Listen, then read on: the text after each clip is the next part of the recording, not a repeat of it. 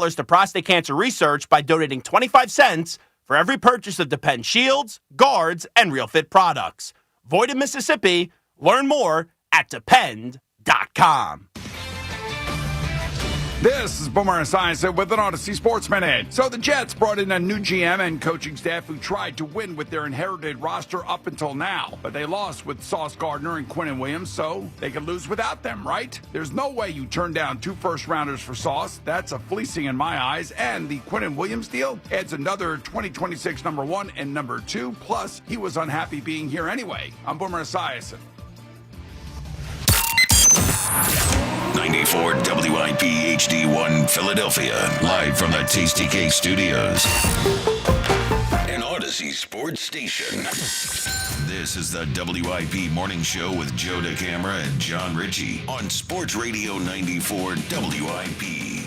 What's going on, everyone? Joe DeCamara and John Ritchie. It is 94 WIP. Great to be with you, off and rolling on this Wednesday morning. It is the Birds of Dubai annual show we do, and the Eagles have a bye week. And right now, this year, it's right in the middle of the year, right in the middle of the season. We broadcast from Chickie's and Pete's in South Philadelphia. Wonderful to be here, and certainly wonderful to be with you. Now, it would have been like a little more wonderful if the Sixers could have held on to that lead last night. Holy smokes. I mean, they had it until they completely ran out of gas. Felt like the Sixers we know and love, Joe. Oh, my God. They're finally back. Couldn't make a shot. Couldn't even put together a good possession near the end. Forget making a shot. They couldn't even get a good shot. Anyway, Sixers lose. Flyers win. Good job by the Flyers getting the 2 points last night, getting a late win, obviously with the shootout goal.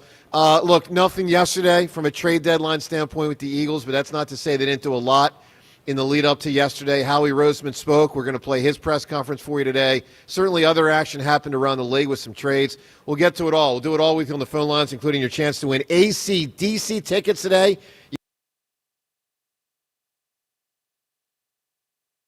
AC/DC tickets, hop aboard 215-592-9494. Rich. Hello there, Joe. Hello there, Johnny. Our solar system has a wall. No. Yeah, you've asked about this in the past. He has, yes. You said, what just happens? It can't just keep going on and on and on. It's called the heliopause.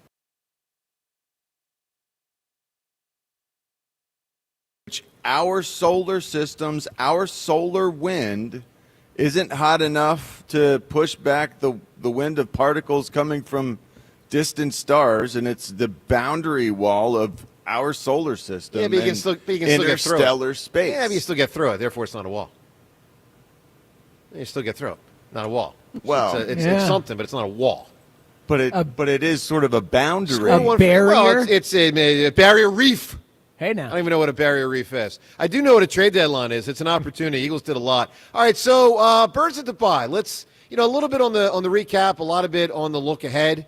We got a big show today. So, I mean, amongst others, we're going to talk to Sheil Kapati today. We're going to have Ross Tucker on the program. We're going to have Ruben Frank here with us at Chickie's. We're going to have Hugh Douglas with us for an entire hour. We're going to play Howie's press conference. We got a lot to do.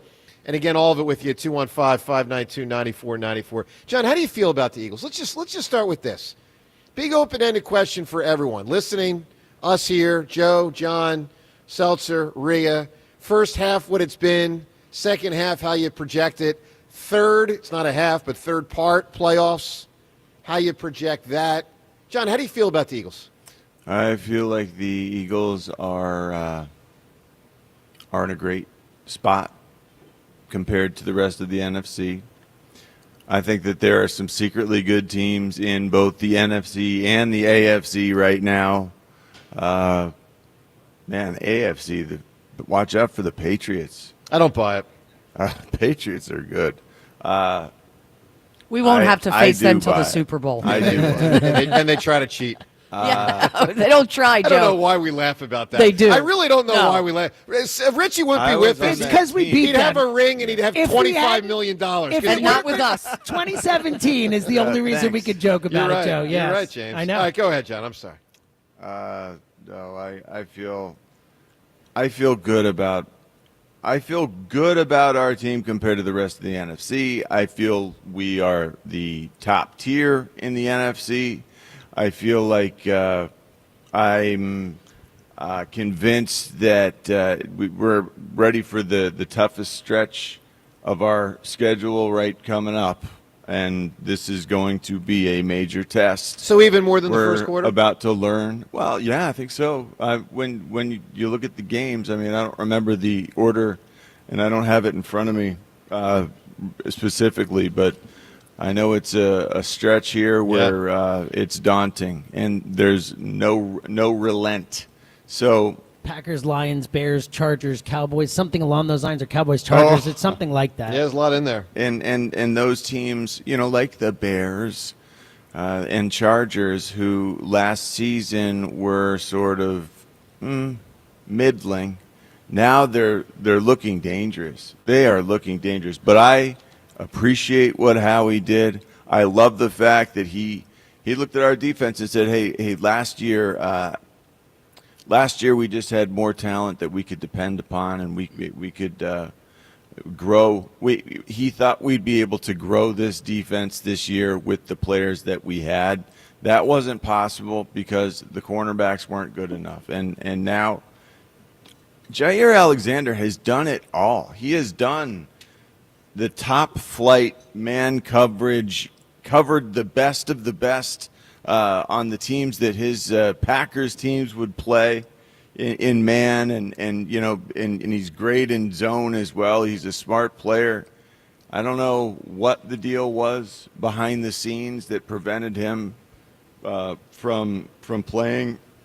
I know injuries have been an issue, but it feels like there was more than that, and it feels like if the Eagles decided to bring him in here, they know the ins and outs of it. Well, one all. thing Howie talked a lot about yesterday is that the Eagles, or at least parts of the Eagles organization, have big familiarity with all these players coming in. And so obviously not everyone there is going to know everybody, but certain key figures, whether it's Howie, huge deal. I think Joe Douglas, Vic obviously Vic. Fangio, yeah. One of the things that stood out to me listening to Howie yesterday is there is an advantage when an owner retains the same general manager. Now, obviously, it hasn't been in play for a number of years because Howie's been on a heater, it feels like, for a decade, other than 2020. But the reality is when you're the same general manager for a long time, you actually have firsthand knowledge when you interviewed all these guys in the draft process, as opposed to a GM that's, Johnny come lately and 3 or 4 or 5 or 6 years ago didn't interview 21-year-olds and 22-year-olds as they were coming out of the draft. And so here you are. I mean, James, he talked about that repeatedly and has in recent years. That's a reference point to him, and I think that's part of how they touch on, I know this guy, I know this guy, I know this guy. I sat down with him 3 years ago. That was a big part of what he said yesterday. And I think it's something that's helped build the way the Eagles go about their business in terms of the competitive players they get, the guys who love football. I agree. I've thought that for a long time with quarterbacks in terms of judging them coming out of college for us. It's hard if you're not in the room with the guy. Like, how are you supposed to know how competitive this person is, how intense, how much they understand what they're seeing? And by the way, James, let me just say that right there was the biggest failure of the Sixers with the Ben Simmons 100%. thing. And maybe their biggest failure with the Markelle Fultz And thing. I think it's the And biggest, by the way, Jaleel Okafor, you got to want it. it's the biggest success with the Jalen Hurts pick. It's why I think He they wants took it. Hurts when they got in the room with him. They're like, oh, my God, this guy. And I think it's so important, and it's such a great point by you.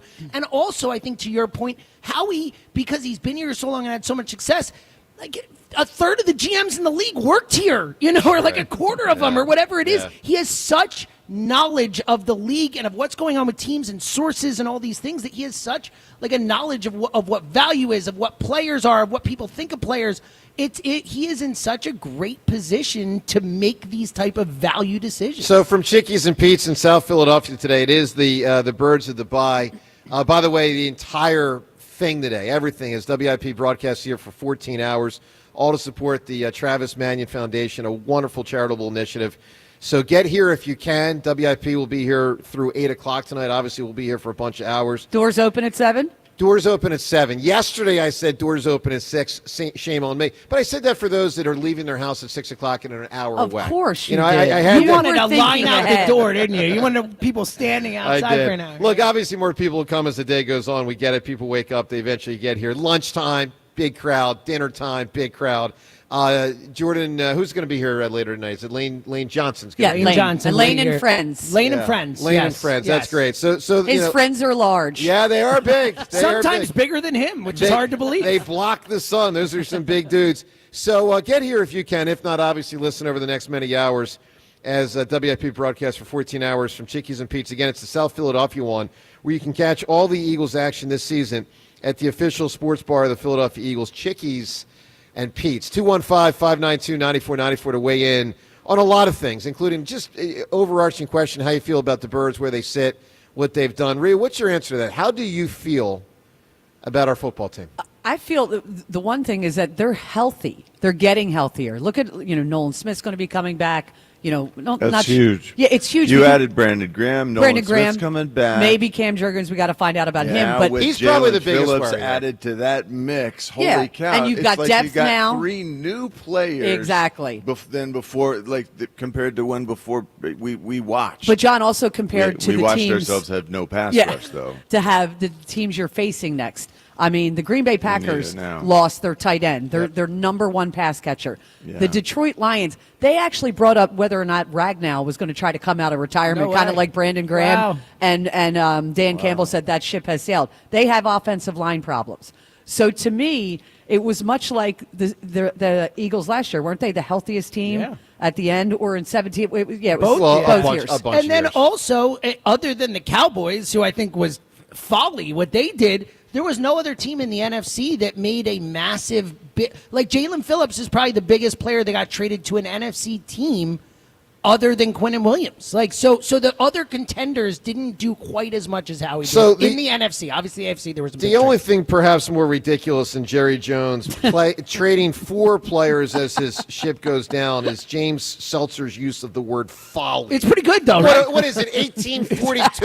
Oh, that's 1876. It's an Holy hell. underused word. All right, 215. I mean, think about it. He I know. traded the same thing you get, like Micah. Essentially, you did. got nothing for Micah. You got the player he has to pay. It's I don't crazy. get it. I mean, they're not going to make the playoffs and they're trading for players. It makes no sense. Look, 215-592-9494. How do you feel about the Eagles? Biggest thing that really stands out to me, and there's a lot to say, and I'll say a lot over 4 hours, but I just think it's really impressive they got the record they've gotten given the adversity they faced.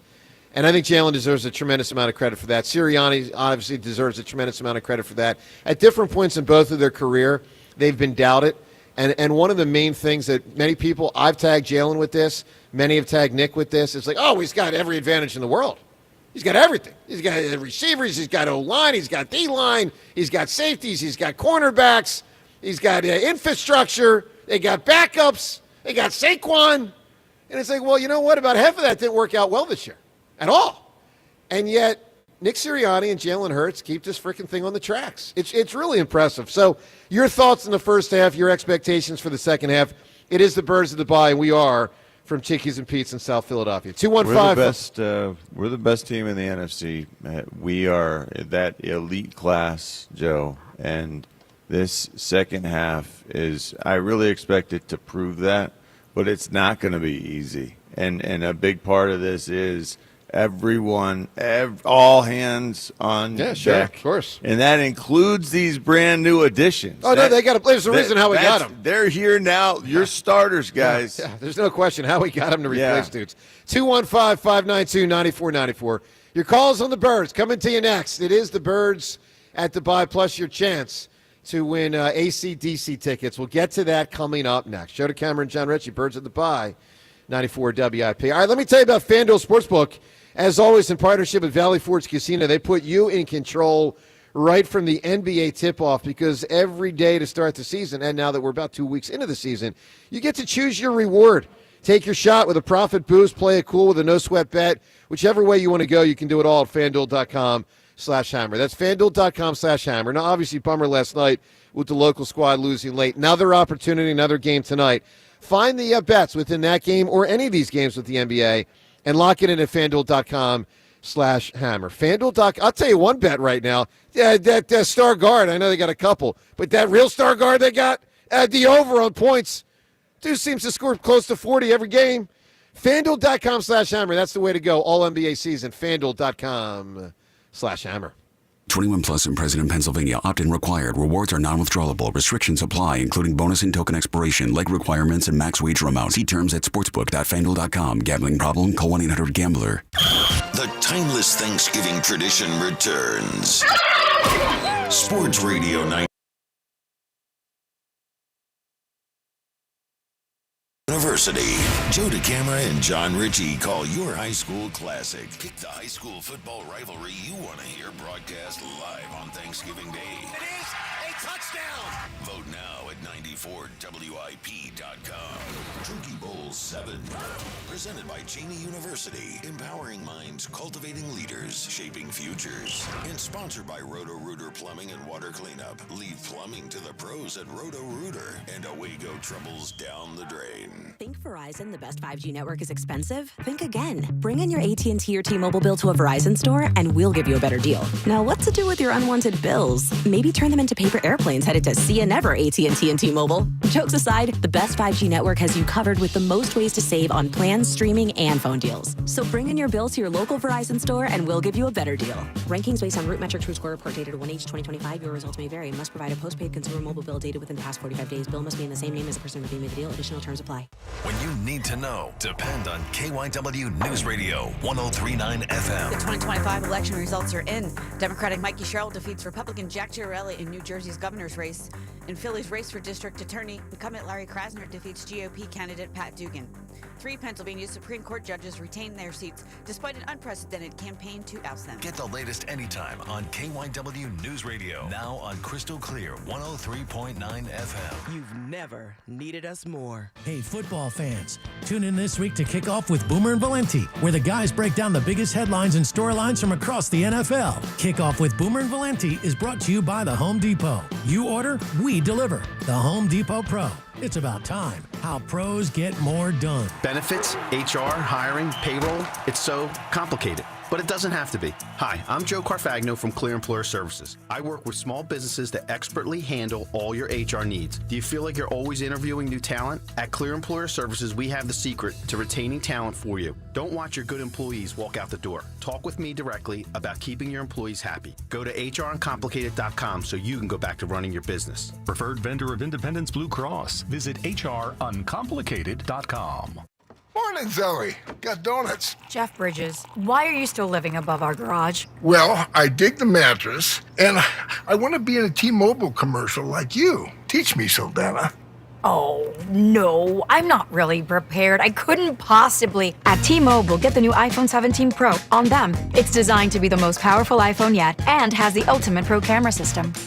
Wow, impressive. Let me try. T-Mobile is the best place to get iPhone 17 Pro because they've got the best network. Nice, Jeffrey. You heard them. T-Mobile is the best place to get the new iPhone 17 Pro on us with eligible trade-in in any condition. So, what are we having for lunch? Dude, my work here is done. The 24-monthly bill credits on experience beyond for well-qualified customers plus tax and $35 device connection charge. Credits end and balance due if you pay off earlier. Cancel. Finance agreement iPhone 17 Pro 256 gigs, $1,099.99 and new line minimum $100 plus a month plan with auto pay plus taxes and fees required. Best mobile network in the U.S. based on analysis by Ookla Speed Test Intelligence data 1H 2025. Visit T-Mobile.com. Today, sun and clouds turning windy and warmer. High 68. Weather brought to you by Robert Half. Our recruiters' expertise and award-winning AI will find you the skilled candidates you want. At Robert Half, we know talent. Visit roberthalf.com/talent today. If you've spent time building the right roster and earning the fans that you wanted, and then you need the best technology to back it all up, get rid of those flimsy tablets and slow computers and step up to the game changer and point-of-sale solutions for restaurants and bars, PDQ POS. Imagine a seamless and lightning-fast checkout experience for your customers that saves you money by cutting out those costly fees. Their state-of-the-art technology ensures that transactions are swift, secure, and hassle-free, but that's not all. PDQ Signature Systems is not just a POS system, it's a complete business management solution. Keep track of your inventory, easily manage your staff and use real-time analytics to optimize your sales. Their user-friendly interface makes it simple for anyone to navigate. Join the thousands of companies that have already made the switch and upgrade to PDQ signature systems. Whether you have one restaurant or hundreds, PDQ will customize a POS solution for your specific needs. Upgrade to the professional point of sale. Visit pdqpos.com. That's pdqpos.com. 94 WIP Sports Update. Brought to you by the Laborers District Council Lesson Fund. We are live at Chickies and Pete's in South Philly for our annual Birds at the Bye, as the Eagles will be back to play at Green Bay on Monday. Doors open at 7 a.m., so join us. Sixers collapsed down the stretch, blowing a 24-point lead. They lost in Chicago 113-111. Tyrese Maxey had the Sixers' final field goal at the 6:26 mark of the fourth. Joel Embiid 0 for 5 in the final frame. Maxey did have 39 in the loss. Flyers beat Montreal 5-4 in a shootout. Harrison Bader declining his $10 million option and will become a free agent. The Laborers District Council of Philadelphia and vicinity are committed to providing the safest, most well-trained workforce for the construction industry. Laborers, building a better future today. Weather brought to you by Window Nation. Mostly sunny, high 68, currently 45. Right now, get 50% off all window styles from Window Nation, plus 0% interest for 5 years. Don't miss out.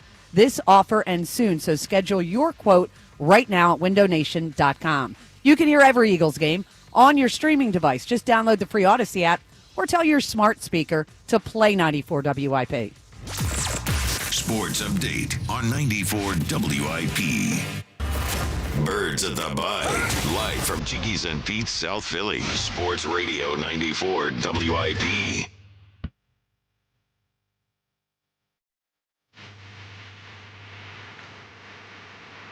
All right, well, it's a great time in Philly sports. Now, that Sixers thing yesterday was a bummer. Flyers winning keeps everybody above 500. So that's good.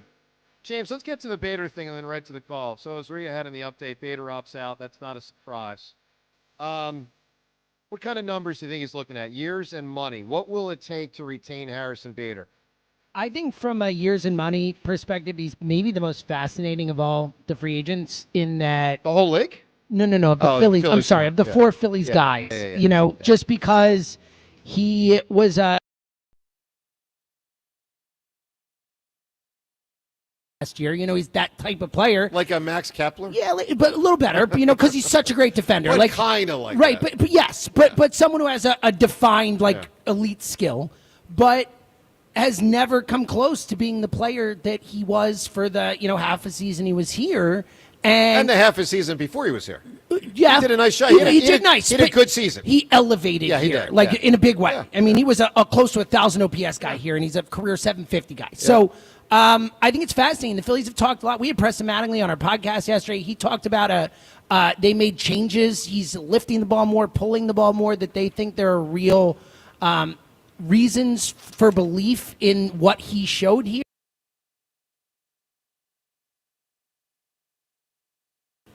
Plus type situation, 45 maybe, somewhere in that general range, maybe 2 and a mutual option. Again, like we're seeing the mutual option here, which he turned down. My guess is something in that range, but I think Bader is one of those where I think it's a really wide range depending on what they're paying for, whether it's the guy they got here, the guy from before, or somewhere in between. Well, he or a replacement of him is important. Massive. Because you can't go back to the days of Rojas. I mean, enough. We saw the upgrade out there, and we saw the impact when he was injured for the playoffs. And the energy factor that he brought. I mean, that you're right.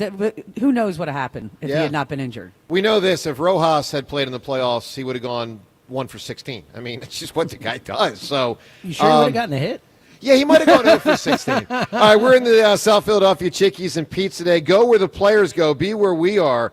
Chickies and Pete's. Watch all the hockey and basketball action this season for the best in-game experience at the #1 sports bar in North America.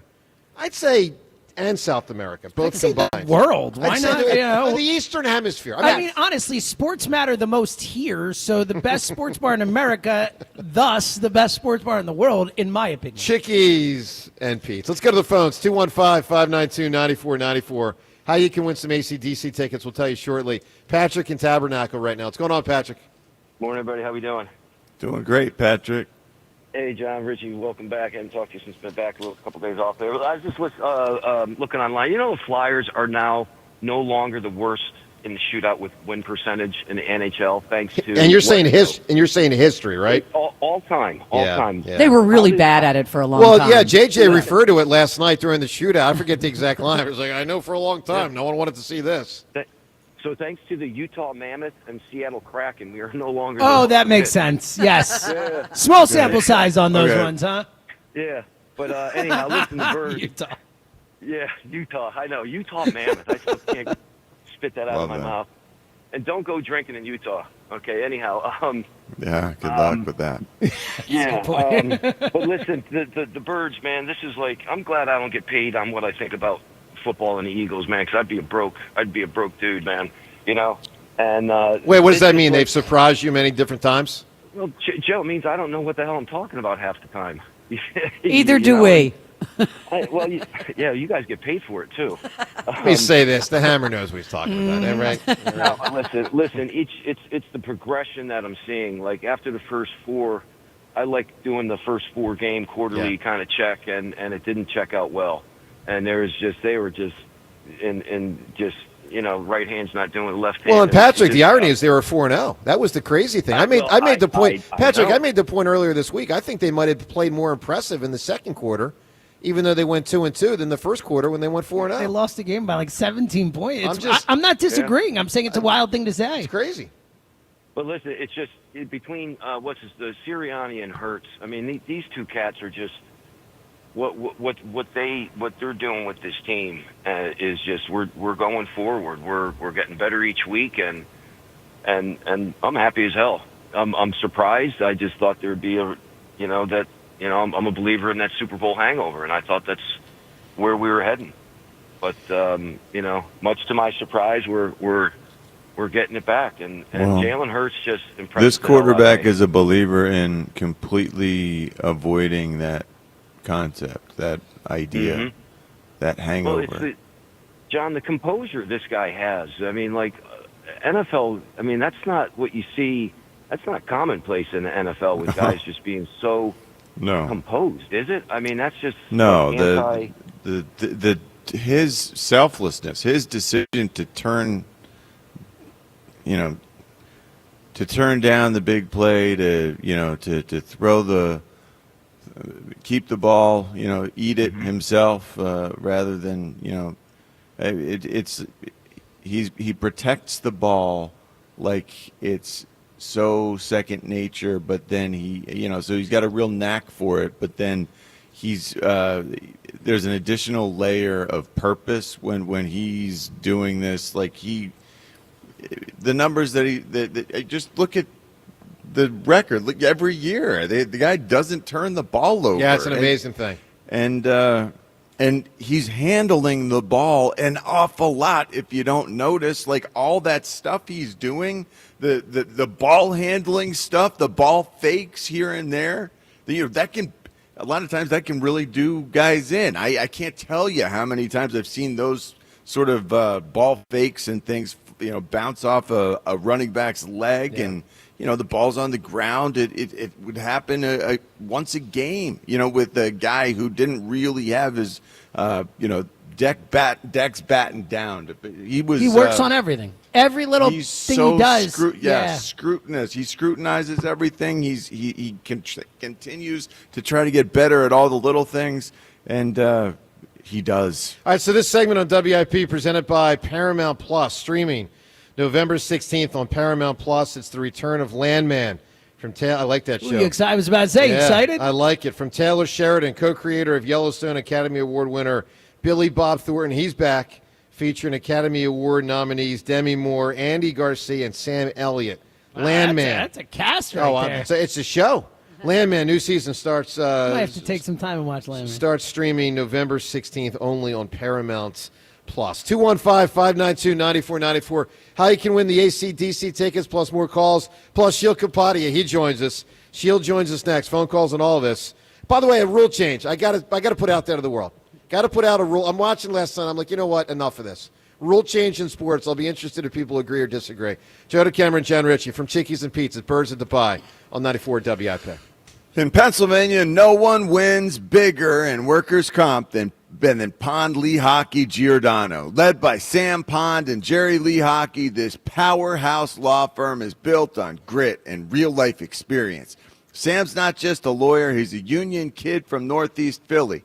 Sam's known for his grit, his courtroom fire, and fighting like hell to win. They're confident, they are tough, they love their job. This firm has recovered billions for injured workers and people like you. Call Pond Lee Hockey Giordano today for your free consultation. They'll fight like hell to protect your future. Game day is for noise and excitement. But renovating your home, that should be smooth, simple, and stress-free.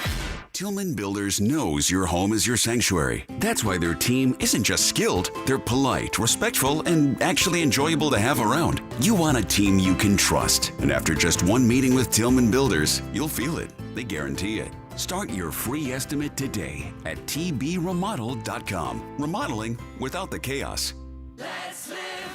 Sail into huge savings during Norwegian Cruise Line's Black Friday sale. Starting now, get 50% off all cruises. Plus, enjoy our free at sea package with unlimited premium beverages, world-class specialty dining, and much more, all included with your cruise.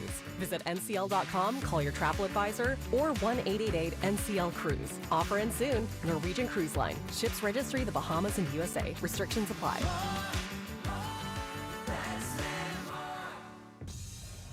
Ready for action, basketball fans?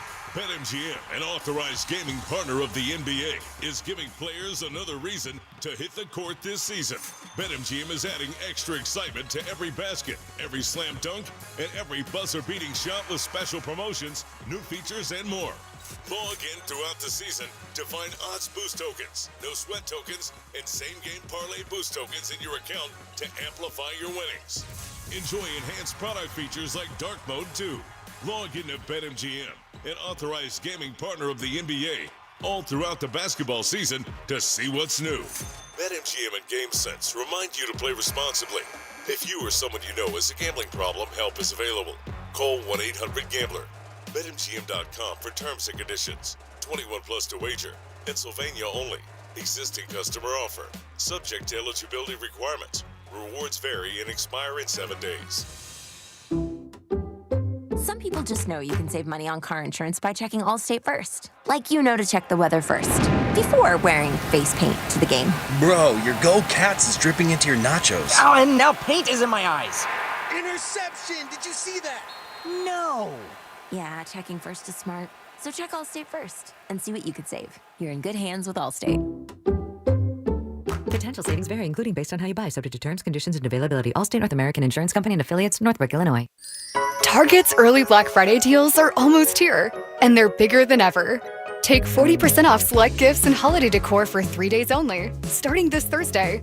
Score can't-miss deals on new fits for the whole fam, festive lights and decorations to brighten your home, and even top toys like select Lego sets for endless holiday fun. Shop in-store or online, but don't miss out. These deals are going fast. 40% off gifts and holiday decor starts Thursday, only at Target. Restrictions apply. Hey, listen to this. All I needed was a new starter. Got a great deal on eBay. Did it myself. Yeah, that's cool. But how about the soft purr of an upgraded exhaust when it fits just right? For me, it's the little things, like these new windshield wipers from eBay I installed. From small fixes to big upgrades, eBay has all the parts you need at prices you'll love. Guaranteed to fit every time. eBay. Things people love. Eligible items only. Exclusions apply. 250 years ago, a promise was made to connect families and friends near and far. And during the holidays, that promise is more important than ever. That's why USPS is building a better network to meet your needs with timely deliveries, easy and affordable ways to ship, and everything you need to make your season full of holiday cheer. Our purpose is delivering your peace of mind, knowing your love will arrive bringing joy to all. The United States Postal Service. Learn more at USPS.com/holidays. Prescription products require completion of an online medication consultation with an independent healthcare provider through the LifeMD platform and are only available if prescribed. Subscription required. Individual results may vary. Additional restrictions apply at lifemd.com. Read all warnings before using GLP-1s. Side effects may include a risk of thyroid C-cell tumors. Do not use GLP-1s if you or your family have a history of thyroid cancer. Confused on where to start with weight loss medication? 95% of LifeMD patients said starting their weight loss journey was simple. Go to trylifemd.com now and see the best options with or without insurance for Wegovy, Zepbound, and more. Brian was approved for insurance coverage and lost 100 pounds. I love the fact that insurance covered almost everything because pharmaceutical prices are going through the roof. The first time I realized that LifeMD was working for me was when the hunger started going away. I never thought losing weight would be this easy. It's given me more energy. I would recommend LifeMD to anybody. Nearly 96% of patients said they would recommend the LifeMD program to anyone who wants to lose weight. Get started right now at trylifemd.com. That's TRYLIFEMD.com.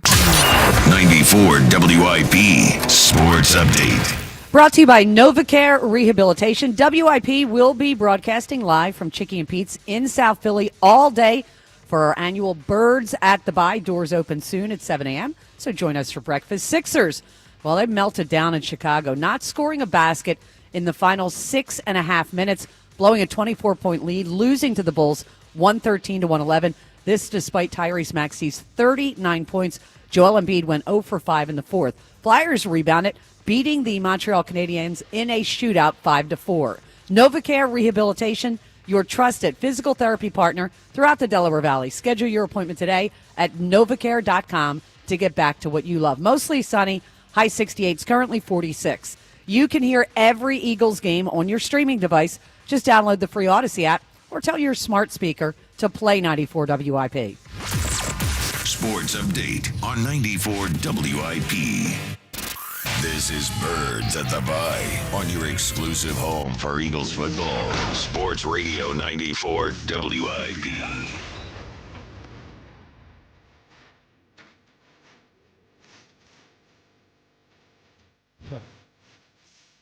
AC/DC tickets, we got them. How you can win them, we'll tell you this segment. Love it. Love being at Chickies and Pete's as well in South Philadelphia. The radio station will be here till 8 o'clock tonight. Now, we're going to be here, obviously, for the morning show, and then a bunch of us back later tonight, 6 to 8, for a big celebrity bartending event. Birds of the Bye. We do it every year. 6 to 8, Elliott Shore Parks, me and Ray Didinger on the air for you. So Wow. you won't be here. Tune in 6 to 8. How James- about that? James- Go Birds evenings. James, How about that? you've heard that phrase, you are not worthy? I know I'm not. That's why I said. Yeah, That's why I said. you, I'm sir. telling people Ray Didinger's on the air for 2 hours. I'm trying to let people know Ray will be here. No, that's great. It. No, that's great, man. This is all, by the way, to support the Travis Manion Foundation. Stop on by and join us. Support this great organization. 215-592-9494. Let's get to the Twitter poll question of the day. A couple different things related to the Eagles with this Twitter poll question as we look toward the second half of the season. So, Twitter poll brought to us by Armin Chevrolet. Armin's got the new 2026 Chevy Trax in stock now, starting at only $22,495.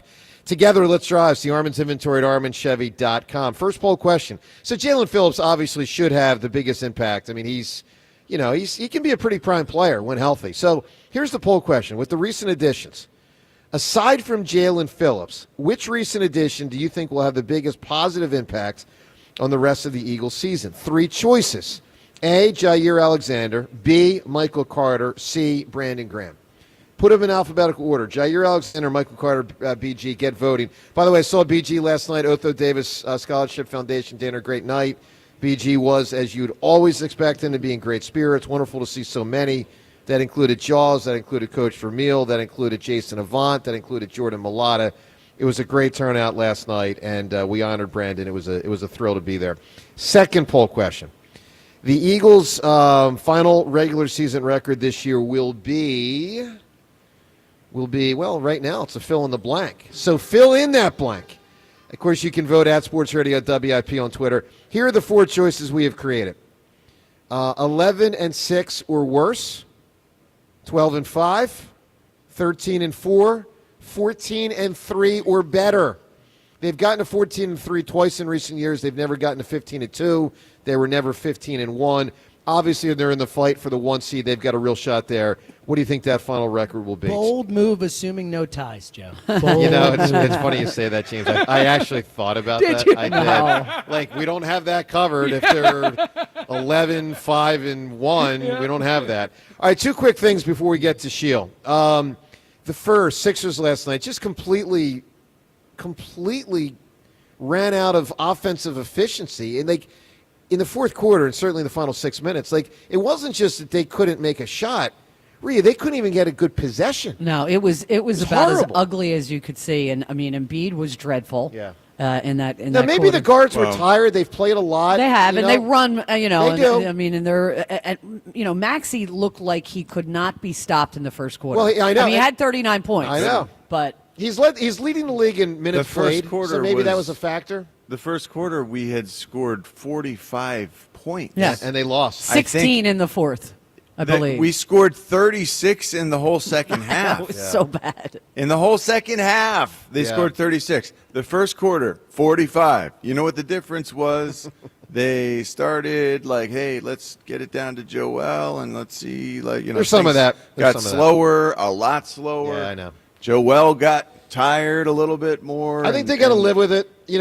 Look, you're not going to beat some of those teams out west, in my opinion, without Joel. So you got to work on incorporating, but at times it's clunky. There's no guards question. are just going to wear down comparatively. Yeah. Like a guy like Tyrese, when he's banging and all that, like he's just smaller. But you got 4 guards, so you'll play McCain more, and it's good I'm seeing just saying him at this point he's played a lot. All right, second thing, real quick before Shield.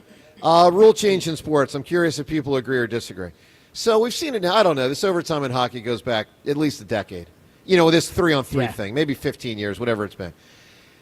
So I'm watching last night, and it's so ridiculous. I mean, I was against the 3-on-3 thing from the start. But if you're going to do it, new rule. Here's my new rule for overtime hockey if you got 3-on-3. If you carry the puck into the offensive zone, that means, of course, past the blue line. You're not allowed to carry it out.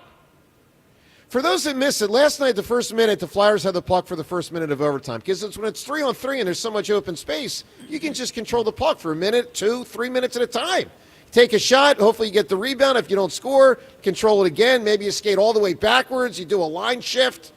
You dump it down to your own goalie 90 feet away. You do a line. It's ridiculous. New rule. And then, by the way, after the Flyers had the first minute, the Canadians had it for the next 2 minutes. I mean, they're playing like Villanova in 1985. Oh, my God. Right. So, you want a shot clock, Joe? Yeah, new rule in hockey. If you're going to stick with 3-on-3, it's really simple. If you've taken the puck into your offensive zone, you're not allowed to take it out. And if you do, the other team gets the puck. Could be hard to legislate. Maybe you call it a face-off. Maybe the other team just gets it behind the net. I'm just saying, it's ridiculous. It's ridiculous. It is a little boring. I mean, guys just skate backwards. Other team gets it behind the net. Yeah, I mean, I'm just saying, people just skate backwards 70 feet. I know. What in the hell? Yeah, it should probably be 4-on-4. All right, it probably should be 4-on-4. Anyway, that's my rule change. You tell me if you agree or disagree. 215-592-9494. Let's talk to our guy, Sheil Kapati. He does a wonderful job, of course, covering the Eagles and the entire NFL, working for The Ringer. We love having Sheil on. Sheil, good morning, buddy. Good morning, guys. How you doing? Good, pal. Super. All right, Sheil, let's start with this. Same question I asked John to start the show. 6-2 Eagles. Overarching thoughts. Where are you?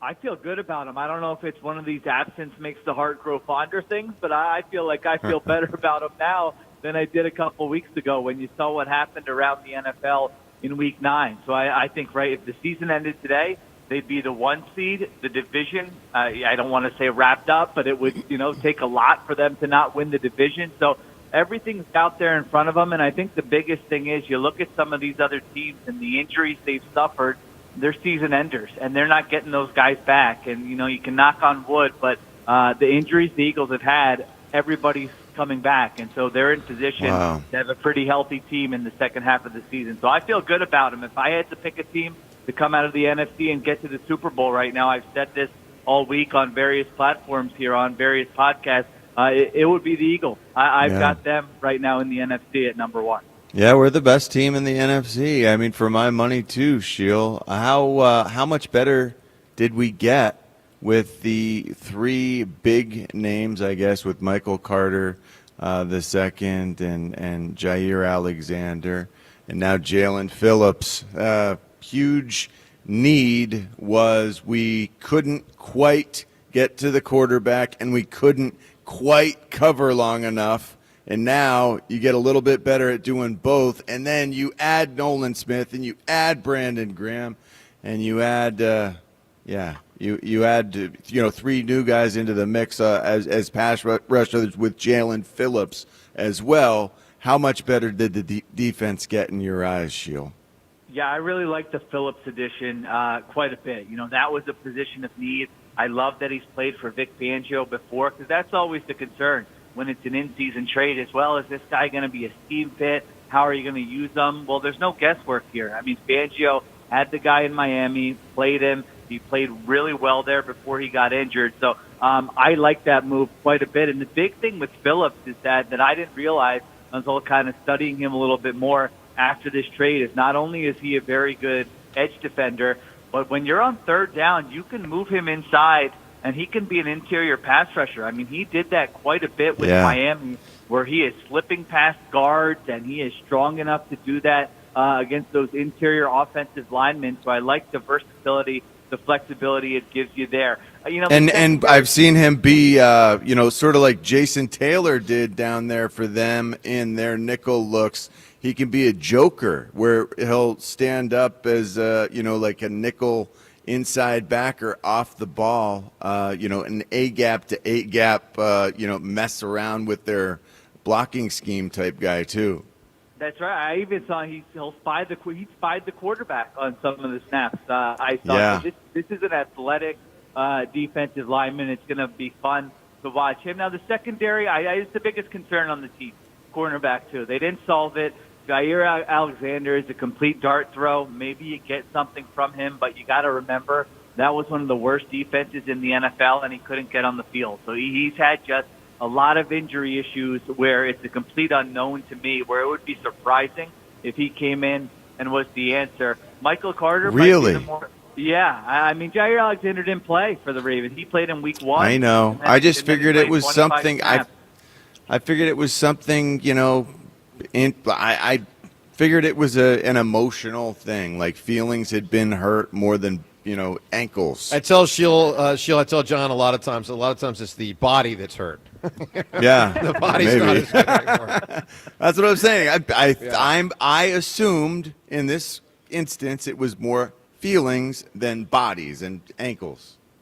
I think physically he hasn't looked, quite late. He was a top 5 corner in the NFL in his prime. Now, you never know. Maybe he gets healthy, and in December we're having a different conversation. I just don't think that's the most likely outcome for Jair Alexander. So I think they still have to figure out who's playing outside at cornerback when they are in nickel. Wow. So it's not automatic in your mind. No, I would be surprised. I would have him lower if I had to rank him. I would actually say somebody like Jacorian Bennett might get is more likely to settle in there as the outside corner than Jair Alexander. I think they're taking a bunch of dart throws. They're saying, hey, let's see how these guys all look, and we'll settle on someone. So it could be him, but I don't think that's most likely. In that case, is there still the possibility that Michael Carter II would become the nickel and Cooper DeJean moves outside? Is he better on the outside than what Jair Alexander would be at this stage of Alexander's career?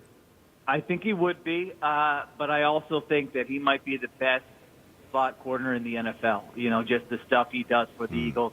That's Cooper DeJean in the middle of the field. And I think Vic Fangio, if he had his preference, he would say, I want to keep Cooper DeJean where he is. He's tremendous against the run. He's so smart. He can make plays in the middle of the field. But there could be a scenario where he says, you know what, I don't have any other choice. We're moving him to the outside. This is why we traded for Michael Carter. He's going to play the slot, and DeJean's going to move to the outside. So I'm sure somewhere in the NovaCare complex, Vic Fangio has, all these different combinations written down, and he is not somebody who sticks with something for a long time. It's not working. We see it in the middle of games. If something doesn't work on the first possession, he moves on. So I think there's going to be a lot of trial and error here with the secondary over the next month or so. Sheil Kapadia with us as it's the Birds at the Bye from Chickies and Pete's today. Sheil, let's talk about Jalen Hurts, that is. So I think most Eagles fans would say coming into this season, his best regular season was 2022. I would certainly say that. Do you think this regular season he's been better than 2022? I don't think so overall. I think he has a chance to be. I think there was it was a little up and down there for the first 4, 5, 6 weeks. I think the last 2 weeks were his best games of the season, and really encouraging not only with how he played, but how the offense played and the things he was doing, going under center, play action, throwing in the middle of the field, stuff we didn't necessarily see in 2022 or in any other season. So I think he's in position to have a real good second half of the season. But if you ask me just now, based on the games he's played, has he been better? I would say probably not. So, let's talk about Saquon, and I'm really interested which way you cut on this one. Obviously Saquon's likely to be better than he was in the first half. He was certainly in the last game. But I'm curious which you think he's more likely to be near. The Saquon of last year, which was one of the greatest running backs of all time, that got to 2,000 yards, or the Saquon of this year, who was pretty pedestrian in part because of the line. A lot of games was just getting 60 yards a game. Which Saquon is he going to be more in the second half? The pedestrian or the beyond exceptional? I think he has a chance to have a monster second half. So I think more the version of last year. Now, you never know with the wear and tear with running backs and injuries. So that is the caveat. If something happens there, then who knows? But if I can be confident that he's going to be relatively healthy, I think they've figured some things out in the run game. I think just having Landon Dickerson healthy is a huge, huge deal for this run game, and I think we saw that in the last game that they played. And I've been pretty consistent with you guys all season when the run game wasn't working. I said, on film, Saquon Barkley looks like the same guy to me with his explosiveness, with his movement. So I do think a lot of it was the blocking. Their tight ends were getting crushed. Now they got the new package with Fred Johnson out there, the sixth offensive lineman. So I think their run game has a chance to get back to being the foundation of this offense and being one of the better run games in the NFL. All right, Sheila, great work, pal. We look forward to talking to you next week. By the way, final thing. We have a third Twitter poll today because we're trying to solve from yesterday's show when we were giving away the AC/DC tickets yesterday. Best teenage character ever. Sheila, sometimes it gets so complicated. We put the answers in a poll, and we let everyone decide on social media. Here's this hour's poll question. Which of these is the best teenage character? Sheila, you tell me. Is it Ferris Bueller, Kevin Arnold from The Wonder Years, John Bender from The Breakfast Club, or Holden Caulfield from Catcher in the Rye? Oh, my God. Wow, Catcher in the Rye. You're going back to, 10th grade English class or whatever. You know what? I'm going to I think I was hoping there was going to be like a Zach Morris or something. There is. Poll. He's in a different hour. Okay. Right now, these are just four. One of these will advance to the finals in the 9 o'clock hour. Let's go Ferris Bueller. You can't beat that. I'm not going to Wow. an intellectual or something here. Oh, yeah, you're not an intellectual, Okay. Shield. Hey, Shield, stay well, buddy. Always good having you on the show. Thanks, pal. Talk to you guys next week. You got it. We'll get to this poll result at the start of the 7 o'clock hour. But, yeah, Bueller, Arnold, Bender, Caulfield. Get voting at Sports Radio WIP on Twitter. Let's also give you a chance to win AC/DC tickets today. So someone's going to win the tickets from yesterday's show based on the poll results. Someone's going to win the tickets today based on this being the 31st anniversary. One of the most cool things I ever saw in sports was when George Foreman knocked out Michael Moore. And if you remember that fight, it was very deep in the fight. Michael Moore had dominated. Foreman had been on the comeback trail for about a decade. It was like preposterous that he was fighting again. 45 at the time? I believe so. Yeah. And he just kept beating dudes. And then there was this opening where Moore obviously wasn't a great champion, and Foreman gets in front of him, and he knocks him out late in a fight. And it was an old person accomplishment.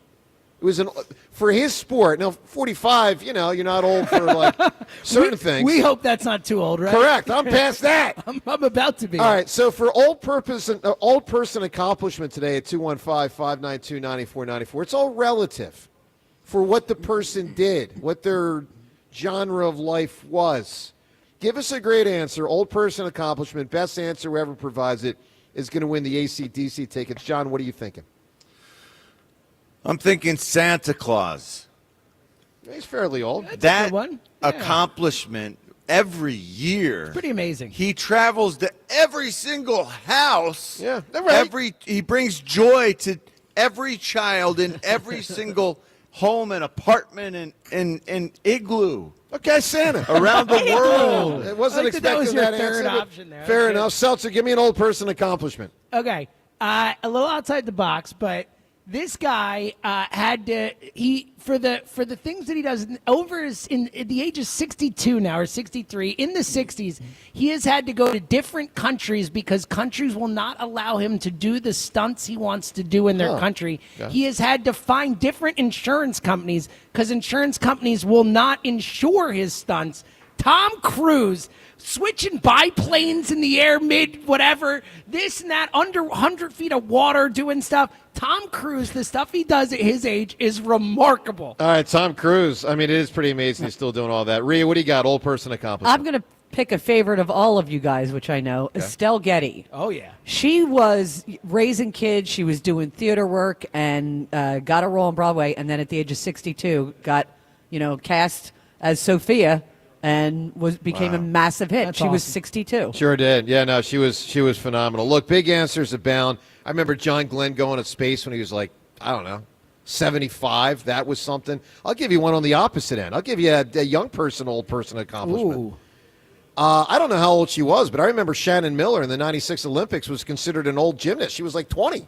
I know, isn't that crazy? Right? Because normally they're like 16. Yep. And then you got this Shannon Miller, and I don't know how old she was, but I know she was the oldest. It's got to be pretty bad when you're 20 and they're like, yeah, you're got the old Over lady. the hill, yes. All right, give us a big answer. Old person accomplishment, 215-592-9494. Plus AMA, you ask, we answer. Questions from Facebook, Twitter, and the text line. More phone calls. Your chance to win AC/DC tickets. It's Birds of the Bar. Chickies and Pete's doors open in 8 minutes right here in the South Philadelphia Chickies and Pete's on 94 WIP. FanDuel, in partnership with Valley Forge Casino, is putting you in control right from NBA tip-off, because every day to start the season, you get to choose your reward at FanDuel.com/JohnR, JONR. Take your shot with a profit boost, play it cool with a no-sweat bet, or get a little backup with the Bet Back token. Do you like to chase the big parlay, or are you more cautious, playing it safe with the no-sweat bet? There are so many different strategies to choose from, and all the bets you could ask for are on FanDuel. So make your pick, get in the game, and play it your way. Head to FanDuel.com/JohnR, JONR, to make your choice. FanDuel Sportsbook is the official sportsbook of 94 WIP. 21 plus and present in Pennsylvania. Opt-in required. Rewards are non-withdrawable. Restrictions apply, including bonus and token expiration, leg requirements, and max wager amount. See terms at sportsbook.fanduel.com. Gambling problem? Call 1-800-GAMBLER. At Horizon Heating and Cooling, we know the holidays bring joy, laughter, and lots of people messing with the thermostat. Uncle Steve, visiting from out west, wants the heat cranked way up, and all the roughhousing little cousins want it Arctic. Horizon will keep your HVAC system running strong all season long with expert installation and same-day emergency service. And right now, get up to $5,000 off a new HVAC system install, plus flexible financing available on installs and major repairs. Book horizonservices.com today. What if you could have reliable and intelligent Wi-Fi? And get this, what if you could keep it at the same price for 5 years? That's the Xfinity 5-year price guarantee. 5 years of Wi-Fi that boosts speeds to the devices that need them most. That finds and fixes problems before you even notice them. Like super intelligent Wi-Fi with a 6th sense. And that keeps you gaming in the fast lane, even when the whole family's banking on bandwidth. All your devices working in perfect harmony for 5 whole years. And here's the best part. No annual contracts, no hidden fees, and our best equipment included. Hey, let's face it, a lot can change in 5 years.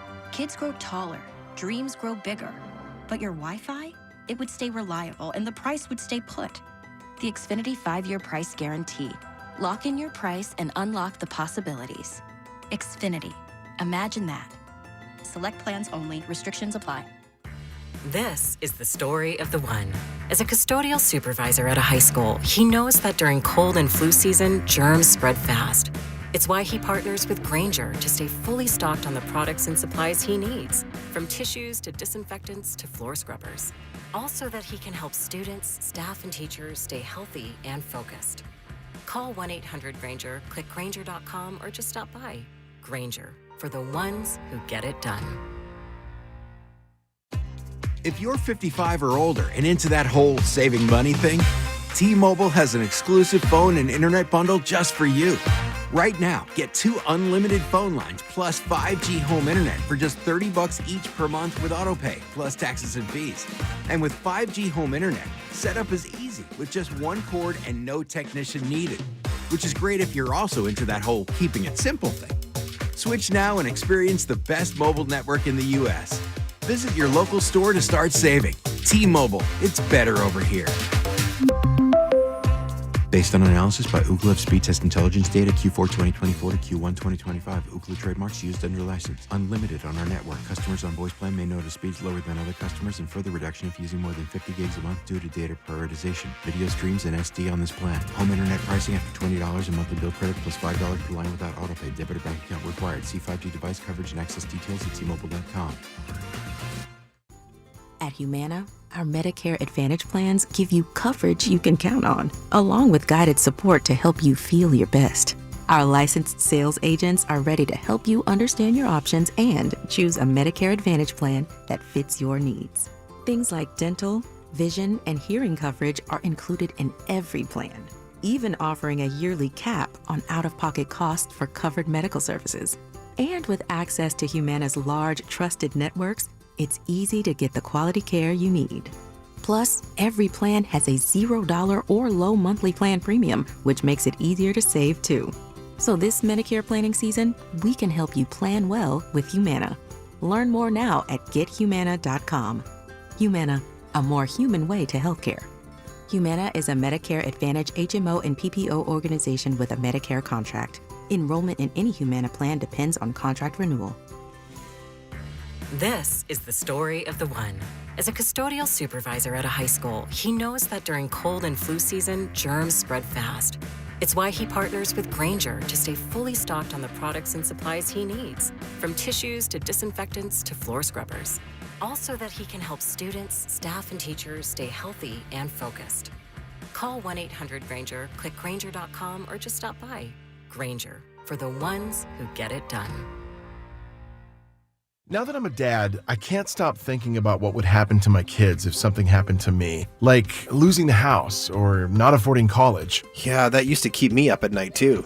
It's why I finally got life insurance from Ethos. It's 100% online. No medical exams, just a few health questions. I got $2 million in coverage for around $2 a day. I never realized it was that simple. Get your free quote at ethos.com/game. That's ethos.com/game. Rates may vary. Bill monthly. Sample rate 10-year term life policy for a 35-year-old healthy non-smoking male.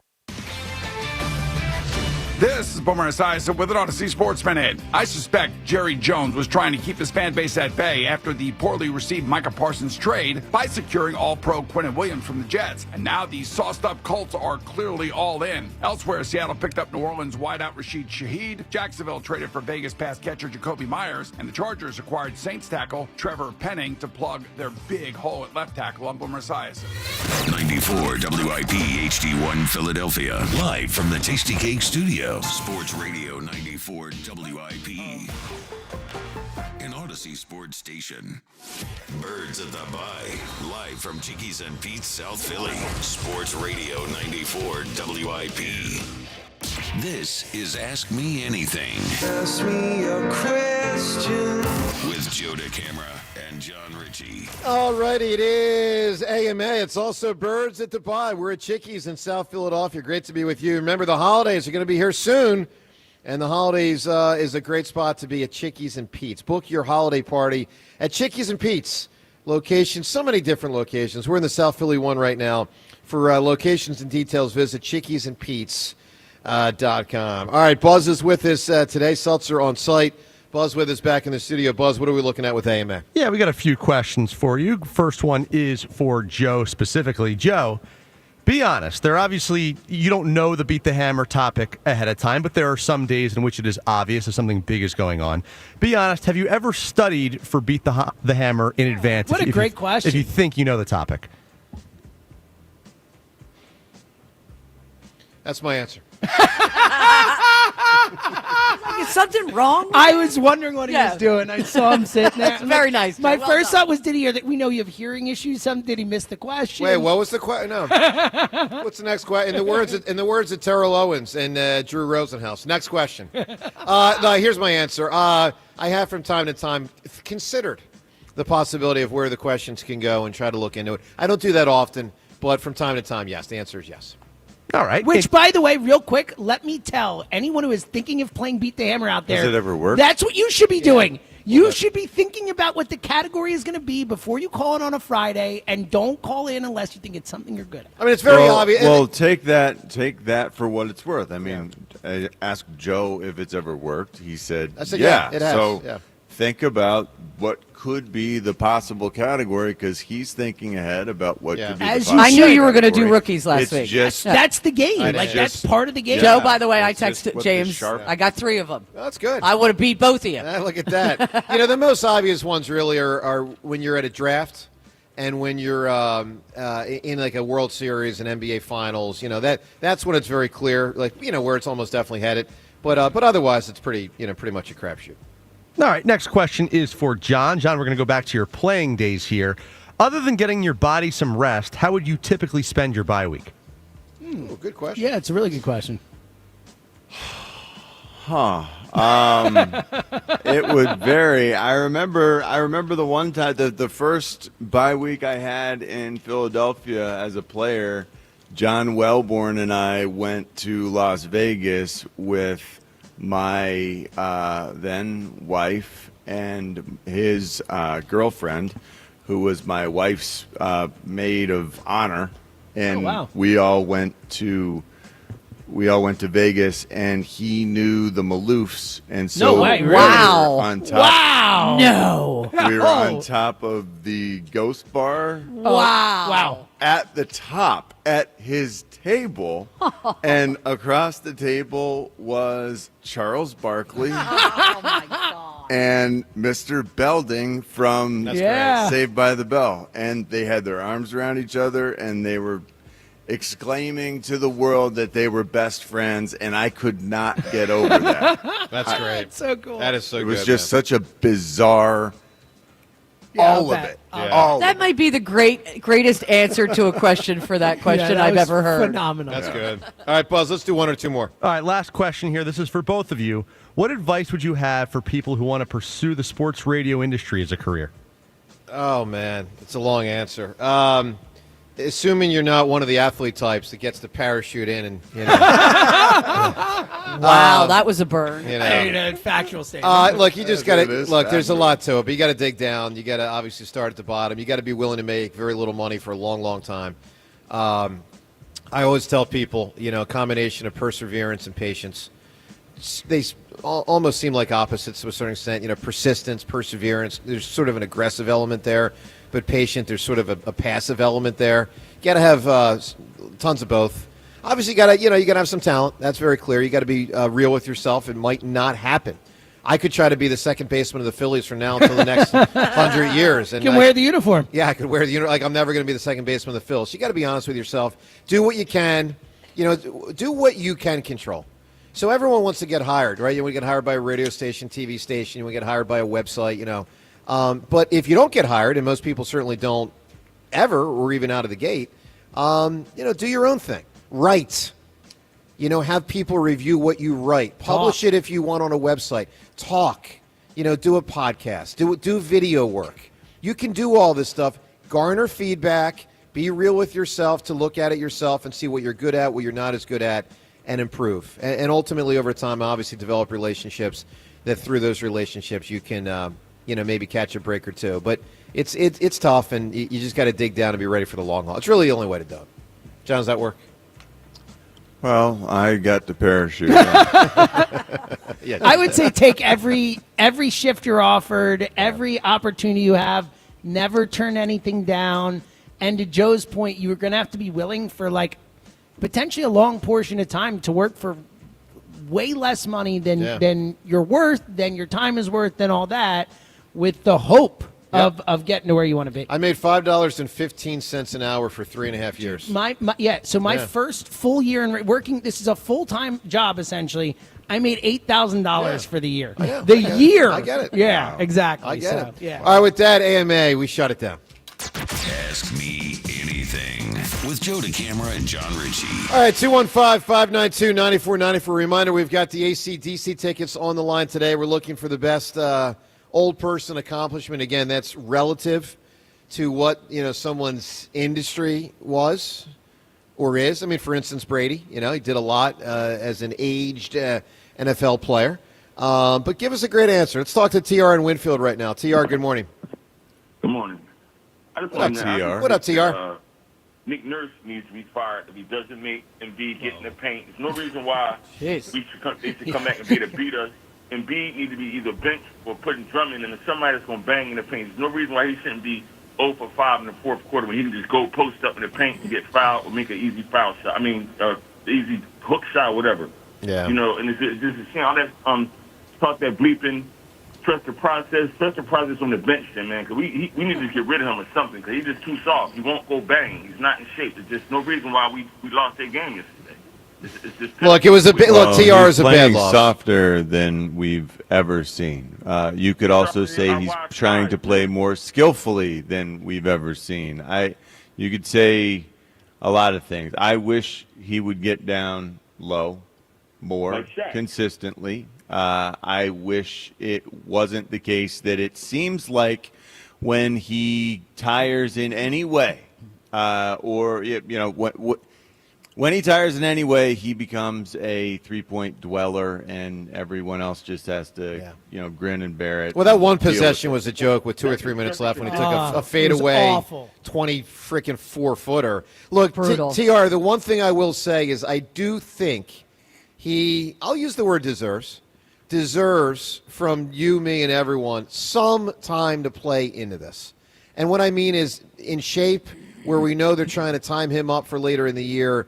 And also, you got to remember, he hasn't played with Edgecombe. It takes time to learn to play. I mean, he's barely played with Grimes. I don't know if he's ever played with Grimes, actually, because when they acquired Grimes last year, Embiid might have already been shut down. And it's a different role that they're asking him, too. Like, let it play out a little bit is my advice. But I hear what he's saying. I do, too. I agree. And Joe, I don't disagree with you, but in a game that you were leading by 24, you don't let it get to that point. I know, it was bad. You escape with the win, and you continue to work them in. I know, it was a horrible loss. No question. Didn't shoot 3-pointers. He's shooting 3-pointers when we're about to lose. It's just a shame. We need a strength and conditioning coach. My son was the strongest strength and conditioning coach for Temple University before he graduated. Wow. They need a real strength and conditioning coach. They need to or do something. He's terrible. He's just too soft. Well, he's not terrible, but last night was bad. TR, give me an answer. And, of course, he had a good first half. He did 20 points and all that. Yeah. Give me an old person accomplishment, TR. Well, you were wrong about Foreman. It's straight out of Philadelphia. His name was the Executioner. Now somebody calls There him. you go. I'm an Executioner fan. So I'm going Me to say too. Bernard Hopkins running the light heavyweight title at 49. Love it was 48. Was it 49? Well, wow. he got to 49. I think he wanted it 48 and stayed to 49. I believe so. Okay. Yeah, I believe 49 was the max that he. Now he fought into his early 50s. Yeah. But I believe 49 was the last time He he was a character. Love him. We got to know him really well. He Love was him. just a total character. Big sports fan. Yeah. Dude, Oh, yeah. I used to get him on all the time to talk about the Eagles and Donovan. Was not a obviously. Donovan McNabb fan. Oh, No. Well, Rhea, so I connected with Bernard about 2 years ago, Yeah. and I really should reconnect because we should get him on to talk about Joel. Oh. I mean, I'd be fascinated. If he said all that he said about Donovan 20 years Wow. ago, imagine what he would say about Joel. That's true. I mean, think that about would that. be very interesting. All right, 215-592-9494. Let me put that on the list of things to do. Try to get B-Hop. I write these things down. All right, coming up, what do we got? We got a lot. Hey, we got the Howie Roseman press conference from yesterday. We're going to play, it's about a 20-minute press conference. We're going to play the first half of it coming up next. Plus, he was Ross. very relaxed. He was relaxed. He was very, look, he's got a 6-2 team. Yeah, I mean, made a lot of Super moves. Bowl champ. All right, we'll talk to Ross Tucker at 7:30. Plus Ruben Frank next segment as well. And your phone calls on all these topics. Joe DeCamara and John Ritchie from Chickie's and Pete's in South Philadelphia. It's the Birds of the Bye on 94 WIP. All right, let me tell you about FanDuel Sportsbook in partnership with Valley Forge Casino. They're putting you right there in control of the NBA action, because every day early in the season, you get to choose your reward. Take your shot with a profit boost. You can play it cool with a no-sweat bet. Whichever way you want to go, you can also, of course, get a little backup with a bet back token. A lot of ways to go. Another game tonight involving our local squad, obviously coming off that brutal one last night. They get back at it. You can get back at it at FanDuel.com/hammer. That's FanDuel.com/hammer. Of course, on this Wednesday, we're also only one day away from another game in pro football. That's tomorrow night. Big slate of games on Sunday. And then, of course, the big matchup, Philadelphia and Green Bay on Monday night. Find the bet or bets that works for you across all these games, all these leagues, and lock them in at FanDuel.com/hammer. 21 plus in President, Pennsylvania. Opt-in required. Rewards are non-withdrawable. Restrictions apply, including bonus and token expiration, leg requirements, and max wager amount. See terms at sportsbook.fanduel.com. Gambling problem? Call 1-800-GAMBLER. Healed and hungry after the bye. I always like our process off of a bye week. I think the best is yet to come. The Eagles fly to Green Bay for a Monday night showdown. The Eagles Radio Network, presented by PNC Bank. Brilliantly boring since 1865. The Verizon pregame show starts at 6. Then Merrill and Mike have the call. Touchdown, Dallas Goddard. Great play call. Wow. Followed by the PDQ Restaurant Point of Sale Systems postgame show. Only on your exclusive home for the defending champion Philadelphia Eagles. Sports Radio 94, WIP. At Uline, the prevailing opinion is, if you don't live it, you don't believe it. The people at Uline believe in hard work, and they live it by being there 24/7 to answer your call, having 41,000 items in stock, and offering same-day shipping from 12 locations across North America. Business owners, sellers, buyers, shippers, and packers believe it. Uline is the hard-working, dependable source for your shipping and industrial supplies. Visit uline.com. Imagine being the wizard of your own home. With Xfinity, intelligent self-healing Wi-Fi fixes problems like magic. It boostifies speeds to your devices when you need it most, and makes your favorite Wicked content sparklify on every screen. All while a spell of protection helps keep your family safe online. When you're out in Oz, Xfinity Mobile joins Wi-Fi and 5G to keep your phone connected from here to the Emerald City. If you had the most intelligent Wi-Fi from Xfinity, everything would work together for good. And now you can cast a spell to stop time and keep your internet bill steady for 5 whole years. With the Xfinity 5-year price guarantee. No contracts or commitments, with amazifying equipment included. Xfinity, imagine that.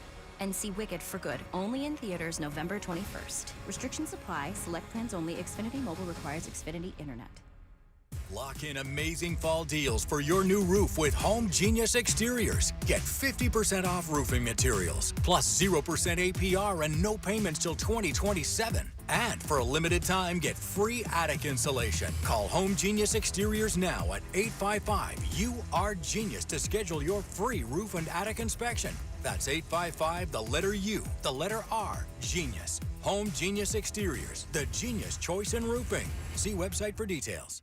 When you need to know, depend on KYW News Radio 103.9 FM. The 2025 election results are in. Democratic Mikey Sherrill defeats Republican Jack Chiarelli in New Jersey's governor's race. In Philly's race for district attorney, incumbent Larry Krasner defeats GOP candidate Pat Dugan. 3 Pennsylvania Supreme Court judges retain their seats despite an unprecedented campaign to oust them. Get the latest anytime on KYW News Radio. Now on Crystal Clear 103.9 FM. You've never needed us more. Pros don't just show up. They prove how it's done. With precision and without shortcuts. Makita tools are built the same way. With a dedication to lasting quality. Trusted performance, and results that reward your effort year after year. When the job calls for the best, call on Makita. Built to be the best. Available at the Home Depot. eBay has reinvented vehicle buying. From click to curb, everything's covered. Ever try to buy a car online and end up in a parking lot with a stranger and some blind trust? That era is over. Now with Secure Purchase, eBay isn't just where you find your car. It's where you buy it, start to finish. Title, financing, registration, delivery, it's all built in. This is the modern way to buy your next ride on eBay. eBay. Things people love. Secure purchase is powered by Caramel Dealer Services, LLC, an eBay subsidiary. You know your customers. Ralph likes his coffee black on Fridays, but Mondays he takes a little cream. Jennifer comes in every 3 years when her lease is up to get the newer and better model. And for some reason, pepperoni pizza sells like crazy on Friday nights. Who knew? At Odyssey, we have the expertise to get your media plan done right. With ads like you're hearing right now, to targeted social media campaigns, search engine optimization, and location-based advertising. Advertise with Odyssey and help us grow your business. Visit ads.odyssey.com. We've got the holiday season right around the corner. It is always a fun and really busy time of the year. It's not a time of the year when you want to be dealing with aches, lingering pain, or an injury. NovaCare Rehabilitation's physical therapists, hand therapists, and sports physical therapists are here for you. So whether you've got a specific goal in mind, maybe you're tired of changing the way you do things because of discomfort, or you just want to make your health and well-being a priority, NovaCare's clinical experts will create a treatment plan just for you. The Delaware Valley's hometown physical therapy provider is proud to be a part of the healing journey of so many patients. They've done it for me for over 20 years, my family, my friends. They've got more than 150 locations in Greater Philadelphia and South Jersey, so there isn't a better time to make NovaCare part of your healthcare team. NovaCare, proud to be the official partner of the Philadelphia Eagles. NovaCare, the power of physical therapy. 94 WIP Sports Update. Brought to you by PDQ Signature Systems. Join WIP at Chickies and Pete's in South Philly. Doors are now open as we hold our annual Birds at the Bye show.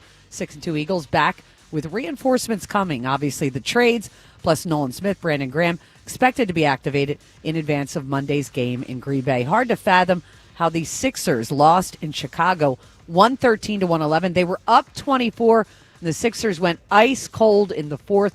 No field goals in the final 6 minutes and 26 seconds. Joel Embiid 0 for 5 in the final frame. Flyers, meantime, they outlasted the Montreal Canadiens 5-4 in a shootout.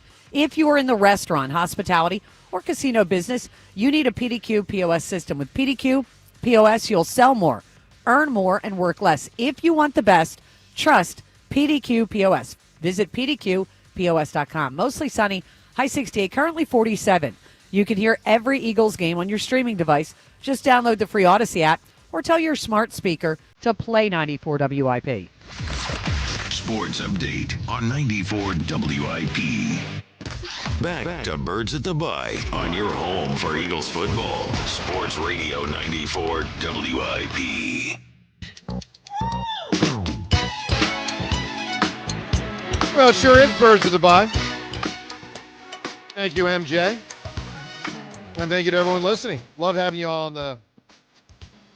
Well, I guess we're on the radio with you. I guess we love having you listening to us, what I'm trying to say. Hey, we're from the Chickies and Pete's inside out. The Chickies and Pete's in South Philadelphia. Catch all the Eagles action this season at the official sports bar of the Philadelphia Eagles, Chickies and Pete's, our home base as a radio station. Well, I mean, year-round to a certain extent. But for the next 12 and a half hours. Station will be here through 8 o'clock tonight. So hop on by at any time if you can. Come on through, say hi.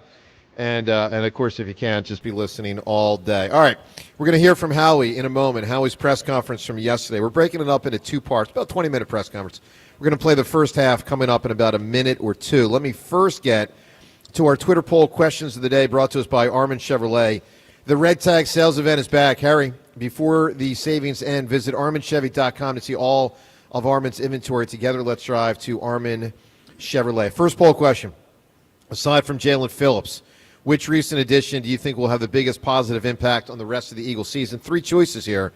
Jair Alexander, Michael Carter, Brandon Graham.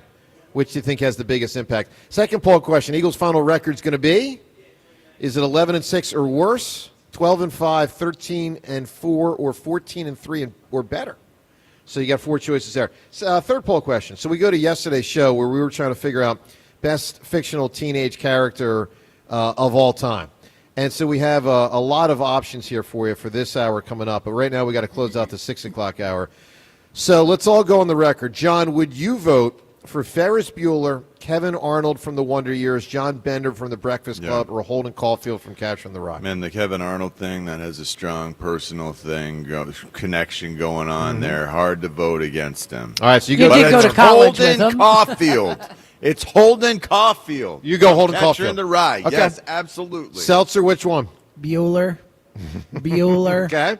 Rhea, which one? Bueller. Okay. Bueller. I mean, that was one of the first movies I ever saw. I remember I was in Wildwood when I saw it. Wow. And I'm getting up to leave, and then I see after the credits, there's more of the movie. He's like, get out of here. And I'm like, Yeah. oh, my God, so close. I loved him. All right, Loved him. as great as the others are, the correct answer, as John Ritchie pointed out, should be Holden Caulfield beyond a shadow of a doubt. I'm going to guess he didn't win a Twitter poll. I'm just John, gonna throw that out there. John, which one of these won amongst our audience on social media?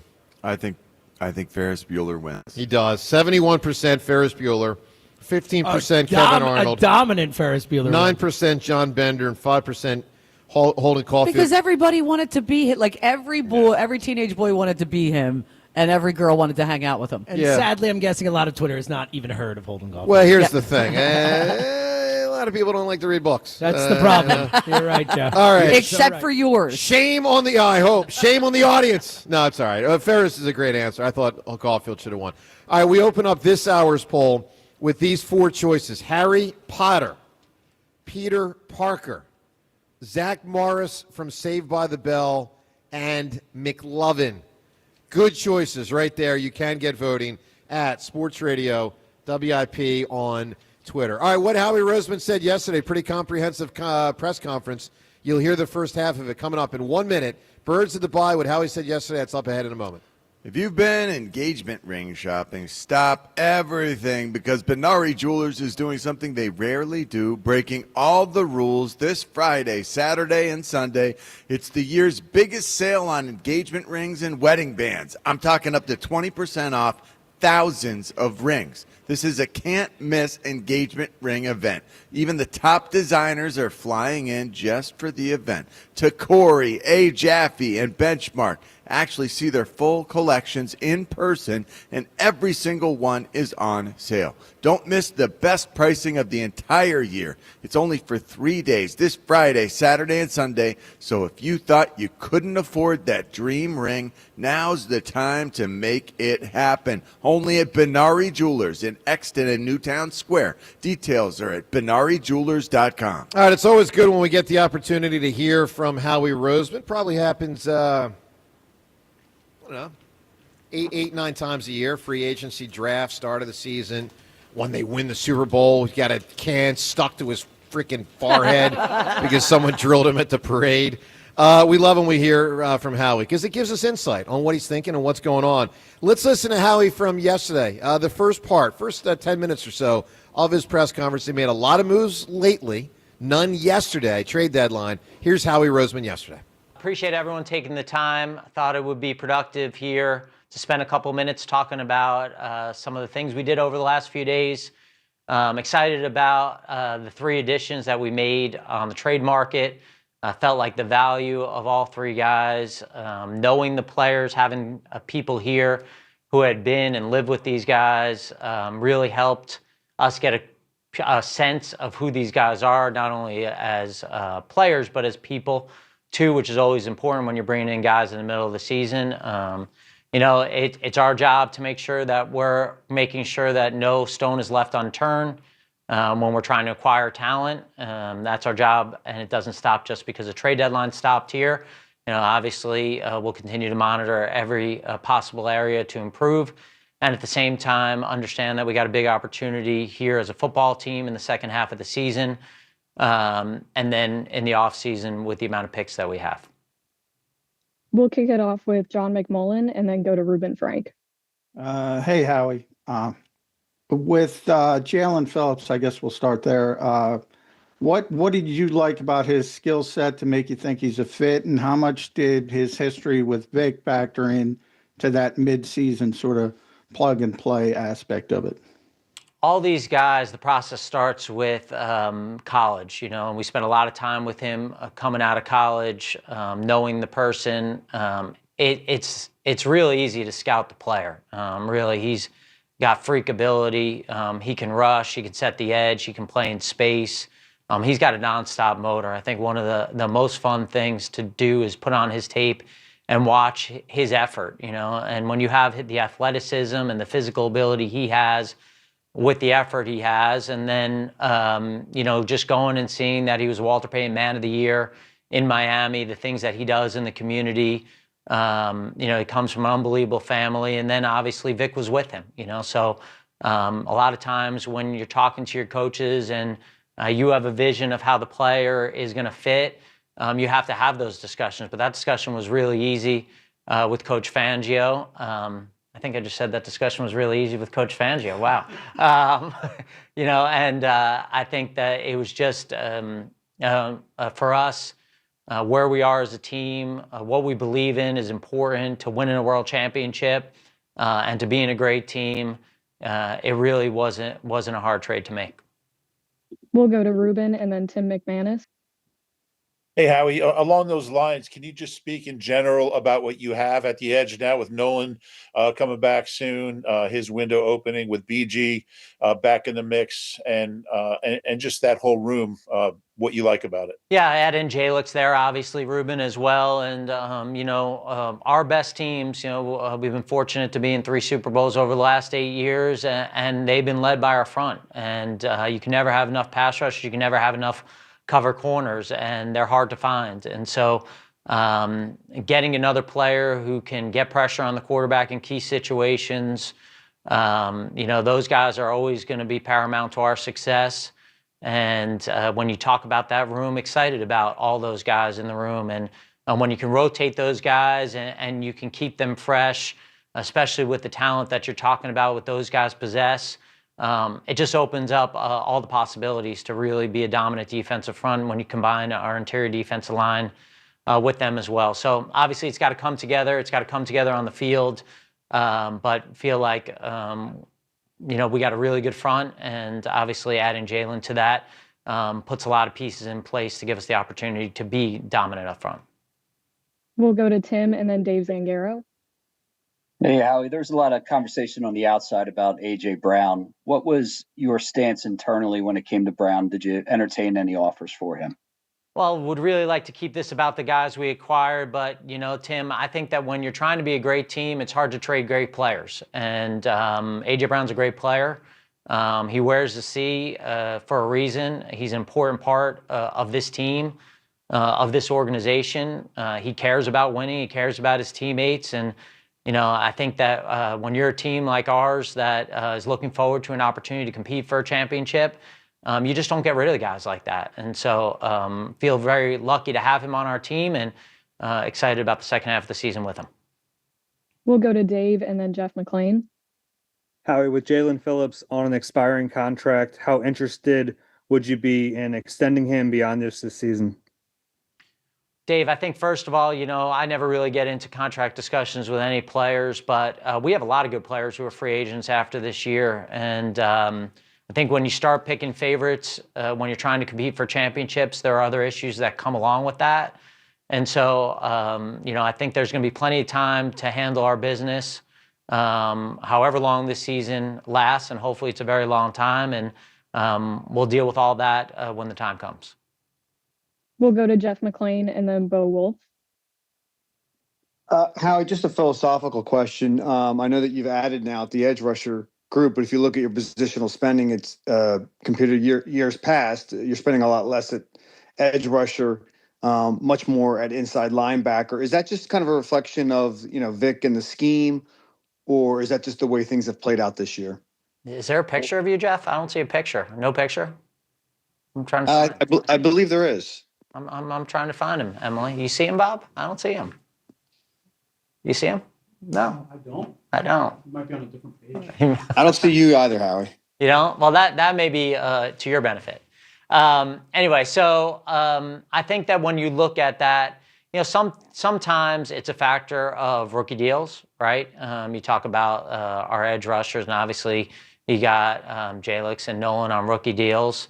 Zach was obviously a free agent here. But when you really look at these inside linebackers, I think sometimes the conversation is, have we changed what we believe in. And when you look at our inside linebackers, these guys can affect the passing game. You know, they can affect the passing game, rushing from depth. They can reset the front by coming up on the edge. They can play in space. They can cover people in space. And so, you know, we believe that it's really important to affect the passing game. And so it really hasn't changed our philosophy and what's important in winning and losing. I think those guys are big-time players at the inside linebacker position. We've been fortunate to have good players at that position here over the last couple of years. And so I don't think it resets really what we're doing. And I think some of the timing about the resources comes on rookie contracts. Did I answer that question? Jeff? Hello? Sorry, I was muted. Sure. Did you want to follow up? Because I was more into my joke of finding you. I think I may have forgotten some of the question. I also want to know how much, like, you know, Vic factors into that. He joked last week that his input is minuscule, but if you look at the way the roster is built, and Jalen, obviously a player that he played for, it seems like minuscule is underestimated. He's underestimated his influence. Well, minuscule, I don't know that there's an adjective lower than minuscule. So I think that would certainly, that would not be fair to say that his influence is minuscule. We talk a lot about a lot of things, and but I'd say there's a lot of trust, you know, and I think that he's got a lot of trust, just like I got a lot of trust for him and what he's doing. And so I feel fortunate to have that relationship with him. We'll go to Bo and then Ed Kratz. Hey, Howie, on the other two trades, how differently do you feel about the cornerback group today than you did a week ago? And was moving Cooper to the outside a part of the calculation in these moves? Yeah, I think the first half of the season showed us how important corner depth is. You know, we had a bunch of games here where, you know, we didn't have our full complement of guys, and it's a position that you need to have a bunch of guys here for the amount of games that we're trying to play. And so when these opportunities came about, first with Michael, you know, Michael's another guy that we knew really well coming out of college, and then just like Vic with Jalen, obviously Joe Douglas is here, and he had a lot of experience with the person. And so, you know, when you go and you watch someone and then you go talk to someone who's been with someone whose opinion you trust, you know, whether it's Vic or Joe or CP with Jair, and you see things the same way and they're telling you about the person, you know, that makes you more confident in what you're getting. And, you know, what we're really trying to do is we're trying to be able to match up with all kinds of shapes and sizes at the wide receiver position in the secondary. When you have guys who can do that, it just gives you so much flexibility. When you're going to play different teams and the different types of receivers they have, the different types of tight ends, you know, even backs coming out of the backfield. And when you talk about Michael Carter, the guy has played an elite level inside. So that gives you flexibility there. Incredibly sharp guy. Joe Casper coached him at Duke. You know, he could play safety, which is really important. I think that, you know, we've always had that piece of a guy who could play nickel and also come into the game and play safety. You know, last year we had that with Avante. And so it gives that flexibility. Obviously, Coop, incredible player and somebody who can play really anywhere in the secondary. So it gives you those matchups. Did you just ask about Michael, or you asked about both pieces? Just how differently you felt about the room in general with those guys, but yeah.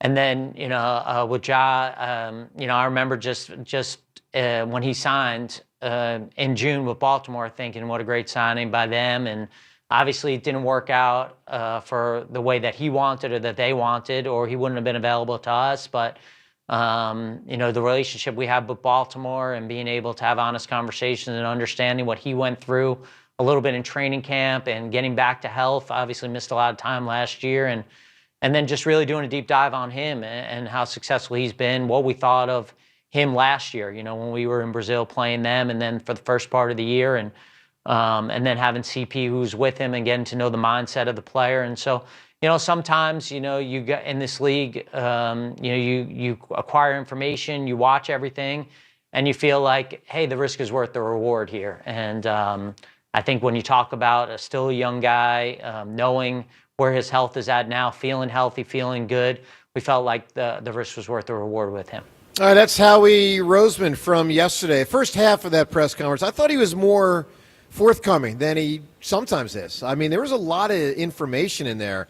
The players they acquired, sort of the philosophy behind it. I mean, one thing that stood out, and we've heard him now reference this a few times, and you can put it as a certifiable just fact that they changed their policy. They just don't sign players during a season anymore. And I would love to know, did it come from Sirianni? Did it come from Howie? Was it from Lurie? Was it someone else's suggestion in the NovaCare? I mean, clearly when they are moving through a year, and of course they're always successful, so we don't know what they would do if they were 1-8. When they're a Super Bowl candidate, yeah, they don't like to raise the question of, hey, do we want you, do we not? Or negotiate with guys. Or negotiate on that, because it comes down to that point. Sure. Bad feelings could happen. I think it's a smart concept. Like, if you want to It's keep the interesting. unity and the camaraderie, the true belief in one another, hey, I love you like you're my brother, you're my son, we're all together on this. Like, you can't realistically then turn around and negotiate during the season and have him telling your agent, yeah, but we don't like him that much. Yeah. We think he might be getting a little old. We think he's a little too banged up, so we don't want to pay him that much. So it is smart what Howie's doing. But there's a flip side. Like Milton Williams, But who then knows? you get- Is Milton Williams here? Okay, Is someone else here? Because then they, you get behind in that regard. But I am convinced that when you look at our practice squad and you see that we have a center and a guard and a tackle all lined up, and these are guys that we don't know.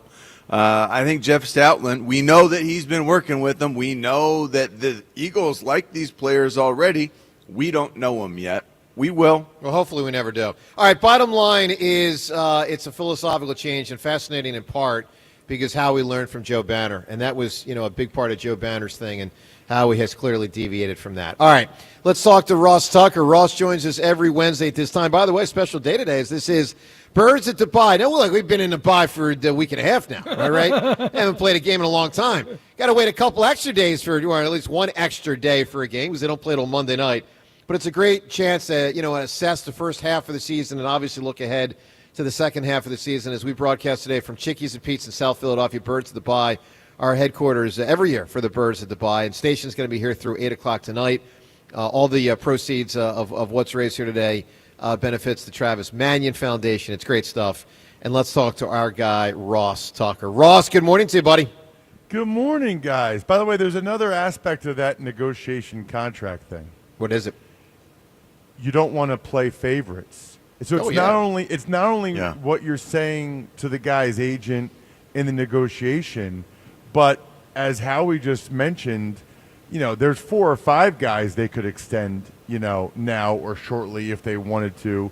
And so then you get some hard feelings. What if, in a couple weeks they extend Jalen Phillips and Reed Blankenship's I've been here for 3.5 years. Totally. This guy's been here for 3.5 weeks. So I don't know. You know what I'd love to know, Joe? I would love to ask Howie sometime what happened that it changed. Because at some point somebody must have gotten really mad, or they must have felt like that really upset the apple cart or cost them. Because you're cost 1,000% right. Cost them someone. They've decided not to do it anymore. Well, listen, Russ, we could look this up, but my sense is it seemed to shift right around when Sirianni got here, and I wonder if it's something that he observed from his days in Indy and San Diego. I don't know. I just feel like it changed about 5 years ago, and it'd be fascinating to know, number one, whose idea was it, and then, of course, number two, what negative effect does Howie think it's had? Because it's clearly had a positive impact. I mean, no one's gone. It's not like Milton Williams or Josh Sweat. One of them was signed last year, and then the other one wasn't, and the other one's disgruntled in the Super Bowl, right? Like, that guy got the money and I didn't. So, no one gets the money. And But then also everyone just plays hard all the way through. But to James's point, there is a negative effect, and it'd be interesting if Howie ever talked on the record. Does he think they've lost players as a result? Yeah, but they still keep the guys they wanted. They got Bond signed. They redid the deal with Saquon. But it's risky. And also, I bet you they would have wanted Milton Williams. I bet you they would have wanted other guys if they could have made it work. Yeah, last year I think was unique just because they had so many great players. Agreed. You just knew you couldn't keep them all. Other years, a little different. All right, Ross, let me ask you the same question. Again, we're going to get back to the phone lines here in a moment at 215-592-9494 as we assess your thoughts on the Birds at Dubai. But Ross, let me just ask you this open-ended question I'm asking each guest today. The Eagles at 6-2, your thoughts on what they've done, where they head from here. Where are you as, state of the Eagles, so to speak? Yeah, I mean, I guess it feels like it's been kind of up and down roller coaster, but ultimately I feel pretty good about them being 6-2 at this point. They've clearly gone through I thought the toughest part of their schedule, although they do have a couple of really tough games in primetime coming up here with the Packers and the Lions. Mm-hmm. It's so funny. They could be 6-2, but if the last game had been that loss to the Giants, we'd feel terrible about them right now. But they're 6-2, and the last game was their most impressive game, and they added some pieces which I find fascinating, and so I think we should rightfully feel good about them. And then, frankly, when you look and see what happened over the weekend with both the Packers and the Lions losing, I think that should only crystallize that there's once again a really unique opportunity here for the Eagles. The flip side of that would be, I think the Rams and the Seahawks right now. The Seahawks are really I think Rams, Seahawks, scary. and Eagles feel like the three best teams in the Ross, NFC to me right now. Mike McDonald must be this secret master that's about to be discovered by the nation because he's magnificent. What the heck is going on? Well, listen, a couple years ago, John, a couple years ago, that's why the Ravens were, they were, 14-3 and the number one seed. Their defense Think was about awesome, how far they've fallen. especially on the defensive side of the ball. And by the Exactly. way, I've done a couple Ravens games. They know it. They know the drop-off Wow. from McDonald calling the defense to Zach Orr has been significant. Wow. But, yes, the Seahawks – the thing is about the Seahawks is everybody driving around in Philly right now, nobody really is going to buy them because Sam Darnold's their quarterback. Yeah, Sam Darnold looks like the best quarterback in the NFL this regular season. But guess what? I don't know what to expect in the postseason, though. It's like Daniel Jones in the AFC. Yeah. Do you think the Bills Yeah. fans or Chiefs fans are really worried about the Colts? No, because they think in They the playoff should be, game- though. I know, but they think in the playoff game, Josh Allen and Patrick Mahomes are going to get it done Yeah. against Daniel Jones. You're and I right. think that's how people feel about the Seahawks. Are we the best NFC team right now? I think it's probably hard to say that based on how the Seahawks and Rams are playing, but it's those three. I mean, put them in a hat. It's just been a while for us. We'll prove it to everyone when we get back and beat this this Packer team. So what are we expecting from a Packer team that seems like they've fallen off quite a bit lately? Well, you know what it's like. I wouldn't go that far. They had a terrible game against the Panthers, but the week before, they Panthers. lit up the Steelers on Sunday Night Football. Yeah. Jordan Love was magnificent. That's a great So- Steelers team, too. A really interesting Steelers team, too.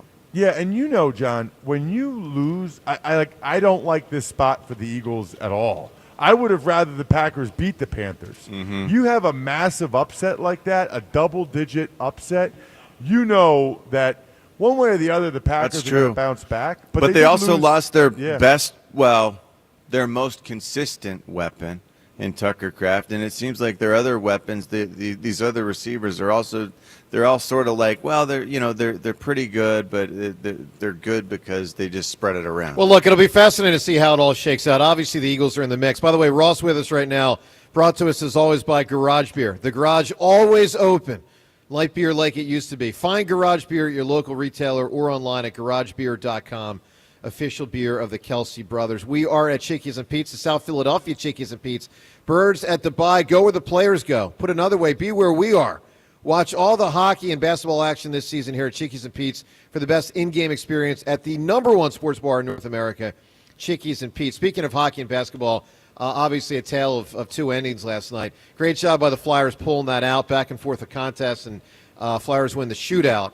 And then the Sixers just completely fell apart at the end. I mean, utterly just could not. I mean, forget score. They couldn't even get a good shot. The Bulls Couldn't even get a good did shot. not have the lead until 3.2 seconds Yes. were left in the game. Brutal. The Sixers were they were blowing them out Yeah. so badly. Yeah. After a 45-point first quarter. Yeah. And then it was all just downhill. It was almost like Joel took control. It was a very slow control. Yeah. It was. I saw Spike had a tweet about about an hour before the game ended. Said like he had a bad feeling about it, and then it's just the whole thing. Because I will say that despite the Sixers being up huge, like in the first, second quarter, I never felt like Chicago just said, all right, but we're, Not our night. not our night. Yeah. I never felt that. What was the kid, Giddy? Giddy. Yeah, Josh Giddy. He's got some giddy up in him. Yeah, he does. A little bit. All right, so 215-592-9494. Some on the Sixers and Flyers today. A lot, obviously, on the Eagles, Birds of the Bye.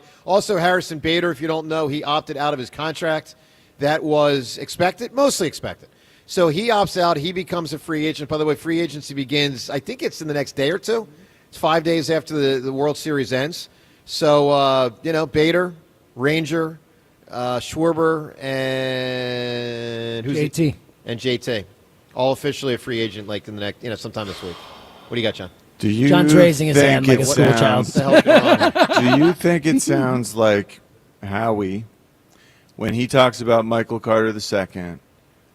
Can we stop saying Michael the second part? Yeah, we could just say Michael I don't Carter. do that. It's fine. Yeah, I just All right. call him Michael When Carter. Howie talks about Michael Carter and he talks about how versatile he is, how serious is he about that versatility? Meaning, is Michael Carter better than Andrew Makuba? Oh.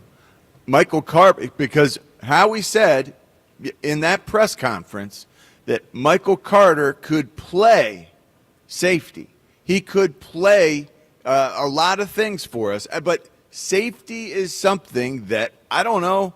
I'm a little bit concerned about at times when I see Andrew with you. Makuba clearly blowing a coverage. Look, John, I still think Cooper DeJean could be the safety. Look, yes, I really but do. but I don't think they want to use him there because Yeah, I but do think. Hold on. I Yeah. do think what we just heard is accurate. I think Cooper DeJean is so incredible as a nickel. He is probably the best nickel in the NFL. So let's not take it. Let's not force a square peg out of into a round hole here. Let's let him do what he's amazing at. But let's get the best 11 on the field as well. Michael Carter, if he's better than Andrew Makuba with the experience that he has as a nickel, but also as a safety, then let's get Michael Carter out there where you've got, our nickel as our base, you've got Cooper DeJean as the extra linebacker that replaces the nickel, but you've got Michael Carter as the safety instead of the rookie Makuba. Look, I think the fact that Howie referenced Avonte Maddox previously doing that and his versatility was a tell. That could be the play. And I do think that could be. I do think our new addition from I keep envisioning him from the Packers, not from the Ravens. No, I don't think he's good anymore. Let's wait and see. He had so much talent. All right, let's get some calls in here. Ross with us. Hold on. You know that both he and Jalen Phillips are number 18 in the draft. First round. That was a long time draft ago, picks, John. number 18. But that's still in there somewhere. but the injuries And are the still there. But the experience makes him better. The John, injuries, can I ask you a question? they add Can up. I ask you a question? I'm not convinced he's this. I'm going to ask you two questions. Were you a good NFL player? Yes. Sure. How many years you play? 7. Yeah. I mean, That's not a question. No. How many years did you play? 7. The point is, sometimes guys' bodies break down. Well, I mean, Jair Alexander just got traded for a bag of balls, and he's probably not good anymore. Sure, and I'm not convinced that that's the entire reason why he wasn't playing. In all right, Baltimore. let's get calls. Gary in Whitehall. Gary, good morning, pal. Hey, good morning. How are you doing today? Good, buddy. Hey, just want to give a shout out to your show and WIP is doing for the Travis Manning Foundation. That is awesome. Well, they're a great Thanks, group, man. Gary. It's a special organization. They're a great group. Yeah, that's awesome. Yeah, it's a shame Howie season's over temporarily, but we're on the right track, and I can't wait for that repeat. I can't wait for that another parade down Broad Street, baby. I'm ready to go. Well, they got a shot. There's no question, Gary. They got a shot. Don't take it for granted, though. But they're certainly in the fight.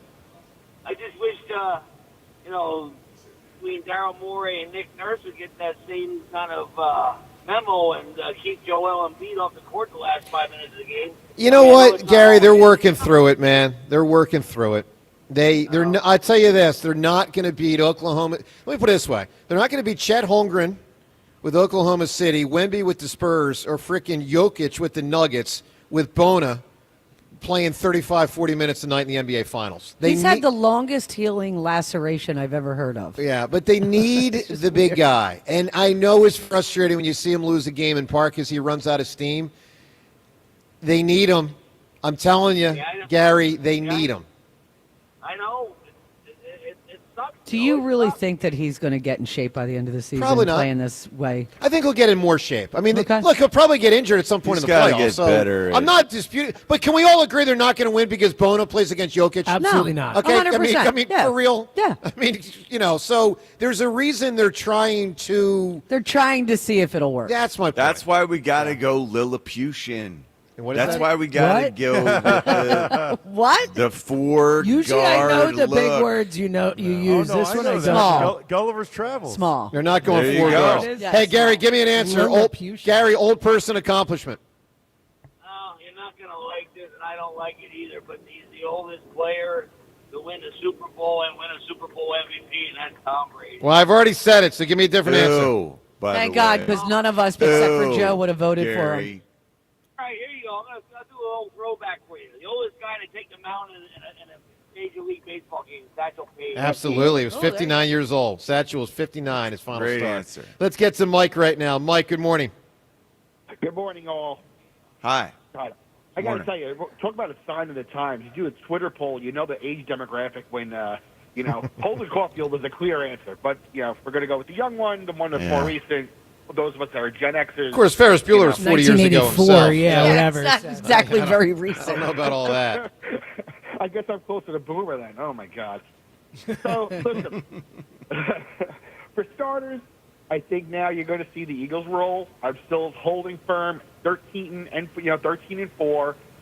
Joe, I know you're not huge on all of these acquisitions, in the secondary, but what I think is what it's going to do is just it gives Vic options. It creates some healthy competition, and maybe somebody emerges. Maybe this is a kick in the pants to Keely Ringo. Who knows? But this is just good to get more bodies, capable bodies in the door. So, Well, no, I'm not, Mike, to be clear, I'm not opposed to the acquisitions. I'm just saying let's temper our expectations. I hear you. I mean, it's not like we just brought in Sauce Gardner, so I'm with you. Right. So what I did want to mention, though, is A.J. Brown.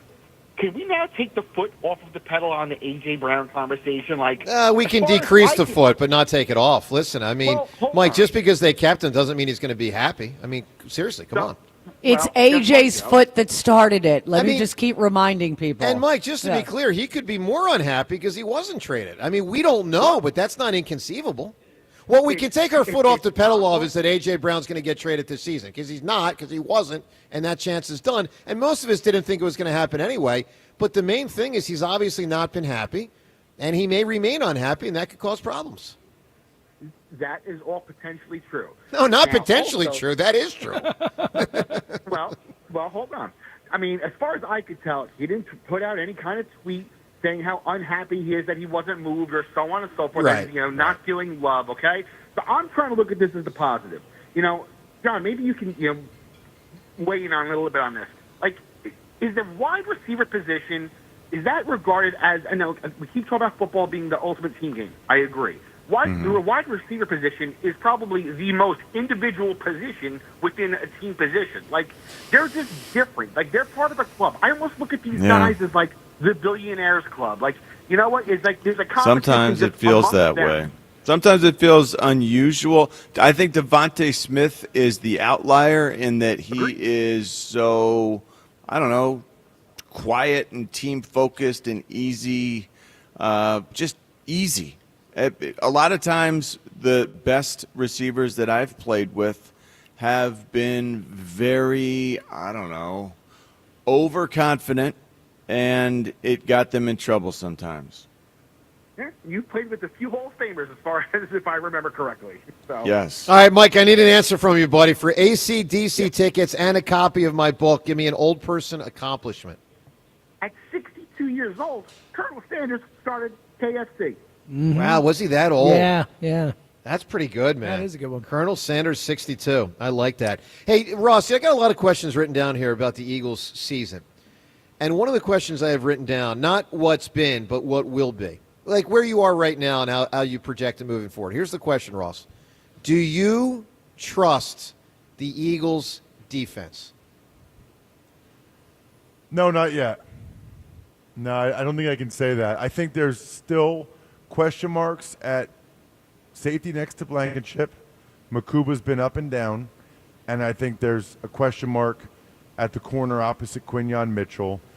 And you have 2 question marks out of the 5 spots in the secondary. I can't sit here and say I fully trust them. I also thought they were better rushing the passer against the Giants in that last game, but I still need to see that on a more consistent basis. I'll be very curious to see what Nolan Smith's like coming off the injury. What do you expect from Jalen Phillips? Well, I got to tell you. So first of all, I think that's he's a awesome. fascinating trade to me. A 3rd-round pick for a half-season rental, that's a lot. Ton. I mean, that is a lot. Now, I think that there is a chance that they could sign him to a new deal. I don't think that's going to happen. I think he'll sign somewhere else, and they'll get. Oh, really?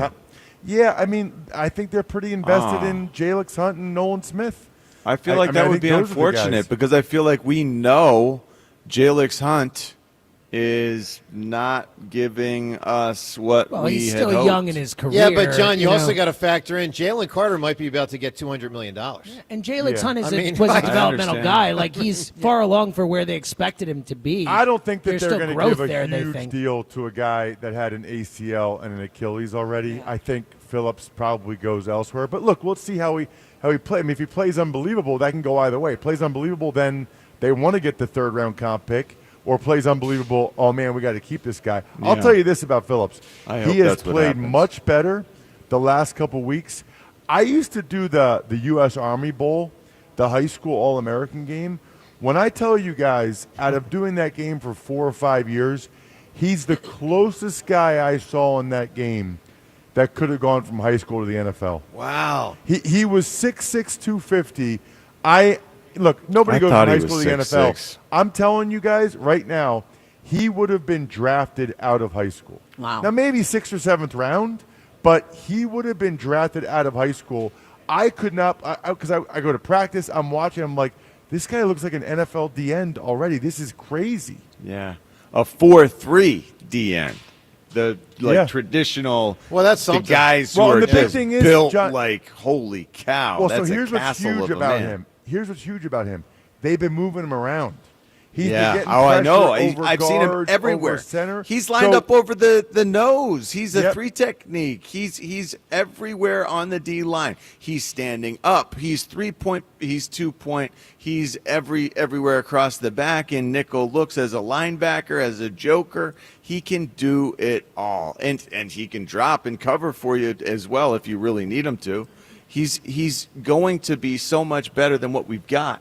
And I'm telling you, Jalix Hunt has not given us enough. No, he's been a disappointment this year. I mean, there's no question. 215-592-9494. We'll talk to Ruben Frank. He joins us coming up in about 5 minutes. It's 94 WIP HD1 Philadelphia as we broadcast today from the Tasty Cake, away from the Tasty Cake studio. We are, of course, at Chickies and Pete's, Birds of the Pie, here at the South Philly Chickies and Pete's. Obviously, they got some depth now on the edge. I mean, a lot of depth because they've added Jalen Phillips, they've added Brandon Graham. They're going to get Nolan Smith back. Here's a cool little nugget, and it's not a surprise, but it was good to hear because, of course, BG's been back now for close to 2 weeks. But last night at the Otho Davis Scholarship Foundation dinner, he did announce that he will be playing Monday night. Awesome.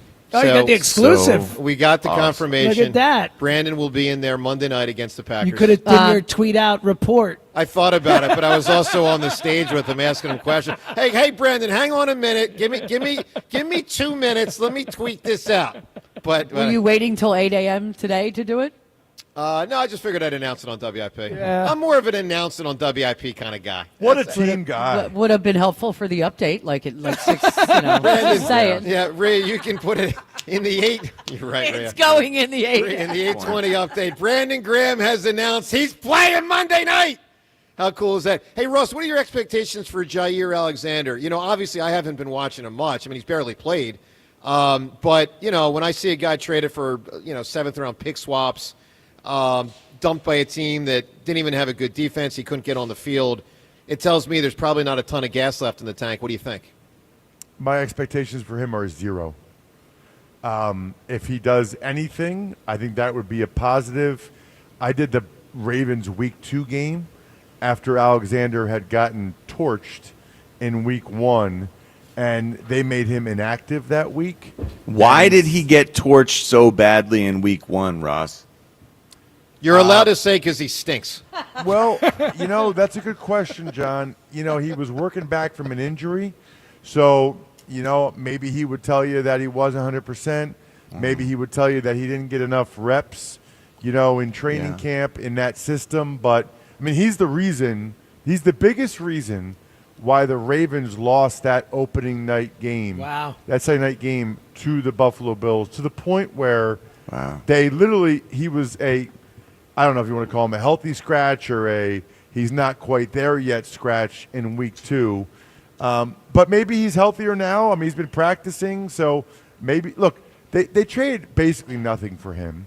So why not see what he's like in practice the next couple weeks? Yeah. And if he's ready to go, then put him out there. The big thing they did, which I think people lose sight of, is everybody wants to know, like, where these guys are going to fit now. My thing is this. What happens if Cooper gets hurt? Right. Or what happens if Totally. Makuba gets hurt? Like, if Makuba gets hurt, their best option might be Cooper at safety, and then you have Carter at nickel. If Cooper gets hurt, then you have Carter at nickel. People, whenever they make a trade, people only look at it like how these guys fit if everybody's healthy. One of the things I think Howie is really good at is he's always looking one step ahead. Not only how do these guys all fit if they're all healthy, but what happens if we lose this guy or that guy? Howie, as usual, feels like he's one step ahead. He's creating optionality. It sounds like you expect to see more from Michael Carter than you do from Jair Alexander. Oh, much more. Much more. Yeah. All right, I think Carter, the Carter thing is fascinating because I know Howie said he can play safety. He's really a nickel. So I think it's so interesting. My guess is maybe it's Jacorian Bennett, but they'll see if Bennett or somebody else can play outside.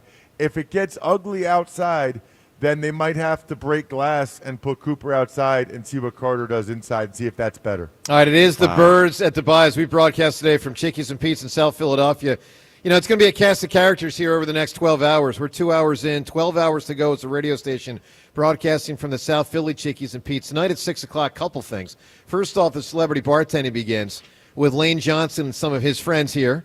They're going to be doing some celebrity bartending tonight from 6 to 8. This all benefits the Travis Manion Foundation. Now, also at 6, James, you got a big old show. What are you and Elliot and Ray? Yeah, how about that? Yeah, but we should say Ray Didinger will be on from 6 to 8. Go Birds Evenings, Elliot's new show on Wednesday nights. Him and I will be co-hosting, and we will have Ray Didinger on for 2 hours tonight. That's great. Talking Birds at the Bye. And, if you've never attended one of these Birds at the Bye, we encourage you over the next 12 hours, try to. Obviously, if you can't listen.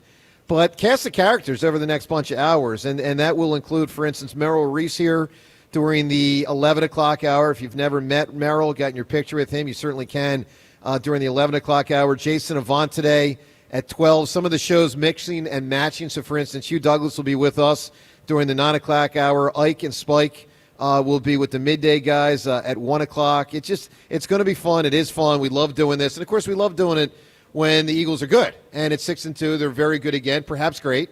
Got to see a little bit more to know for sure. I wouldn't say they've played great this year, but at 6-2, I think it's a big accomplishment to come through some of the mud. And they've had a lot of issues.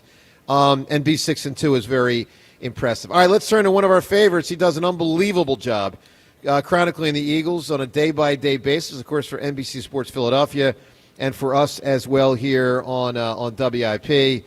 And we welcome our guy, Reuben Frank. Rube, good morning, pal. Hey, guys. How's it going? Rube! Great to be here. Man, Reuben, always good seeing you. Joe, man. real quick, can I just Please. give a thank you to Rube? Because you probably don't know this, but Rube is responsible for one of the great moments in our show this year. The reason Dave Ossikinnon called into our show was because Reuben Frank directed him in the right direction. he got to Ruben first, and thus Ruben got him on our show. I appreciate. So you and shout him out to Ruben. You friends with the Hooters, Ruben? Well, Dave and I go back. I play with his side project, In the Pocket. We play at Ardmore a few times a year. And the bar band, we play at 118 North. So I play keyboards with him. Great guy, great musician. Just saw the Hooters a couple of weeks ago. I know you were over there. Yeah, it was great. By the way, I've been in 118 North many times. If I randomly stumbled in there and saw you playing, You think you're in like a Twilight Zone? I'd be even more drunk. Yeah, that could happen. That might happen. No, I'm playing around. All good, Ruben. That's awesome, man. So thank you for your help with that. That's good work. Great guy. So, Ruben, let's start with the Twitter poll question today. And we want to round out the question about the teenagers part of yesterday's show, best fictional teenage character. But, Ruben, I want to start with this Twitter poll, which is brought to us by Armin Chevrolet. Armin's got the new 2026 Chevy Trax in stock now, starting at only $22,495. Together, let's drive. See Armin's inventory at arminchevy.com. Here's the question, Ruben. Aside from Jalen Phillips, who should certainly have the biggest impact the remainder of the season of the recent new addition, which of these three do you think will have the biggest impact, positive impact? Jair Alexander, Michael Carter, or Brandon Graham? BG. Not even close. Is that because of off-field and on-field? No, or it's because purely on-field you think is the biggest impact? It's a lack of faith in the two cornerbacks, first of all. And, look, BG, he was playing pretty well last year before he got hurt. And the way he keeps himself in shape, and he's had like his own personal 6-week training camp here. I'm not under any illusions it's the BG of like his prime, but I think he can give you like 15 really good snaps. He's good against the run. His effort is obviously the locker room stuff, the leadership stuff is nice. He's here because he can play and he can help this defense. What's the best combination of Eagles secondary, Ruben? Who plays where? Who are the 5 players? Yeah, it's a funny question because there's so many different options now. I don't have a lot of faith in Jair Alexander. I don't have a lot of faith in Michael Carter until I see him do it because these are both guys that cost you nothing. Bad teams didn't want him around. They couldn't get on the field for last place teams. I'll tell you what, I would love to see Cooper as a full-time outside corner, but I just don't think they have the slot. Unless Michael Carter can turn back the clock a few years, it might just be Keely Ringo at outside corner. That'd be disappointing. It might just be Keely Ringo at outside corner because it's like these guys that we haven't seen are all of a sudden better than the guys that we have seen. Yeah. And Keely, at least, I think there's something there. And Vic really likes him. He's got great size and speed. He just hasn't been able to play consistently. Thought he played well in the second Giants game. I think that might be the best lineup, and there isn't an ideal one. No, I can't even imagine. There isn't an ideal. They don't have that guy. I mean, they just so don't they're have lacking him. the 5th player, basically. Yeah, and I mean, it's easy to say, Jair Alexander. It's not 2022 anymore. Right, I'm well aware. You're right, Yeah. but Jair Alexander, the experience that Can't he has, play. it doesn't necessarily work against John, you're not him. listening to anybody all saying the same thing. Shield, Ross, and Rube. Plus me, We'll Rhea, see. and Seltzer. Everyone's saying the exact same You're thing. right. And We'll you're, see. We'll see. He and was Jaws. so, Jaws yesterday is like, he ain't Eric Allen. There was a point there.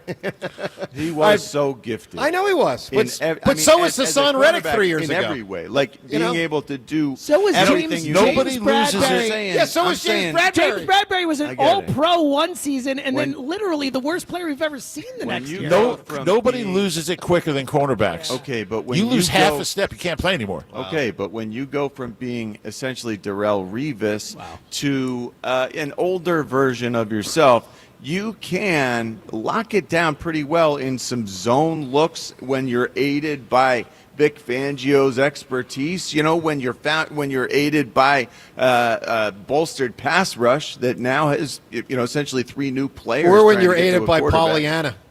I'm telling you, it's All right, by the way. it's going to be easier for him Yeah. with a smart defensive coordinator working with what he's best at. All right, so we got John, Rhea, Seltzer. We got Ruben Frank here at Chickies and Pete's, and, of course, Ross Tucker with us as well. Ross, let me ask you this question. I threw this to Sheil earlier, and I really don't know which way this one goes. I'm curious your answer, Ross.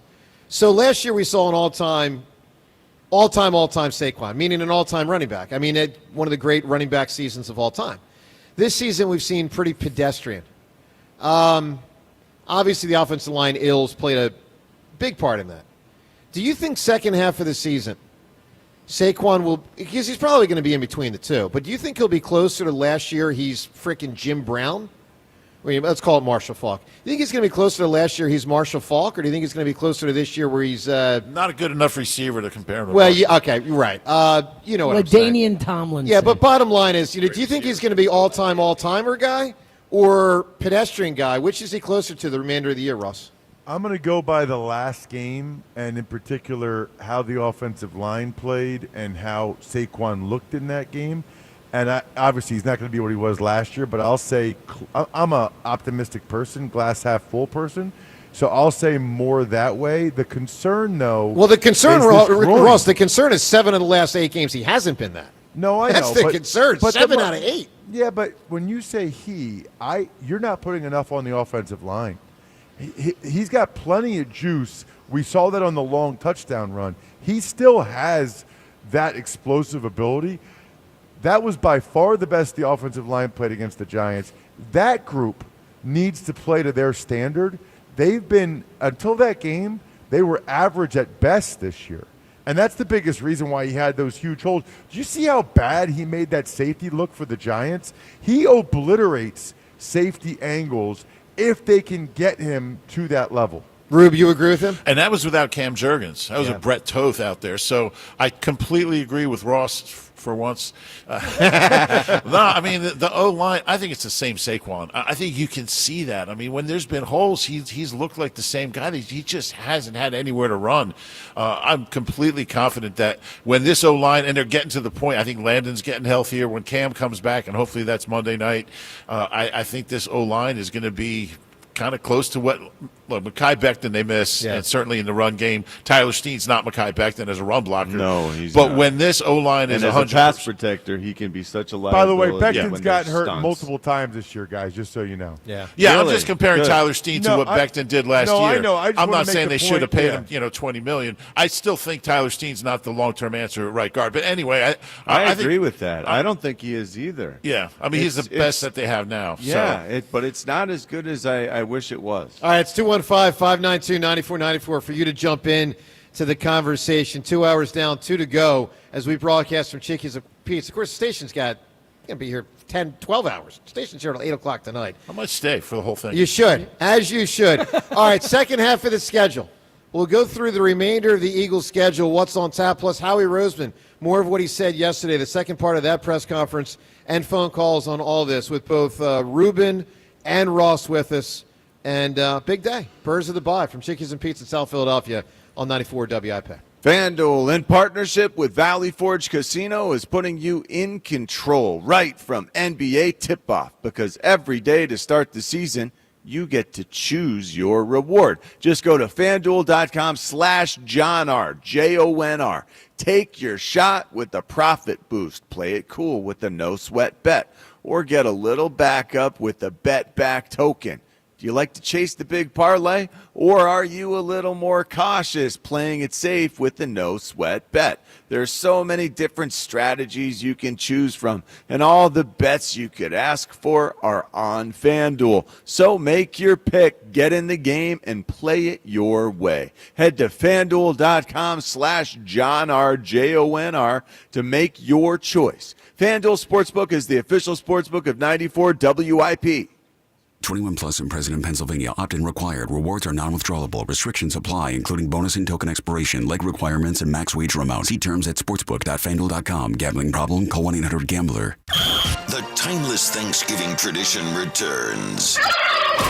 Sports Radio 94 WIP's Turkey Bowl 7.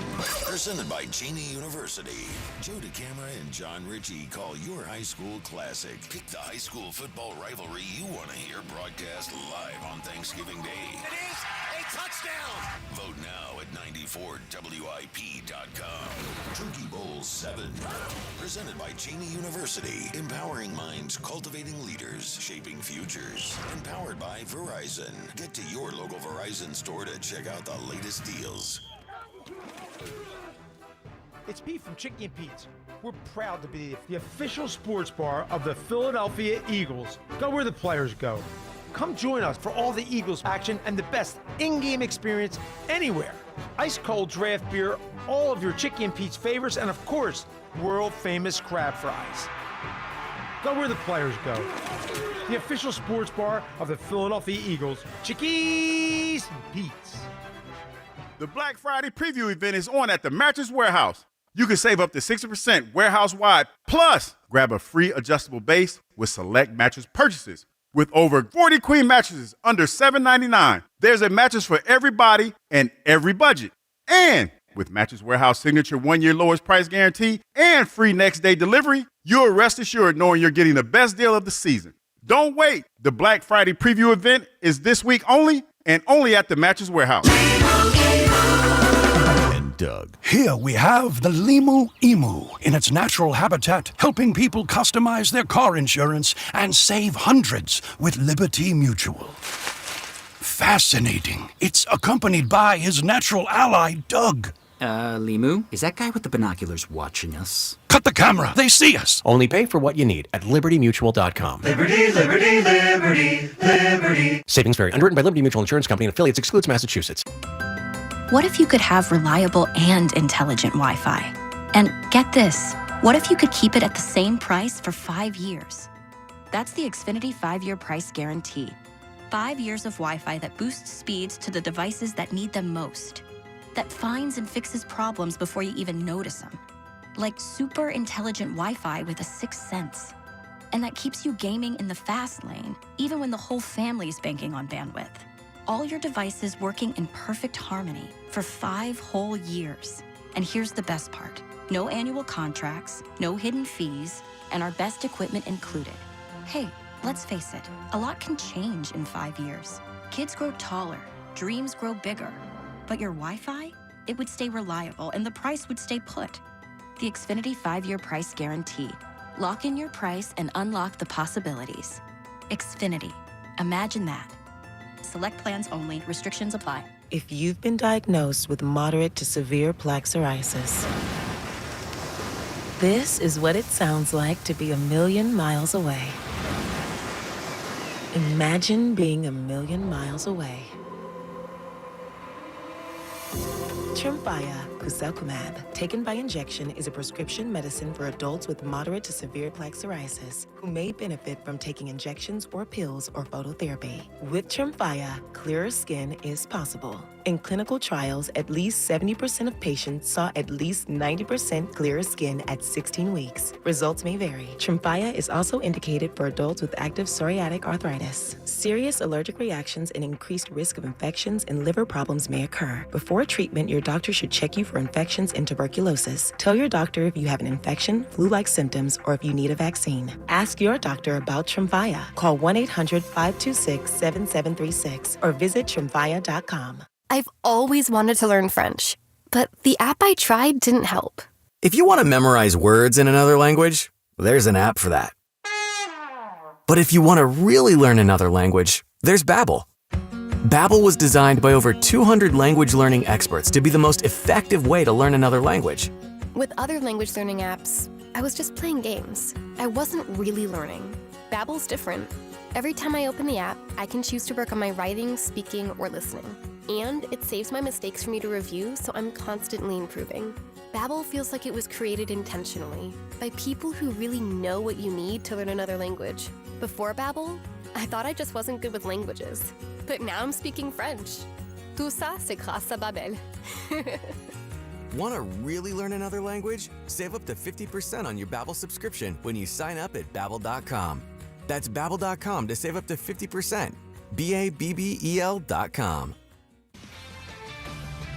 This is Boomer Esiason with an Odyssey Sports Minute. For the first time in 14 years, I'm starting my game balls with a place kicker. He's Jacksonville's Cam Little, who set a new NFL record with a 68-yard field goal. What a kick it was. Seattle's Sam Darnold and Chicago's rookie running back Kyle Monangai also enjoyed career games, while Drake London and Brock Bowers stood out catching passes. And Minnesota's Eric Wilson and Javon Hargrave shared defensive top honors. I'm Boomer Esiason. The holidays are approaching fast, and with guests on the way, the last thing you want is to have to deal with issues with your home's heating system. Horizon Services, they are here to keep your home comfortable through the season with expert tune-ups and heater safety checks from highly trained specialists. And with Horizon experts, you always know the job is going to be done right the first time. Horizon Services takes care of any lingering issues before they turn into costly headaches for you to deal with when you just want to be hanging with your family and friends. Horizon Services, they have free estimates, 0% interest financing available for system replacements. And right now, save even more with up to $5,000 toward a next day HVAC installation when you trade in your existing unit. Stay comfortable all season long when you count on Horizon Services for same-day emergency service. I've used it. It's great when you need it most, even on holidays. I used it on a holiday with no emergency fees ever. Book with Horizon Services today at horizonservices.com. Help is on the way. 94 WIP Sports Update. Brought to you by Philadelphia International Airport. Joe DeCamera with some breaking news here at 8 a.m. Brandon Graham says he will be activated for the Eagles Monday night game at Green Bay as the Eagles are back from the break. We are broadcasting live from Chickie and Pete's in South Philly for our annual Birds at the Bye WIP morning show. Middays afternoon we'll all be here. Then the WIP host will be bartending at Chickie's and Pete's 6 to 8 p.m. with Lane Johnson benefiting the Travis Manion Foundation. We'll also have Elliot Shore Parks and James broadcasting live 6 to 8 p.m. here along with Ray Didinger. Sixers melted down in the fourth quarter and fell in Chicago 113 to 111. Flyers a 5-4 winner over the Canadians. That final in a shootout. Philadelphia International Airport's new premier valet parking service managed by the Philadelphia Parking Authority. Reserved now at phl.org. Mostly sunny, a high of 68. You can hear every Eagles game on your streaming device. Just download the free Odyssey app or tell your smart speaker to play 94 WIP. Sports Update on 94 WIP. Birds at the Bye. Live from Chickie's and Pete's, South Philly. Sports Radio.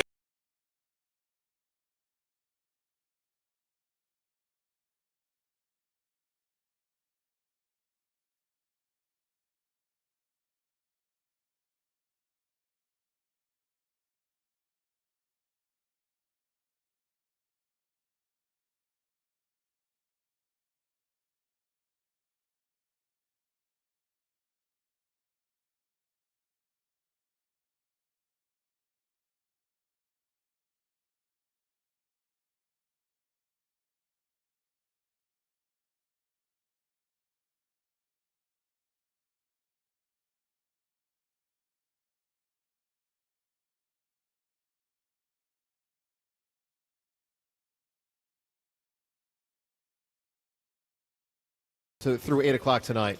And guest bartending going on from 6 to 8 tonight. That will involve Lane Johnson and some of his friends. Let's give you the 8 a.m. hour Twitter poll questions of the day, brought to us by Armin Chevrolet. Armin's got the new 2026 Chevy Trax in stock now, starting at only $22,495. Together, let's drive. See Armin's inventory at arminchevy.com. First poll question, other than Jalen Phillips, which recent addition do you think will have the biggest positive impact on the rest of the Eagles season? Jair Alexander, who's getting no votes but John, and I mean no votes by anybody who's on our panel. Okay, Michael Carter and Brandon Graham. Second, no one believes in him at all. You know, he won't be on the roster at the end of the season. Wow, that is the You strongest really think take so? we've heard yet. He was okay. Jalen Phillips, I really, we don't have to really do this like. again. Jalen Phillips is really we got good. 37,000 Number things to 18 get in through the here. draft. Same with Jair Alexander. This guy ran a 4.38 in the 40. Ran his past tense. This guy was so loose in the hips he could cover anybody in the NFL. All right, I got a million things to get to. Eagles regular season final record. 4 choices here. Seltzer, is it going to be 11-6 or worse?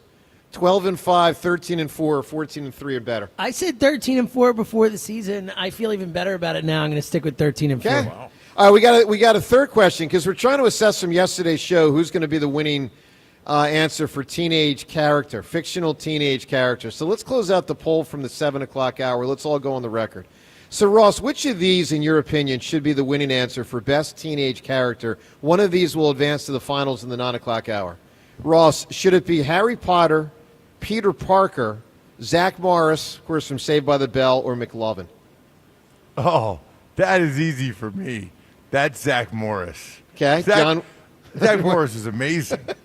John, who should it be? This is so tough because Harry Potter, there might be too much preteen Harry Yes. Potter. There's a lot. Agreed. I agree with that. So that clouds this up. And then Peter Parker, holy cow. We're talking about Spider-Man. And he was a teen the whole time. But then I think he couldn't have been a teen when he's in the city working at the newspaper with Mary Jane, like living with her and stuff. So that clouds that up.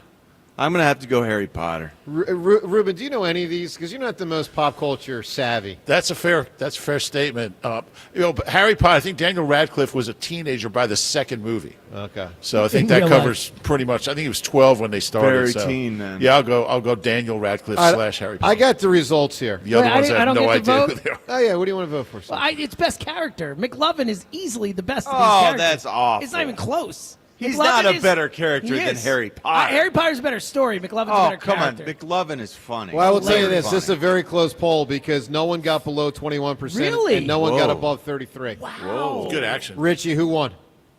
Harry Potter. Zach Morris. Wow.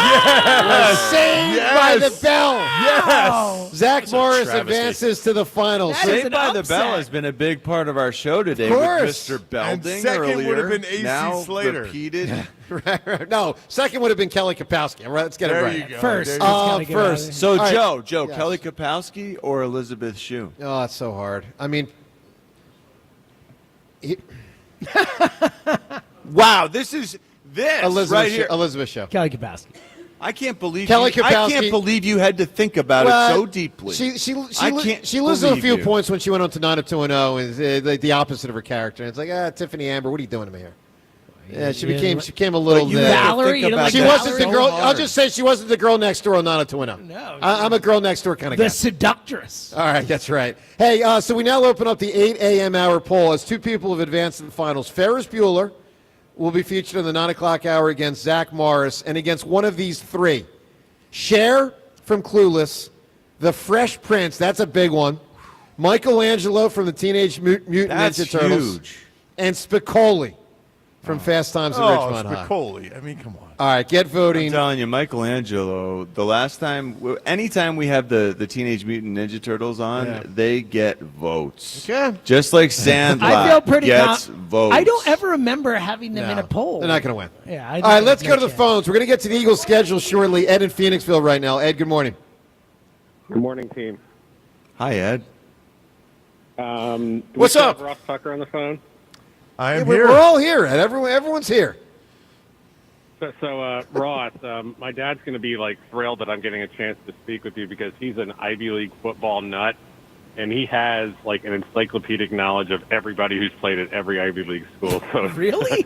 he's going to. What a weird skill to have. He's got a Jay Fiedler Your poster dad on his sounds wall. awesome. Yeah, are you sure about that? He went to a competing school, and I'll just leave it at that. But Ask him how many so- games I started as a freshman DN. Let's see how good he really is.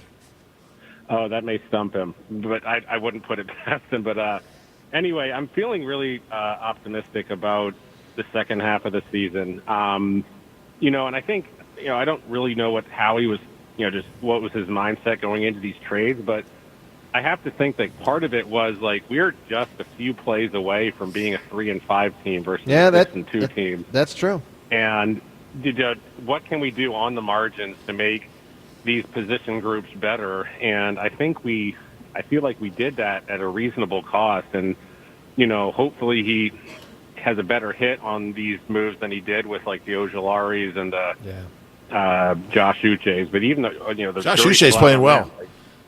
Yeah, so I think we're trending upwards. It's a crowded DB room. I don't know, there's going to be some wizardry with, cutting a guy and trying to get him back on the practice squad. But, I think we got bodies in there. It's just hopefully, I don't know how it's going to all play Well, out. Ed, you know what surprised me yesterday? I was actually surprised the Eagles didn't trade a player or two away. Whether it's a defensive back or a defensive end, I thought it was dump I thought they might dump a have not good to. player. They might have tried. They Tried tried. to trade A.J. Dillon, tried to trade Patrick Johnson, but Guys they're going to cut come on. anyway, yeah. I mean, Joe, can I make a point to Please, his go ahead. call? Yeah. So this is one of the things I love about Howie Roseman. I feel very strongly in life about trying to live life with no regrets. I tell my daughters that. And I think he looked at it, and because my initial reaction, to be honest with you, the Jalen Phillips trade was, wow, a third-round pick for a half-year rental seems steep, especially, by the way, when the Ravens traded a fifth-round pick, conditional fifth, for Draymond Jones, who has 5 sacks in the last 4 games for the Titans. So I thought that's a little steep. But the way Howie looks at it, and I really believe this, is in January, no matter what happens, whether the Eagles win or lose, would he be more likely to regret having one less third-round pick, or more likely to say, gosh, I wonder if we had gotten a guy like Jalen Phillips, if that would have been the difference in this game against the Rams, if we had just gotten one more pressure, one more hit on Stafford like Jalen Carter got in the snow last year. I just love the Eagles organization and Howie Roseman's no regrets mindset. I don't think people in Philly realize a lot of teams don't look at it that way. Well, let me add to that, can't do it. We're spoiled. We are Ross, spoiled. Let me add to that. I love it. With a quote from Howie. This was not a public quote, but a buddy of mine told me Howie said this to him in 2016. Okay? So when Howie's pushed into the closet in 2015 and he's out for a whole year, Howie said to a friend of mine in 2016 when he regained the power, and of course that's when he started doing all the moves, goes from Ruben 13 to 8 to 2 and all that stuff. And he said, traded Byron Maxwell for crying out loud. All of that. He said, when you come back from the dead, you have no fear. And Ruben, it feels like for 10 years he's been living that mantra. Takes big swings. He just doesn't care. And I think it's kind of like going forward on 4th and 5. I mean, if you're not aggressive, you're just not going to accomplish informed anything. swings, though. These are Absolutely. swinging for the fences in such an educated way. One thing about Jalen, I don't think Howie trades a 3 if he doesn't. He's talked to the agent. He doesn't know he can re-sign him, but I think they've had conversations and feels like he has a legit shot to re-up him. I don't think you give up a 3, although it's their second 3. It's their worst of their 3s. It's almost going to be a 4. Right. It might be 32, the way or not 32, but the 32nd pick in that round. So I think it's a great move, and it's a Howie move. All right, Ed, I need an answer from you. An old person accomplishment for the AC/DC tickets. When this movie premieres, he's going to be 100 if he makes it. One of the funniest guys I've ever seen, Mel Brooks. Oh, yeah. So what is it? Just he's still going? He's doing Spaceballs 2 right now. Spaceballs 2 is at 99 years old. He's making Spaceballs. Is he really? That All right. movie so much. Yeah, it's After amazing. that massive that's hiatus, something. That is something. Hey, Ross, let's get you out the door here on this. The next 2 games are obviously fascinating, and the second one's a short turnaround. So Monday night at Green Bay, and then the following Sunday home versus Detroit. Obviously, both could be, setups for postseason rematches. What's their record in these next 2 games, Ross? 0-2, 1-1, or 2-0? Yeah, I think they split them. I mean, if they win both, then they are very much in pole position to have the number 1 seed. If they lose both, that would be very difficult to overcome that to get the number 1 seed. My guess is they split them.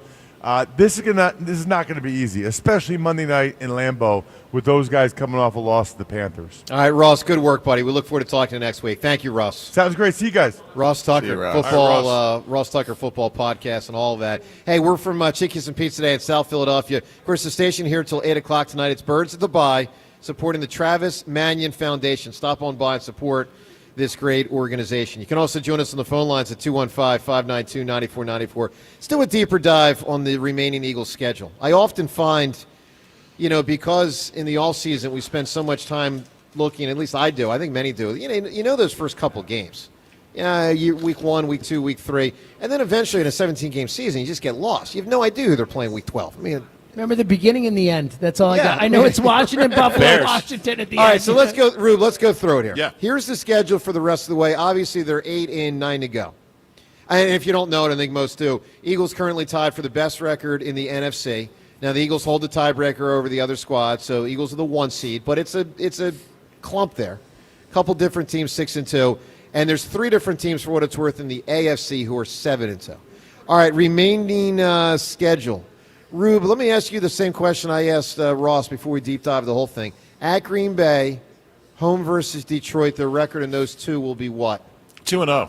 Why? Oh, man. I just think 1-1 is such an easy answer. I agree with you. I totally agree with you. And you know, I watched those two teams on Sunday. We're better than they are. I think the Eagles are a better team. Well, let me ask you this. Lambeau's a tough place to go. I think they win that game, and I don't think they're lose. The Lions are not as good as I thought they'd be. Especially on grass on the road. Yeah, the there's Lions look like a different team. Something missing there. And Sirianni 4-0 off the bye. Rube, tell me if the Eagles have achieved this. This is a big accomplishment if they have. Because these guys know we make our picks every Friday. And a lot of times, like Mahomes and Andy, Belichick and Brady, when they were doing their thing, I'd be like, well, I'll just take them because they pretty much always win, so a decent chance they'll cover. In my lifetime, those two teams, 49ers, whether it was Montana and Young, generally speaking, the Peyton Manning Colts. Cowboys in the 90s. Yeah, but that one didn't last as long. You're right. Like, Ruben, have they achieved, when all else fails, just pick the Eagles? Well, if you did that, you'd be right 70% of the time since Nick got here. So and since 2022, yeah, I mean it's 75%. So yeah, it's a safe bet. They just win almost every game. It's crazy. You almost get like, you know, immune to it because they win so consistently. And you know, this is going to be the first time since 2003 and 2004 that somebody's won a division back to back. They've almost clinched it at this point. So I think we're just so used to them winning all the time. Why wouldn't you pick them? All right, so again, here's the schedule the rest of the way. I picked the Vikings. I feel like an idiot. I'm like, what am I thinking? Carson Wentz is going to beat this team? No way. So did I. All right, at Green Bay. I feel better now. Not really. At Green Bay, home versus Detroit. All right, then right before Thanksgiving, the Eagles play at Dallas. Now, Dallas is trying to gear up for a wild card run, but like, what a joke. And well, last year Quinn Williams is the last thing they needed. I think the bigger thing is that last year was the first year they had won in Dallas in forever. Like they have just they don't play great in Dallas historically. You know who's not Whether a it's joke? Nick and Jalen or Doug and whoever or whatever. They haven't poorly. played well. The Cowboys are a joke. They have some good players because they'll trade for them for no reason whatsoever. But the Chargers aren't terrible. a joke. The Bears aren't a joke. Well, let me keep going through this. After Dallas, John, the day after Thanksgiving, Eagles, Bears. This one's home. What are your thoughts? The Bears are really interesting. Caleb Williams is getting better before our eyes, and we know that is the Lions' old offensive coordinator, Ben Johnson, who's running that offense, and they really seem to be responding to him. The defense is Eagles good won't enough. lose that game at home. Yeah, they're going to lose to the Bears. Correct. Then the Eagles play at the Chargers. James, Tough one. James, what do you think of that one? Yeah, that's a tie. You're going across the country and all that. Now, I do like the fact that I think that'll be as many Eagles fans as there is Chargers fans, maybe more. I mean, it's very rare that that Chargers fans pack that stadium, and we know Eagles fans travel. There are a lot of Eagles fans out there already. I think that's Justin Herbert's like a. Who knows what you're going to get from each week. I mean, one week he looks great. Last week against the Titans, he's like trying to give the game away. They only won by 7 against the Titans. I don't believe in Justin Herbert. I think they're better than the Chargers. But, on the road, it's a tough spot. Now, scheduling-wise, I got to rip the NFL, and I will in a moment for the Final Four because there's something in here that's a fiasco. Yeah, I agree with you. All right. Then, Ruben, the Eagles play home versus one of John's old teams, the Raiders. The layup right there. Yeah, that should be it. They're one of the worst teams here's to where the score. criticism of the league begins. But they're getting better. The Raiders are getting better. Yes, Pete they only Carroll- lost by 1 to the Jaguars last week. Pete so. Carroll is trying to bring that team into the right mindset. Talk about an older guy who's accomplished. Yeah, they are a contender for the number 1 overall pick is how I put the Raiders. All right, Final 3. Now, let me rip the NFL because the Final 3 go at Washington, at Buffalo, and home versus Washington. Obviously, the Buffalo game's fascinating. Here's what's not. Rube, I mean, I've been saying this for close to 10 years now. Why does the league just jam down our throats these division matchups at the end? Sometimes same team twice in 3 or 4 weeks. Not to mention, Eagles-Washington was the thing at the end of last season, and we said because given injury could happen, and it has to one of them, their quarterback, like why in the hell wait until week frickin' 16 to have the first of the two Eagles? Couldn't agree more. He's going to be back by that time. He's not going to be. It's such an. But even if they are, matchup. John, they're going to have 5 wins. Like they're going to be out of what's the. And the second game, Eagles will probably be playing nobody. Tanner McKee by then. Well, unless they're going for the 1 seed. Especially considering they just played in the NFC Championship game, we had a real chance to have like this awesome Eagles-Washington matchup early in the year. I don't get it, man. I mean, Ruben, the NFL does a lot right. I think this is one thing they just flat get wrong. And they do it every year. And They I hate do. it. I hate it. It just drives me nuts. All right, the remainder of Howie's press conference from yesterday, we're going to get to that shortly. He said a lot. I thought he was, frankly, a lot more forthcoming than he often is. He was. Right, I Ruben? agree, yeah. A lot more. All right, so part two of Howie's press conference from yesterday. We'll get to that in a moment. Let's get to Charlie in Ocean City right now. Charlie, good morning. Hey, Joe. How you doing, man? Good, Charlie. What's up, buddy? Hey, I'm excited for Friday, by the way. Charlie. This is the hammer contestant for Friday. Charlie, you know what your parents named you when you were born? What? Charlie the Chump. All right? Charlie the Chump. That hurts. Because Charlie the Chump. Alliterative. Charlie the Chump thought he was going to beat the hammer someday and beat the hammer. quite the burn. And Friday he finds out what a chump he really is. Joe, that would be a massive insult coming from anyone but you. Anyways, yeah, so I'm actually going to, obviously I'm down the shore, so I'm going to stop by the Borgata, say hi before hammer time, have something for you, exchange for you signing my copy of your book, which I'm reading to prep, by the way. Oh, well, I guess that could help you. If it's a positive-oriented questions from James, that could help you. Could. I'm trying to clue James in. Also, James. Don't try to jake the system. Here's what I'll tell you guys. I've already chosen the category for this week. I've already got some questions, so we're locked in. There's nothing. And Charlie, we didn't grant you, status to sit up there on the stage. All right, all right. So just settle down on a lot of freaking fronts. It's bold of you. I'm on the air. I'm trying to make the most of it. But anyways, promise I'm going to keep this tight because I actually have to get to the office soon. But don't let us keep you. I got one hammer related point, one bird's point, and then my answer to the question. Is Sure. that cool? Yeah. All right, cool. So the first point's a little long, but I promise it's only like 45 seconds. But I want to give you guys some context. Hurry up. You got to get to the office. You got to get to it. What is it? Really quick. Because I got Howie Roseman ready to go. So what do you got? Just get to it. No. Howie's more important than me. Anyways, my grandfather, he passed away a couple years ago. I'm dedicating my hammer contestancy to him. He went to Penn Charter. Nice. He served our country in the Navy. He loved listening to you guys. It's seriously you guys. He listened to middays. Thank you. But he had one kid, his daughter Susan, who's listening right now. He loved women that could talk sports like Rhea. He's a huge fan, by the way, Rhea. Hope I can see you on Friday. But anyways, can't help but believe he's had a hand in all of this. Because not only has this happened to me this week, but I met my childhood sports idol and role model, Peyton Manning, on Saturday. Wow. I just so happened to be. He's an unbelievable guy. Why were you a Peyton? What? Colts fan or something? I know it doesn't really make sense because we're huge Eagles fans, but my grandfather thought he was a great role model for me when I was getting into football, so he kind of steered me in that direction. That's cool, man. And we loved watching him play. Yeah. So it was like that happened on Friday. Then Saturday, I'm in Tennessee with my close family. My Uncle Mark somehow helps me weasel my way up to the box to say hi to Peyton.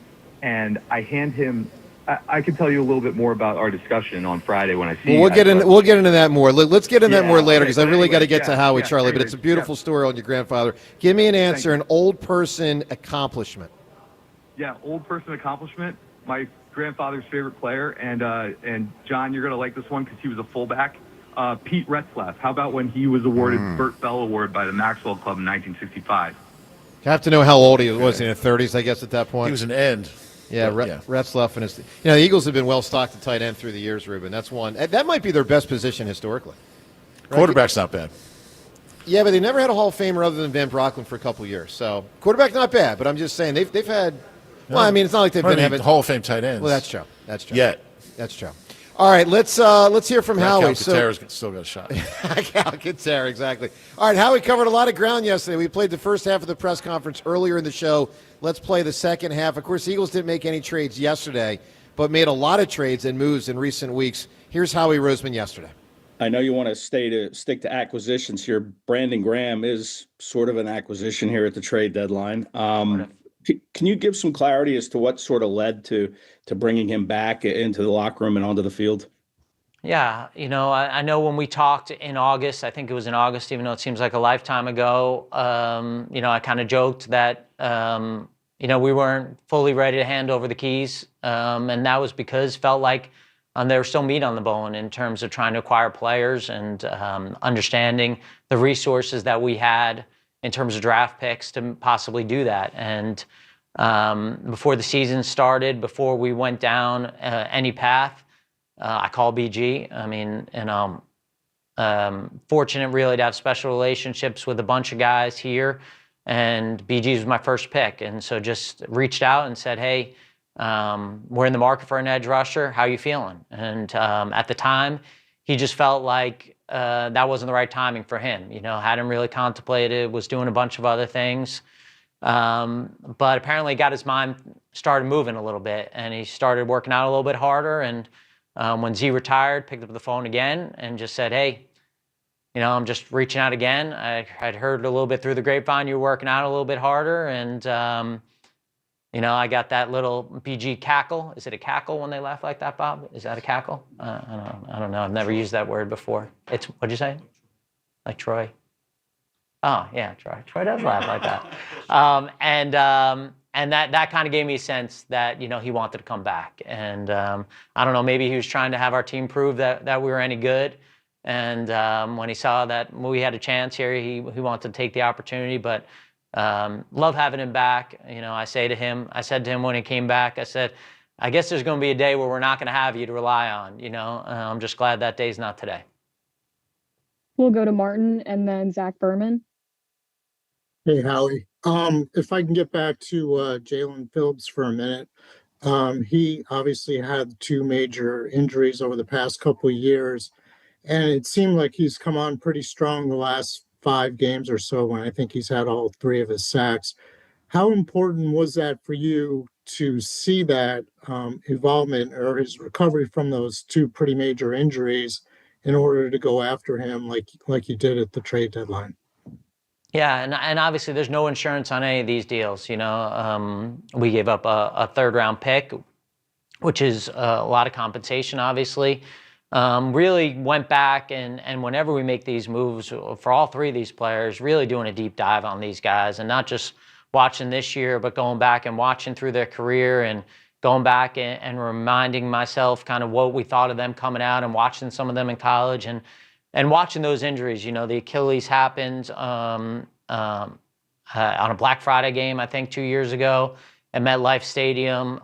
The ACL, you know, was I think a teammate kind of went into his leg, you know, so it wasn't one of those non-contact injuries. And then, you know, just knowing the person and what kind of worker he is, the freak show athlete that he is, and then seeing the effect that he had on the game this year, you know, and watching him and just seeing the difference that he makes. And really he's made every time he's on the field since they drafted him.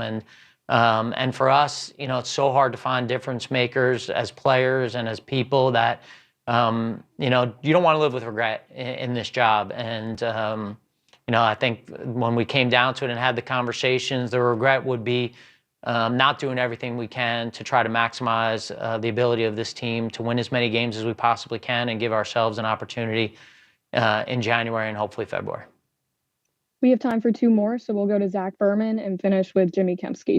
Hey, good afternoon, Howie. Even by your standards, this has been an active 3 months, 9 trades since the start of camp, 3 in the past week. What circumstances were unique this year? And then specific to the past week, were there prevailing lessons from how you navigated the past trade deadlines as a Super Bowl contender? I think it first starts with an overall philosophy that, you know, we could upgrade every spot. We can upgrade every spot, you know, on our practice squad, on our 53-man roster, with that mentality, looking for any edges, you know. So if there's an incremental difference in a player, we owe it to our team, to our fans, to our building, to our owner to do that. And sometimes these opportunities, you know, come at positions that maybe we don't perceive as needs, but feel like, you know, it's hard to acquire talented young players. You know, I think when I look at Tank Bigsby, you know, I'm happy with our running backs. You know, obviously think we got the best player, you know, in the world at that position. Love Will, love AJ. And when just evaluating Tank and the skill set that he had, just felt like, you know, it's hard to find guys like that on rookie deals who have that level of explosiveness and that talent in their body. And so, may not scream like a need, but for us, felt like, we have to continue to add talent. We're playing a long season. Depth is important. Having really good players everywhere along your 53-man roster is important. And so I think it starts with really that mindset and that attitude, but with the same, balance, because you're trying to balance everything like a seesaw, understanding that we're going to have needs coming forward. And we don't want to give up picks just to give up picks. And so, I look at it, I feel like, we went in and in August, getting Fred, big move for our football team. We have some young players we like at that position, but the stability that he brings at that offensive tackle position, to get him, even on the waiver wire, getting Xavier. Give me some more moves, Zach, so I don't forget. Yeah, well, it was the Mechie trade, which we spoke about, but then Sam Howell, and then, so those were the main ones. And Obviously, Ja'Cory Bennett as well. Tank, liked our quarterback room, but had the opportunity to get a guy that we think is a talented quarterback at the most important position, and just felt like, through the course of a season, having that three quarterbacks who you had a tremendous confidence in was a great way to go into the season. So I think all of that, but, I think that at the same token, you don't go into, it's not like, if you win $100, it's not like you have $100 that's found. That's still your $100. And so for us, just because we had a lot of picks, we weren't trying to be aggressive with the picks just to get rid of them. Every trade had to have the right value. We love having a lot of picks. They give us tremendous opportunity to improve our football team in the offseason, but felt like when we evaluate all of these moves, they made sense from our perspective, and we'll see how they work out. We'll finish with Jimmy Kempski here. Yeah, Howie, Martin stole my injury question, but I'd also like to ask just about Micah Parsons and Myles Garrett, who you both you were reportedly interested in trading for each of those guys. Michael Parsons, of course, before the season began. Are you trying to get me fined by speaking of players on other teams? Is that your goal here, Jimmy? Well, I can see that being your goal. The players aside, it does seem like you were willing to, make a big swing and trade multiple future first-round picks. Whether it's for those players or anyone else. What makes you comfortable, trading away those kinds of draft assets? I feel like when there's opportunities to be aggressive for the right players, we're not going to sit on our hands. I don't think that you have great success without taking great risks at times. They got to make sense in terms of the risks that you're taking. And so, we can't be afraid to fail. I think for a lot of times, for you to get to the top, that you got to be willing to take chances that, may look controversial at times. And so, if there was an opportunity to do that, we thought gave us also an opportunity to be the last team standing, put confetti on our head, we're going to go aggressive in that direction. I feel like that's the right way to operate our team. And that doesn't come without mistakes. I understand that. But, I won't live with regret. I won't live with regret in the way that we operate around here. And so if we feel passionate about something, if we think the value's right, we're not going to be afraid to pull the trigger. And that's Howie Roseman yesterday. Pretty comprehensive press conference. That part right there was the second half of it. First half we played earlier in the show. By the way, Joe DeCamera, John Ritchie, Seltzer, Rhea, and, of course, Ruben Frank with us as well. Chickies and Pete's in South Philadelphia. The holidays, they're going to be here before you know it. We're only about 3 weeks to Thanksgiving. So book your holiday party at Chickies and Pete's. Locations all throughout the Delaware Valley. Details online at chickiesandpete's.com. Ruben, let's get you out the door on this question. So, Howie's on a heater. The Eagles are on a heater. I mean, most sustained success they've ever had, ever. Now, they won back-to-back championships, 48 and 49, but this is almost like a decade now of sustained success, other than 2020. Do you think Howie, Ruben, do you ever get a sense, talking to him personally or hearing from others, do you think he's in it for the long, long haul? I mean, he's young enough he could do it for another 20 years if he wanted to. Do you think he wants to? He does. He does. This is his dream job. There's nothing else he would want to do. This is his dream job. I think he wants to go down as one of the greatest GMs in history. I think he wants to be a Hall of Famer. I think he wants to win, more Super Bowls than Brett Veach has in Kansas City. He wants to be the greatest. And he's on track to do that. And I think what happened, you alluded to Chip and his exile in 2015. Yeah. And he's come back from that, and just the last decade, he's been one of the best GMs in history. He's doing things that teams don't do and GMs don't do. So I think he really crystallized his philosophy with that last answer. It was really cool to hear him express it that way. And I think it's an organization-wide philosophy to take big swings. I think his approach matches Jeff Lurie's approach perfectly. And that's why he's always going to be here. No, he is a young guy. There's nothing else he would want to do. So, yeah, I think he's here for the long haul, and I think one day we'll see him in Canton. It's just interesting is sometimes those that are really accomplished get bored and look for the next challenge. Theo Epstein, is that who you're Theo thinking of? Epstein, for sure. He is Theo so Epstein. hungry Yeah. to keep winning, and he's obsessed with it. And he stays up nights thinking about what he can get for a conditional 7th-round pick. It's crazy. So I think he feels like he's just getting started. And I stay up at night thinking about Elizabeth's show, but hey, to each their own. All right. I'm just kidding. No, you're not. Yeah, he's really not. He knows you well. I got Amy next to me. I'm thinking about Elizabeth's show. No, it's all a joke, boys and girls. Hey, we're from Chickies and Pete's in South Philadelphia. Catch all the Eagles action this season at the official sports bar of the Philadelphia Eagles. That, of course, Chickies and Pete's, our home base for the Birds at the Bye. All right, Hugh Douglas, he joins us coming up next. Ruth, thanks for being a big part of the show today, my man. Anytime, you got it. All right, Joe DeCamera, Jen Ritchie, Hugh Douglas next. Back to the phone lines as well. Coming up, 9 o'clock hour, 94 WIP. Hey, I just had Window Nation out of my house, had a broken window. Had to get that fixed, of course, before the cold weather gets here, which, John, of course, we know it's here. Replacing the old drafty windows helps keep the heat in your home. Window Nation can put a stop to wasting money on those heating bills. And financially, this is the time to do it, because right now, during their end-of-year sale, you save 50% off all window styles. There's no limit, and one-day installation is included. Okay, 50% off already makes it a great investment, but how do you pay for it with the holidays coming up? And that is what stops most people, but not with Window Nation. You can get your beautiful new windows installed now and get 0% financing for 5 years. Stop wasting money on heating bills. This offer ends soon. Call 866-90-NATION or book your free estimate at windownation.com. The NFL plays on Sports Radio 94 WIP. Thursday night, the Raiders battle the Broncos in Denver. Coverage starts at 7:30. Your home for the Eagles and the NFL on Westwood One. Hey, now we roll. Sports Radio 94 WIP. Ready for action, hockey fans?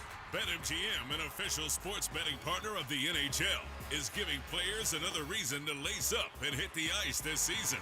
BetMGM is adding extra excitement to the goals, the checks, the face-offs, and the breakaways with special promotions, new features, and more. Log in throughout the season to find odds boost tokens, no sweat tokens, and parlay boost tokens in your account to amplify your winnings. Enjoy enhanced product features like Dark Mode 2. Log into BetMGM, an official sports betting partner of the NHL, all throughout the hockey season to see what's new. BetMGM and GameSense remind you to play responsibly. If you or someone you know has a gambling problem, help is available. Call 1-800-GAMBLER. BetMGM.com for terms and conditions. 21 plus to wager. Pennsylvania only. Existing customer offer. Subject to eligibility requirements. Rewards vary and expire within 7 days. This is the story of the one. As a maintenance supervisor at a manufacturing facility, he knows keeping the line up and running is a top priority. That's why he chooses Grainger. Because when a drive belt gets damaged, Grainger makes it easy to find the exact specs for the replacement product he needs. And next day delivery helps ensure he'll have everything in place and running like clockwork. Call 1-800-GRAINGER, click Grainger.com, or just stop by. Grainger, for the ones who get it done. Honey, that flu keeping you up? Did you take NyQuil Intense Flu? Nah, I got this. Okay, I don't got this. Yeah, you need NyQuil Intense Flu. Undo your flu with NyQuil Intense Flu. NyQuil Intense Flu provides powerful relief of your flu symptoms so you can sleep. You do got this. NyQuil Intense Flu, the nighttime sniffling, aching fever, best sleep with the flu medicine. Use as directed, keep out of reach of children. It's about time delivery worked on your schedule. Same day, next day, or scheduled in advance. However you plan it, the Home Depot delivers the whole job. From drywall to doors, plumbing to paint, we'll get it there when you need it. Because on the job site, timing is everything. You order, we deliver. It's that easy. The Home Depot Pro. It's about time. Life insurance. Why are you putting it off? Can't afford it? Too much hassle? Think you don't need it? There's lots of excuses for putting off life insurance. But if you weren't there, who would pay the mortgage and other bills? With Ethos, you could be covered in 10 minutes and boom, family protected. Ethos, fast and easy online term life insurance. Up to $2 million in coverage with no medical exam. Some policies as low as $1 a day. Answer a few health questions and get your free quote at ethos.com/radio. That's ethos.com/radio. If you've been shopping for that perfect ring, listen closely. This weekend, Benari Jewelers is breaking the rules with their biggest sale ever on engagement rings and wedding bands. For 3 days only, Friday, Saturday, and Sunday, you'll save up to 20% on thousands of rings. Plus, top designers like Tacori, A. Jaffe, and Benchmark are flying in with their entire lines. And yes, they're all on sale. This is the best pricing of the year this Friday, Saturday, and Sunday only at Benari Jewelers in Exton and Newtown Square. Details at BenariJewelers.com. This is the story of the one. As a maintenance supervisor at a manufacturing facility, he knows keeping the line up and running is a top priority. That's why he chooses Grainger. Because when a drive belt gets damaged, Grainger makes it easy to find the exact specs for the replacement product he needs. And next day delivery helps ensure he'll have everything in place and running like clockwork. Call 1-800-GRAINGER, click Grainger.com, or just stop by. Grainger, for the ones who get it done. Hey, I'm Mike Slater. My dad passed away at the age of 63. It's out of nowhere. Had a stroke. Super hard, obviously, for the whole family, but my dad had life insurance. This is why I have life insurance for my family, for my wife and 4 kids. And the best place to get life insurance is ethos.com, because you can do it in 10 minutes. And there's no medical exam and no blood test, just a few health questions. Get life insurance in 10 minutes so your family is protected. Ethos, ETHOS, ethos.com/play. This is Boomer Esiason with an Odyssey Sports Minute. Alrighty, folks, it's starting to get really chilly out here on the old U-336-1 Jackson penalty lap track. Not surprisingly, the Bengals defense is here yet again, and they look really tired of running. So this week, we're going to try a little something different. We're breaking up the penalty laps with a tackling practice, and the No Heart Giants defense will be joining in. That ought to be fun. I'm Boomer Esiason. Hey, Joe DeCamera here. Isn't it time to invest in yourself? I certainly say it is. So how about you start with PI Dental Center and their decades of experience in complex dental treatment. I've been a patient at PI Dental now for 24 years. My mom a patient even longer there with Dr. Glenn Wolfinger and Dr. Robert Slough. Both sensational with what they do. Both board-certified prosthodontists. They specialize in the restoration and the replacement of teeth. Now, I've never needed all that, the restoration and replacement of teeth. I've been in good shape, in part, obviously, because of good luck, but also in part because of the tremendous care of PI Dental Center. If you're in good shape, good for you. Get yourself to PI Dental Center for year-to-year maintenance. But if you got a big old problem, and I know thousands of people throughout the Delaware Valley do, maybe an accident, a fall, you got banged up, maybe something since childhood you never got resolved, perhaps even a self-esteem issue related to how you look and it bothers you. Well, know this. PI Dental Center, they can really help you. They're the originators of the teeth in a day. That's a revolutionary treatment that delivers fixed teeth and implants placed for a dramatic transformation in a mere one day. So get yourself to PI Dental Center, located in Fort Washington. Start with their website, pidentalcenter.com. Make sure you visit pidentalcenter.com to request your new patient evaluation. 94 WIP Sports Update. Brought to you by Visit Delco. Eagles will practice tomorrow in advance of Monday Night Football in Green Bay. Joe DeCamera reporting earlier, Brandon Graham will be activated for the Packers game. So we've got the WIP morning show followed by middays, afternoons, broadcasting live from Chickie and Pete's in South Philly. Hugh Douglas with us next. Lane Johnson will be here later this evening at Chickie's and Pete's, 6 to 8 p.m. guest bartending. along with WIP host to benefit the Travis Manion Foundation. Sixers fell in Chicago 113-111. They blew a 24-point lead, and the Flyers won in a shootout over Montreal 5-4. Going to see the Birds? Stay overnight in Delco and get a $150 Uber credit to ride round trip with Delco's Game Day Getaway. Visit delco.com. Mostly sunny, a high of 68. It is currently 53. You can hear every Eagles game on your streaming device. Just download the free Odyssey app or tell your smart speaker to play 94 WIP. Sports update on 94 WIP.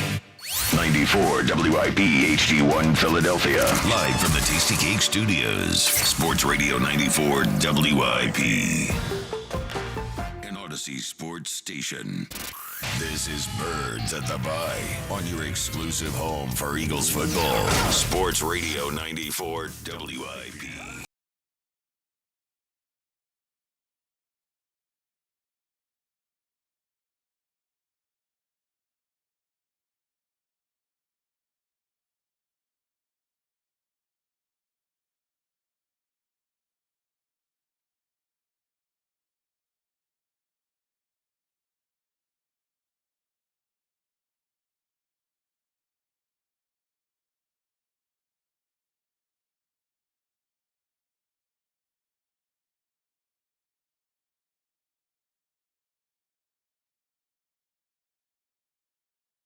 Get yourself some Chickies and Pete's anytime you can. Best in-game experience there is. Number one sports bar in North America, Chickies and Pete's. Good to see Pete here. Always fun. Shout out to Pete. Yeah.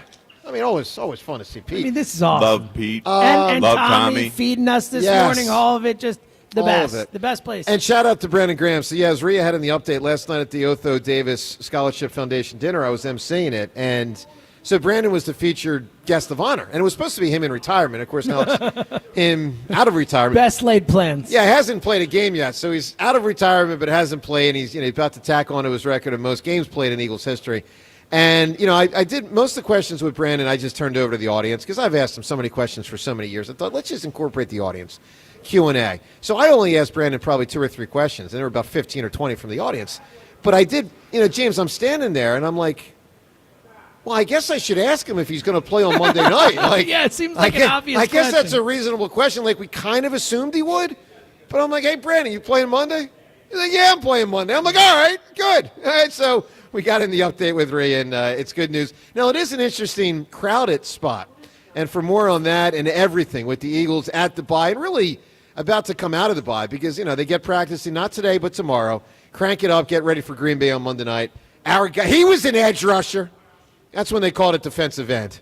Our guy, Hugh Douglas. Good morning, Hugh. Good morning, everybody. How is everybody doing? Good, bud. How are you, Hugh? I'm good, man. I want to give a shout out to Pete, too. I miss Pete Monday because, Pete usually feeds me on Monday. So we didn't have the players on Monday. So I had to fend for myself. Hey, you want half a no, John Ritchie. Sandwich? John Ritchie tried to give me a 2-hour-old sandwich. I ate it. I was ready to put it in my mouth. Rhea saved me. You know that. He definitely didn't lead with this is a Hold on. 2-hour-old. He's How like, is would you that like this saving sandwich? you? No, know that I ate it. No, man. you are friendly. I am now eating that My same teammate thing. was looking out for me, even though last week he kind of took a dump on me because I sort of did. the shoe thing. We had a shoe This debacle is messed last up. week. I just found out about that. Well, we It's had a messed little up. competition, not direct competition, just a draw competition. Well, it kind of was direct. I mean, it was Yeah. you versus him. One of you won, one of you lost. Yeah, and he said, "I'm going to win the shoes now since you told me," because he didn't even know they were dropping. I did. that know. is- Of course he I won do. 'em. See, He that's won 'em. that. What you're leaving out is I do keep track of these things. I have the app right on my phone, the sneakers app, and I even made it big. I made the app Yeah, you did. icon That is 4 obnoxious. times bigger than a normal icon. I keep track of the shoes. He man. got 'em. I That really app do. is big. I Yeah, never I had seen an to- app that big. had So to pay a I little bit won. more. He I won, won and the I draw. paid a little bit more for And- mine, but because I couldn't let John be the only one in the studio. Yeah, But they are amazing shoes. Yeah, they are Yeah, nice. except for one Amazing. thing, Hugh. Yes. His shoes, you look like a freaking Celtics fan. They're green and white. Well, those aren't the These shoes. are not the shoes. Oh. These Also are like Eagles these are Eagles green, no? green. These Yeah, are, but I said see. Eagles It's green. not Eagles color. green. That looks like Larry Bird. These work for Eagles colors. We work Eagles colors into these. That's so, yeah. dark That's dark green. Yeah, and, dude, and that ain't white. that ain't very Eagles. eagle-y. Yeah, that's Eagles. I see Danny Ainge. That's just me. Eagles. By the way, Hugh, let's get a quick Sixers question, and then we'll rev it up. Oh, did you watch that game last night? I most certainly did. So here's the thing, Hugh. We've had 2 or 3 callers call in. They're complaining about the Joel thing, and I keep trying to point out to people they got to keep trying and get him in shape. Wait a minute. Before I answer, what part are they complaining about? The fact that he was out there at the end of the game? That they don't believe in him in general. They think the team plays better without him. All that stuff. Slows it down too But much. Hugh, don't you have to try it? I mean, you can't play Bona. Yeah, you can. I'll say this. Not in the playoffs, you can't. I will say this, and I'm going to say it without saying it.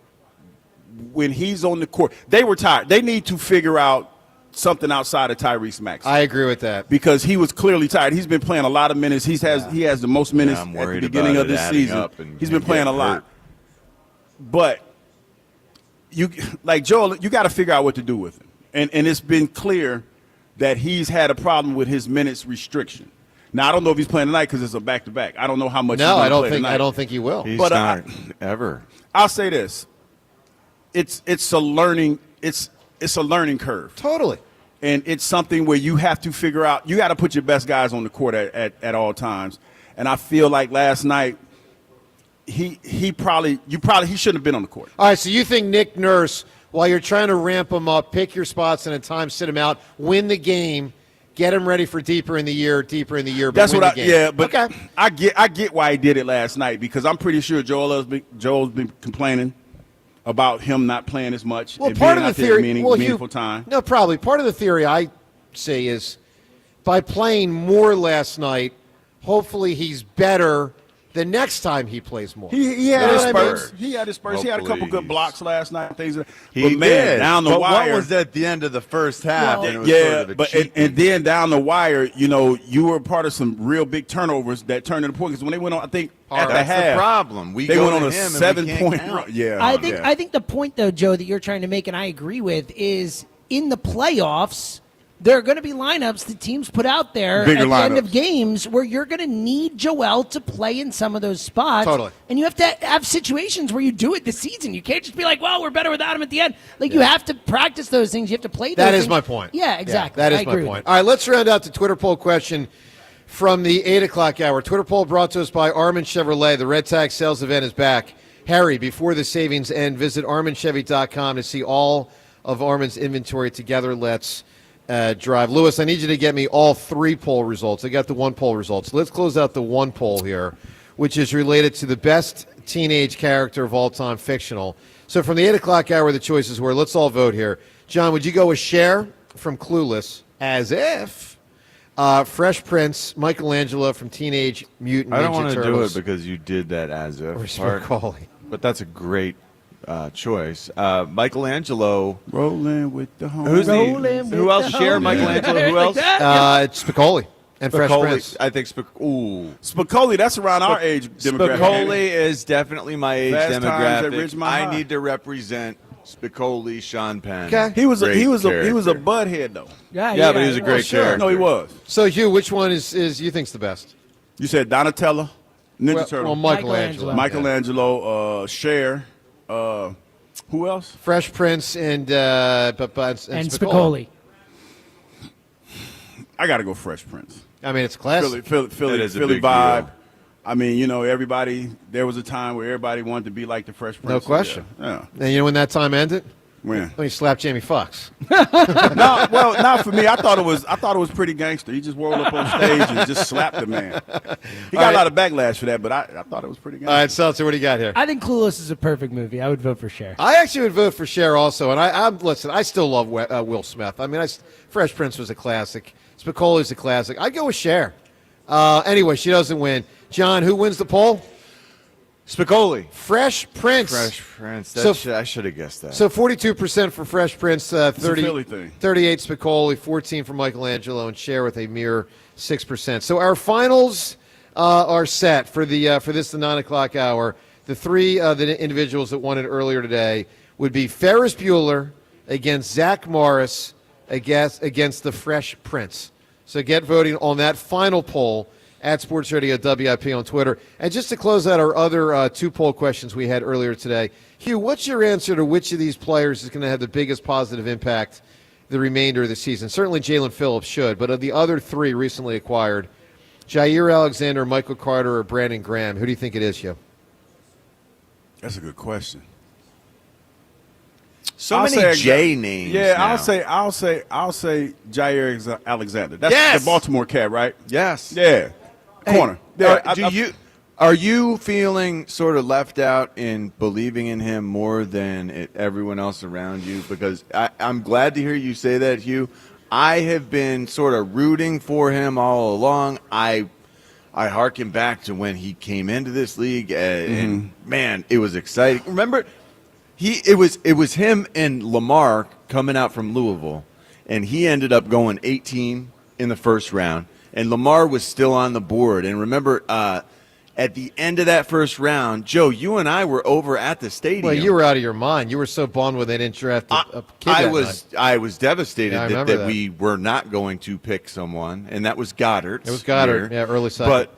But when they traded back into the first round to get Lamar Jackson, Jair Alexander was in the midst of his interviews, and he was going crazy for his teammate. He was at that point just a young kid, loved football, crazy about his teammate, rooting for him.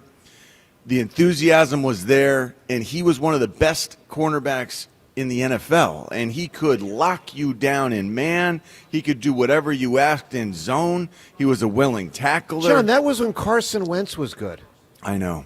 I'm just saying he was one of the best I've seen in a long time, and it wasn't that long ago. Well, and so when he comes here and is asked to, play some more zone, do some things that he's familiar with, just through the experience of years, I think he will be good. I think he will be better than what we have, and I think he gives us a better chance for our pass rushers to actually get to the quarterback. All right, who do you think wins this poll, John?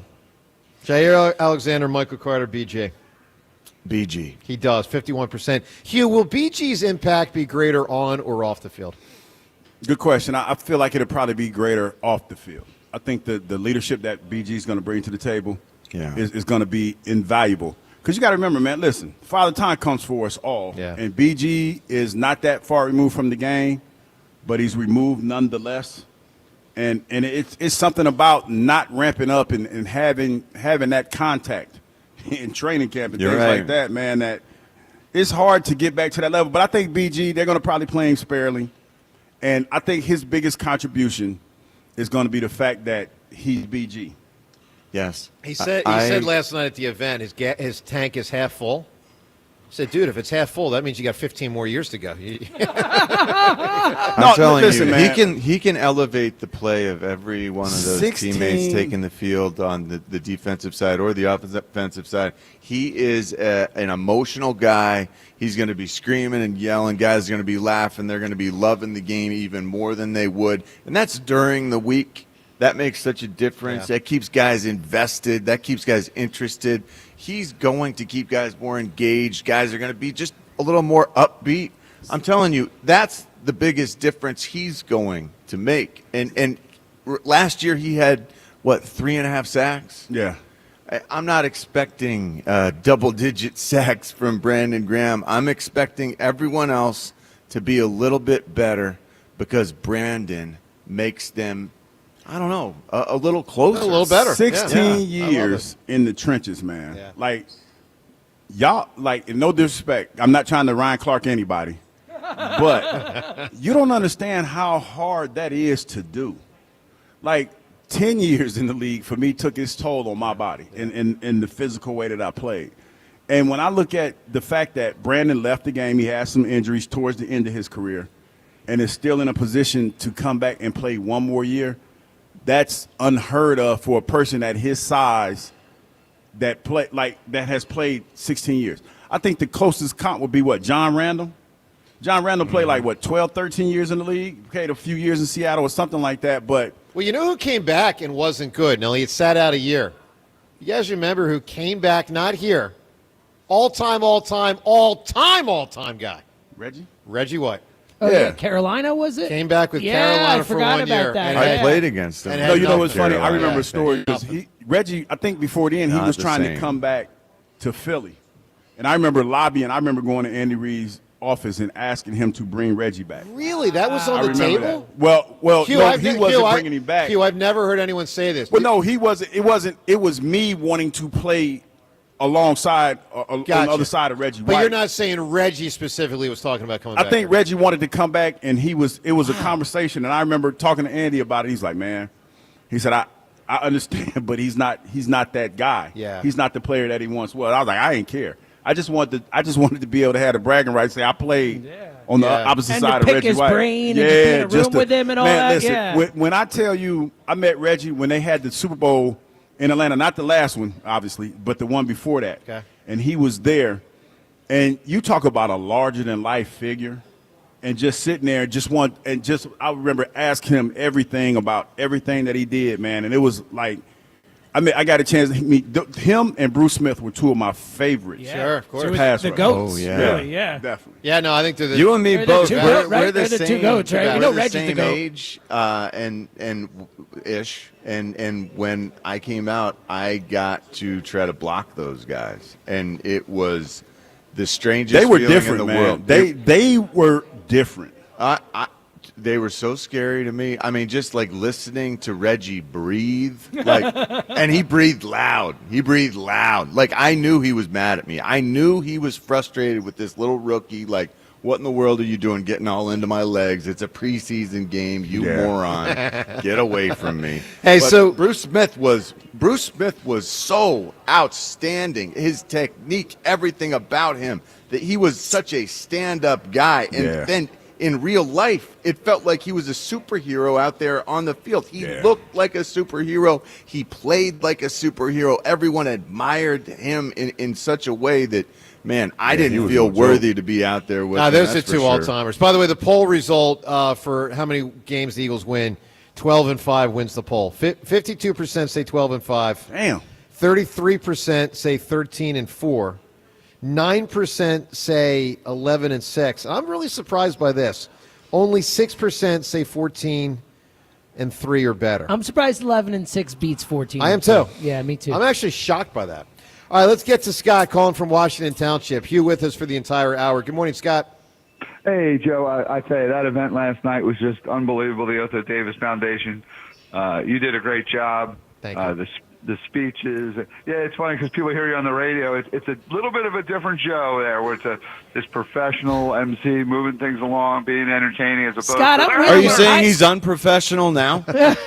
No, yeah, Scott, that's how you do. Scott, I've been there too for it, and he really is great at handling the crowd, the MC stuff. He's very comfortable up there, and it is a different vibe from the Hammer there. Yeah, both great vibes. Obviously, I wouldn't listen if I didn't like this vibe, but that vibe was different, but great in its own way. Maybe you should become an auctioneer, Joe. Can you I've talk done fast? that many times. Can you do fast? I don't think. 45, 50, 50, like the micro machines, man? No. Can you try? I think I'm more of a micro No. machine. Here we go. We guy got than Joe. $5. I'm the guy that just reminds people, it's for charity. Can you frickin' bid more, please? We'll just do it All right. faster, and You then know? you'll get more response. That's You'll get it. more words. Yeah. No, it was Jaws and Jason Hey, Avant doing that last night. That's great. And they did not Yeah, do that style. And last night, so Joe embarrassed Coach Vermeil a little bit by hawking his wines, but that was... Wait, what did I that was- do? You pumped up when his you wine. started- when you brought I up pumped that up his Vermeil wine, wine. Well, you know what I actually... Hawking his wine is crazy. So, Like on the corner. Scott, there's one thing I felt a little bad about last night, and man, did it fall flat in the room. I thought it was kind of funny, but no one reacted. Oh, no. So, Scott, if you remember, Harold Carmichael was talking at one point about Brandon, and he says, I knew, Brandon was special year one. And they draft him, and this is special. And I'm the next guy that speaks, and I'm like, well, on behalf of all WIP callers, talk show hosts, and listeners, we knew he was special year 4. That's a great line. He stunk for 3 years. That's a great line. No one reacted. I'm like, come on. Anyone got a sense of humor here? Yeah, I laughed, think but BG would laugh. I couldn't quite say. I laughed, but I looked might have been over. the only I one. had to smooth it over. Just kidding, guys. It was a joke. We love him. Oh yeah, but I tell you, it was just hearing all this, and then of course Dick Vermeil's speech. He's the best. This is like he's giving a speech about Jim Solano, and maybe it was 5 minutes, and it was so inspirational. It was this inspirational speech about life, and I actually taped it because anytime Dick Vermeil talks, I'm listening very intently, and I'm so glad I got it on tape because that speech was it was incredible inspiration. I went up to him afterwards and told him, got a little picture with him, and he's just an amazing person. And nobody owns a room. I've never been in a room with someone who owned it like Dick Vermeil when he does one of those speeches. I agree. It's amazing. I agree with that. All right, Scott, give me an answer, buddy. Old person accomplishments for both my book and the AC/DC tickets. What do you have? What I just said ties into it. Dick Vermeil is 89 years old, and he can inspire like no one else. It is incredible. 89. All right, so inspiration at 89. I didn't think he was that old. I thought he was more mid-80s. I thought he was 88, so I thought it was right around there. All right, so what am I writing down here? Most inspirational 89-year-old? Sure. I mean, I need an accomplishment. John, what's the accomplishment? Jeez. Just being Dick Vermeil. Inspirational octogenarian, is that the There term? we go, yeah. Okay, all right. Octogenarian. Got to good. work that into the conversation. Almost. What's Octogenarian. the next one? A nonagenarian? Yes, I think it it is, is a right? nonagenarian. All right, up ahead, more calls as we broadcast from Chickie's and Pete's today. The radio station rolls here through 8 o'clock tonight. It is, of course, the Birds of the Bye. It all supports the Travis Mannion Foundation. And remember, Lane Johnson's going to be here 6 to 8 tonight, celebrity bartending. Stop on by and support this great organization, the Travis Mannion Foundation. Back with more Birds of the Bye on 94 WIP. FanDuel, in partnership with Valley Forge Casino, is putting you in control right from NBA tip-off because every day to start the season, you get to choose your reward. Go to FanDuel.com/JohnR, JONR, and you can take your shot with the profit boost, play it cool with the no-sweat bet, or get a little backup with the Bet Back token. You like to chase the big parlay? Or maybe you're a little more cautious, playing it safe with the no-sweat bet. There's so many different strategies to choose from, and all the bets you could ask for are right there on FanDuel. So make your pick, get in the game, and play it your way. Head to FanDuel.com/JohnR, JONR, to make your choice. FanDuel Sportsbook is the official sportsbook of 94 WIP. 21 plus and present in Pennsylvania. Opt-in required. Rewards are non-withdrawable. Restrictions apply, including bonus and token expiration, leg requirements, and max wager amounts. See terms at sportsbook.fanduel.com. Gambling problem? Call 1-800-GAMBLER. Healed and hungry after the bye. I always like our process off of a bye week. Think the best is yet to come. The Eagles fly to Green Bay for a Monday night showdown. The Eagles Radio Network, presented by PNC Bank. Brilliantly boring since 1865. The Verizon pregame show starts at 6. Then Merrill and Mike have the call. Touchdown, Dallas Goddard. Great play call. Wow. Followed by the PDQ Restaurant Point of Sale Systems postgame show. Only on your exclusive home for the defending champion Philadelphia Eagles. Sports Radio 94 WIP. Hola, amigos.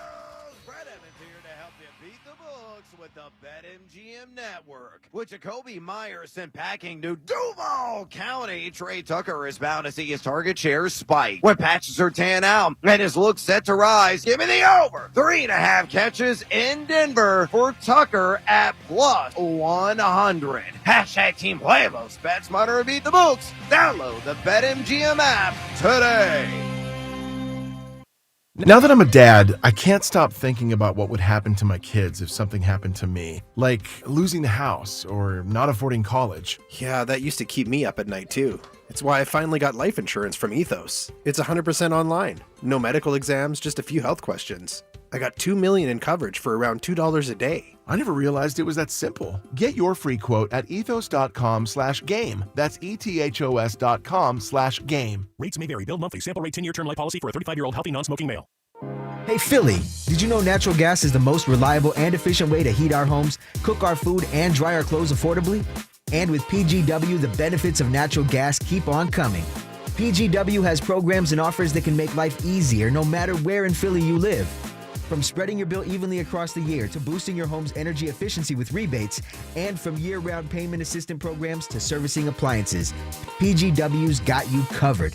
Check us out at pgworks.com. Nissan trucks and SUVs are built for next-level adventure. Too much gear? Dirt? Rock? Sand? Get in a Nissan truck or SUV and feel unstoppable. Whether you want to take your next level of adventure in the Frontier Dark Armor, the Pathfinder, the Armada, or the Rogue, you'll be ready for what comes your way. Nissan, #1 in new vehicle quality among mainstream brands by J.D. Power. Now get 0% APR financing for 60 months on the 2026 Nissan Rogue Platinum. Visit jdpower.com/awards for information based on 2025 model year 2026 Rogue from new dealer stock. 0 down payment, 60 months financing at $1,667 per month per thousand financed. Down payment may vary, subject to NMAC credit approval. Not all buyers qualify. Dealer contribution may affect actual price. See dealer for details. Ends 12/1/25. Ready for action, basketball fans? BetMGM, an authorized gaming partner of the NBA, is giving players another reason to hit the court this season. BetMGM is adding extra excitement to every basket, every slam dunk, and every buzzer-beating shot with special promotions, new features, and more. Log in throughout the season to find odds boost tokens, no sweat tokens, and same-game parlay boost tokens in your account to amplify your winnings. Enjoy enhanced product features like Dark Mode 2. Log into BetMGM, an authorized gaming partner of the NBA, all throughout the basketball season to see what's new. BetMGM and GameSense remind you to play responsibly. If you or someone you know has a gambling problem, help is available. Call 1-800-GAMBLER. BetMGM.com for terms and conditions. 21 plus to wager. Pennsylvania only. Existing customer offer. Subject to eligibility requirements. Rewards vary and expire in 7 days. Attention. Have you racked up $10,000 or more in credit card debt? Are you barely getting by making minimum payments? With credit card debt reaching all-time highs, National Debt Relief is notifying consumers about significant debt relief options currently being made available to help those with overwhelming credit card debt. These options may reduce a large portion of credit card debt for those who qualify. You don't need to declare bankruptcy or take out a consolidation loan, and you may only have to pay back a fraction of what you owe, even if you have bad credit. National Debt Relief has already reduced the credit card debt for more than 550,000 consumers, so don't wait. If you owe $10,000, $20,000, or even $100,000 in credit card debt, you can now take advantage of this financial debt relief as the cost of living continues to skyrocket. To check what debt reduction you may qualify for, call 800-999-3339. That's 800-999-3339. Again, that's 800-999-3339. Nobody had to tell your grandparents not to drive while using their typewriters. Why should it be any different for us kids and our cell phones? Distracted driving was the cause of more than 3,000 deaths in 2022. Come on, we're smarter than this. Let's put down the phones and focus on the roads. Drive safe, everybody. Don't drive distracted. A message brought to you by the National Highway Traffic Safety Administration, Project Yellow Light, and the Ad Council. 94 WIP Sports Update. Brought to you by Window Nation. Birds at the Bye will continue all day here. Chickies and Pete's with the rest of the WIP morning show till 10 a.m., followed by middays and afternoons from 6 to 8 p.m. here. Lane Johnson will be guest bartending along with WIP hosts to benefit the Travis Manion Foundation. And then, of course, 6 to 8 here live as well will be Elliott Shore Park's James Seltzer, joined by Ray Didinger. Eagles will practice tomorrow in advance of Monday Night Football in Green Bay. Joe DeCamera reporting earlier. Brandon Graham will be activated for the Packers game. Right now, get 50% off all window styles from Window Nation, plus 0% interest for 5 years. Don't miss out. This offer ends soon, so schedule your quote right now at windownation.com. Weather brought to you by Nas Cancellari. Mostly sunny, high 68. It's currently 54. Nas Cancellari, local asbestos attorneys since 1983. Over $500 million collected for their clients. Call 215-546-8200 or visit nascancellari.com. You can hear every Eagles game on your streaming device. Just download the free Odyssey app or tell your smart speaker to play 94 WIP. sports update on 94 WIP. Birds at the Bye, live from Chickie's and Pete's, South Philly. Sports Radio 94 WIP.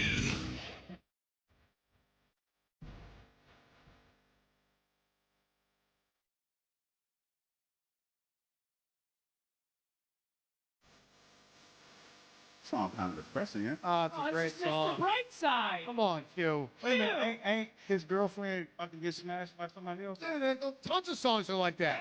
I'm dancing on my own. It's like that, right? Oh, it is? I didn't know that. He's standing in a corner, dancing on my own. He's watching someone else, like making out with this girl. That doesn't mean you should glorify that part. You like that part? You like the voyeuristic, like your girl's going with someone else part? Yeah, maybe if it's someone else's girl. He sounds really lame, though. He's watching this go down. Yeah, just kind of complicit. Great song. It's outrageous.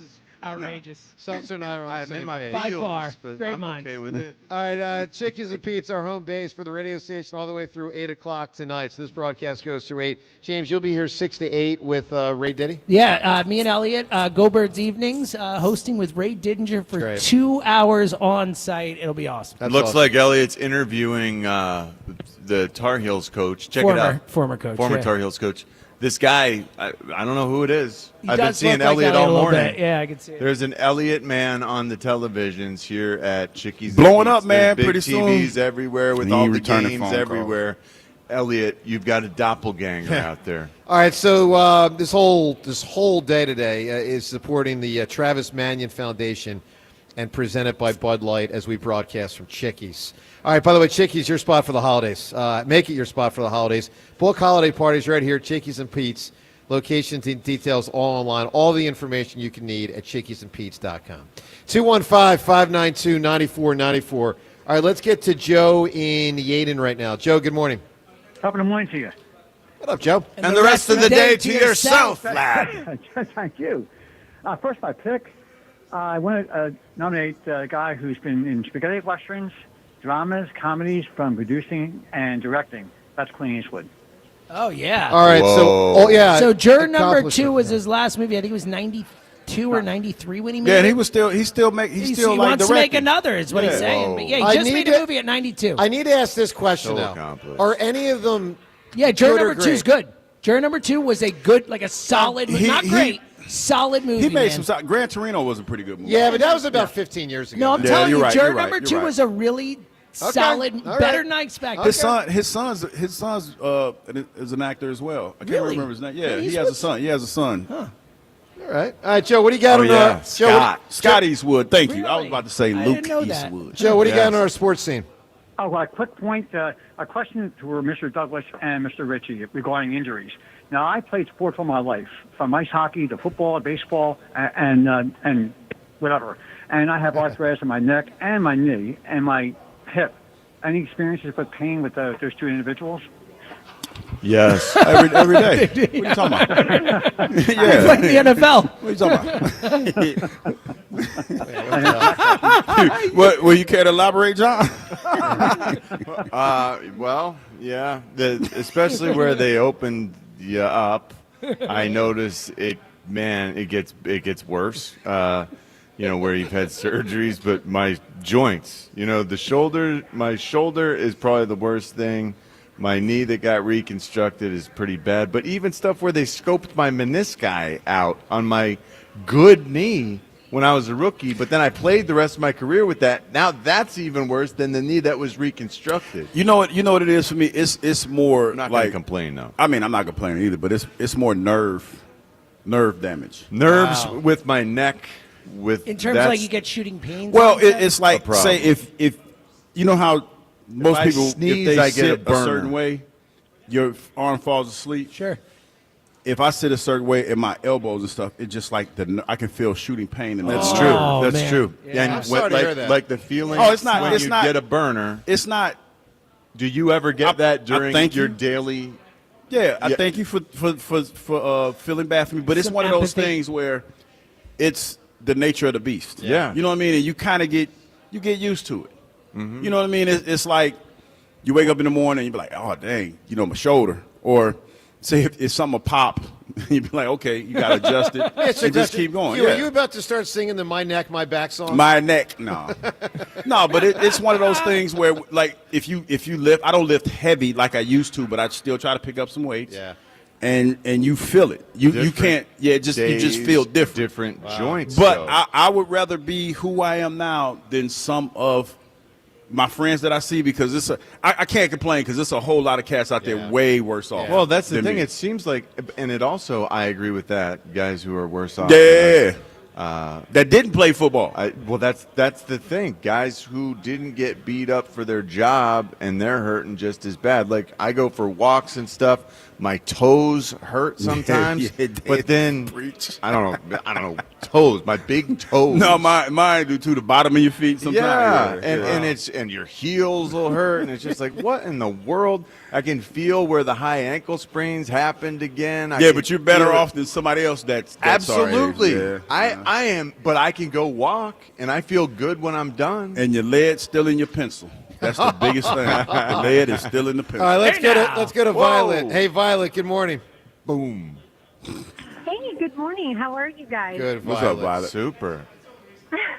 I just wanted to say that I was really excited for the moves that Howie made, and I'm really excited to see how the Eagles respond Monday night. Me too. I think they're great moves, and they're where we needed the moves to be made. Yeah, I agree. Exactly. And I also wanted to say I enjoyed the book so much. Thank you so much. I learned so much about all the Philly sports. Thanks, really thank you very much. Thank and you I for wanted reading to find out how your rehab's going. It's coming along. I mean, I was in PT yesterday. I'm typically there generally twice a week, sometimes once. It's good. I mean, feels like it's slower than you expected. It is from the outside. a little bit. Yeah, I It's can tell. a little bit slower than I expected. Yeah, but it's coming along, Violet. But it's just going to take some time. Well, I wish you well with that. Thank you. I appreciate that. I'm like Richie and Hugh. You know, the three of us that have been through the wars. Yes, that's You know? right. Yes. All right, Violet, you can win the AC/DC tickets. Give me an old person accomplishment. I don't know if this has already been said, but Joe Flacco, I think he's lighting it up. Yeah, he is. The He problem sure is he is. falls flat compared to Brady. But yes, Joe Flacco. Old Violet, people. good answer. No, but Flacco's good answer. But obviously Brady even better. Hey, Hugh, let's go from old person to young person. Jihad Campbell goes from starter in the inside to part-time player on the outside. Now it's even going to be more part-time because soon you're going to have Nolan Smith. You're going to have Brandon Graham in the next game. Jaden Phillips. You're going to have Jalen Phillips. So, like, Jihad Campbell, what do you think he's thinking? Got to get in where you fit in, man. I think he's probably a little bit upset because I remember we had a chance to talk to him at the beginning of the season. And he, to my surprise, he was a little bit upset that he fell to the Eagles, which I was surprised about because in my mind I'm thinking you would be happy to go to the Super Bowl contending Philadelphia Eagles. You're close to home. But he didn't see it that way, and that's not a knock against him. It's just that when you're first year in the league, you want to go high in the draft. That's a sign of what you've accomplished. But I feel like now, out of necessity, because the defense has been on its heels a little bit, that you had to adjust certain things. Guys are not panning out at pass rusher like you want them to.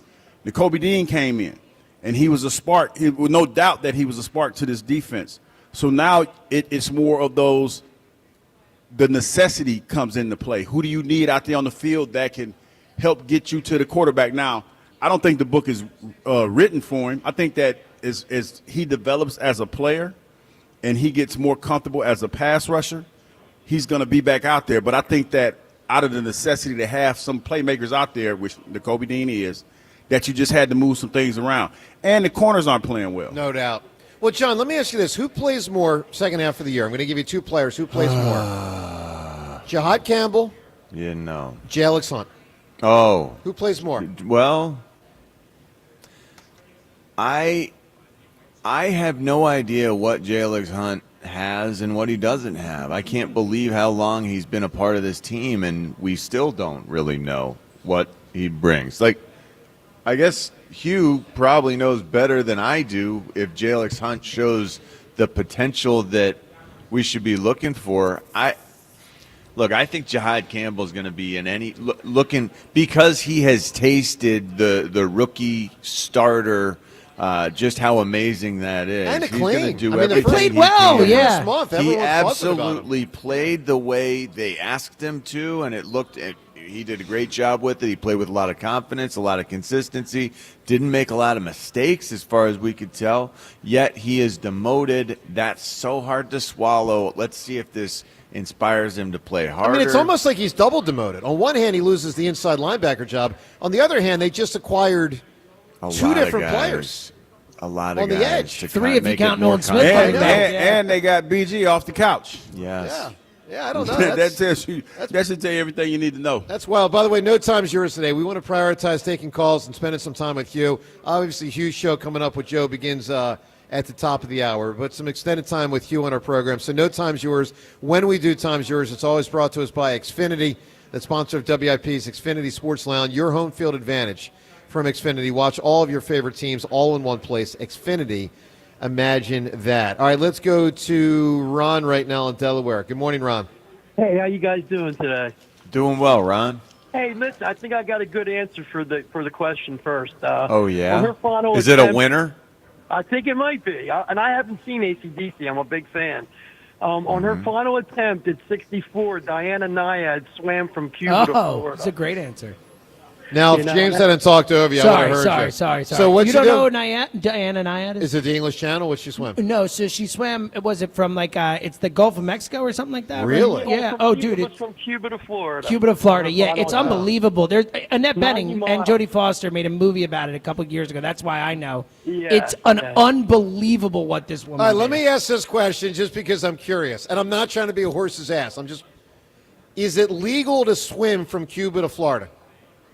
Yeah, well, if you're an I American don't know. citizen, I Probably believe not. It is, yeah. That's why I I'm don't know about asking. legal. Yeah. No, like, I mean, like, there was do you fanfare. have to be processed? That's what I'm when asking. you get to It- shore. it was Seriously. It was on the Do news. they come out Hold and up, process you? I watched the movie. It was on the news. It was like a big event when it Okay. happened. So clearly, like Okay. everyone was fine with it. Like there Just was wondering. people wishing her well when she Okay. left. And she attempted it multiple times and failed multiple times. And then it's a pretty amazing story. It really Okay, is. fine. Yeah. 64, I guess it could be a winning answer.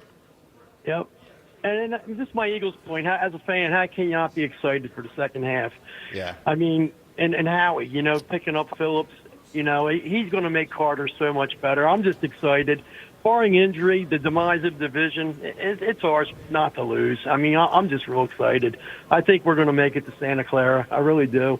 Is that where it is? I didn't even know. Yeah. The Super Bowl. Wow. So and thanks for the call, bud. Has it been there before? Yeah. Oh, yeah. Which one is that? Is that That's the, San Francisco's home field. So that's the the Blue new San Jays. Fran. Blue Yeah, Jays, I think it Levi's, was there right? like 10 years ago. Okay, 10 years ago. Yeah, Super Bowl 50. I knew Angelina You know what would else is know. there? Angelina's like, The "What's Mitchell this?" Brothers Theater. I don't what's know that? Is You don't know what that Is is? that like a No. circus? Something like is that that. a It's a one- circus of sorts. Oh, I can only imagine. He's trying to sneak in a Oh, the Hugh guy- comment, and John's trying to grill him. I got you. No, I mean John's John, lived out that John's way. from out there. I mean, John should know what John, to do. John is John familiar. lived there. John's learned. He's learned. That's funny. I think we can take a guess what the Mitchell. Let's Club go to is. Joe in King of Prussia. Joe, good morning. Morning, guys. How y'all doing today? What's up, man? What's up? Yeah. All right. So I want to talk about. I'm gonna be honest with you. I always been right, just like I was right in 2017. He said when he's everybody always, but was- you heard him. Speak No, your I was truth. I always been right. I watched. Yeah, Joe, you believed in Chip Kelly, didn't you?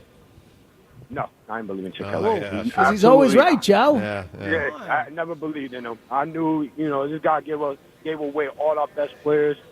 I don't want to talk about Chip Kelly. Back in 2017, I remember when Nick Foles, everybody was saying, "Oh, he's not going to do it." And I'll tell you, I was right that whole year. I said, this guy's going to win the Super Bowl because this guy's so humble. But I want to talk about the Green Bay Packers. They are not beating us. They can't beat us. Jalen Hurts has never lost to them. Now, I want to talk about the rest of the games this season. I don't think anybody's going to beat us. I think we will go undefeated. We're gonna run the table.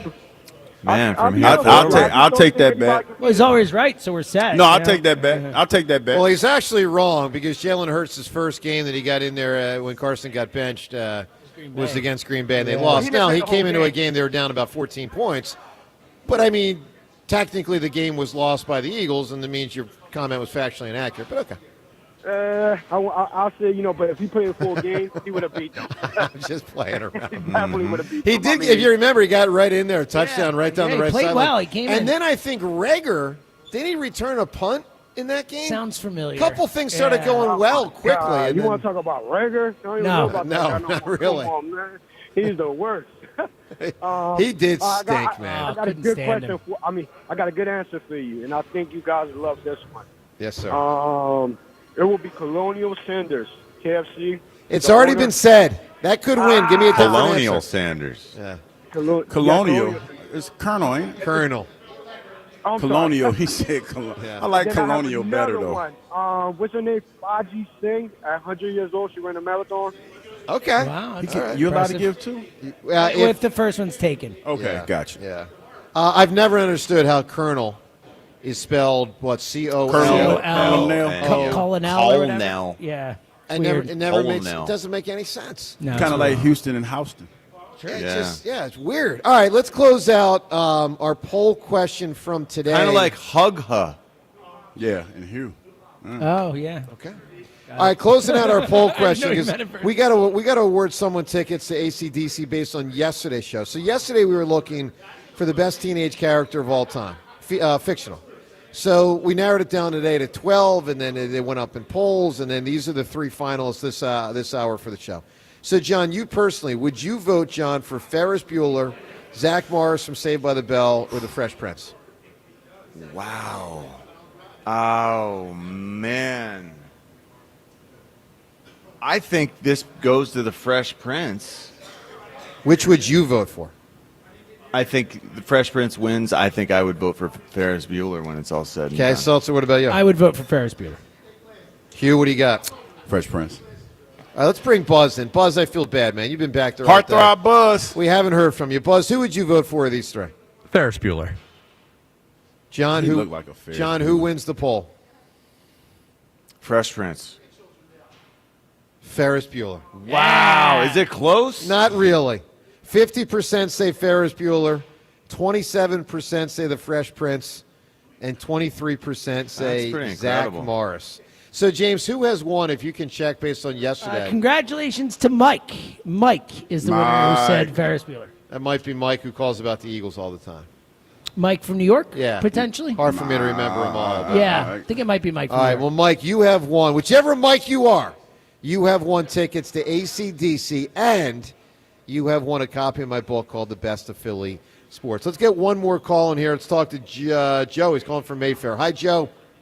Hey, good morning, team. Before I get to an answer, the camera, I want to see you play Embiid in February 101 because his lateral move is completely gone. You could actually beat Joel 101. Well, Joe, you're bringing up a point that is Joe. You're bringing up a point that's important. Most of us thought we would see a diminished Joel the remainder of his career. I think we are. Oh. Joe, he can't move. Joe, he can't move side to side. We are seeing Everybody a less was blowing by aggressive him last Joel. night. He can't guard anybody. Well, yeah, I coming think at him side to the side. question that's a little bit impossible to know yet, but I do have fear, is he just being cautious Yeah. or is it not in there anymore? Yeah, I don't know. No, he can go front to back. He can go north and south.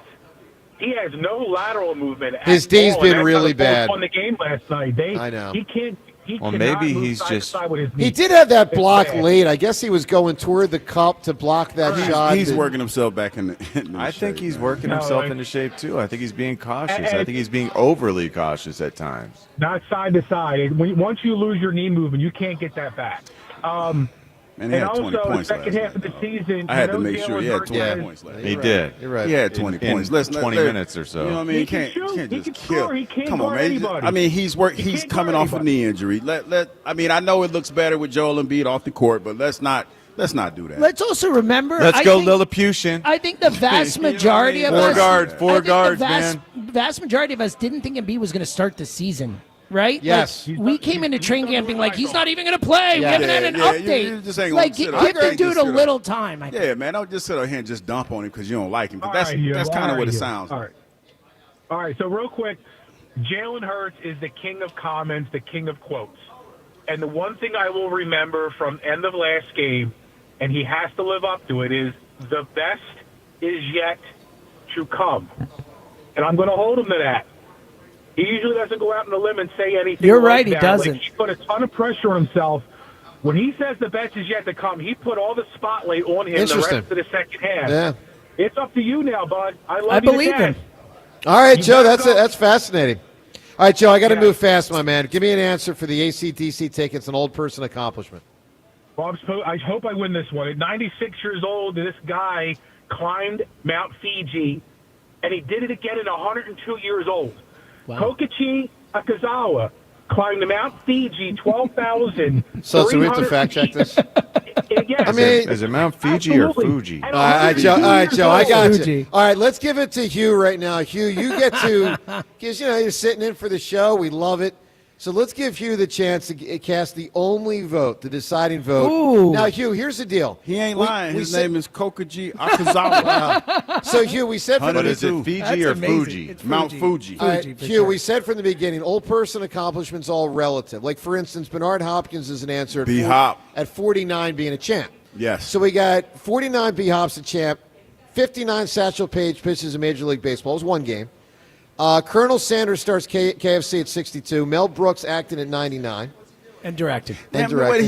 he's in the Spaceballs. Spaceballs movie. too. Yeah. Too. 99. We yeah. got Vermeil being as inspirational as he is in his late 80s. We got the person that swam from Cuba to Florida at 60. Diana The lady. Nyad, yeah. And we got the guy at Mount Fuji at 102. What do we do? Hugh, you make the call. I kind of like B-Hop, man. I was Okay. a big B-Hop fan. Philly? Yeah, I'm going to go with B-Hop, Philly guy. Listen, when you're a champ at 49, Yeah, man, that's a incredible. lot. The 102 Fuji mountain climber, though, that's a lot of work, too. But I'm pretty going to go with amazing. B-Hop. That is. All right, that is pretty Bernard amazing. Hopkins. Congratulations to TR with the winning answer of B-Hop early in the program. TR, you have won the AC/DC tickets and my book. I hope you enjoy it. Hey, everybody, have a wonderful rest of the day. Thanks for being here at Chickies and Pete's. Great hospitality, Pete and his whole crew. Everyone, the show rolls on, not our show, but like the WIP show, as Joe and Hugh's show. That's up next. Another road game takeover with fans of Philly. Join fans of Philly as we charge into LA for a Monday night showdown. Enjoy airfare, hotel accommodations, an exclusive tailgate party, and game tickets seated with those that bleed green. Fly with 94 WIP's official travel partner, Fans of Philly. Reserve your spot now before they sell out at fansofphilly.com.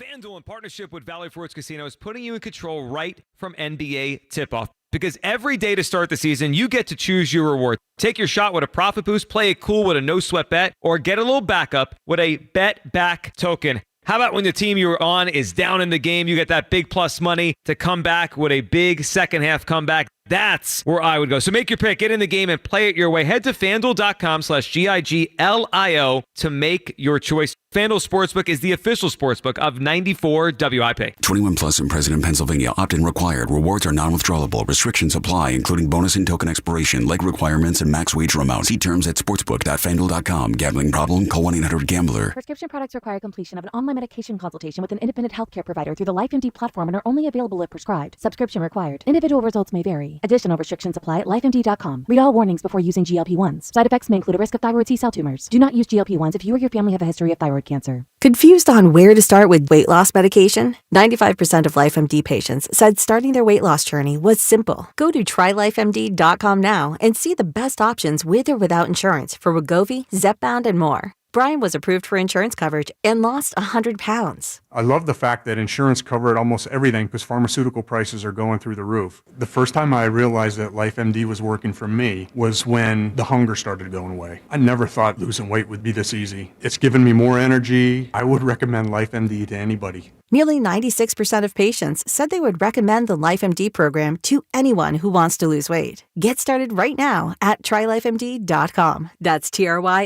TRYLIFEMD.com. Game day is for noise and excitement. But renovating your home? That should be smooth, simple, and stress-free. Tillman Builders knows your home is your sanctuary. That's why their team isn't just skilled, they're polite, respectful, and actually enjoyable to have around. You want a team you can trust. And after just one meeting with Tillman Builders, you'll feel it. They guarantee it. Start your free estimate today at tbremodel.com. Remodeling without the chaos. This is the story of the one. As a custodial supervisor at a high school, he knows that during cold and flu season, germs spread fast. It's why he partners with Grainger to stay fully stocked on the products and supplies he needs, from tissues to disinfectants to floor scrubbers. All so that he can help students, staff, and teachers stay healthy and focused. Call 1-800-GRAINGER, click Grainger.com, or just stop by. Grainger, for the ones who get it done. Let me tell you about this new pretzel cheddar club. Hey, I'm Carlos. And I'm Ebony. And a little thing we love about the Chick-fil-A Pretzel Cheddar Club is the tangy Dijon with the pretzel bun. It takes it to a whole nother level. It goes perfectly with the chicken and the cheddar cheese and the bacon. Man, you know how much you love bacon. And I love the different varieties. Grilled, spicy, original. It gets you nice and excited for fall. Order the Pretzel Cheddar Club with Cherry Berry and Sprite for a limited time on the Chick-fil-A app. Real guests paid for their testimonials. Texting enrolls you into recurring automated text messages. Consent not required to purchase. Message and data rates may apply. Man, I love seeing the old gang at these reunions. Did you see Brian? He's in better shape than he was 25 years ago. How is that even possible? Yep, I ran into him a few weeks ago and had to ask. He told me he started taking Nugenix Total T. The testosterone booster? Yes, it really works. I started taking it right away and I'm already seeing results. I was wondering what you were doing. You seriously crushed me in that pickup game last week. Yep, after 40, energy, strength, drive, it all starts going downhill. But with Nugenix Total T, I feel like my old self again. Stronger, leaner, and my energy is way up. My wife even noticed a difference in the bedroom. They're giving out complimentary bottles right now. Just send them a text. Text HEFTY to 321-321 for your complimentary bottle of Nugenix Total T, the #1 selling testosterone booster. Text now and you'll also get a free bottle of Nugenix Thermo X, our most powerful fat incinerator. That's HEFTY to 321-321. These statements have not been evaluated by the FDA. This product is not intended to diagnose, treat, cure, or prevent any disease.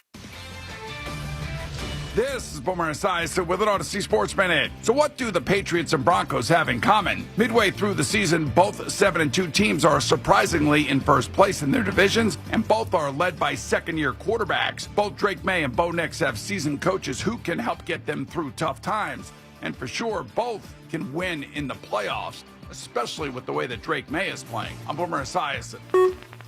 94 WIP HD1 Philadelphia. Live from the Tasty Cake Studios. An Odyssey Sports Station. This is Hugh Douglas and Joe Giglio on Sports Radio 94 WIP.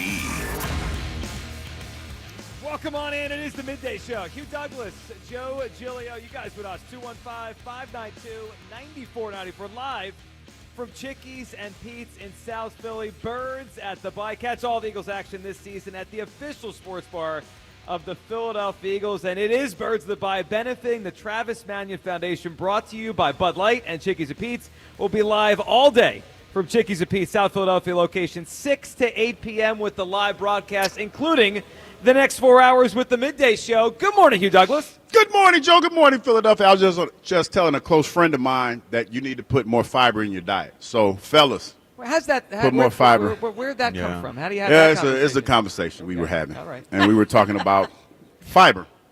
I like regularity. the taste of Metamucil. We need to normalize. Wait a minute. We need to normalize these conversations because there's a lot of men out there that don't like to talk about these things. Get your prostate checked, fellas. Yeah. Get your prostate checked. You can get your blood tested. All and of that. They do the PSA that Yes. gives you a good idea where you are. I mean, these are prostate-wise. like. See, Joe don't get it because he's not there yet. Oh yeah. He's not there. He has a little bit of time. Not but quite. you got to get your you got to do all the you got to go manual. Sometimes Not you got to even get 10:05. I know. I mean, goodness. This is what happens when you get me and this guy together. He tried to give me a 2-hour-old ass sandwich, and I was about to eat it. And I stopped it. I ate it.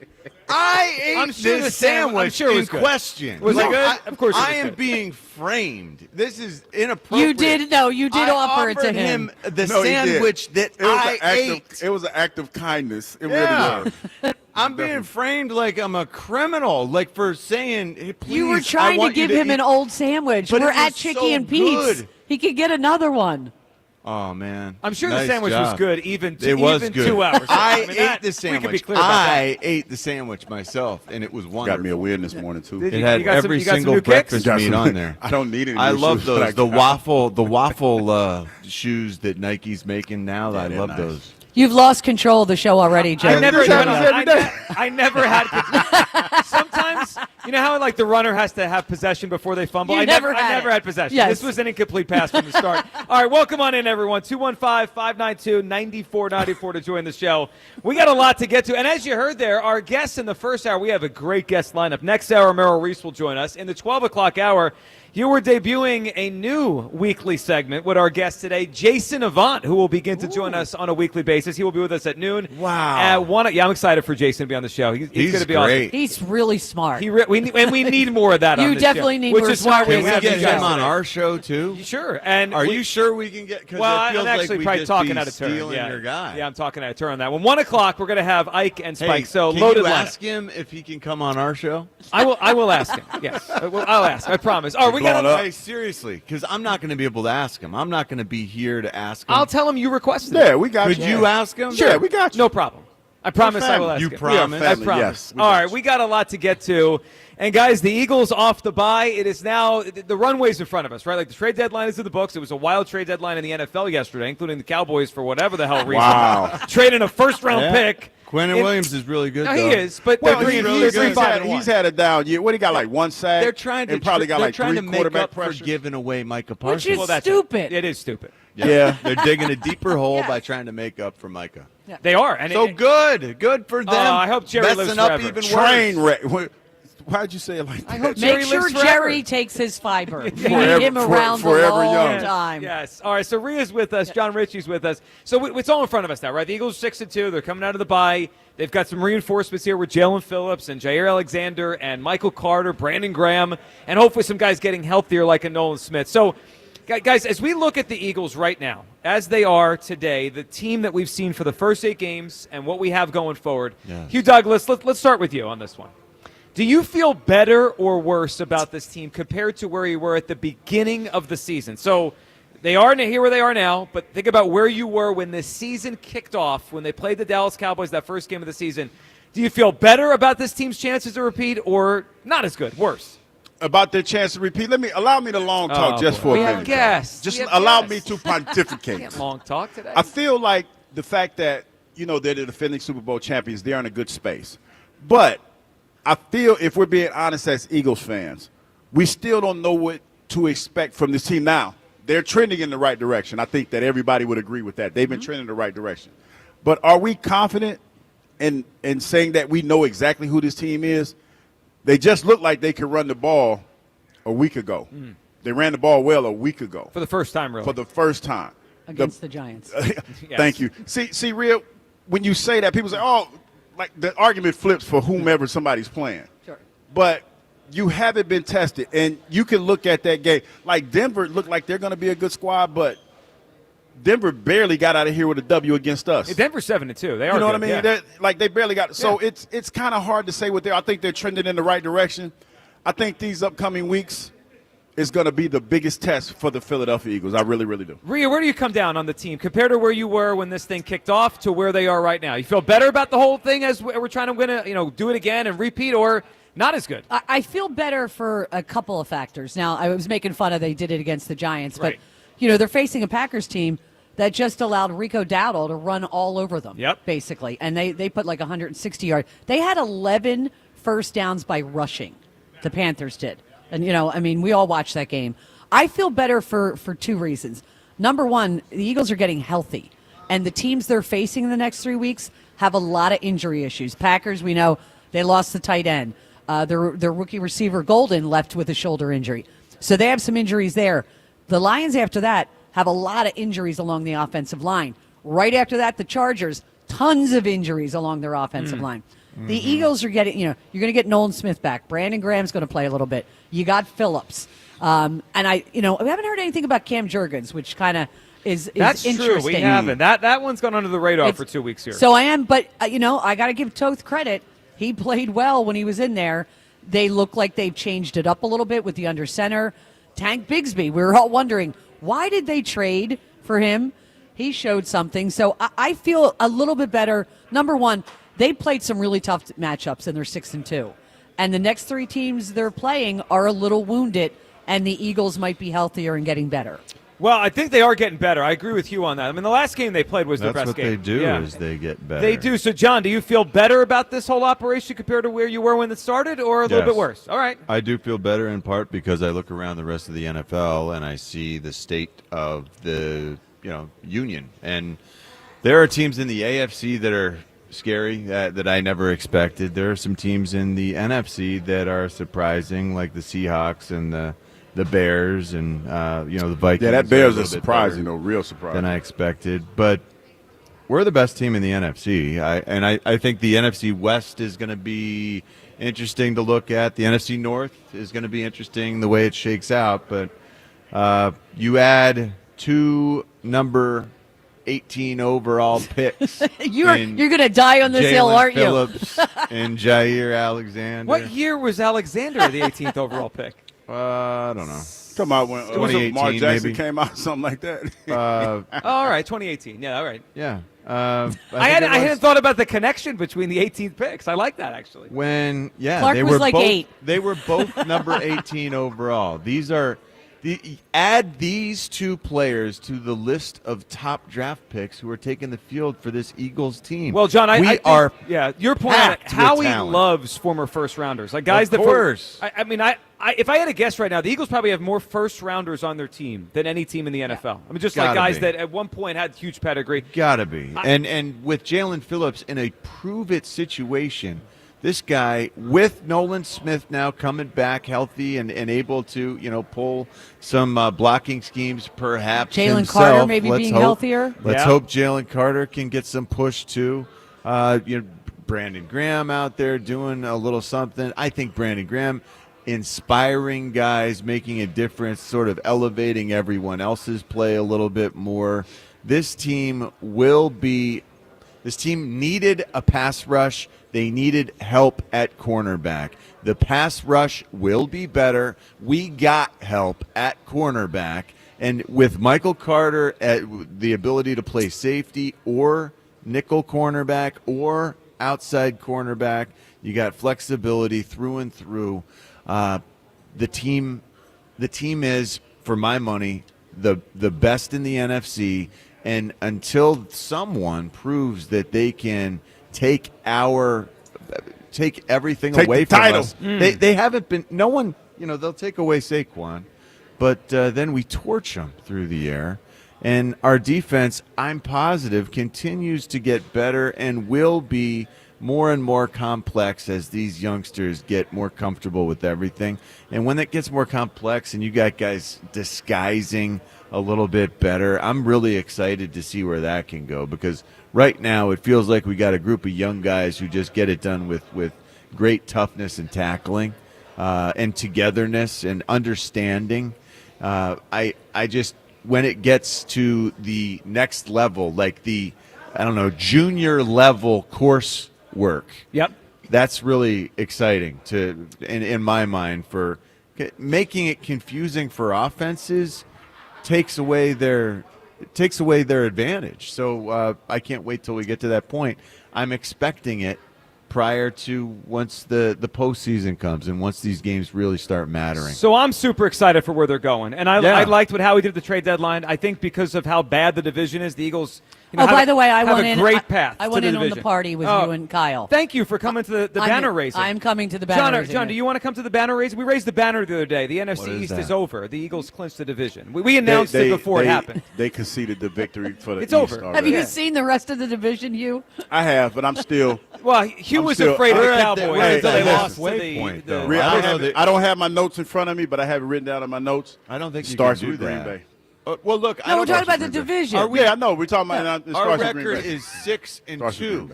Yeah. So we play 17 games. Right.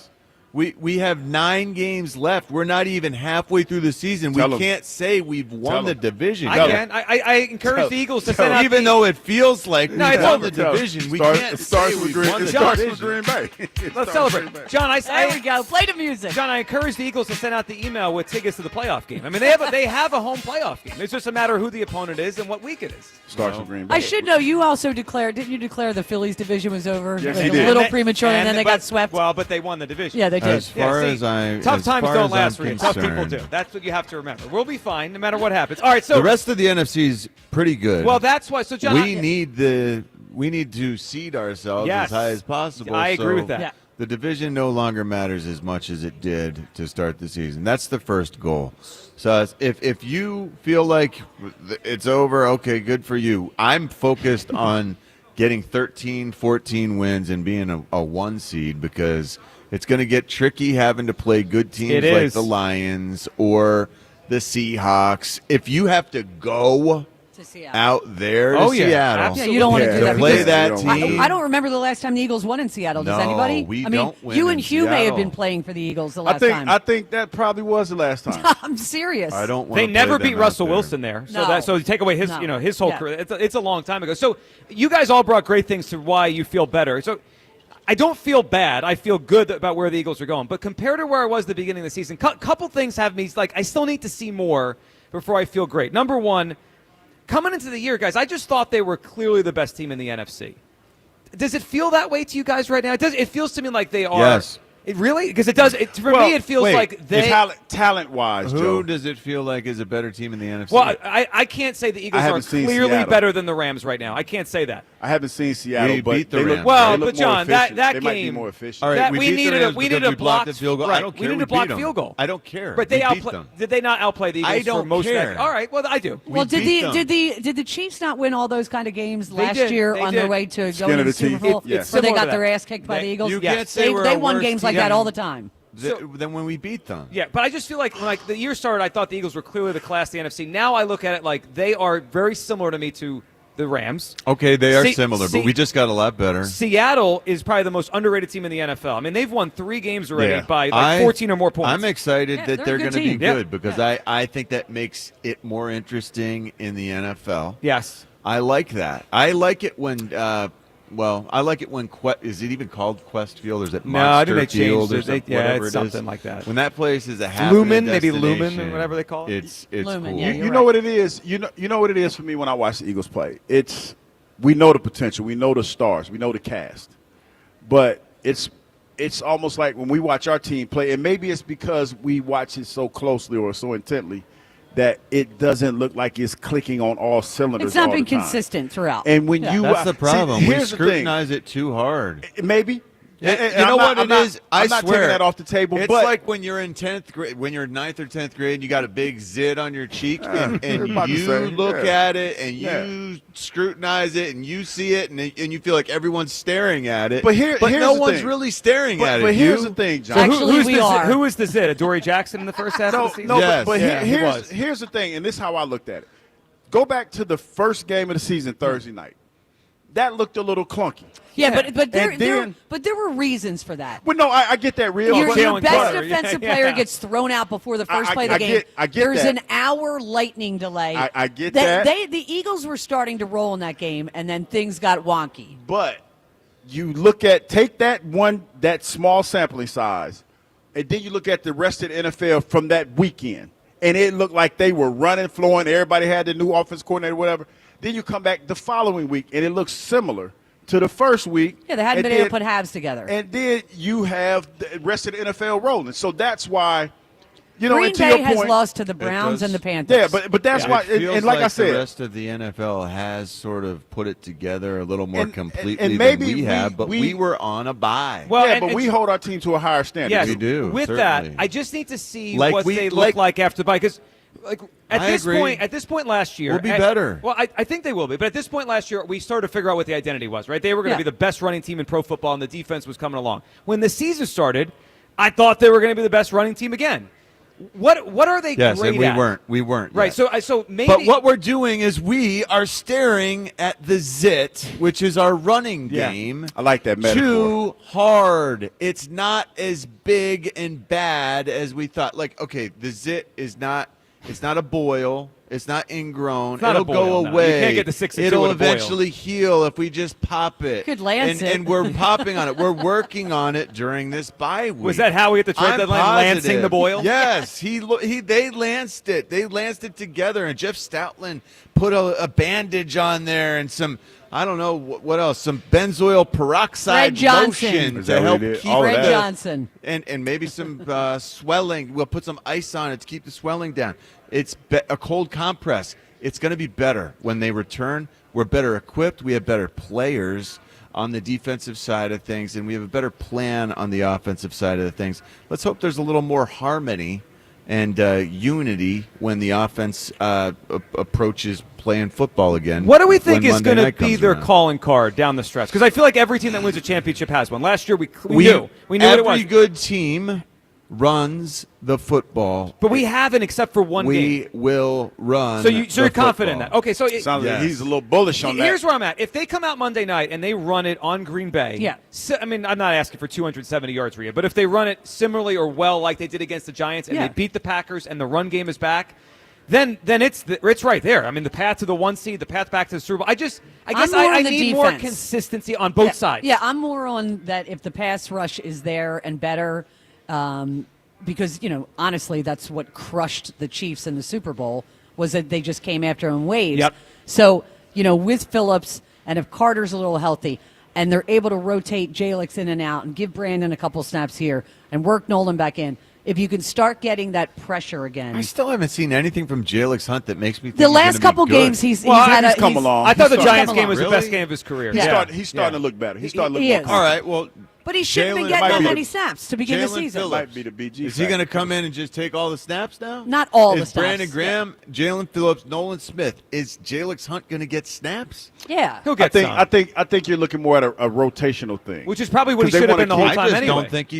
don't think he's that good. They want to keep the ends fresh. They want to keep those I edge know. rushers fresh. I just don't think he's one that I want on the field as much as Well, I the think other they one. agree with you, John, now because That's why they made the moves. I mean, think about how all the edge rushers they've either tried to get or they did get, right? Yeah. They got Yeah. Brandon Graham, they got Phillips.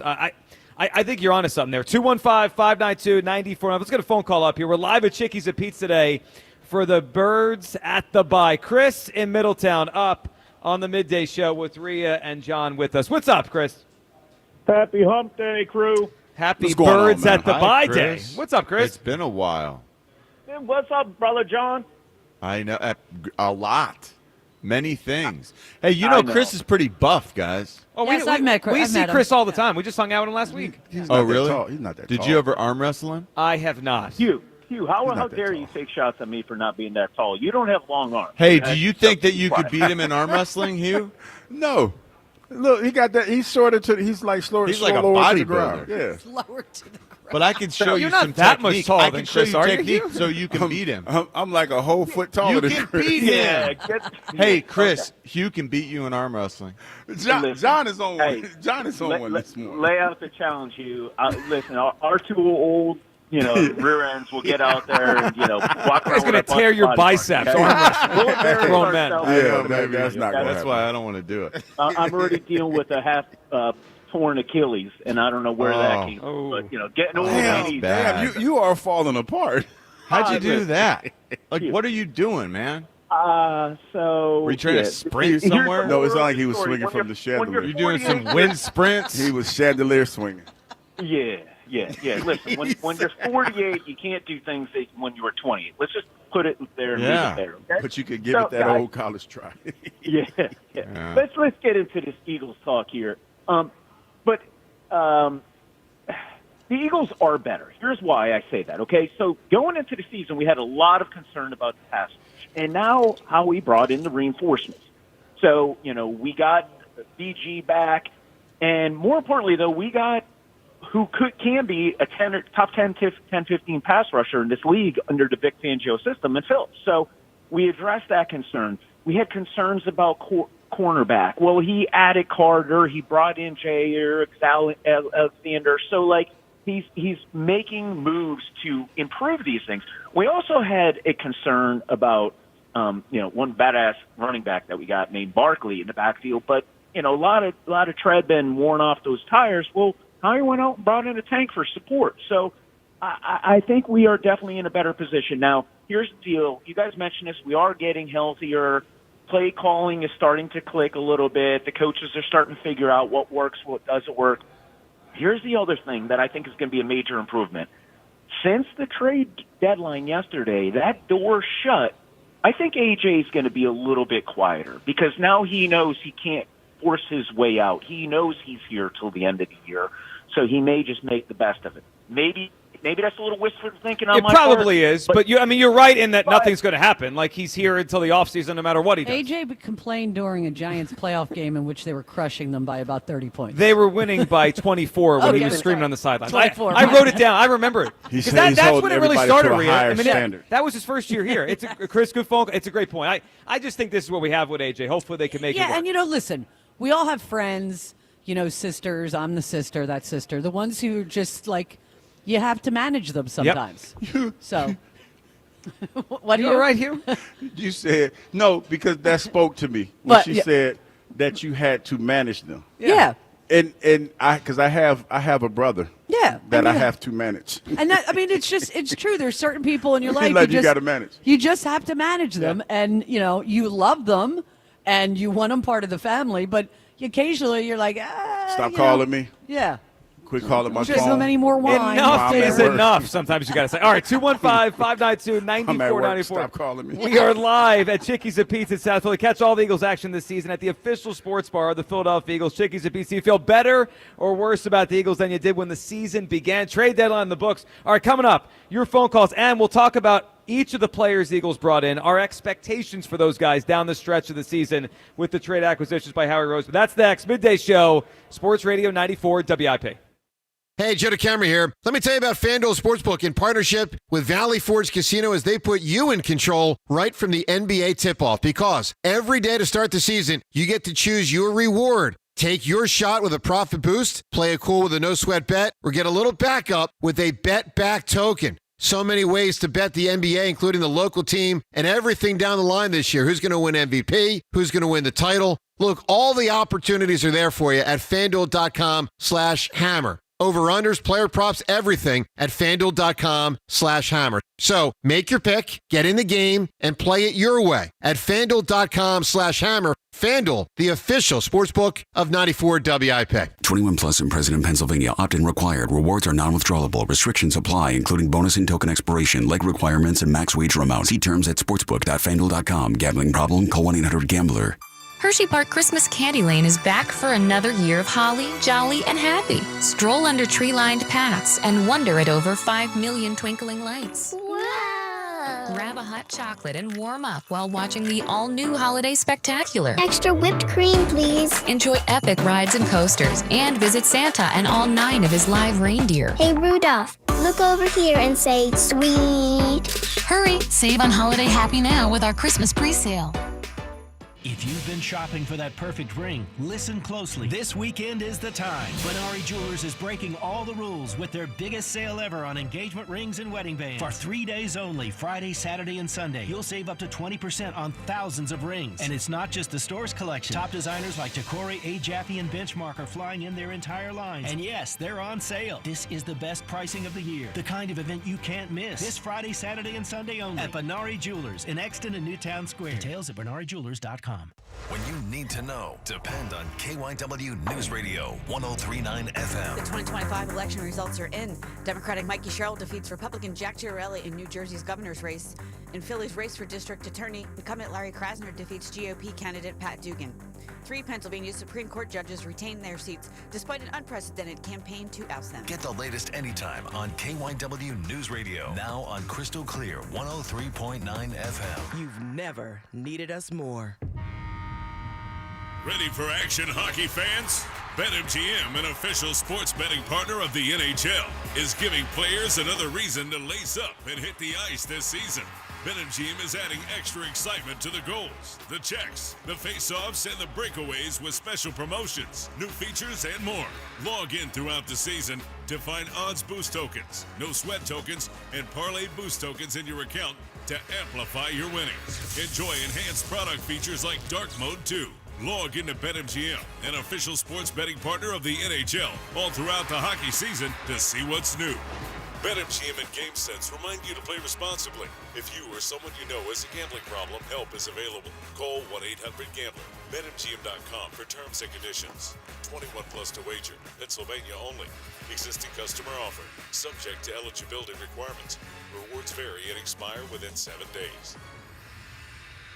Actual price will depend on product and subscription plan. Featured products are compounded drug products, which the FDA does not approve or verify for safety, effectiveness, or quality. Prescription products require an online consultation with a healthcare provider who will determine if appropriate. See website for details, restrictions, and important safety information. Want a boost in and out of the bedroom? Hims has you covered. Introducing a new 2-in-1 approach to level up your game. Tadalafil for better bedroom performance and zinc for testosterone support. Put it all together and you've got what you need to turn things all the way up. Getting started is simple. Just go to hims.com/joy to start your free online visit. Through Hims, you can access ED treatments including pills, chews, and more. 100% online.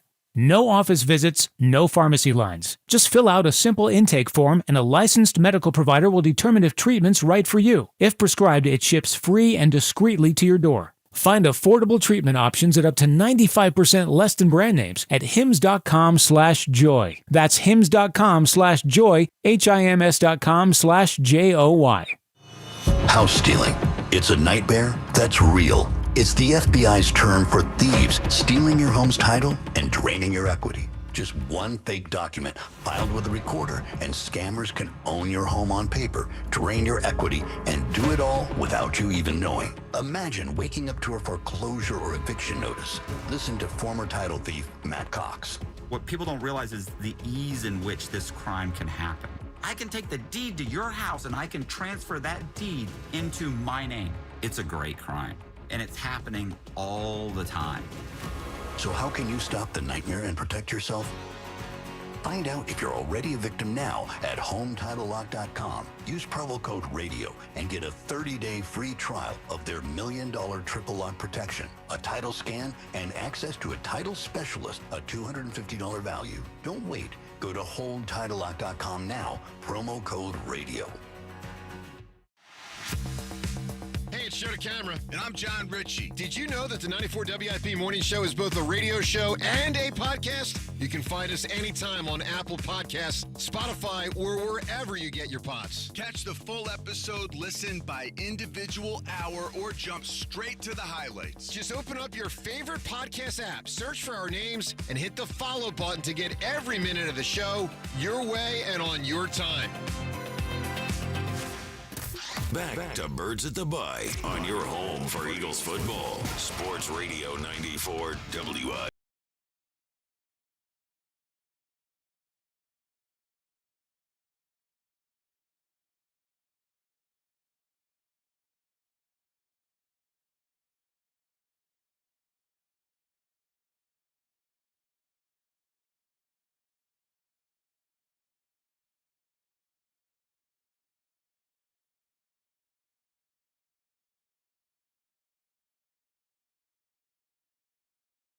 At 6 o'clock, so much going on at Chickie's and Pete's as we talk about where the Eagles are right now and where they're going, coming out of the bye with a big game in Green Bay. All right, before we get into everyone's phone calls and the team, and we'll talk about these trade pieces Howie Roseman brought in here. What do we think about our setup? If everyone's listening out there, we have a different setup today. I've never experienced this. And if you're very loungy. It is. If you're watching on YouTube, you could see it. We have chairs here. This is not like a typical radio. Like living room chairs. It is like we're in the living room. Yes. We should invite Sonny Hill. I know.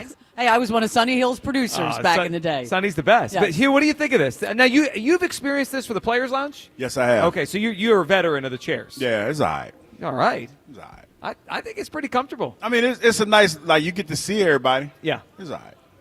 John, what do you think of this setup now that you've experienced it for a show and a quarter? I like having a desk in front of me. Okay. You know, the whole being lefty thing, having to reach over and do that bothered me while I was doing our show this morning. It's kind of like No one cares about that, though. No one cares about the left-handed John, I have to do person updates saying, with the computer. Oh, sorry. Look at the table I got. That's a tiny. I feel like we're tiny desk. I feel like it's an old school television talk show. Yes. Like Phil Donahue, Michael or something. Douglas, Yeah, Mike Douglas, yeah. Phil Donahue. Ricky Lake or something. Phil Donahue keeps coming up. Yeah, this I've is the been second talking time. about. Is he still alive? Really? Phil Donahue. came Do you up remember earlier? Solid Gold? Do you remember the Solid Gold show, with Dionne Warwick? Irene Cara was on there too. No, Irene Cara. Yep. Of No, course, Dionne she was. Warwick. It was Dionne Solid Warwick Gold. and Fill it up my life Dionne with Warwick, who is music. Whitney Houston's aunt. I didn't know that. But Dionne Warwick, and it was, I think, Nia Peoples. The and- singer. Anyway, Solid Gold was sort of the same era. I remember Solid Gold At because the they used to time. wear gold. Oh, yeah, it was very shimmery. And they used to sing at the end of the show. We just lost Phil Donahue, didn't we? He passed in the. I think so. I think this past summer we lost him. Yes, but he set forward the talk show genre. Yeah, but he used to run around with the mic and run all up and down. The aisle. Should we start doing that today to our guests? No. We're going to sit right here. All right, 215-592-9494. We'll get right back to your phone calls. But, guys, let's talk through the trade acquisitions made by Howie Roseman and our expectation for these guys. So Howie made 3 trades over the last week. I suppose we can include Brandon Graham as an acquisition because he's here too. But the 3 trades the Eagles made over the last week, Michael Carter, the corner from the Jets, Jair Alexander from the Ravens, the veteran corner at one point was one of the better guys at his position in the league. Last year plus has been weird. And then, of course, just the other day, Jalen Phillips from the Miami Dolphins. John, your thoughts on the moves kind of together, and Love then which one to you stands out that really you think can make a big difference here? Well, I do think Jalen Phillips it's just been so unfortunate, the injuries that he's suffered. It really has. Over the last few seasons. Tragic story. I remember watching their preseason stuff a couple years ago, and it was just like, oh, man, not again. But he's still in it. He's still happy to be here. He's still upbeat. I think that's amazing. This guy is so talented, and he's got the length that I would hate to try to block as an offensive, sort of offensive lineman who was petite. I could not get into his body. He would be with those at 6'6" with those long arms. He would be able to keep me out of his body, and that would drive me nuts. Now he's a little bit light, at setting the edge. So if I did get into his body, I'd be able to stick. I'd be able to lock on and drive him. But man, that's not the strength of his game. He can get after quarterbacks, and he can be slippery, and he can incorporate moves, and he can be athletic with speed and burst. And man, it's just exciting to see what can happen if you got Jalen Carter taking 2 blockers, and this guy coming off one edge, and Nolan Smith coming off the other. It's that's going to be awesome. And it's only going to help out and give more time to the guys on the back end. And, yes, we needed help on the back end. Our cornerback play was not good enough. But Michael Carter, he's proven himself in this league at a lot of positions. And Jair Alexander showed at one point that he could lock anyone down. He was in this great league. at one point, yeah. I know that he's had injuries since then. My compadres on the morning show seem to think he can't put can't put one foot in front of the other anymore. He can still get out there and use his experience and veteran wiliness to get some things done. And I'm not convinced he's completely done with football. I am positive he wants to prove that they did him wrong in Baltimore, where he didn't get a chance to play. This is a chance for redemption, and I think with both of these, one-time number 18 overall draft There it picks, is. they've got a chance to reestablish themselves, reestablish themselves, and in the meantime, help bring us another world championship, because we are the best team in the NFC right now, and we're only going to get better. If there's a hopeful comp with Jair Alexander, when the Eagles got James Bradbury, he was pretty down, right? He was a star corner for the Panthers. He signed with the Giants. He got cut.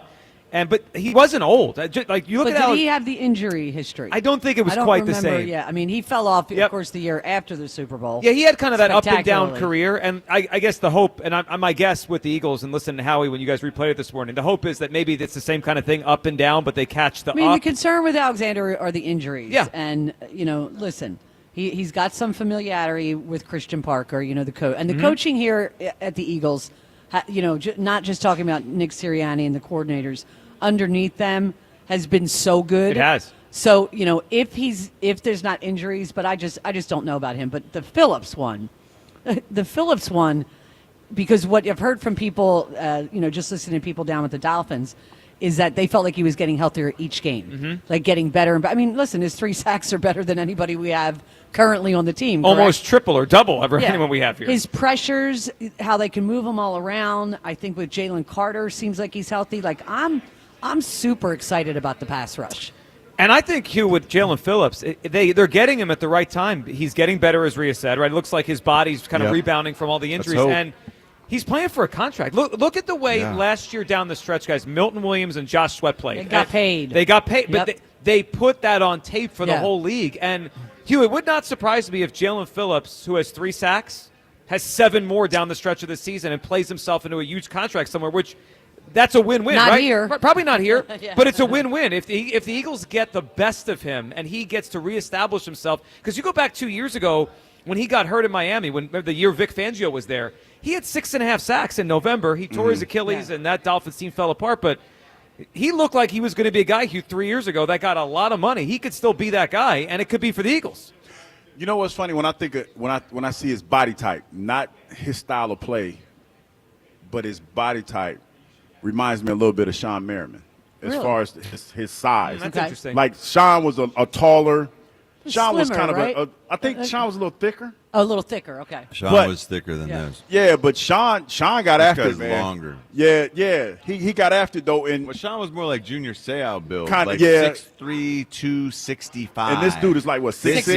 6'6", 260. So when I make the comparison, you're talking about that off-ball linebacker that not the off-ball linebacker, but the outside linebacker that can get after the quarterback. To John's point, when you were talking about being long and lean, not being able to get into his body, that's kind of what Merriman was. So Merriman was listed 6'4", 261. Jalen Phillips listed 6'5", 263. It's pretty And similar. the 6'5", that's inaccurate. When you look at that video of him and John Clark. He's a long dude. John, John's you about keep- 6'5", 6'6". John, Look he's- at the video of him John, and John I Clark. took a screenshot of it. There's not that big of a discrepancy. I know. John Clark's 6'5", he's 6'6". And he's listed at 6'5.5" at the Combine, where they measure everyone short.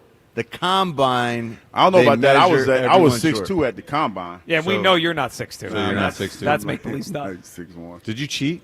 I didn't Did you cheat. stand on your tiptoes? No, they just I was Did measuring you put like lifts 6'2". in your? No, because Well, you couldn't I take stood flare there. Yeah, shoes. because you stood there with no shoes on and You flat-footed did- you in did some tiptoes. in your shorts. But I was 6'2" at the Combine. Yeah, and what are you now? You shrinking? I'm like 6'3". 6? No, you're not. As Not a shot. Look That's sideways at the so camera. unconvincing. It's a complete. So how do we think we're going No, to? this guy's 6'6", though. He's legit 6'6". He's a big I'm dude. telling All right, you. So how do we think That's these perfect. guys are going to be used in Vic Fangio's defense? Clearly, with Jalen Phillips is He's the gonna easiest start. one. He's going to start, and I think when Nolan Smith comes back, those are the two. I think Jair edge. Alexander can start, and no one seems to think No, he John, can no one start. thinks he can start. Wow. Why can't he start? Well, but why couldn't he get on the field for the Ravens? I don't know. Okay. I think there must have been more to it, but I know Adoree Jackson, if he was starting for us, I feel good about giving Jair Alexander a chance to beat him out. I mean, he might get a chance here because that second corner we know is a mess, right? It's been a mess the whole year. Yeah. with They Ringo haven't and figured Torrey. it out. They haven't figured that out Does yet. it feel like Ja'Cory Bennett, John, Yeah, might he's get the coming first back, shot? right? Yeah, I I feel like- hope so. I hope Ja'Cory Bennett. I mean, he's been here for long enough that it makes me think, wow, maybe he's been so. They wanted him. unimpressive. They wanted wanted him him to to do be it. the starter. Yeah, maybe they're so unimpressed with him they had to make a move. Well, he's been injured, right? Yes. Yeah, I think since week 4 he's been out. His practice window got open, didn't it? Well, Yeah, it felt like It he did. ma- I think you're right. Yes. I think, I you're think right. he's potentially going to come back, but I don't have a lot of, I don't know, hope that he's the answer because it does seem like he's been here an awful long time. And from the moment he got here, it's just like I've been waiting for him to make good on the opportunity. Well, for some reason, they were insistent like he's insistent capable of on that. giving Keeley a chance in the beginning. I know. They really were. Because Hugh's the only one that thinks he could well, play. because he has the body type, Of he has the course, speed he and the body does. type, and for whatever reason, It's he the forgot how to confidence. tap. Yeah. He forgot how to tackle. Like all of a sudden, It just feels like he's not fluid to me. Like he forgot. It's almost like Joey forgot how to tackle because he was playing like in the preseason. He was playing off. I forgot who we were playing, It but was he was Jamar playing Chase, right? It was the Bengals. and ran right Yeah, past. it him. was bad. Yeah. I mean, it's one of those things you see. You can't unsee what you saw that day. He Like, couldn't. damn, man. He couldn't tackle in the open you field. doing? So what do we think about Michael Carter? Because that's the one of the trades that it's the hardest to wrap. Like when it first happened, because it was the first one. It was like, oh, that's the move. And then there was a lot of questions. Rhea, does that mean Cooper's going outside? Is Michael Carter? No, because I don't think Carter really has ever played outside. No, he was a slot. Right. He Yeah. was a slot. I mean, sorry, I meant think- Cooper DeJean would go outside. Like, is Carter Michael here Carter's to play? a 4-3 in the 40 guy. So he is can- Carter here to play, or is he just depth behind Cooper? He could. I mean, listen. Both. Depending, it could be depth. In case Cooper gets hurt. I think a lot of stuff went on with the Jets. Obviously, the stuff goes on with the Jets all the time. Always. But Saleh got fired. Yep. They had the interim coach now. Then you bring in this new coach, Aaron Glenn. Although he was a D-back. Right? Yeah, Aaron was a corner. Yeah, he was a good corner. So and he lost his job. So you have some. But I think there's something more there with Michael Carter than I feel is there with Alexander. Let me throw this at you guys. So, Cooper DeJean, would you be comfortable moving? Like, let's say Carter comes in and Vic sees him in practice and he's like, this guy's good. He's one of my best 11. I want to put him on the field. Well, then what? Right? Does that mean Cooper DeJean, Hugh, is going to the outside? Possibly. If Yeah, he can't I beat feel out like Jair Alexander. You've given this. Is how I look at it, Joe. You've given yourself options. Yes, they do have a lot of options. in You've secondary. given yourself options. Now, say for instance, if one of those corners works out and we solidify that outside position. You're talking about Jacorian or Jair? Yeah, whoever, Yeah. whoever. We solidify that position. Now we have another corner in the guy that we got from the Jets, Carter. that we could be a little bit more versatile on the back end. You could do more things. You could have more. If you want to put more speed on the field, you could do that in certain Jair situations. Alexander is 28 years old. Why does everyone think he's washed up? Well, I don't know. Well, two John. good teams in the last year have I got don't- rid of I- him, right? I don't know. But there can be all sorts of extenuating circumstances that keep you off the field Totally agree. that have nothing to do with how good you are at playing football. I think I'm just going to give him the benefit of the doubt here, and I'm going to give Vic Fangio and Howie Roseman the benefit of the doubt that they're not going to go out and bring Jair Alexander here if he's washed up. They brought in other guys who were washed up. Devin White. Kevin Byard. Yeah. Yeah. They were cheap. Well, this wasn't Jair cheap. I mean, we get him for a 7th round pick, 6th round pick swap with a 7. He was necessary. He was the best John, I that hope they could you're right. find. I hope think you're right, it's a- 'cause he was I think an it's awesome player at A one point. massive upset finding a guy with this sort of pedigree, just languishing on a You really team believe in unable it, too, don't to you? get on the field. You believe Yeah, in Can it. we I order do. John the Jair Alexander jersey? I'm going to expense this to Odyssey. I right now. watched this guy be one of the best cornerbacks in the NFL, and it was 6 years ago. That's a long time. 5 years I mean, ago. Long ass time ago, dog. So you think that he's completely incapable of getting out there and playing zone for us? I don't know, but there's something to be said about being bounced around or not playing when you have talent, because this is a talent-driven league. Yeah. And I understand that sometimes guys get caught in the number crunch. And a I perfect think example in is his case, it was special teams. I think John Harbaugh is the head coach in Baltimore. Former special teams coach probably prioritizes special teams more than Jair Alexander does. Jair Alexander, I would surmise, has Coach never Harbaugh had didn't to like- play yeah, special listen. teams. Coming play straight in and being a starter right away. You better play with your heart. Well, there you go. He'll let you have Takes it He seriously. probably said, no, I'm not running down and covering kickoffs. Maybe. So they said, okay, you're not going to play in the secondary then. Maybe. I would assume they're not going to ask him to run down on kickoffs here. John, if you're right about this, and we all hope you are, it's one of Howie's best moves ever. Like Yes, if he, I think if he it's a mid-season massive move. Right. I think it's a master stroke to bring in exactly what we need. And this guy, not so long Master ago, stroke is was strong. considered a top 3 He was considered, cornerback yeah. in this league. Master I guess the Ravens stint for him, that concerns me. Like, I wanted him in June. Right? He only signed for like $4 million, Rhea, when the Ravens got him in June. I thought it would have made sense for the Eagles then. And their defense hasn't been great, but that's not been their problem. Right. So I just, when I wanted him then, I was like, oh, this is a good bounce back. And then he went to, the fact that They he just didn't couldn't- dress him. He couldn't get on the field. It's, it's bizarre. yeah. It is a bizarre thing. All right, 215-592-9494. Let's go to Ron in Pottstown, who wants to talk about the Jair Alexander move. What's up, Ron? Hey, how are you people doing? Oh, we're doing well. How are Great. you doing, Ron? You What's up? people. How are You people are awesome, You bro. people are always good. We Except are, when they're yeah. making fun of Okay. you in the chat. What's I'm going on, Ron? I'm going to defend John here. As John Okay. knows, I'm a retired middle school teacher, and Yes, my indeed. late wife was a nurse, and she had seen the worst of the worst, and she said, "You are so naive about the world." But I have a friend that played in the NFL, and he used to talk to me all the time about how sometimes guys in the NFL are not always don't make teams or not playing, not because they don't have the ability, but they just, for one reason or another, get cut, or a lot of time because of front office and stuff. And I think Jair is one of those situations, John, and I Yeah. agree with you. Must be. Yeah, I mean, he's- he is so he's talented. all the He time, was he so said. talented.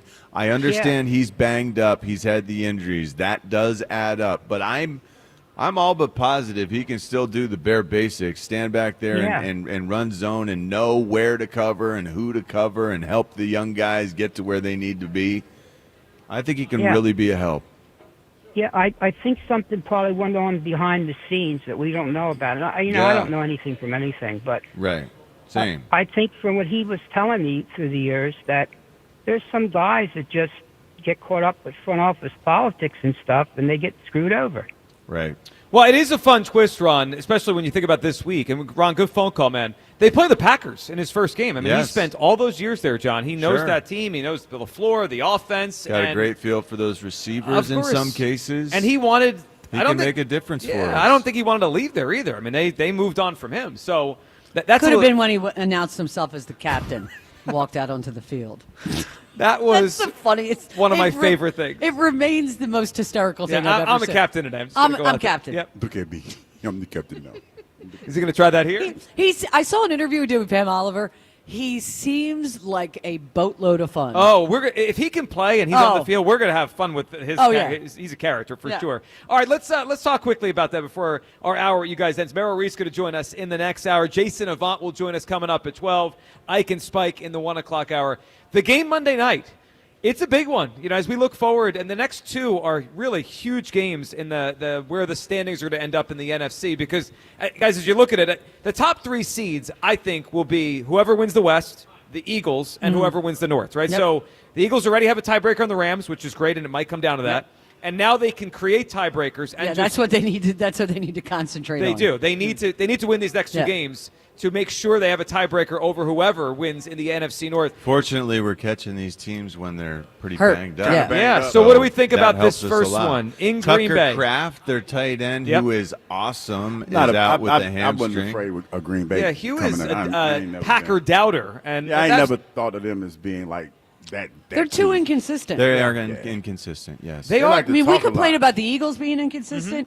One week they look like they're, the greatest, they're great offense. Next time you're going, how's this team even getting across midfield? Are you guys surprised the Eagles are underdogs? They're 2.5-point underdogs, and still, even after But the on loss, the road in Lambeau, yeah. But off an 20 Eagles degrees, bye, yeah, it is going to be cold. Yeah. Hugh, I know you're surprised. by Yes, this. I'm surprised. Yeah. Yeah, I thought the Eagles would be favored. I really did. We But should it's be. Lambeau.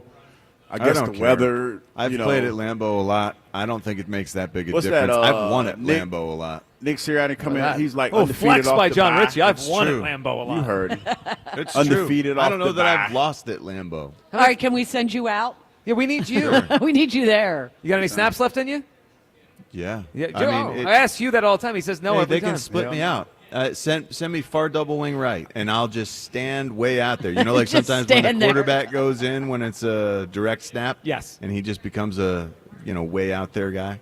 I know can you do guys were talking this morning about the final record. It feels like the next two games is like the pivot point to the final record, right? If they win both these games, I mean, what's left on the schedule other than the game at What Buffalo? banner raising will you and Kyle have at that point? The number one seed raising. You raise a banner for the number one seed. If we win these two games, and I think we should, then they'll be the number one seed. Then we'll lose the games at the end of the year that don't matter. Sure. Because we're resting. Yeah. But after these two, the only other game on the schedule I look at and I'm like, that's going to be really hard is going to Buffalo. All the other games, Yes. I think the Eagles either will be favorites We or can. Buffalo is eminently beatable. Yes. I mean, they are. That is late December in Buffalo. I'm not saying it's not a tough place to play, but you get to watch them a lot. They're not dominant. They're not dominant as they were in the past. Yep. Like, for McDermott being a defensive guy, you can score on them. You can. Though they had a good plan against Mahomes. They had a real good plan. They always beat Mahomes in the regular season. Exactly. I think he just Sean McDermott sandbags them. push. Did you guys know that? He did it over and over. Yeah, he needs to be slapped across the lips. Thank wasn't you. Wasn't he telling? Wasn't he? Yeah, he was beating the drum, talking about. He was They did it like 4 vilifying times. us. And can I point out one thing about that? Tony Romo and Jim Nantz. It was really adorable every time the Bills did it. Oh, there's Josh Allen just getting a little help with his friends. Eagles do it. It needs to be banned. It's the worst Tony thing in the Romo had entire work world. done. On what? Because it certainly wasn't his the way he calls a game. His face. What do you guys What did think they about do the to his face? Well, He he had- looks I- different than he did when he had played. plastic. Wait. I don't What do know. you I don't think know they this. did? It's Oh, recklessly speculative. I'll They send did you a this, before John. and They after, pulled the yeah. face. They pulled his No face back way. right there. He got Yeah. the wow. He got the face pulling. Oh, he looks Are nothing you like the gonna guy who's ever played do that. Really? Yeah, I'm gonna See- I'm gonna get some hair too. See, I know you guys are having Merrill on next. Yes. What I do for all games now, for all Eagles games, is I have the game on the TV, when they're away, and I sync it with my Alexa, which I always hate if I screw it up in the middle of the game because it takes a long time, and I just listen to Merrill, Merrill and Mike. So I don't really pay attention So to the it's- announcers at all. Like, So if there's a CBS game, you'll miss this. Kyle, can we hear it again? That noise that Romo made on Sunday. That's because his face was pulled too. So are is you that? actually? You're saying you're going to get your face pulled and you're going to get the hair? I'm gonna get an afro. You're going to get the hair on the top and Yeah, the, I'm the pull. I'm gonna get it pulled back. I don't think you should get the pull. are they I'm just gonna going do to all- take your beard and stick it on top of your I head? think you should do the- I'm gonna get the face pulled. Hey, no, they you had should this do the serum that flower. they got from Taiwan. I'm gonna get that serum. This is going to be a great bit when we do it live on the air. And I'm broadcasting get the serum. live This is from exciting. Hughes Surgery. Have you I'm gonna talked get- to people about this? No, Like, have you I'm looked just gonna- into I'm it? just He's gonna look at recklessly speculating. Recklessly. Well, I mean, you don't know what he's doing. He's Recklessly. trying to get a free face something. Yeah, I'm on trying to the air. sculpting. Yeah, I'm he's doing trying to get a Face free. redo. Yeah. All right. Your face doesn't need that, Hugh. I don't know. I'm gonna do it. You Tony look the Romo same did it. as you looked when we played. He's doing it Your for face him. looks the same, man. I had hair. All right, and before, Except you got the Santa Claus beard. That's the He only does. difference. Before we go, so Hugh, I happen to be coming around the corner at Chickie and Pete's when Hugh was arriving Oh, this please morning. tell everyone about this. So I decided to have a little fun pretending I was doing paparazzi. I took a video, scared the bejesus out of him. It is on my Instagram feed, Yeah, that was fun. Rhea Hughes 94 WIP. It's hysterical. It's a daily, every day something on Instagram has to happen where people have fun at Hugh. Like yesterday with, you guys know that Philadelphia's a Midwest city? It has a Midwest feel. It does not. Oh, that's It has I a Midwest. listened. I missed the. Have I you kept been to waiting. the Midwest? I'm from the Midwest. So This is it not a has Midwest feel city. like Yes. the Midwest? Yeah, listen. My favorite is he told Ike afterwards, who's also from the Midwest. I was like, what are you talking about? I was laughed and ridiculed, but I have my reasons, You and both are from I Ohio. stand. Maybe where I you stand were on thinking this. of I in am. the It Midwest has a is Midwest just a feel. different No, can I tell the story since we're here? No, we got to go. We gotta go. All right. We got to go. We gotta go. Fine. Merrill Reese is coming up guys. next. Holding out on We us. appreciate Rhea and John being the part of the love first you hour of the show. guys. We're live today from Chickies and Pete's in South Philly until 8 tonight for Birds of the Bye, supporting the Travis Manion Foundation. Stop out and join us, support this great organization. Lot to get into. Merrill joins us next. Your phone calls. And who's the biggest threat in the NFC? We'll discuss it. Midday Show, Sports Radio 94 WIP. You ever wonder why Fanatics Sportsbook is America's fastest online growing sportsbook? Most sportsbooks, well, their rewards are just flat. But at FanCash, it's the ultimate sports currency.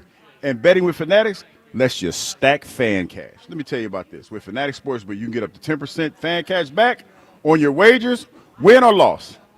Use your fan cash to unlock the world of Fanatics with Profit Boots.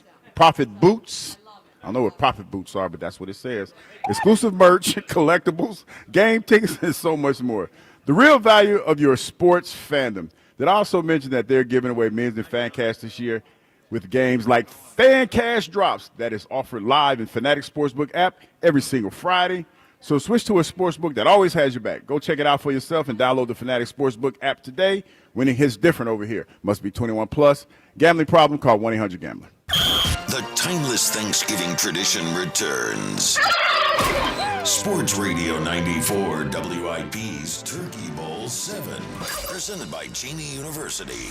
Joe DeCamara and John Ritchie call your high school classic. Pick the high school football rivalry you want to hear broadcast live on Thanksgiving Day. It is a touchdown! Vote now at 94WIP.com. Turkey Bowl 7. Presented by Cheney University. Empowering minds, cultivating leaders, shaping futures. And sponsored by Bradford White Water Heaters. How you heat your water matters. So whether it's a tank or tankless model, choose Bradford White. Wawa now has more, better than ever ways to create your own lattes, starting at just $3. Because when it comes to your caffeine, anything short of exactly what you want can throw off your whole day. Choose your favorite milk, flavor, sweetener, and toppings for your morning boosts, afternoon treats, and pick-me-ups. Whether it's rich and creamy or light and simple, every cup is created by you and handcrafted by us. Gotta have a Wawa. Imagine being the wizard of your own home. With Xfinity, intelligent self-healing Wi-Fi fixes problems like magic. It boostifies speeds to your devices when you need it most and makes your favorite Wicked content sparklify on every screen. All while a spell of protection helps keep your family safe online. When you're out in Oz, Xfinity Mobile joins Wi-Fi and 5G to keep your phone connected from here to the Emerald City. If you had the most intelligent Wi-Fi from Xfinity, everything would work together for good. And now you can cast a spell to stop time and keep your internet bill steady for 5 whole years. With the Xfinity 5-year price guarantee. No contracts or commitments with amazifying equipment included. Xfinity, imagine that. And see Wicked for good, only in theaters November 21st. Restrictions apply, select plans only. Xfinity Mobile requires Xfinity Internet. Billy knows how to get game day ready. The jerseys, the wings, the oil change. Yeah, the oil change, because your car needs to perform too. At Meineke, we'll get your ride tuned up faster than a 2-minute drill. Brakes, tires, oil changes, exhaust, batteries, and more done right at the right price. Don't let car trouble bench you this season. Come to Meineke for all your car care needs. And right now, Meineke's offering a synthetic blend oil change for only $34.95 with free tire rotation. See your local Meineke dealer for details. Meineke, doing car care right. You waited all year, and it's finally here. The Wawa Gobbler is back. Satisfy your Turkey Day cravings with hot roasted turkey and gravy, savory stuffing, sweet cranberry sauce, and creamy mashed or sweet potatoes. You heard that right. Sweet potatoes are back this year, along with even more ways to make it your own, like double stuffed or in a wrap. It's about time. The Wawa Gobbler is back. Gotta have a Wawa.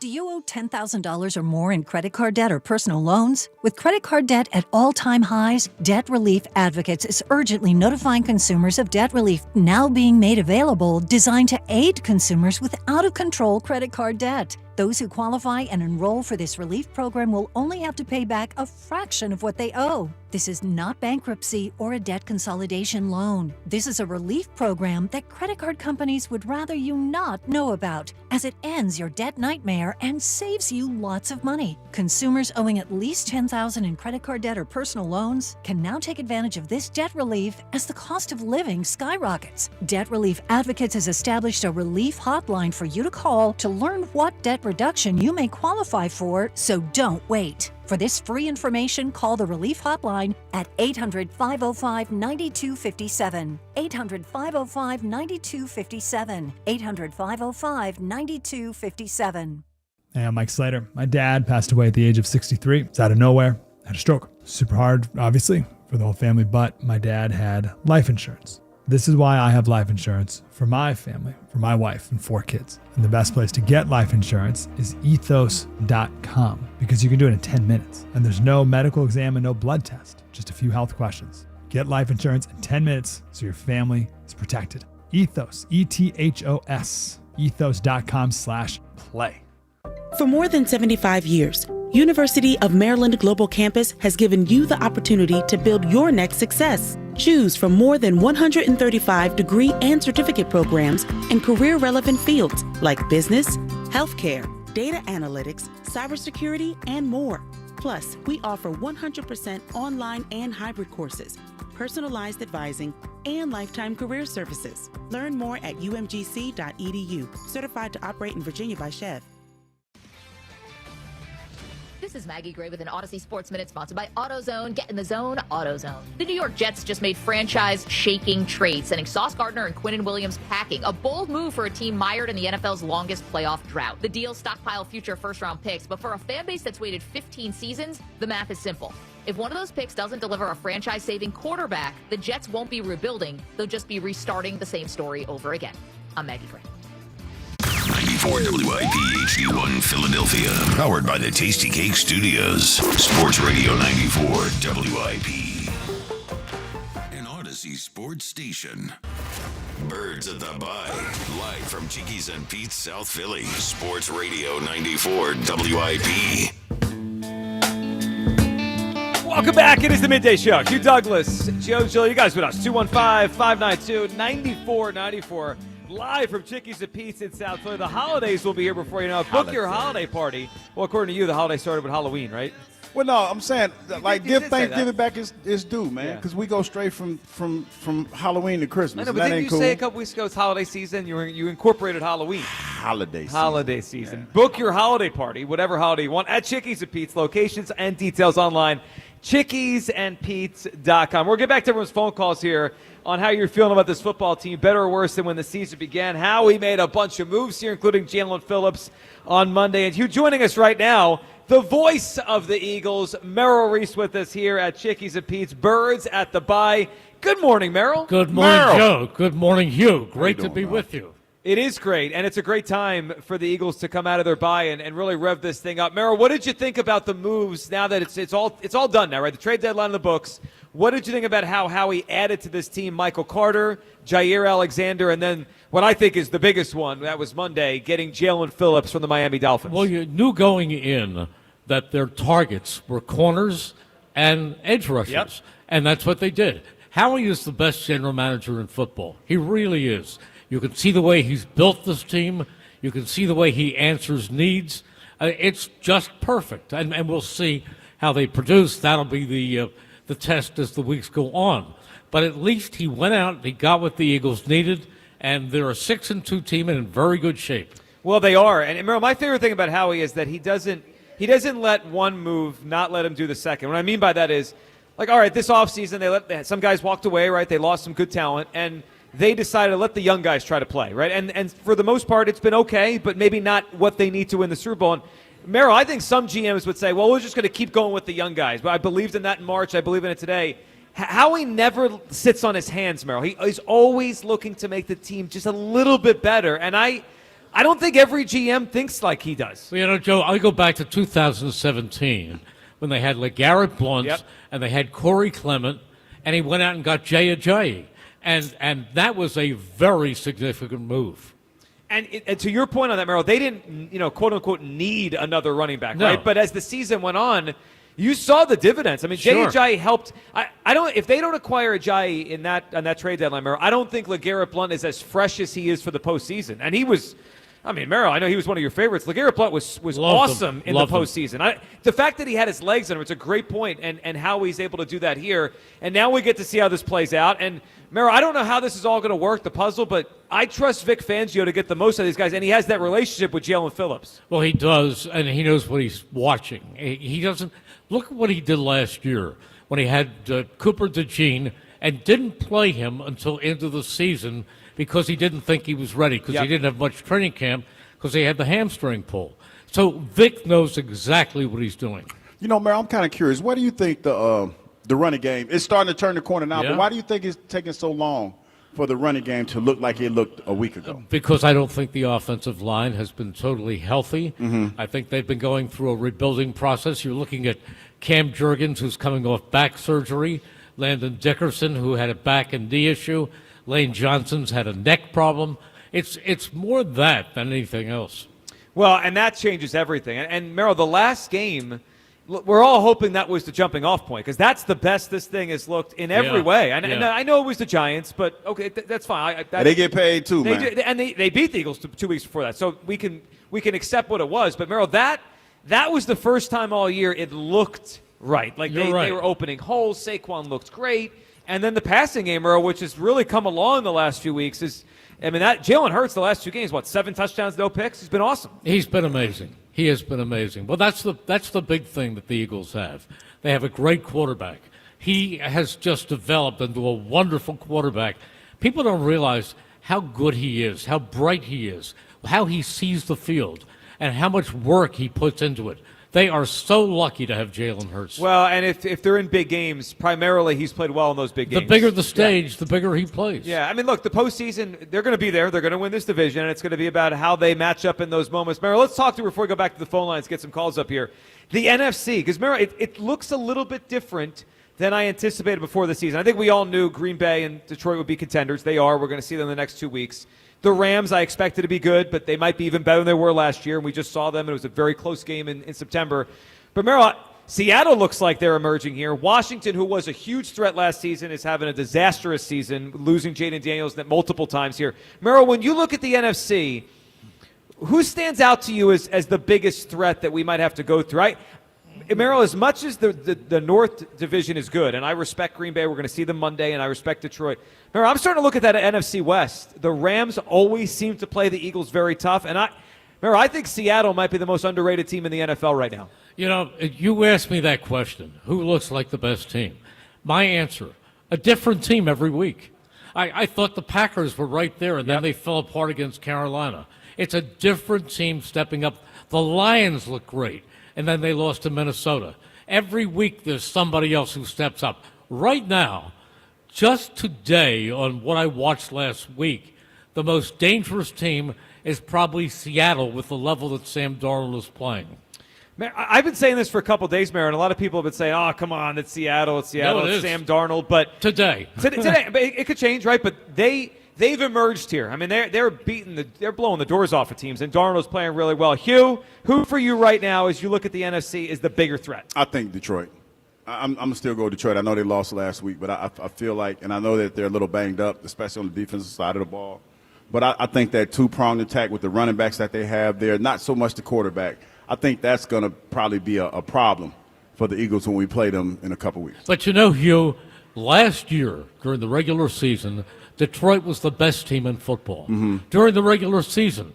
But when they got into the playoffs, they had 16 players on injured reserve. Yeah, and that caught up to them. And the Eagles went into the playoffs with 22 healthy starters. Then they lost Nakobe Dean. But they had 22 healthy starters. That's why the Dan Campbell approach, where he beats them up at training camp and they play the preseason games, isn't good for the long run. And everybody says, well, the Eagles have to hit more at training camp, and why don't they play the regulars during the preseason at all? It works. It works. It's a very good system. Yeah, you know, Mayor, I think they've found the right – it's like a happy medium they found, right? Because a couple of years ago, it did feel to me like it wasn't enough work in training camp. Like, you know, the practices fell short, and they've extended those. I think they've found the right balance between, all right, let's be smart about this, not playing the preseason, not going overboard in training camp, getting our guys hurt like you're talking about, but also get the work in. I think they have found the right balance. And, Merrill, they are able to keep their guys mostly healthy. I think they're really smart about when to put – It's not an accident. It's not. And I think they're smart about using the IR for a break. Like the Nolan Smith thing. I don't know what happened, if he re-aggravated, if it just didn't feel right, but – that was the right part of the season. If they get Nolan Smith back for the stretch run, that's a huge addition. Absolutely. I have so revised my thinking. I used to have that old-fashioned approach. Yep. You know, I came up when Dick Vermeil would bring 120 guys to training camp. They can't do that anymore. But it was, but the hitting twice a day. They'd have the pads on. They'd hit. Nobody really hits. I mean, they push and they have what you call thud tempo, but they're doing it the way it has to be done. And it's a 17-game war of attrition. Well, it is, and on top of that, because the Eagles are always in the postseason, you got to tack on those extra games, right? Last year they played 21 games. The year before, they played 18 games, and the year before that, it was 20 games. Like, that adds up. I mean, the teams that are in it every year, it absolutely adds up, and you got to think about that over the course of a full season. Let's grab Will in the Northeast joining us. Birds at the Bye, Merrill Reese, part of the hour this hour. What's up, Will? Dream Team, how y'all doing today? What's up, Will? Come on, man. Listen, just like Merle said, how you doing, Merle? Hi, Listen. Will. All right, listen. You said it the best, baby. Our guy is a mastermind GM, man. He brought in the right pieces. And guess what? All I got to say is this. Commitment, consistency, preparation, and togetherness equals a Super Bowl for this team right now. Yeah, I like that. You got to get that on a T-shirt, Will. I like that. All they got to do is stick together, be on one accord, man. And like I say, and I'm going to say it every day until we come back. Listen, we need you, AJ. You dig what I'm saying? Because guess what? I'm going to keep saying it. You the missing piece. You get on one accord, and guess what? We going to the Super Bowl, man, and we can repeat. But what I want to say also to Saquon, listen, everybody gotta chime in, man.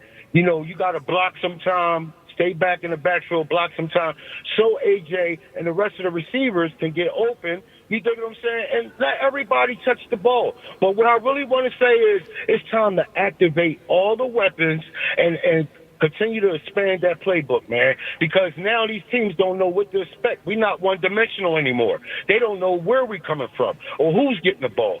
So let's continue to keep the preparation going, and let's get together, man. Let everybody be on one accord, and let's get this Super Bowl. Let's do it, Will. We appreciate the phone call. And a little pep talk for the team. Well, I mean, you know, Will always does the pep talks, you. And the trade deadline yesterday, Merrill, and the Eagles were talking about what they added here. It was an interesting trade deadline around the NFL. I mean, a lot of big names were traded. I mean, the Jets had a fire sale.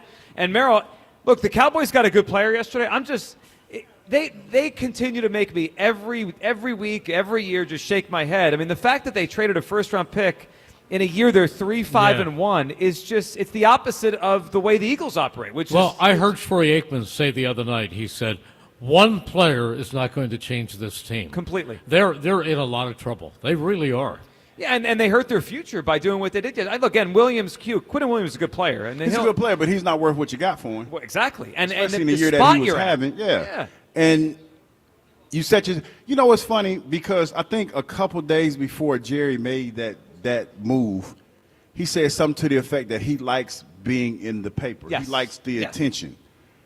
He likes stirring it up, yeah. Yeah, this screens of an attention move. But that's not how you win the Super Bowl. He's even doing Dr. Pepper commercials. Yeah, he's wild. He's wild. Well, and he's great for the Eagles. I mean, the longer it goes on that they're just kind of haphazardly making moves, the better off it is for the Philadelphia Eagles. All right, so Merrill, the schedule coming out of the bye. Let's talk through what they have coming up here, including the Cowboys in 3 weeks. But Merrill, the next 2 games are huge ones for a lot of reasons. One, just the record, but then the tiebreakers, potentially home field. Merrill, let's start with this game Monday night. What's your feeling on the Green Bay Packers, who a lot of people believe in? They have a good record, but they've also lost 2 games that you just shake your head, like last week as a big home favorite over the Panthers. They lost to the Browns earlier this season. But you look at some of the statistics, they're up there in terms of rankings. They are favored in this game Monday night. Merrill, your thought on this Packers team as we head to the game Monday night? They're a very good team. Jordan Love is a very good quarterback, but they just lost one of the best tight ends in football in Tucker Kraft. Golden, their rookie receiver, he is probably out. That's why when we look at this season, it's not over. It's not even half over right now, and I use the phrase a war of attrition. Nobody knows when you get until February or get into January who's going to be standing. Well, you know what, Mayor, I hate to cut you off, but my partner over here has already conceded that we've won the East. Well, they have, yeah. Well, I understand why, and in my mind, talk to him, Merrill. There's nobody. You know what? Talk to him, Merrill. Okay, I'll talk to him. 2023. Yes. 10-1, and they collapsed. 2029. I don't think they will. But Merrill, that Cowboys team was also good, Are right? you arguing with me? Don't argue with Merrill. I'm just throwing. Merrill, talk I'm just to adding him. it to the conversation. I am not allowed to project too far. Listen to what happened to me last year. Go ahead. Remember the Rams game in the playoffs? Get him right, Merrill. And you remember when Saquon Barkley scored the touchdown late in the game? Yes. And I said, "There's the dagger."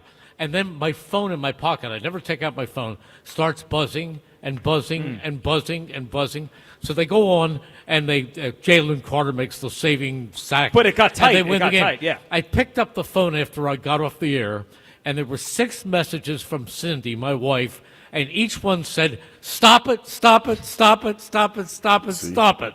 Get him right, Merrill. So it's yes. There doesn't seem to be anybody in the NFC East to contend, except the Eagles stand alone.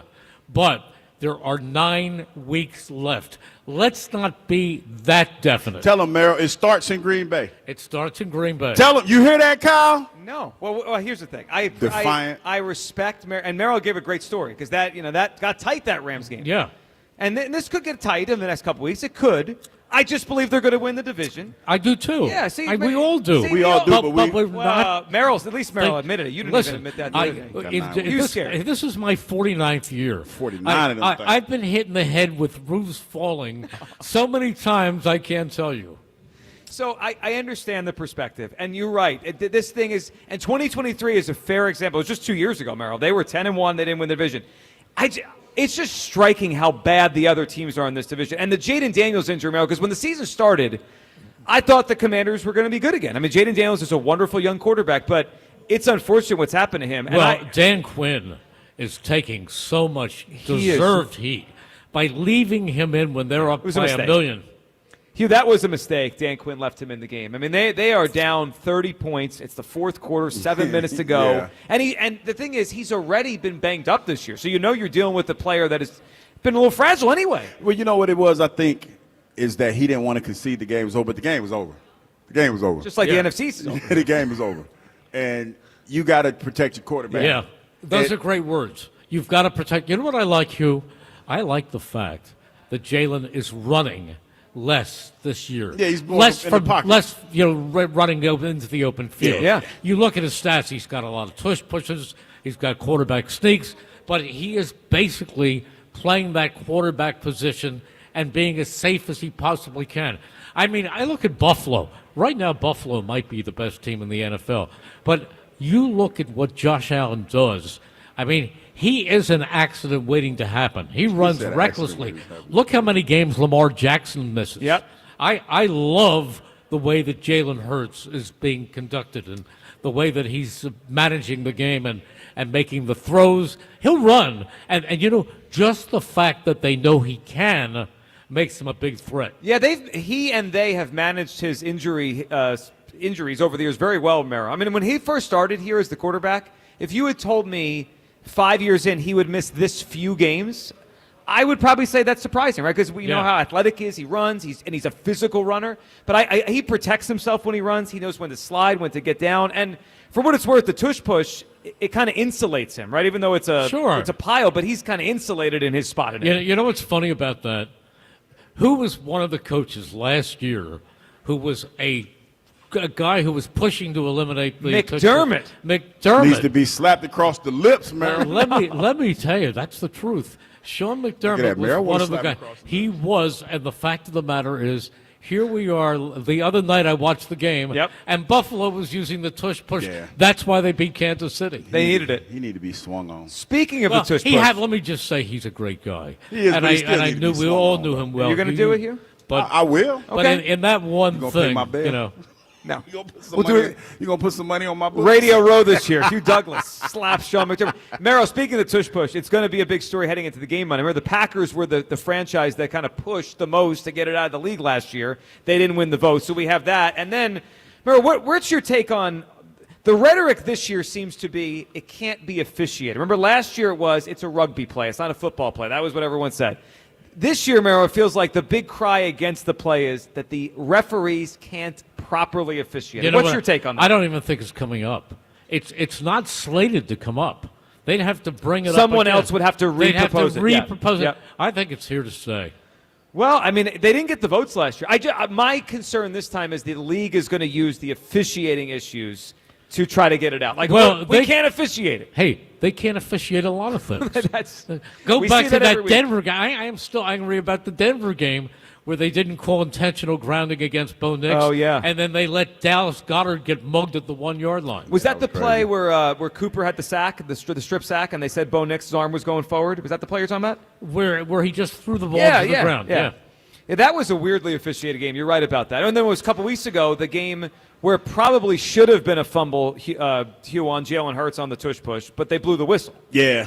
We benefited from that. That one we benefited from. Listen, that was a fumble. Bringing it up. That was a fumble by Jackson Dart last week. That was. But my point is they're going to use the officiating issues on the play.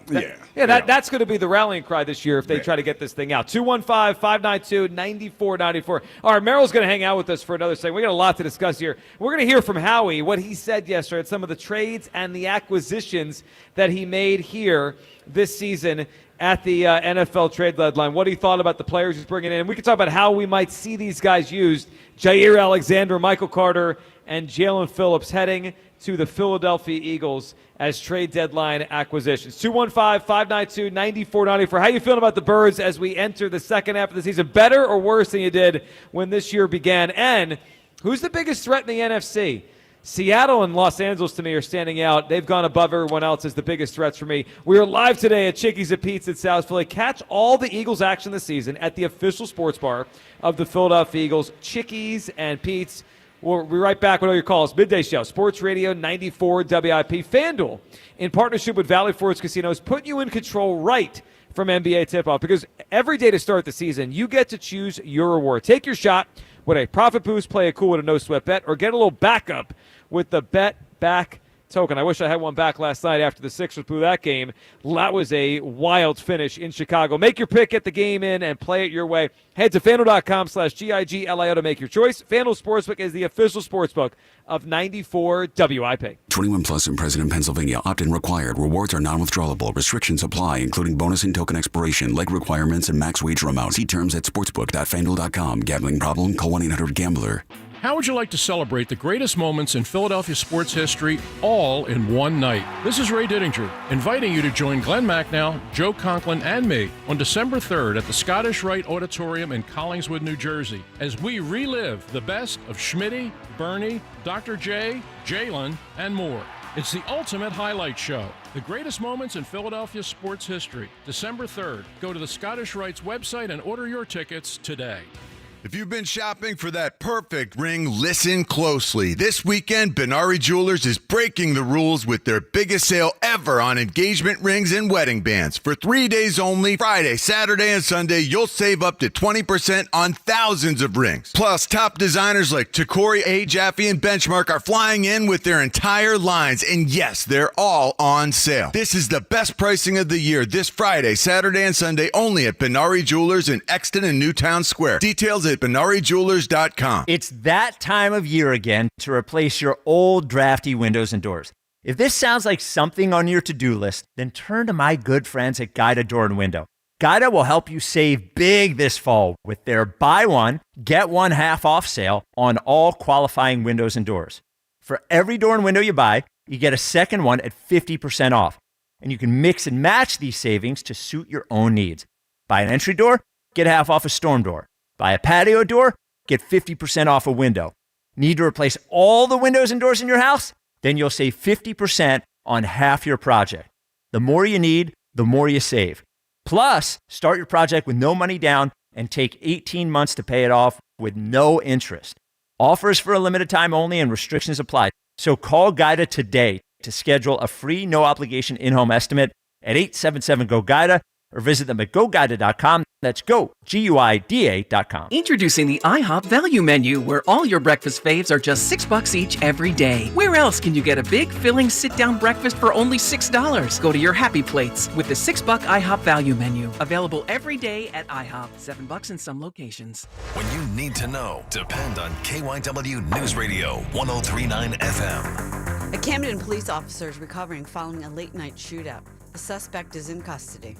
Big election night for Democrats with victories in key races here in the Delaware Valley and around the country. 2 TSA checkpoints at Philly International are closed temporarily starting today. Get the latest anytime on KYW News Radio. Now on Crystal Clear 103.9 FM. You've never needed us more. This is the story of the one. As a maintenance supervisor at a manufacturing facility, he knows keeping the line up and running is a top priority.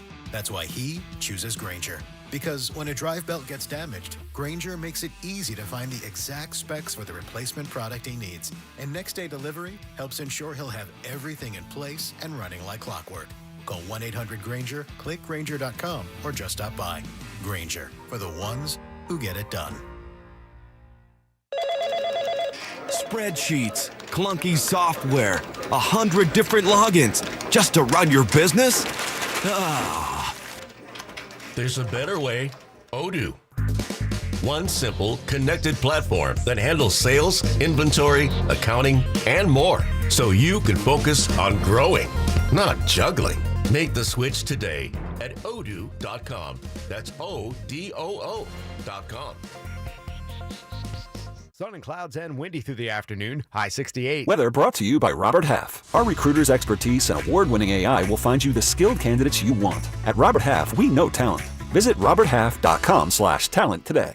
Hey, I'm Mike Slater. My dad passed away at the age of 63. It's out of nowhere. Had a stroke. Super hard, obviously, for the whole family, but my dad had life insurance. This is why I have life insurance for my family, for my wife and 4 kids. And the best place to get life insurance is ethos.com, because you can do it in 10 minutes. And there's no medical exam and no blood test, just a few health questions. Get life insurance in 10 minutes so your family is protected. Ethos, ETHOS, ethos.com/life. Pros don't just show up, they prove how it's done with precision and without shortcuts. Makita tools are built the same way, with a dedication to lasting quality, trusted performance, and results that reward your effort year after year. When the job calls for the best, call on Makita. Built to be the best. Available at the Home Depot. This is Birds at the Bye on your exclusive home for Eagles football. Sports Radio 94 WIP. Welcome back. It is the Midday Show. Hugh Douglas, Joe Giglio live today at Chickie's and Pete's in South Philly.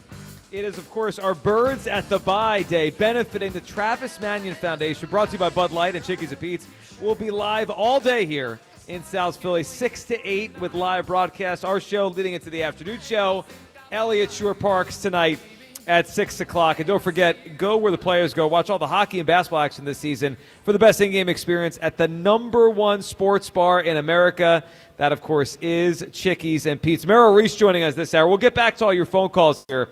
But let's hear from Howie Roseman as he talked about the acquisitions the Eagles have put together here, which is quite a bunch. I mean, they have made 9 trades, I believe, since the beginning of training camp. And then you just go to the last couple weeks here. They've added 4 real players. Let's hear Howie talking about Jair Alexander, who they traded for on Saturday from the Baltimore Ravens. With Ja, I remember just when he signed in June with Baltimore, thinking what a great signing by them. And obviously it didn't work out for the way that he wanted or that they wanted, or he wouldn't have been available to us. But the relationship we have with Baltimore and being able to have honest conversations and understanding what he went through a little bit in training camp and getting back to health, obviously missed a lot of time last year, and then just really doing a deep dive on him and how successful he's been, what we thought of him last year, when we were in Brazil playing them, and then for the first part of the year, and then having CP who's with him and getting to know the mindset of the player. And so,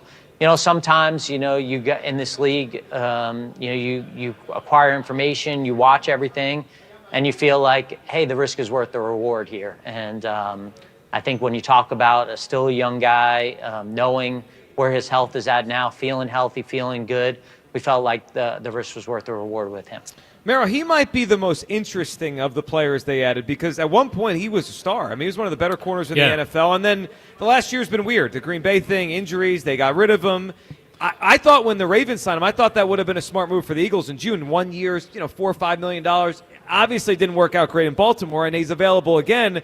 Merrill, what do you think about this one? Because there's obviously an opportunity for some snaps at one of those outside corners. It's a bright move. It makes sense. But again, it's with all of these moves, you have to wait and see. Yeah. I trust Howie. I know his evaluations are sound.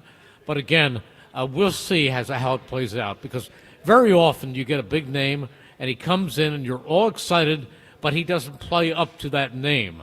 And other times a guy comes in like Tank Bigsby, and I thought, gosh, he can't return kickoffs. They're hitting him in the head. They're bouncing around. Then he came out last week and showed that he is an explosive back. Yeah, he can run. Now, he can play. He can, yeah. Yeah, Hugh, I mean, the Jair Alexander thing, based on name value, it's a big move. Based on the last year, it's not a big move. But once in a while, the guys will bounce back. They'll be down. They'll come. When the Eagles got James Bradbury, he was cut, right? Like he was on a down point of his career, and then he played really well here for a little bit, and then he went back down. Hugh, your expectation for Jair? You know what's funny? Hearing how we talk, I understand why John Ritchie is so bullish. Well, it kind of puts it in perspective. Like almost a diamond in the rough a little bit? Well, because Howie talked about how he vetted him and, the circumstances down there in Baltimore. And when he said CP, by the way, that's Christian Parker, the D-backs coach here, who was with him in Green Bay. And he was talking about how, and then, I'm getting text messages from friends of mine that are intimately familiar with Baltimore and the way that they play. They're more of a man concept team. And, we play a little bit more zone, so that's probably why they feel like it'd probably be a better fit.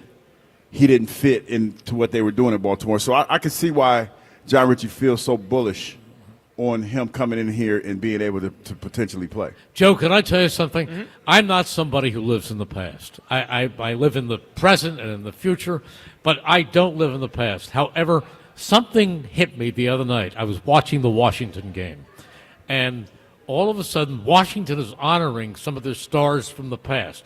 And out came this very distinguished man in a white beard, and he was the great Art Monk. And I remember when the Eagles picked up Art Monk, I said, wow, they've got Art Monk. But it was only Art Monk in name. Sure. His days as a great player were over. Now, with Jair Alexander, you're talking about a young player. But again, I'm saying you can't go just by the names. You can't. I like that how he does this because it's low risk, right? Like if he works out great, if he doesn't, they swap to 6th and 7th round pick. There have been plenty of these over the years that haven't. What was it? Shaq Leonard a couple years ago, one point was a star, and then he just didn't work out here. Kevin Byard, we can go through all of them. Robert Quinn over the years. I mean, he takes a swing seemingly every year, but once in a while they do. So that one is probably the wild card. Let's hear Howie on Jalen Phillips. That's one that I think they expect a lot of. Phillips here for a 3rd round pick for the Miami Dolphins. We spent a lot of time with him coming out of college, knowing the person. It's really easy to scout the player. Really, he's got freak ability. He can rush. He can set the edge. He can play in space. He's got a nonstop motor. I think one of the most fun things to do is put on his tape and watch his effort, And when you have the athleticism and the physical ability he has with the effort he has, and then, just going and seeing that he was Walter Payton Man of the Year in Miami, the things that he does in the community, he comes from an unbelievable family, and then obviously Vic was with him, So a lot of times when you're talking to your coaches and you have a vision of how the player is going to fit, you have to have those discussions. But that discussion was really easy with Coach Fangio. I think I just said that discussion was really easy with Coach Fangio. Wow. I think that it was just for us, where we are as a team, what we believe in is important to winning a world championship and to being a great team. It really wasn't a hard trade to make. Merrill, this is the big one. I mean, they gave up a pretty significant pick, a 3rd round pick for a rental. But Jalen Phillips, he's young. He's played his best football the last month or so. And you look at his career, it's really injuries are the only thing that have prevented him from probably being a Pro Bowl player. Yeah, that is the move that I'm most excited about. Well, he's in a spot where he has a chance to play a lot. The edge rush for this team so far this season, a little suspect. It has been, right? Let's be called for what it is. They haven't gotten a lot of sacks there. I thought Zadarius Smith was their most consistent guy, and then he retired. But you know who's got a lot of talent? Jalix Hunt. And I thought he played his best game last game. Well, and he had the pick 6 in Minnesota. Yep. He is a very, very talented player. And I think he could be better in a rotation, more short burst, than as much as they're playing him. So the Jalen Phillips one, he could end up as the most impactful edge rusher down the stretch of the season. I think so, because for all the reasons that I mentioned earlier, he has the long, lean body. He has a little bit of bend about him, and he plays with a little bit of an attitude. He just needs to stay healthy so that he can string together a slew of games so that you can see what he can actually do. And it's great, Merrill, that he has the experience and the familiarity with Vic Fangio. Because, look, last year they tried the experiment with Bryce Huff, and him and Vic, it didn't work in this defense. Obviously, Huff can play, and he's doing well in San Francisco, but this is someone, it's not like you're hoping he fits Vic Fangio's defense. We've already seen it in Miami. No, he does. Yeah. But it'll be fun watching. Yes, it will. And the other big name that came in here a couple weeks ago, let's hear Howie talk. And this is the first time Howie spoke since the Eagles decided to bring back Brandon Graham. Let's hear Howie yesterday talking about BG and how the whole process went to convincing him and offering him a spot back on the Eagles. Before the season started, before we went down any path, I called BG. I mean, fortunate really to have special relationships with a bunch of guys here. And BG was my first pick, and so just reached out and said, hey, we're in the market for an edge rusher. How are you feeling? And at the time, he just felt like that wasn't the right timing for him. Hadn't really contemplated, was doing a bunch of other things. But apparently got his mind started moving a little bit, and he started working out a little bit harder. And when Z retired, picked up the phone again and just said, hey, I'm just reaching out again. I'd heard a little bit through the grapevine you were working out a little bit harder, and I got that little BG cackle. Is it a cackle when they laugh like that, Bob? Is that a cackle? I don't know. I've never used that word. And that kind of gave me a sense that he wanted to come back, and I don't know. Maybe he was trying to have our team prove that we were any good. So Merrill, the BG thing, we were all excited when it happened. First of all, it's a chuckle. Not a cackle. Yeah, I think he's probably looking for the word chuckle. When he said it, you can hear BG in his laugh. But you know what about BG, and you guys know this. When I go to the NovaCare Center, if I bump into BG the first thing in the morning, my whole day just got better. You got the smile. He's just an uplifting player. It's infectious. It is. Yes. It always has been. And now the question is how much he has left in the tank to give. Merrill, I don't know. We'll see whenever he gets out there. But if he's the player he was last year, that is a help. I don't need him to be the player he was 7 years ago. If he's just last year's BG, he can still play. I know he will be a lot more comfortable than he is on the golf course. Yeah, well, that is probably true. That's a shot. It is. It is. What are you expecting out of BG when this thing revs up and he's out there? Well, I think they're handling it with kid's gloves because he's a little bit older. You don't want to have too much of a shock to his system. No training camp. 10 snaps? I was thinking 5 to 10. Okay. 5 to 10 this weekend. Like obvious pass rush downs? Yeah, like I was third and 5 12? to 10. Yeah, okay. 5 to 10 snaps. That'll be a good start for him, and then just work his way back in. I don't think we'll start seeing the impact of BG probably for a couple more weeks. Maybe when we play Dallas. That's when you will probably see his snaps ramp up a little bit. You want to kind of ease him into this, man. You really, really do. I know we were joking around about the division and how over it is and saying it. The nice part about where they are, Merrill, is they can experiment a little bit in the next 2 months. I mean, they want to win games and they want to get the number 1 seed. That's all. That's the priority. But they have a great cushion in their division, so they could kind of mix and I think there's going to be a lot of mixing and matching on defense, Merrill, over the next few weeks to figure out what they have. Because really, it's about January, right? Getting healthy for January and being ready when they get there for whoever the matchup is. I don't think Vic Fangio experiments. Maybe not. You've got to show it to him in practice every day, and then he puts you out there. But game time is not experiment time for Vic Fangio. Yeah, it's going to be interesting to see how they decide who gets to start and then what the leash is, right? Because they have a lot of options in specifically, Merrill, the secondary now. Because the first half of the year, I mean, really, with Ja'Cory and Bennett hurt, they really didn't have much option at that second corner. It was Keely Ringo. It was Adoree Jackson. They have options now. I mean, they could put versatility. They could put Bennett out there now, coming off the IR. They could try Jair Alexander. So Merrill's right. They're not going to experiment in the game and mix guys in and out. But each week, depending on the practice and how a guy looks, we could see someone different out there. Here's the thing for me. You have a slot corner. Yes. In the corner that you got from the Jets.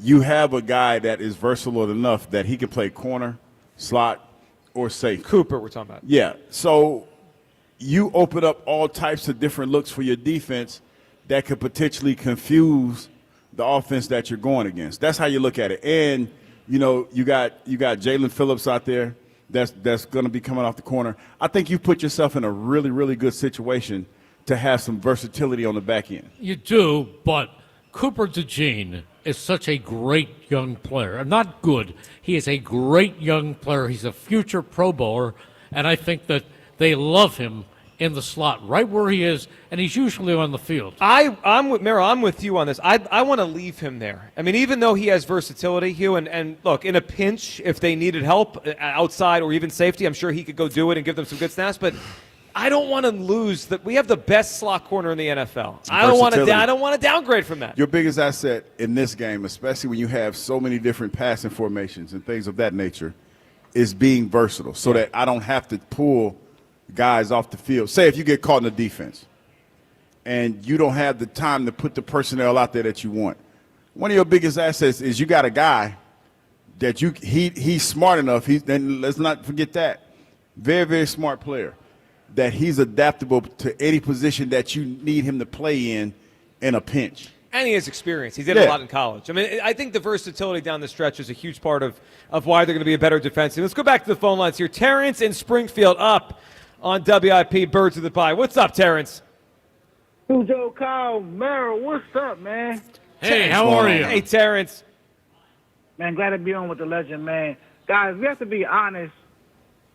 The landscape in the NFL right now is wide open. It's a week-to-week league. And the thing is, the leaders of the pack are going to start to separate themselves very soon. We thought the Colts were dominant until they got smacked by the Steelers. We thought Green Bay was dominant. A couple games they got smacked. Detroit got smacked 3 games this year. Do I feel better? I feel better, man, because Howie, we can all say he didn't have his best offseason. Yes, he let a lot of key players go, but bringing in BG for a depth piece, bringing in Alexander, Carter, and now I think Phillips is the best piece that we've got. I think Howie, I feel better because out of all these teams, we're the most battle-tested team. We have the most, for the most part, we have the veteran coordinators besides our offense coordinator.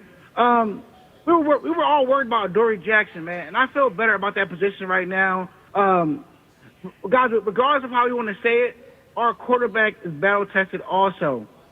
And I don't know, it depends on how anybody want to shake it, man. But besides Patrick Mahomes, Jalen Hurts is the most battle-tested quarterback in the NFL. So I feel we win these next 3 games, or if we go 2 out of 3 out of these next 3 games, we're going to be in an excellent shape, guys. I feel Phillips is going to bring that Josh Sweat type edge pass rush. I feel like he was on a bad team. Jair was on a bad team. I know guys are saying he's washed up. He was on a bad team, guys, and I feel like being on a championship team right now is going to motivate anybody to come in here and play and try to win the championship, guys. Because Jair is still one of the best quarterbacks in the NFL. He's definitely an upgrade from Dory Jackson, guys. Howie's had a bad offseason, but right now he's made up for it. He's got the pieces in here.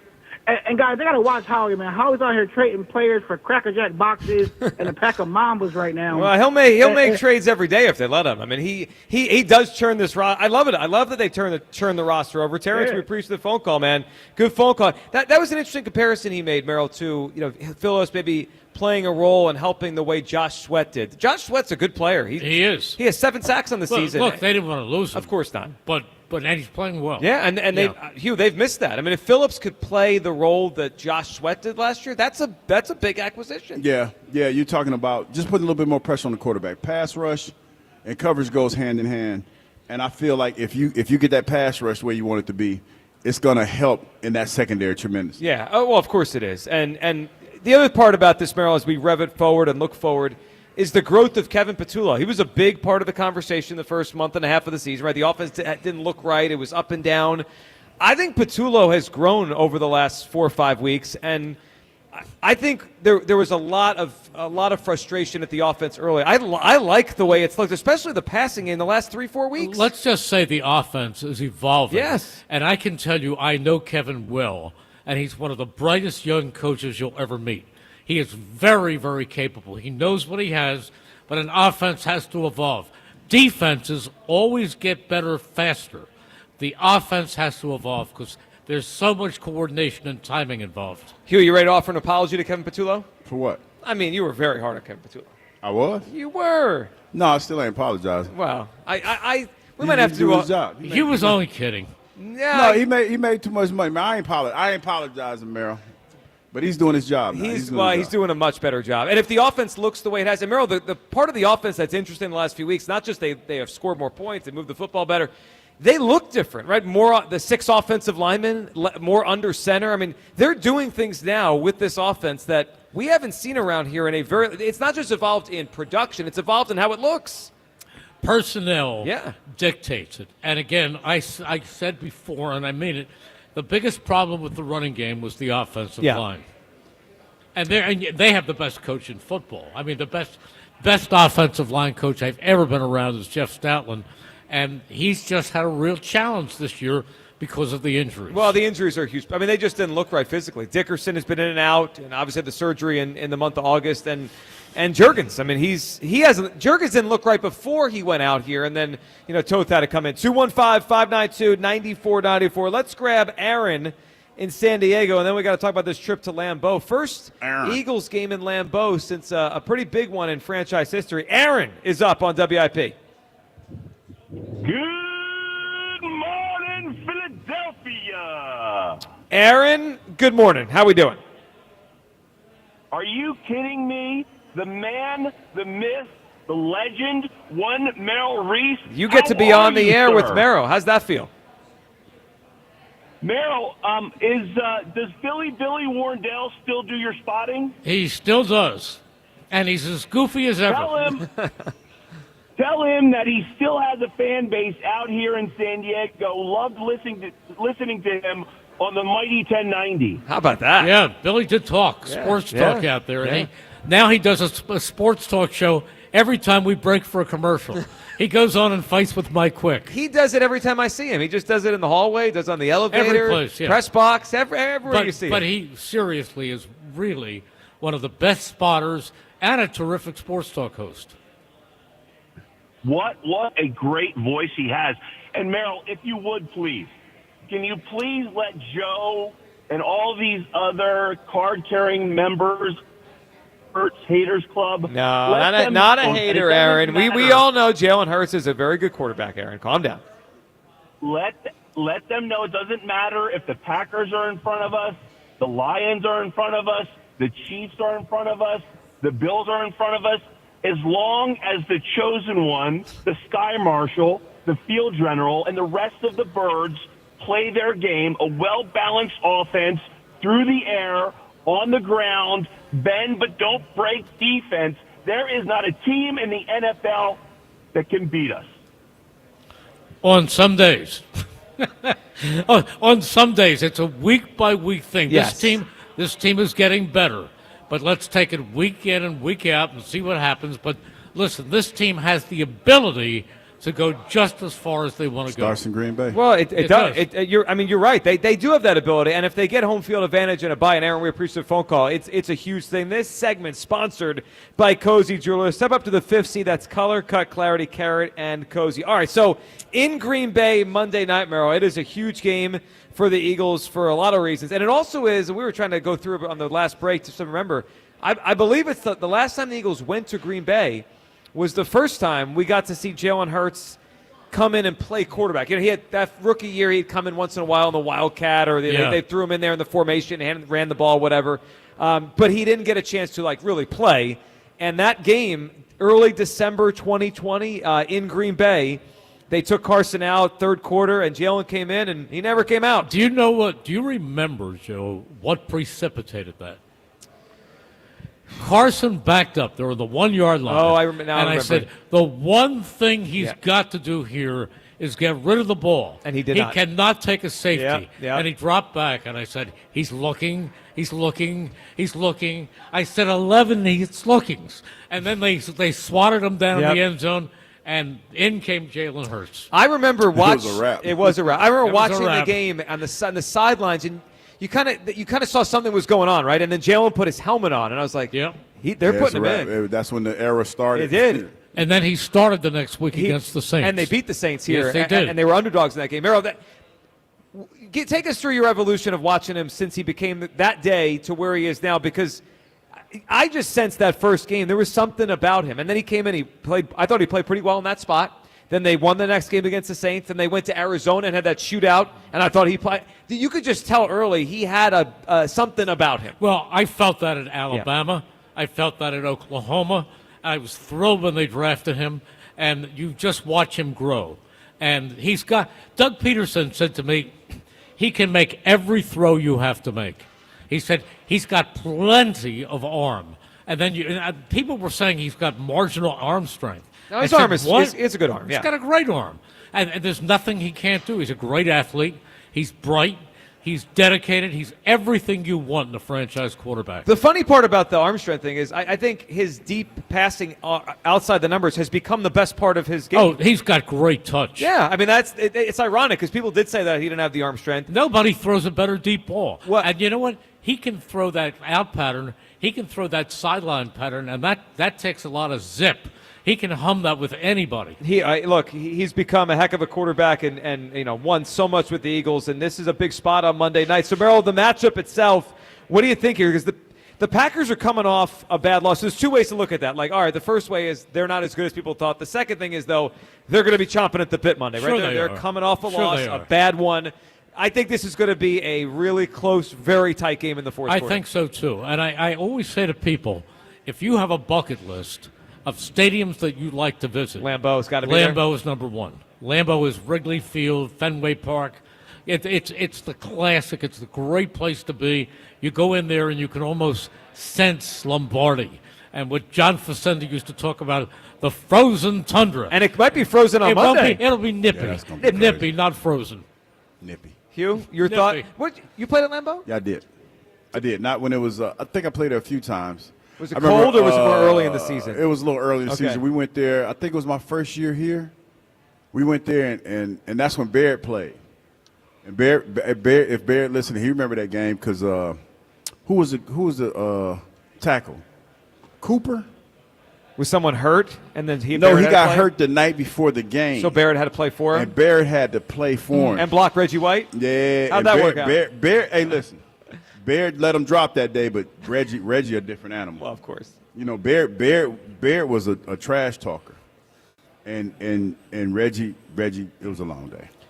It's a long day. I'm sure it was. Well, love Barrett. Barrett was a good football player. Barrett was a really good football player, and he was tough too, man, real tough. And like you, Hugh, he's become a good broadcaster. Yeah, Barrett's awesome. Barrett killing it. Yeah, Barrett is a great guy. Merrill, we appreciate you being part of the show today here. Birds at the Bye, which supports a great cause of the Travis Manion Foundation. Merrill, enjoy the rest of your day. Thank you. Enjoy Chickies, and we'll talk to you Monday during the pregame show. You bet. Great to talk to you guys. It's been awesome here. All right, 215-592-9494. Join us next.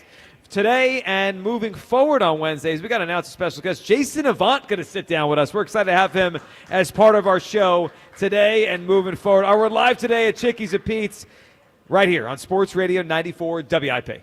We've been cooking up game day recipes all season long. Now it's time to take that Hatfield recipe, essential sweet Italian sausage, to the Thanksgiving table, people. Check this out. Elevate your stuffing to a savory side dish that steals the spotlight. Or you can whip up a breakfast casserole so good your family will be full all day long until dinner. Find Recipe Essential Sweet Italian Sauces at your local supermarket. For locations, visit simplyhatfield.com. Hatfield. Better care, better pork. Healed and hungry after the bye. I always like our process off of a bye week. I think the best is yet to come. The Eagles fly to Green Bay for a Monday night showdown. The Eagles Radio Network, presented by PNC Bank. Brilliantly boring since 1865. The Verizon pregame show starts at 6. Then Merrill and Mike have the call. Touchdown, Dallas Goedert. Great play call. Wow. Followed by the PDQ Restaurant Point of Sale Systems postgame show. Only on your exclusive home for the defending champion Philadelphia Eagles. Sports Radio 94 WIP. It's time for fall ball at BetMGM. Turn $10 into $150 in bonus bets if you win your first bet. Download the app, sign up using bonus code WIP150. Then place a $10 bet on sports. You'll get $150 in bonus bets on top of your winnings if your bet hits. BetMGM and GameSense remind you to play responsibly. BetMGM.com for T's and C's. 21 plus to wager. New Jersey and Pennsylvania only. New customer offers subject to eligibility requirements. Rewards are non-withdrawable bonus bets that expire in 7 days. If you or someone you know is a gambling Gambling problem? Help is available. Call 1-800-GAMBLER. Get 50% off all windows and 0 interest for 5 years with Window Nation. Listen this Saturday as Penn State battles Indiana. Coverage starts at 11:30 a.m. on the home of Penn State football. Talk Radio 1210, WPHT, and the free Odyssey app. This year's senior class is back at homecoming, reunited and protected with mNEXSpike, the new COVID-19 vaccine from Moderna for adults 65 and older. That's because these seniors know they face the highest risk of severe COVID. mNEXSpike, COVID-19 vaccine mRNA, is a COVID-19 vaccine for people 65 and older and for 12 to 64-year-olds at high risk for severe COVID. You shouldn't get mNEXSpike if you've had an allergic reaction to a previous Moderna COVID-19 vaccine. Rare cases of inflammation of the heart muscle and outer lining have been reported. Common side effects include pain at the injection site, tiredness, headache, muscle or joint pain, chills, nausea, vomiting, and underarm swelling or soreness. mNEXSpike may not protect everyone. This year's senior class came ready with a COVID-19 vaccine that helps them keep showing up. mNEXSpike from Moderna, here for the senior class. Visit mnexspike.com to schedule your vaccine today. That's mnexspike.com. Prescription products require completion of an online medication consultation with an independent healthcare provider through the LifeMD platform and are only available if prescribed. Subscription required. Individual results may vary. Additional restrictions apply at lifemd.com. Read all warnings before using GLP-1s. Side effects may include a risk of thyroid C-cell tumors. Do not use GLP-1s if you or your family have a history of thyroid cancer. Confused on where to start with weight loss medication? 95% of LifeMD patients said starting their weight loss journey was simple. Go to trylifemd.com now and see the best options with or without insurance for Wegovy, Zepbound, and more. Brian was approved for insurance coverage and lost 100 pounds. I love the fact that insurance covered almost everything because pharmaceutical prices are going through the roof. The first time I realized that LifeMD was working for me was when the hunger started going away. I never thought losing weight would be this easy. It's given me more energy. I would recommend LifeMD to anybody. Nearly 96% of patients said they would recommend the LifeMD program to anyone who wants to lose weight. Get started right now at trylifemd.com. That's TRYLIFEMD.com. FanDuel, in partnership with Valley Forge Casino, is putting you in control right from NBA tip-off. Because every day to start the season, you get to choose your reward. Take your shot with a profit boost, play it cool with a no-sweat bet, or get a little backup with a bet-back token. Now, I got to tell you, I'm a little bit of a safe guy when it comes to placing bets. I'm a strategist who plays it smart with a no-sweat bet. So that's what you need to look for. Make your pick, get in the game, and play it your way. Head to FanDuel.com/Ike to make your choice. FanDuel Sportsbook is the official sportsbook of 94 WIP. 21 plus and present in Pennsylvania. Opt-in required. Rewards are non-withdrawable. Restrictions apply, including bonus and token expiration, leg requirements, and max wager amount. See terms at sportsbook.fanduel.com. Gambling problem? Call 1-800-GAMBLER. 250 years ago, a promise was made to connect families and friends near and far. And during the holidays, that promise is more important than ever. That's why USPS is building a better network to meet your needs with timely deliveries, easy and affordable ways to ship, and everything you need to make your season full of holiday cheer. Our purpose is delivering your peace of mind, knowing your love will arrive, bringing joy to all. The United States Postal Service. Learn more at USPS.com/holidays. Not available in all states. Must qualify for enrollment. Results may vary. Do you owe $10,000 or more in credit card debt? With credit card debt at all-time highs, Debt Relief Advocates is urgently notifying consumers of debt relief now being made available, designed to aid consumers with out-of-control credit card debt. Those who qualify and enroll for this relief program may only have to pay back a mere fraction of what they owe. This is not bankruptcy or a debt consolidation loan. This is a relief program that credit card companies would rather you not know about, as it could end your debt nightmare and save you lots of money. Consumers owing at least $10,000 in credit card debt can now take advantage of this debt relief as the cost of living skyrockets. For free information and to learn what debt reduction you may qualify for, simply go online and visit DRA.com or call 800-474-1811. 800-474-1811. That's 800-474-1811. This is Maggie Gray with an Odyssey Sports Minute. Tom Brady isn't just retired, he's diversified. The 7-time Super Bowl champ is now a broadcaster, Raiders part-time owner, trading card mogul, and biotech investor who just revealed his new dog is a clone of his old dog. From Saudi Arabia sports ventures to lab-grown pets, Tom Brady seems to be everywhere there's a high-dollar opportunity. But with every new deal, you have to wonder, does any of this start to sully his good name? I'm Maggie Gray. 94 WIP HD1 Philadelphia. Live from the Tasty Cake Studios. Sports Radio 94 WIP. An Odyssey sports station. Birds at the Bye. Live from Chickie's and Pete's, South Philly. Sports Radio 94 WIP.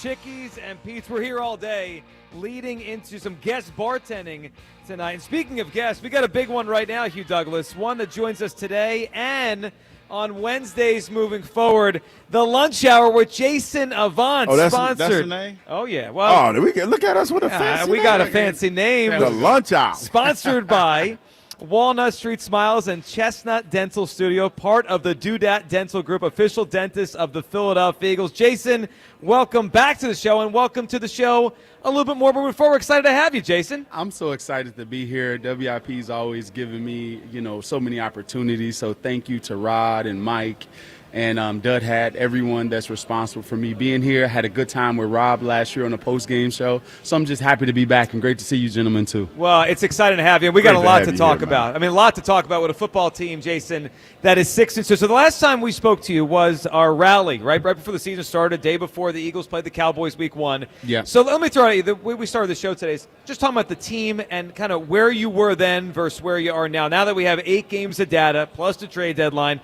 do you feel better about their chances of repeating as Super Bowl champions? Not as good, worse? Like, where are you compared to where you were when the season began now that we got the 8 games in the books?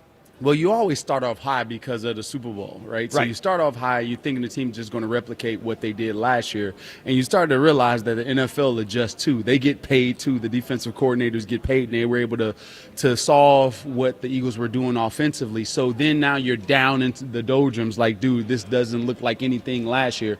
And then the last 2 games in the trade deadline, you're starting to kick back up, and I feel that's the emotions of most people in the city of Philadelphia. Now that we've seen it, my expectations are rising because the team is getting better. You're seeing position groups get better. You're starting to see an avenue to a championship now. I'm kind of curious, Jason, when you look at this team and we talk about the hierarchy, not in the NFL, but the NFC. Okay. Where do you see the Eagles right now? I know they're the defending Super Bowl champions, and you got to give them props for that. But as this season plays out and we're at the halfway mark, where do you see them at in the hierarchy of the NFC teams? Well, they're right at the top. They're right at the top. I think them and the Lions are there. The Packers are still. I just watched the Packers film, extensively the last 3 games for the Packers, and they have some glaring weaknesses. And so I think the Eagles are there and they're rising. And then you take the championship pedigree team. Just think about championship pedigree is such a value statistic. When it's winning time, when you have that ability to draw on those past experiences, you'll shine in those moments. And a lot of times teams that hadn't been there will do something to lose the game, sort of like the Jays and the Dodgers. Mm-hmm. The Dodgers won that series because of championship pedigree, nothing more. The Jays, figured out a way to lose the game, and that's what'll happen. Well, I mean, we see that so much think about the last, 25 years of the NFL. I mean, the Chiefs and Patriots have been those 2 teams, right? Now the Eagles hope to become one of those teams with that championship pedigree. It's there. And, in the NFC, it's interesting, Jason, because there's a couple teams that have gotten close, right? Like the Lions have been in the mix the last couple of years along with the Eagles. The Rams have been in the mix, and they won one with some of that group with the coach and the quarterback and some of those guys. Jason, I'm curious your thoughts on the Seattle Seahawks, because they feel like the new kid on the block here in the NFC with this group. Are you taking them seriously? Because you look at watch some of their games and you see how they're winning and the margin they're winning by, and you look at some of the numbers and it all says they are legit. But it is a young team. It's a new team. Sam Darnold in particular, their quarterback, has only played the playoffs once. It did not work out well for him last year. What do you think of that team in the mix in the NFC?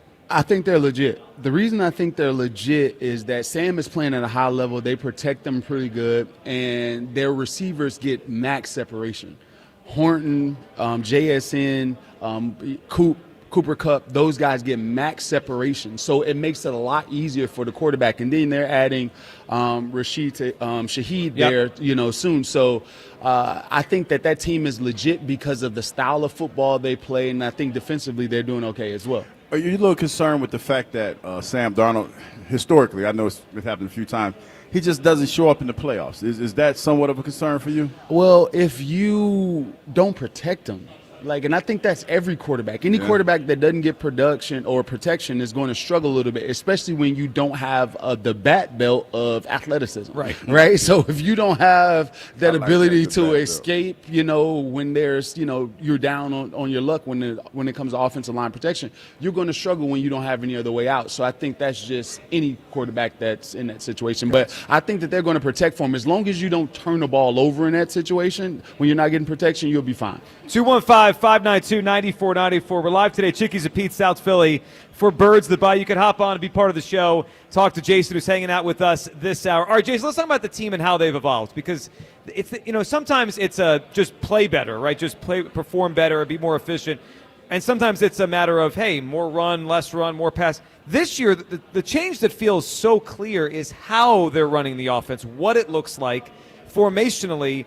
They've gone, Jason, from a shotgun team, for years and years, to, I'm not going to say primarily, but a lot of under center the last couple of weeks, and it has worked out really well. So first, let's start with that, and do you think it's going to continue? Is that their identity now? Because it is a major shift. The Jalen Hurts quarterbacked Eagles have been a shotgun team, and it's been a very good team and a good offense for 5 years. And then in a span of a couple weeks, they've gone the other way at a pretty drastic rate. Your thoughts on how it looks, and do you think they keep going in that direction? Well, the Eagles have finally adjusted, and it's a tough thing to adjust for the Eagles. Let me tell you why. When you win a Super Bowl with one way of doing things, you want to keep doing that for as long as you can. Yep. And NFL said, no, you can't you're not going to be able to win a game like this anymore. And the Eagles were stubborn. They kept running their head against the wall and not being able to adapt or adjust. And now they're going under center more, and now they're helping their players out. When you have a guy that's in a position like a Brett Toth, or you have a guy like Tyler Steen, when you're having one-on-ones with them, like it's, Mekhi Becton or Landon Dickerson, you're not putting them into an advantageous situation. But now these last few ball games, they begin a duo block that's multiple double teams, and now they're working up to the linebackers rather than getting guys one-on-one. You're asking, Tyler, not Tyler Steen, but Brett Toth at center position to go out and get a 2-eye. That's an inside shade of the guard. You ask him to go out there and reach block that. That's very hard for them. Cam Jurgens can do it, but now they're double teaming up and putting them in advantageous situations to win. So I think the Eagles are doing a great job of adjusting now, but they were headstrong. That was the reason the Eagles were struggling, because they were headstrong, looking in the mirror, wanting to be a bully again, but realizing that we're not the same team talent-wise that we were last year. Yeah, and the thing that stood out to me, Hugh, the last 2 weeks, the Vikings game and then this past game against the Giants, is not that, it worked, right? It was better, it was more efficient. Guys were wide open, and that's the one difference that we are seeing the last few weeks is they're getting, like Jason said, separation. Yes, and I think look, we have some great players that can get open on their own, but when you throw in because that's what makes, when I watch the Rams and Niners, they have good players, but they're open. Like the formation, the play, the design gets Puka Nacua, Devontae Adams, and whoever the Niners have at any given point open. I've seen Devontae Smith more open the last 2 weeks, Jason, than I've seen him in a while. Not like, it feels to me like coming across line of scrimmage, it's confusing the defense and it's giving Jalen Hurts some open windows to throw. Well, Devontae Smith in and of itself will always be open, especially if it's man-to-man. But I thought the Eagles did something in the Vikings game. Even though they weren't successful running the ball, 8 out of the first 11 plays were runs. And what that does is that forces the defense to come up. And now what would happen is that Brian Flores would bring guys up into the line of scrimmage. Now you have one-on-ones outside, but you have to stay committed to the run game in that manner, even if it doesn't work, so you can have those opportunities down the field. And the Giants game is just they couldn't handle the rush at all, so therefore they were committing everyone toward the line of scrimmage, and Devontae's going to kill you in those situations. Right. But one-on-one, he's always open. Now, zone concepts, Kevin Pizzuto has not done the best job of zone concepts and calling winners. It's usually one answer that's right in the whole equation, and Jalen has to find that guy rather than multiple being open at once. So now that we move this thing forward, right, that they look like they've evolved here a little bit and it's changed. The passing game's been way better, I would say, for the past 3 or 4 weeks. It's been better. Do we believe the running game is fixed now? Because that to me, still, that is and was the best part of their team. And if they rev that up, then they could be unbeatable, or they could be clearly the best team in the NFC. But, Hugh, we've only gotten one game of that, right? Like, of the whole year, we've gotten one game where the run game looked dominant. Are you ready to say it's back? Go ahead. I think matchups matter.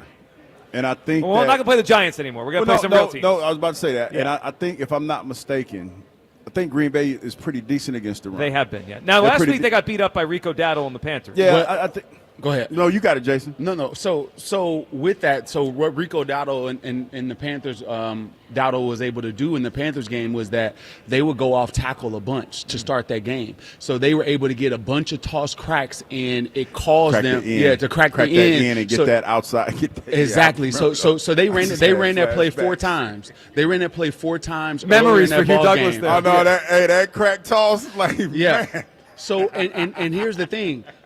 Guess who started to utilize that the last few ball games? The Eagles are starting to do it more. And it's about variety. It's about being able to do things that are different, not just inside zone. Can we gap scheme up to it? Can we, get a jet sweep out of it? We saw that from the Eagles this past week. They're kind of light on and the Green Bay is kind of light on the edges. On edges, right? So that's what the Panthers were able to do, is get outside of. So that's one of my keys to the game, is to be able to get outside early so we can get some inside runs later. Jason. He makes me like, when you talk to somebody who knows the game inside and out, he made me think about a lot of different things. But matchups do matter. Yeah. And if they find a way to emulate that play, because this is a copycat league, they might have a chance. But like you said, it's the Giants playing against the Giants. Yeah, it looks better, but like it's hard for me to sign off yet. They're back running the ball. And another thing, like when it comes to that crack toss, that outside linebacker got to help that defensive end out too. He got to be like, dog, look, crack. You got to play the crack. So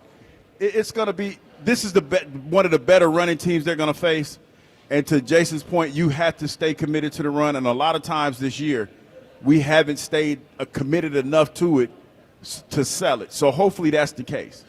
Sometimes you got to bang your head against the wall a lot, man, in order to get the run game going. Like, you really have to stay committed. Well, and especially if you have a Saquon Barkley, Jason, because he's this close to break. I mean, he can break one at any time, right? We've seen that for 2 years now. We just saw in the Giants game. So I hope they're back running the football. And look, I don't need 260 yards every game. That was an outlier. But if they can go back to being one of the better rushing teams, they're really going to take off here. I've been calling for this all year as far as variety. The Eagles are just so headstrong in the way that they were able to do things. In these past few ball games, you're starting to see variety from the run game. You got to realize that other people can do different things.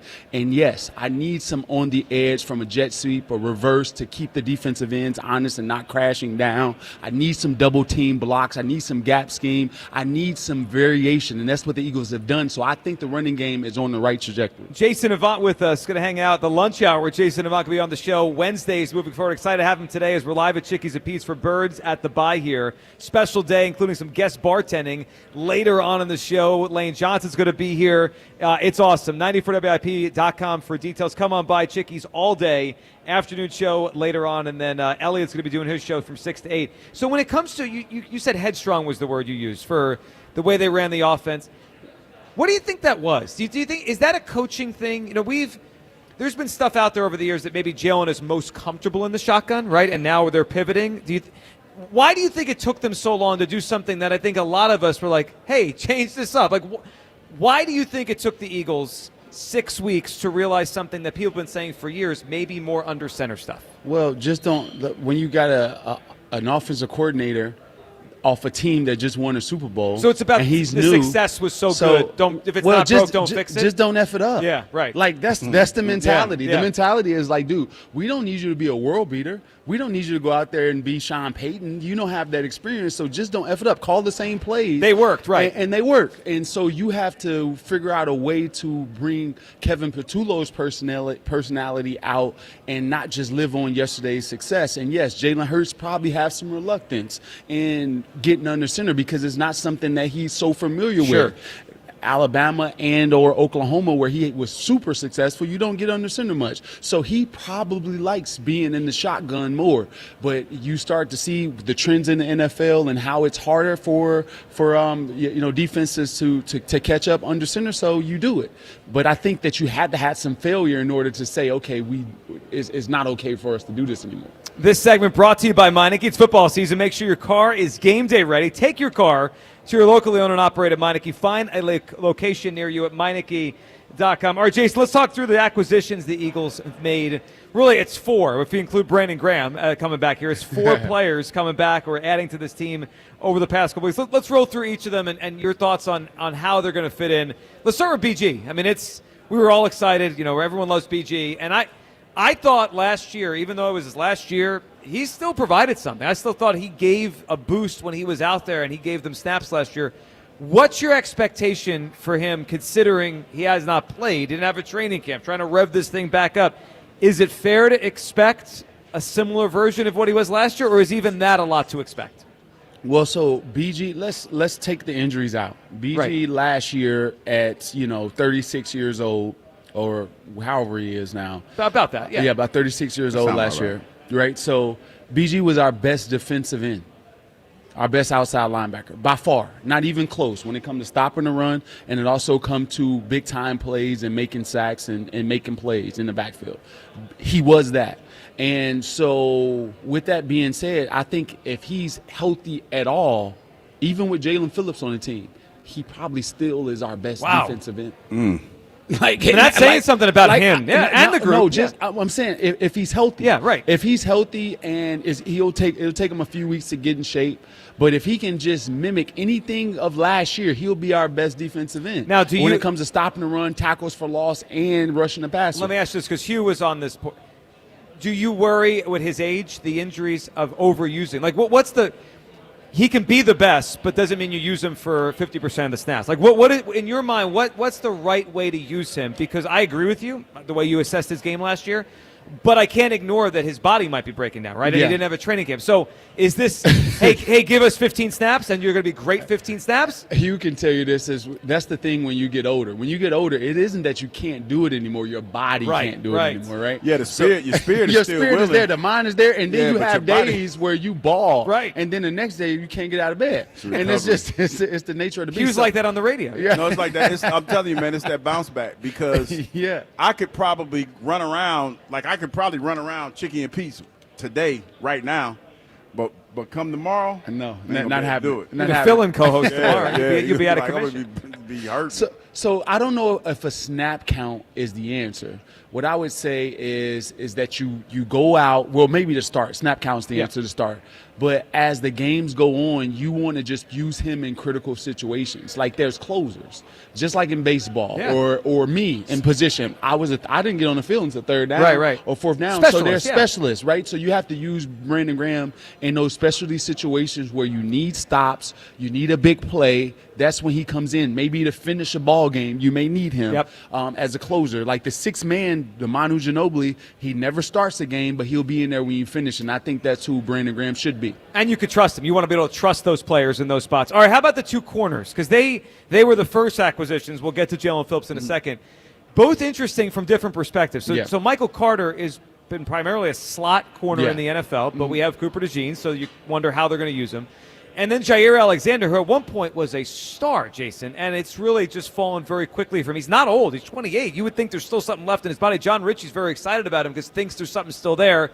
Your thought on the two corners they brought in and how they might be used? Well, I think this is just optimal use for Vic Fangio. Like, this is one of those situations where you give the secondary variety. You don't have to worry about Keely Ringo. You don't have to worry about Adoree Jackson being hurt every 2 seconds, right? So you have these guys where you have Michael Carter. If you want to put Cooper DeJean on the outside, you can do that. And Michael Carter is physical, and he likes to tackle. He did get his spot taken, and he did have some problems in coverage this past year. So you can't say that he's like a world beater. Right. But given the defense coordinator Vic Fangio is, I know that he can bring out his optimal use. Now, Jair Alexander is one of those guys that we saw play really well, but hadn't got one stop this entire year when it comes to just pass targets. Right, every pass that's been thrown on him has been caught. It's not what you want to hear. No, it's not. It's not. It's not something that you want corner. it. Yeah, that's not something that you want to hear. You just hope that it's one of those situations where him and the defensive coordinator, him and the secondary coach did get along. And when you get long in the tooth as a player, you get more disagreeable. That's how it is. The stuff that I used to do when I was a rookie, yes, coach, yeah. And when I got 30 years old, I wanted to debate and I wanted to have a conversation about this. It was a little back and forth, right? And then some coaches are not going to like that. So hopefully it's one of those situations where there was just a disgruntled player not getting along with the organization, but we won't know until he gets in here. We know that he can play. Will he be better than Adoree Jackson? Yeah. Will he be better than Keely Ringo? Yeah. So I think all of it is positive going forward. Now the big one, at least the one I consider the big one, is Jalen Phillips from the Miami Dolphins. A couple years ago, Jason, looked like he was on the path to start him. I mean, he had 6.5 sacks in November. He tears his Achilles. That was Vic Fangio's year in Miami. And then he's never quite been the same. He had a knee injury. Now he's come on the last few weeks and about a month here playing really good football, so maybe his body's back. But he's a guy who was a first-round pick. He's got all the talent in the world, and he's playing for a contract. Feels to me like he's got a chance to be a big part right away when he gets in there. Yeah, he should know this defense, like the back of his hand. And so I would like to see him do better in one. He gets a lot of one-on-ones for the production, for the production that he has, right? So usually when you're a dominant pass rusher, you're going to get some chips, you're going to get some of that. From watching tapes, everyone feels like they can block him one-on-one. And then when it comes to guard pulls, he isn't. We've seen Nolan Smith lacing people out. Oh, the Super Bowl, that guy's still shaking. Yeah, no, and what was it? Was it Elgin Jenkins? Yes, the pulling guard. We've seen Nolan Smith lay guys out in those situations. You pull to Jalen Phillips, it's a little bit of pillow fight there. Okay. So there are some times it's where not good to be a defensive end. No, wait. No, I know what you're saying. I'm not saying that. It's only with guards pulling. It's like he kind of tempers down. He doesn't go full speed into it. You got to knock them guards out. But he does dominate tight ends. He does dominate fullbacks, and he has a great one-arm stab. Like, that's his go-to move. He has a great one-arm stab. So I think there's some high upside to him. I hope Vic Fangio can get him out. Get it out of him. It reminds me of Hassan Reddick a little bit, the way you talk, like the way Hassan played, the way you talked. But look, well, he's not as athletic as Hassan. Let's get some, because Hassan can bend way better than Jalen Phillips. Jalen Phillips is a big dude, doesn't bend like that. He's 6'5", 260. Yeah, he's huge. So he can't bend like Hassan. Yeah. Look, he's gonna. And if Nolan Smith gets back healthy and Jalen Phillips, they're going to have more ability to get to the quarterback than they have in a while here. 215-592-9494. That is how you hop aboard. It is Birds at the Bye, benefiting the Travis Manion Foundation. Brought to you by Bud Light at Chickies and Pete's. We'll be live all day at Chickies and Pete's, South Philadelphia location, 6 to 8 p.m. here with our live broadcast. Our Jason Devon hanging out for the lunch hour. He will hang out with us on the other side. We got a lot to get into. Looking forward to the games after the bye, the Packer game, Lion game, the NFC, the division, and we got to get a little conversation with Jason about the A.J. Brown situation. He's here. He's here to stay for the rest of the season. Trouble, Joe. Yeah, well, we need to. But we eased you into it. Let's talk about A.J. and where this goes from the rest of the season. It is the Midday Show, live at Chickies on Sports Radio 94 WIP. And let's talk about my friends over at FanDuel in partnership with Valley Forge Casino. They're putting you in control right from NBA tip-off because every day to start the season, you get to choose your reward. Take your shot with a profit boost, play it cool with a no-sweat bet, or get a little backup with a bet back token. Again, I would love to have my bet back last night because I had the Sixers, and that went bad really fast in that fourth quarter. So make your pick, get in the game, and play it your way. Head to FanDuel.com/GIG.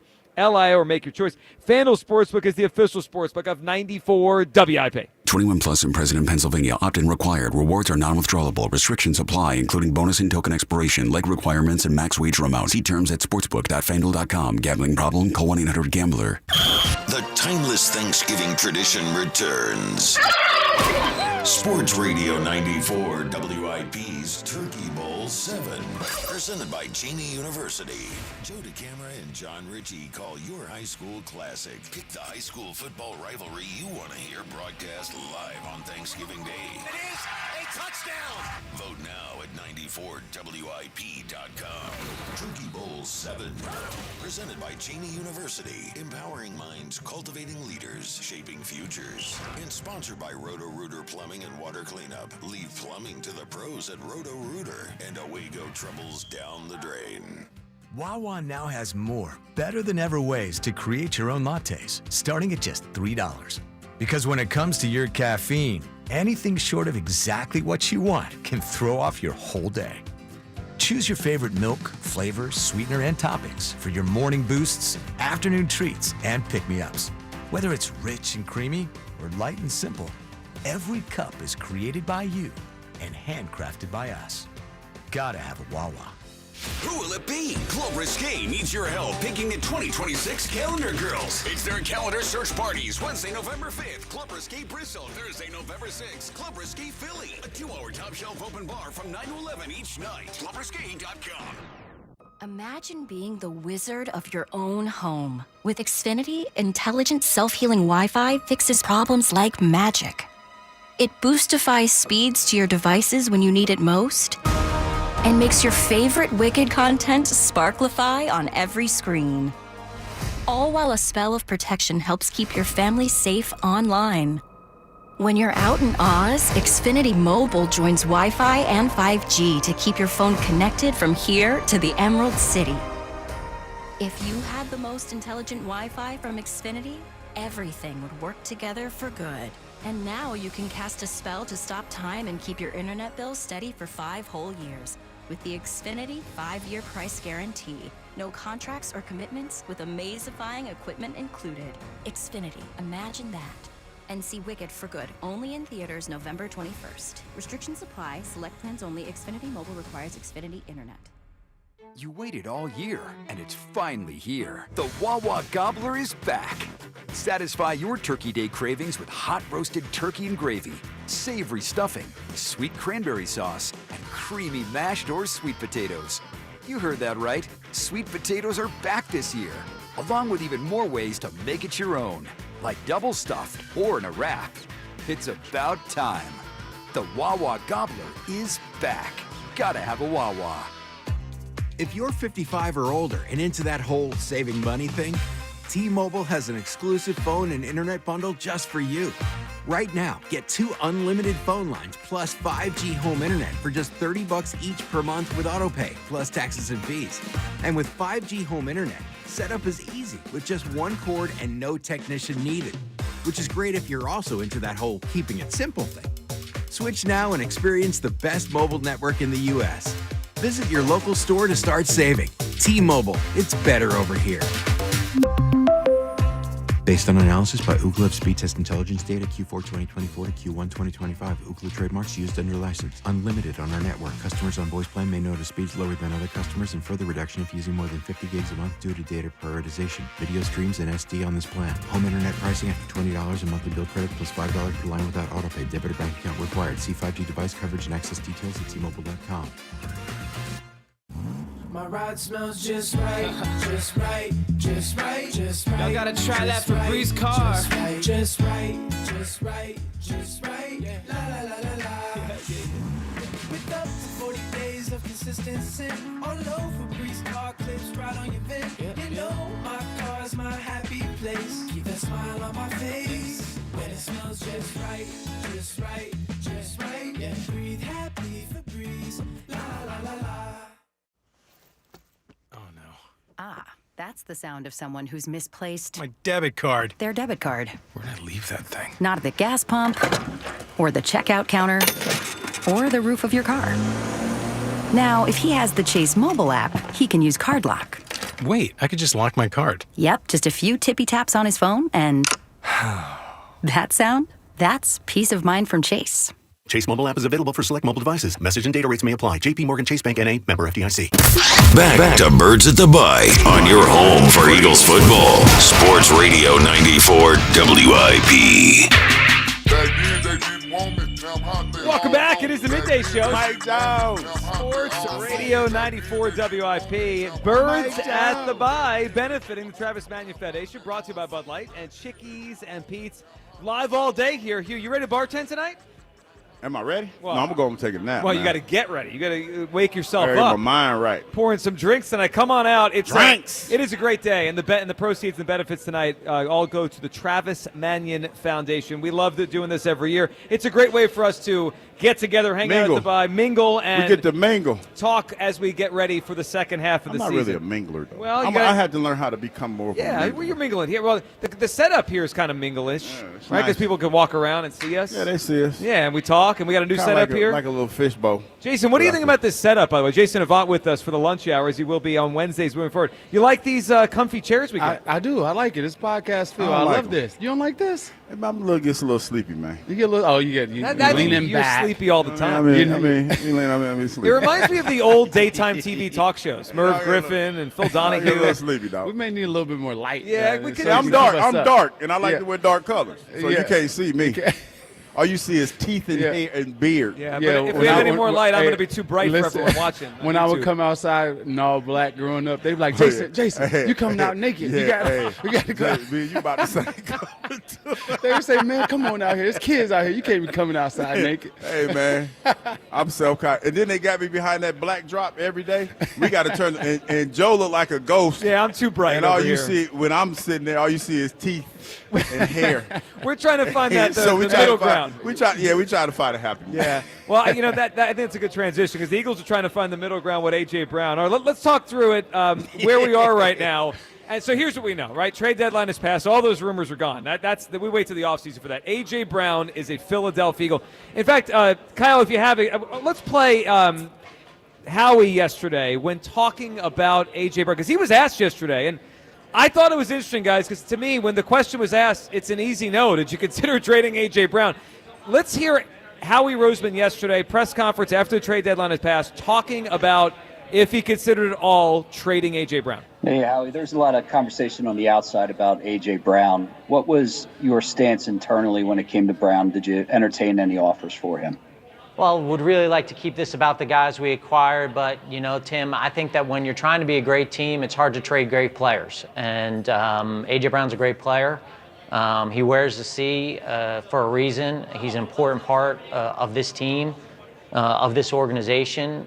He cares about winning. He cares about his teammates. And, I think that when you're a team like ours that is looking forward to an opportunity to compete for a championship, you just don't get rid of the guys like that. And so feel very lucky to have him on our team and excited about the second half of the season with him. Hugh, your reaction to his response, because, again, did you consider trading A.J. Brown? The answer could have been no, and we all move on. He gave a detailed response on why he wouldn't do it. What did you make of what Howie said there?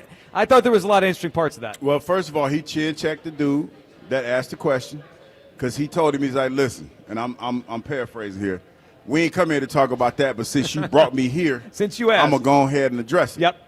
And he said it in a way that I feel that needed to be said because if AJ's listening to that, he has to feel comfortable in knowing or feeling that there was never a thought to trade him. Because think about it, for us, this is something where we can compare and contrast. Because think about Dave Dombrowski, a couple weeks ago. Sure. And Bryce Harper. And he said, hey, I don't think he that cat he used to be. Like, I'm ad-libbing again. And he caused the whole uproar. And he caused the whole uproar. Sure did. So I feel like Howie answered that in a way strategically that you had to answer it knowing that, hey, this is a great player. He is a great player. He wasn't – anything that he said he wasn't lying about. I'm pretty sure he got some phone calls about him. I'm pretty sure he did. And I'm pretty sure there was a few times where he listened to what was being said. Probably didn't entertain it, but you got to listen. He also did say, and I'm glad he said this, Jason, he has a C on his chest. He kind of reminded everyone this is a team captain, right? Like a team captain that whatever's gone on, he doesn't seem happy the entire season. He is a team captain. Jason, what's your feeling on what has gone on here the last 2 months with A.J. Brown? I know you can't get in his head. You know what, Joe? But you played the position. I got a better question. We ain't sugarcoating this. Go ahead. Thing. What's wrong with y'all, man? Like, seriously. Yeah, you know what? At the receiver we spot, need a real receiver. No, we need a around real here. receiver. Yeah. Like, listen, dog. We got defensive ends, linebackers, and fullbacks trying to comment on wide receivers around here. Because I know you know what it is. You probably weren't like that, but you got it in you. Because I've seen you play. Yeah. You have it in you. Yeah. What is it about that position that makes you guys so different than everybody else on the football field? Money, money, money, money, money. All right, so that's so here. No, it's the truth. Here it is. So when Jalen Hurts goes out and wins, his value is based on that. It's not on stats, right? So when the team does well, Jalen Hurts gets paid his $220-something million. If A.J. Brown does not have stats along with winning, he gets cut and or restructured and or moved out. So there's this fine balance as a receiver that you want to win, but you also need production in order to continue your legacy, also to make your money. So, but Jalen's stats are not included in his deal. So it's a lot easier for a defensive end, a position that can control his own destiny, an offensive tackle who can control his own destiny, and then a receiver who's a secondary position who needs other groups in order to be successful. You guys talk like you are like the Angels, but the truth is if you were a tight end position, you would feel a little bit different. If you were a linebacker and you were contingent upon Saragusa of holding up two guys and you're Ray Lewis, when those guys weren't doing well, they went out and got Haloti Ngata, right? That's what happens. So when you're in a secondary position,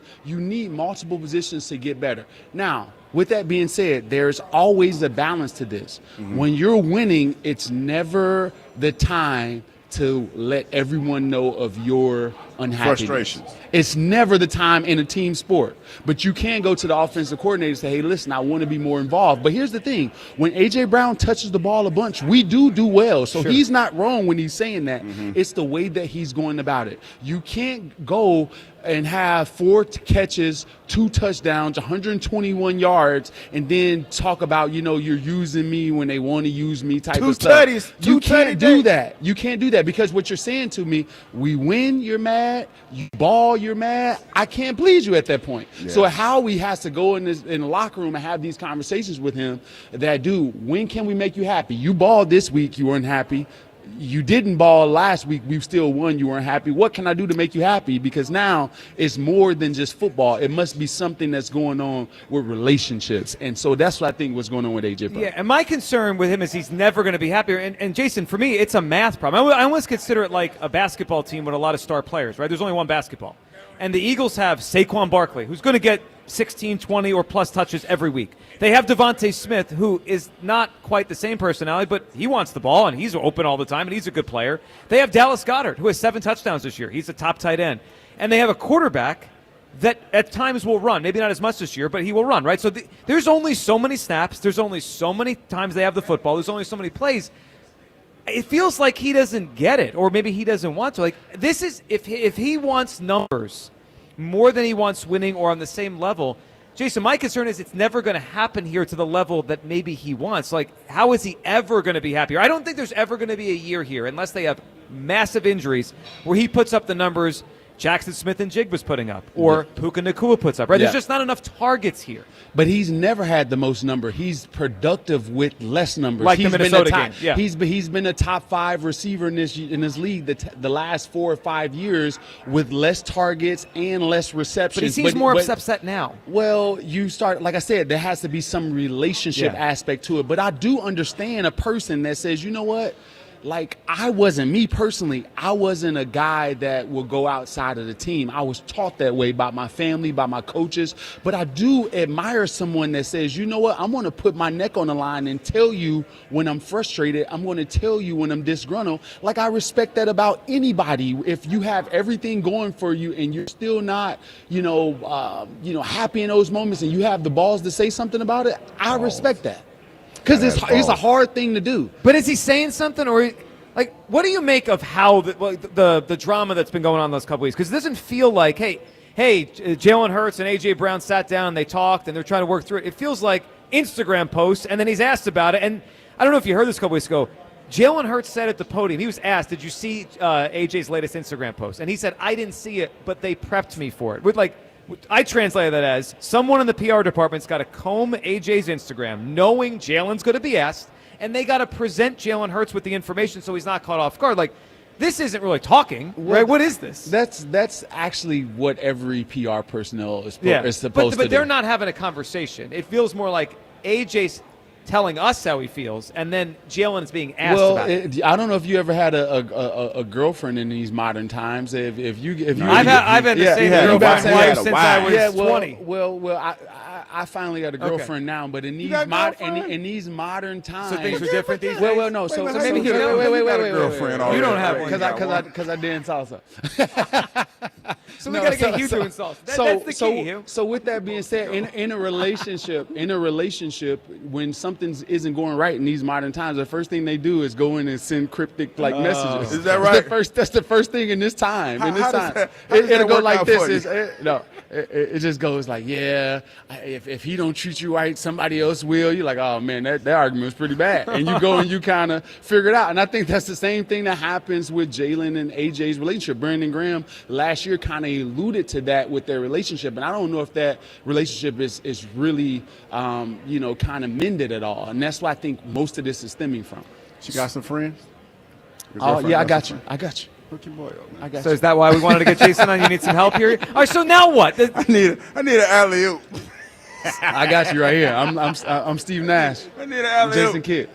So now what? Now what? As we try to find Hugh a girlfriend, do you think this is water under the bridge and it's go win another Super Bowl? No. I don't either. I think this is going to keep happening. This team loves drama. Well, that's true. They know how to deal with it way more than we do as the fans. Soap operatic. Exactly. They're better at it than we are. This is the Philadelphia Real Housewives. This is what it is. The Eagles, have like versions of them that's reality television, and people draw into it, and we talk about it on the radio. They can deal with it better than most teams can. Do you think, as we go down the stretch, they have to make it a point of emphasis to make him happy, or just deal with his ups and downs? Because I'm of the belief, and I just watch it as a fan. I want Jalen to throw to the open guy. If that's Devontae 12 times and it's AJ 4, I'm good with it. But I'm not sure that AJ's good with it. Do you think they have to make it a point of emphasis to get him the football, or is that overrated? You always make it a point of emphasis. Everyone has. So here's this is how you do it, right? So you have a percentage of plays where guys are the number one reads. Right. And so you always want A.J. Brown in those first two reads, right? So if it's A.J. Brown, he's number one read on 10 plays. Devontae's number one read on 10 plays. Dallas is number one read on 10 plays. It's all about who's the second and third read. You just don't want A.J. Brown running a love for the game type of a route, right? So because that was me in my career.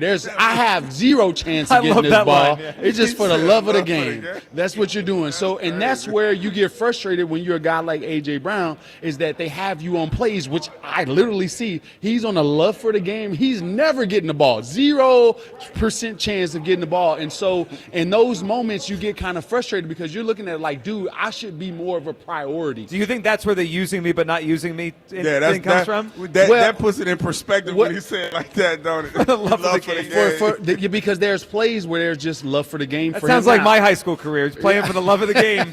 What's that juvenile song? I ain't doing this stuff for nothing. Exactly.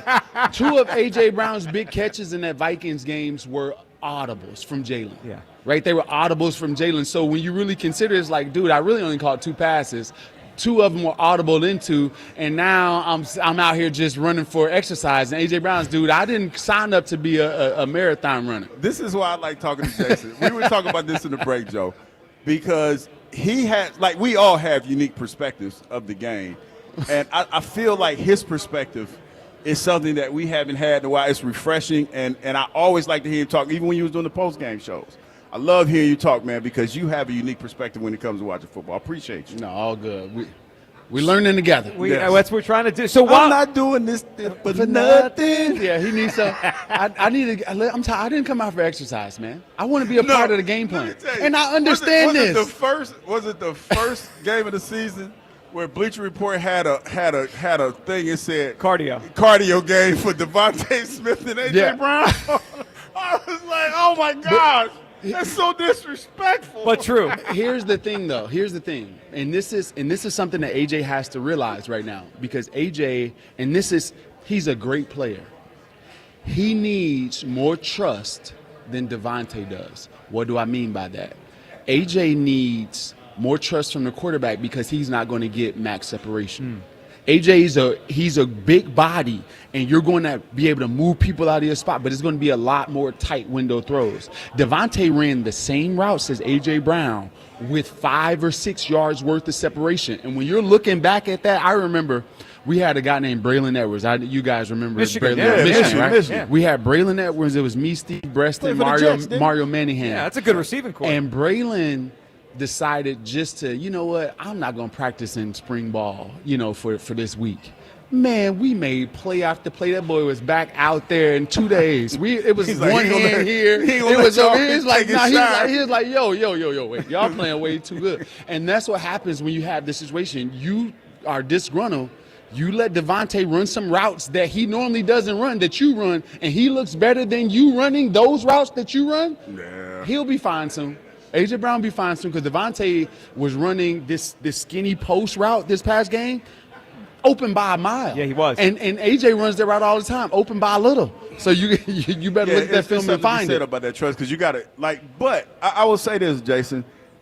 I've seen plays, and you know receiver better than I do, where you could throw in that tight window. Yeah. And AJ going to get it. No, I'm not saying it's a bad thing. I'm not saying it's a bad thing. What I'm saying is, for a quarterback, a quarterback is always, he wants to throw the optimal pass. Okay, to the path, easiest one. least resistance. The most palatable receiver, the one that gives the most indications with his body language, the one gets the max separation. He wants to throw that rather than throwing one that's contested. Why would I do that when there's a guy that's open by 3 yards? See, that's what I'm talking about. This is what because you don't think about the game like that. Who is the number one receiver on this team right now?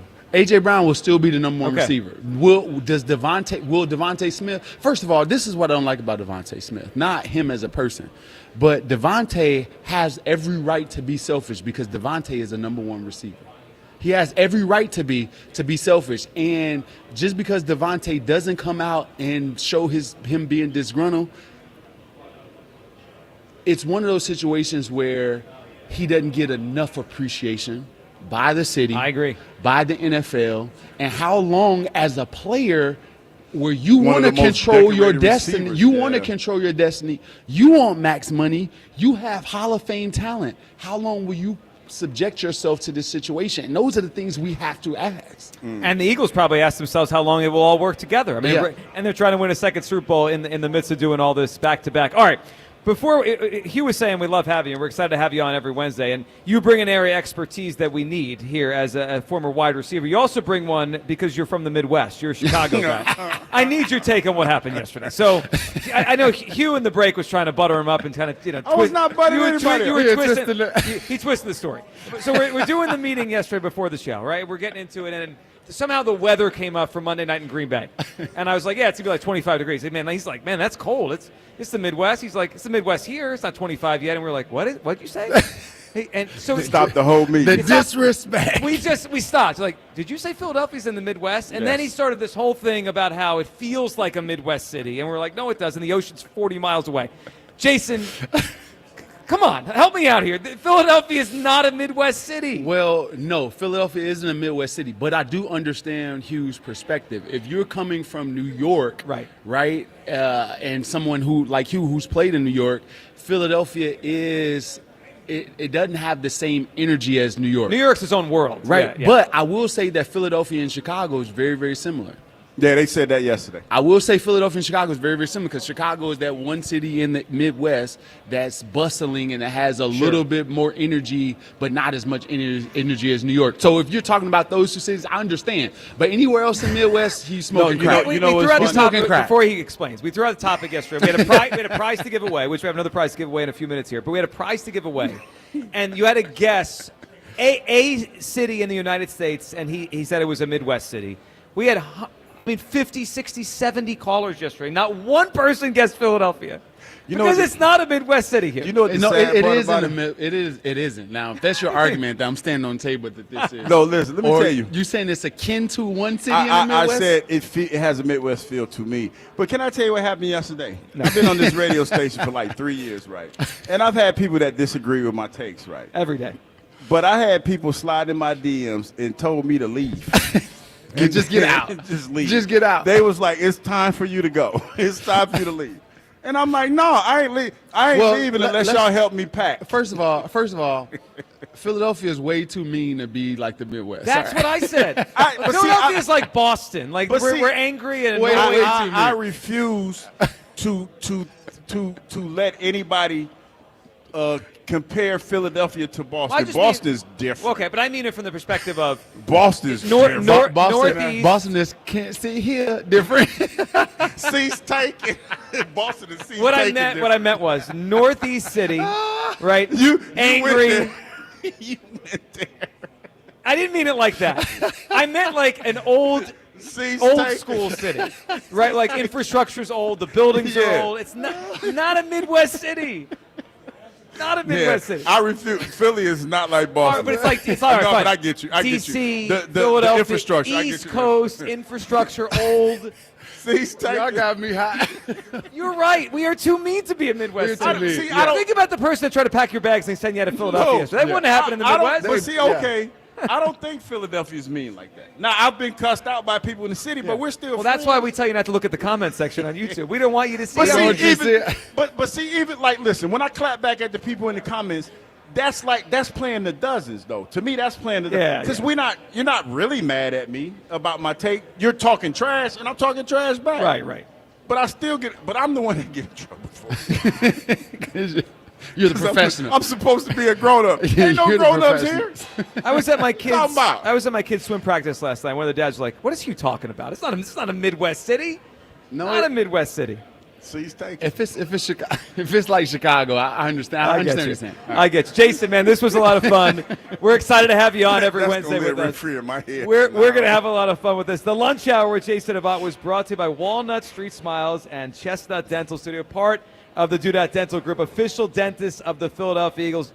Jason, this was awesome. Excited to do it again next Wednesday. Can't wait, guys. Can't wait to see it. Especially after we got that Monday night game. Can't wait. Yeah, it is going to be a lot of fun. All right, Ike and Spiker to join us coming up on the other side. What should the Eagles' offensive identity be the rest of the season? We will get into that with them. We also have, you know, we got to do right now. We got to give away a giveaway. We have we doing Hughes Club? Well, not today.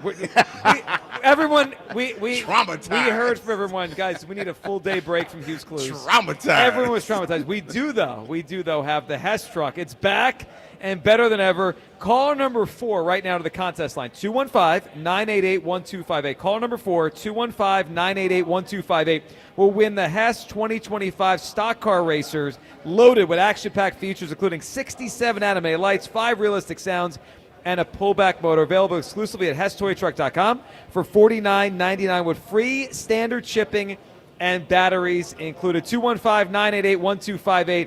Caller number 4 right now wins the 2025 Hess truck. All right, we're live today from Chickie's and Pete's in South Philly until 8 tonight for the Birds at the Bye, supporting the Travis Manion Foundation. Stop out and join us. Support this great organization. Ike and Spike join us next. Midday show on Sports Radio 94 WIP. The NFL plays on Sports Radio 94 WIP. Thursday night, the Raiders battle the Broncos in Denver. Coverage starts at 7:30. Your home for the Eagles and the NFL on Westwood One. Hey, now we roll. Sports Radio 94 WIP. Comcast Business can help turn your small business into a connected, secure, modern business. It's how retailers become constantly connecting must-visit shops. How restaurants become reliably up and running neighborhood favorites. How healthcare offices become the data-protecting caregivers that we all depend on. And how wealth management firms become cyber-securing guardians of your information. With reliable connectivity, enhanced cybersecurity, and Wi-Fi backup, your business can stay connected and get threat-ready with Comcast Business, powering possibilities. Get started with our reliable business internet. Plus, stay connected when you add Wi-Fi backup for just $35 a month. And ask about a $500 prepaid card on a qualifying gig bundle. Call today. Restrictions apply. Wireless Connect requires business internet for additional monthly charge. Taxes and other fees extra. Prepaid card offer ends 11/16/25. Billy knows how to get game day ready. The jerseys, the wings, the oil change. Yeah, the oil change, because your car needs to perform too. At Meineke, we'll get your ride tuned up faster than a 2-minute drill. Brakes, tires, oil changes, exhaust, batteries, and more done right at the right price. Don't let car trouble bench you this season. Come to Meineke for all your car care needs. And right now, Meineke's offering a synthetic blend oil change for only $34.95 with free tire rotation. See your local Meineke dealer for details. Meineke, doing car care right. Ready for action, basketball fans? BetMGM, an authorized gaming partner of the NBA, is giving players another reason to hit the court this season. BetMGM is adding extra excitement to every basket, every slam dunk, and every buzzer-beating shot with special promotions, new features, and more. Log in throughout the season to find odds boost tokens, no sweat tokens, and same-game parlay boost tokens in your account to amplify your winnings. Enjoy enhanced product features like Dark Mode 2. Log into BetMGM, an authorized gaming partner of the NBA, all throughout the basketball season to see what's new. BetMGM and GameSense remind you to play responsibly. If you or someone you know has a gambling problem, help is available. Call 1-800-GAMBLER. BetMGM.com for terms and conditions. 21 plus to wager. Pennsylvania only. Existing customer offer. Subject to eligibility requirements. Rewards vary and expire in 7 days. Prescription products require completion of an online medication consultation with an independent healthcare provider through the LifeMD platform and are only available if prescribed. Subscription required. Individual results may vary. Additional restrictions apply at lifemd.com. Read all warnings before using GLP-1s. Side effects may include a risk of thyroid C-cell tumors. Do not use GLP-1s if you or your family have a history of thyroid cancer. Confused on where to start with weight loss medication? 95% of LifeMD patients said starting their weight loss journey was simple. Go to trylifemd.com now and see the best options with or without insurance for Wegovy, Zepbound, and more. Brian was approved for insurance coverage and lost 100 pounds. I love the fact that insurance covered almost everything because pharmaceutical prices are going through the roof. The first time I realized that LifeMD was working for me was when the hunger started going away. I never thought losing weight would be this easy. It's given me more energy. I would recommend LifeMD to anybody. Nearly 96% of patients said they would recommend the LifeMD program to anyone who wants to lose weight. Get started right now at trylifemd.com. That's TRYLIFEMD.com. This is the story of the one. As a custodial supervisor at a high school, he knows that during cold and flu season, germs spread fast. It's why he partners with Grainger to stay fully stocked on the products and supplies he needs, from tissues to disinfectants to floor scrubbers. Also that he can help students, staff, and teachers stay healthy and focused. Call 1-800-GRAINGER, click Grainger.com, or just stop by. Grainger, for the ones who get it done. Life insurance. Why are you putting it off? Can't afford it? Too much hassle? Think you don't need it? There's lots of excuses for putting off life insurance. But if you weren't there, who would pay the mortgage and other bills? With Ethos, you could be covered in 10 minutes and boom, family protected. Ethos, fast and easy online term life insurance. Up to $2 million in coverage with no medical exam. Some policies as low as $1 a day. Answer a few health questions and get your free quote at ethos.com/radio. That's ethos.com/radio. Must qualify for enrollment. Results may vary. We all hear the radio ads about the IRS. They tell you to be afraid, to be scared, and they try to frighten you into calling. I'm not here to do that. Tax Relief Advocates is different. TRA is here to tell you that if you owe money to the IRS, whether it's $5,000, $50,000, or $500,000, we have a solution. It doesn't matter if you're sitting in your car, at work, or with your kids. No matter where you are, call now. 800-583-5795. Don't lose hope. TRA can eliminate or reduce what you owe to the IRS. Generous programs are now available that can give you a fresh start. Our passion is taxes and helping individuals fix their IRS problems. We have over 1,000 5-star reviews on Google and an A+ with the Better Business Bureau. You don't need to be afraid of the IRS any longer. End your tax nightmare today by visiting us online at TRA.com Or call 800-583-5795. That's 800-583-5795. Tax Relief Advocates. Real solutions for real people. This is Andrew Perloff with an Odyssey Sports Minute. Ready or not, here come the Indianapolis Colts. They traded 2 first-round picks for Jets cornerback Sauce Gardner, sending a clear signal that they're ready to be contenders right now. It also means they truly believe in quarterback Daniel Jones. The Colts haven't been in the Super Bowl since Peyton Manning left. Now they're back in the AFC mix with one of the best defensive players in the NFL. I'm Andrew Perloff. 94 WIP HD1 Philadelphia. Powered by the Tasty Cake Studio. This is Sports Radio 94 WIP. An Odyssey sports station. Birds at the Bye. Live from Chickie's and Pete's, South Philly. Sports Radio 94 WIP.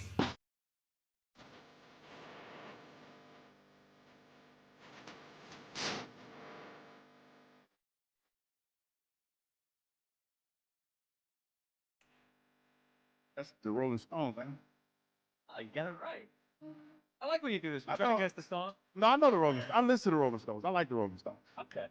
You nailed it. Welcome back. It is the Midday Show. Hugh Douglas, Joe Giglio. What up, Joe? He said that like he didn't believe I like the Rolling Stones. No, it was like it was a little condescending tone. It was Bully condescending.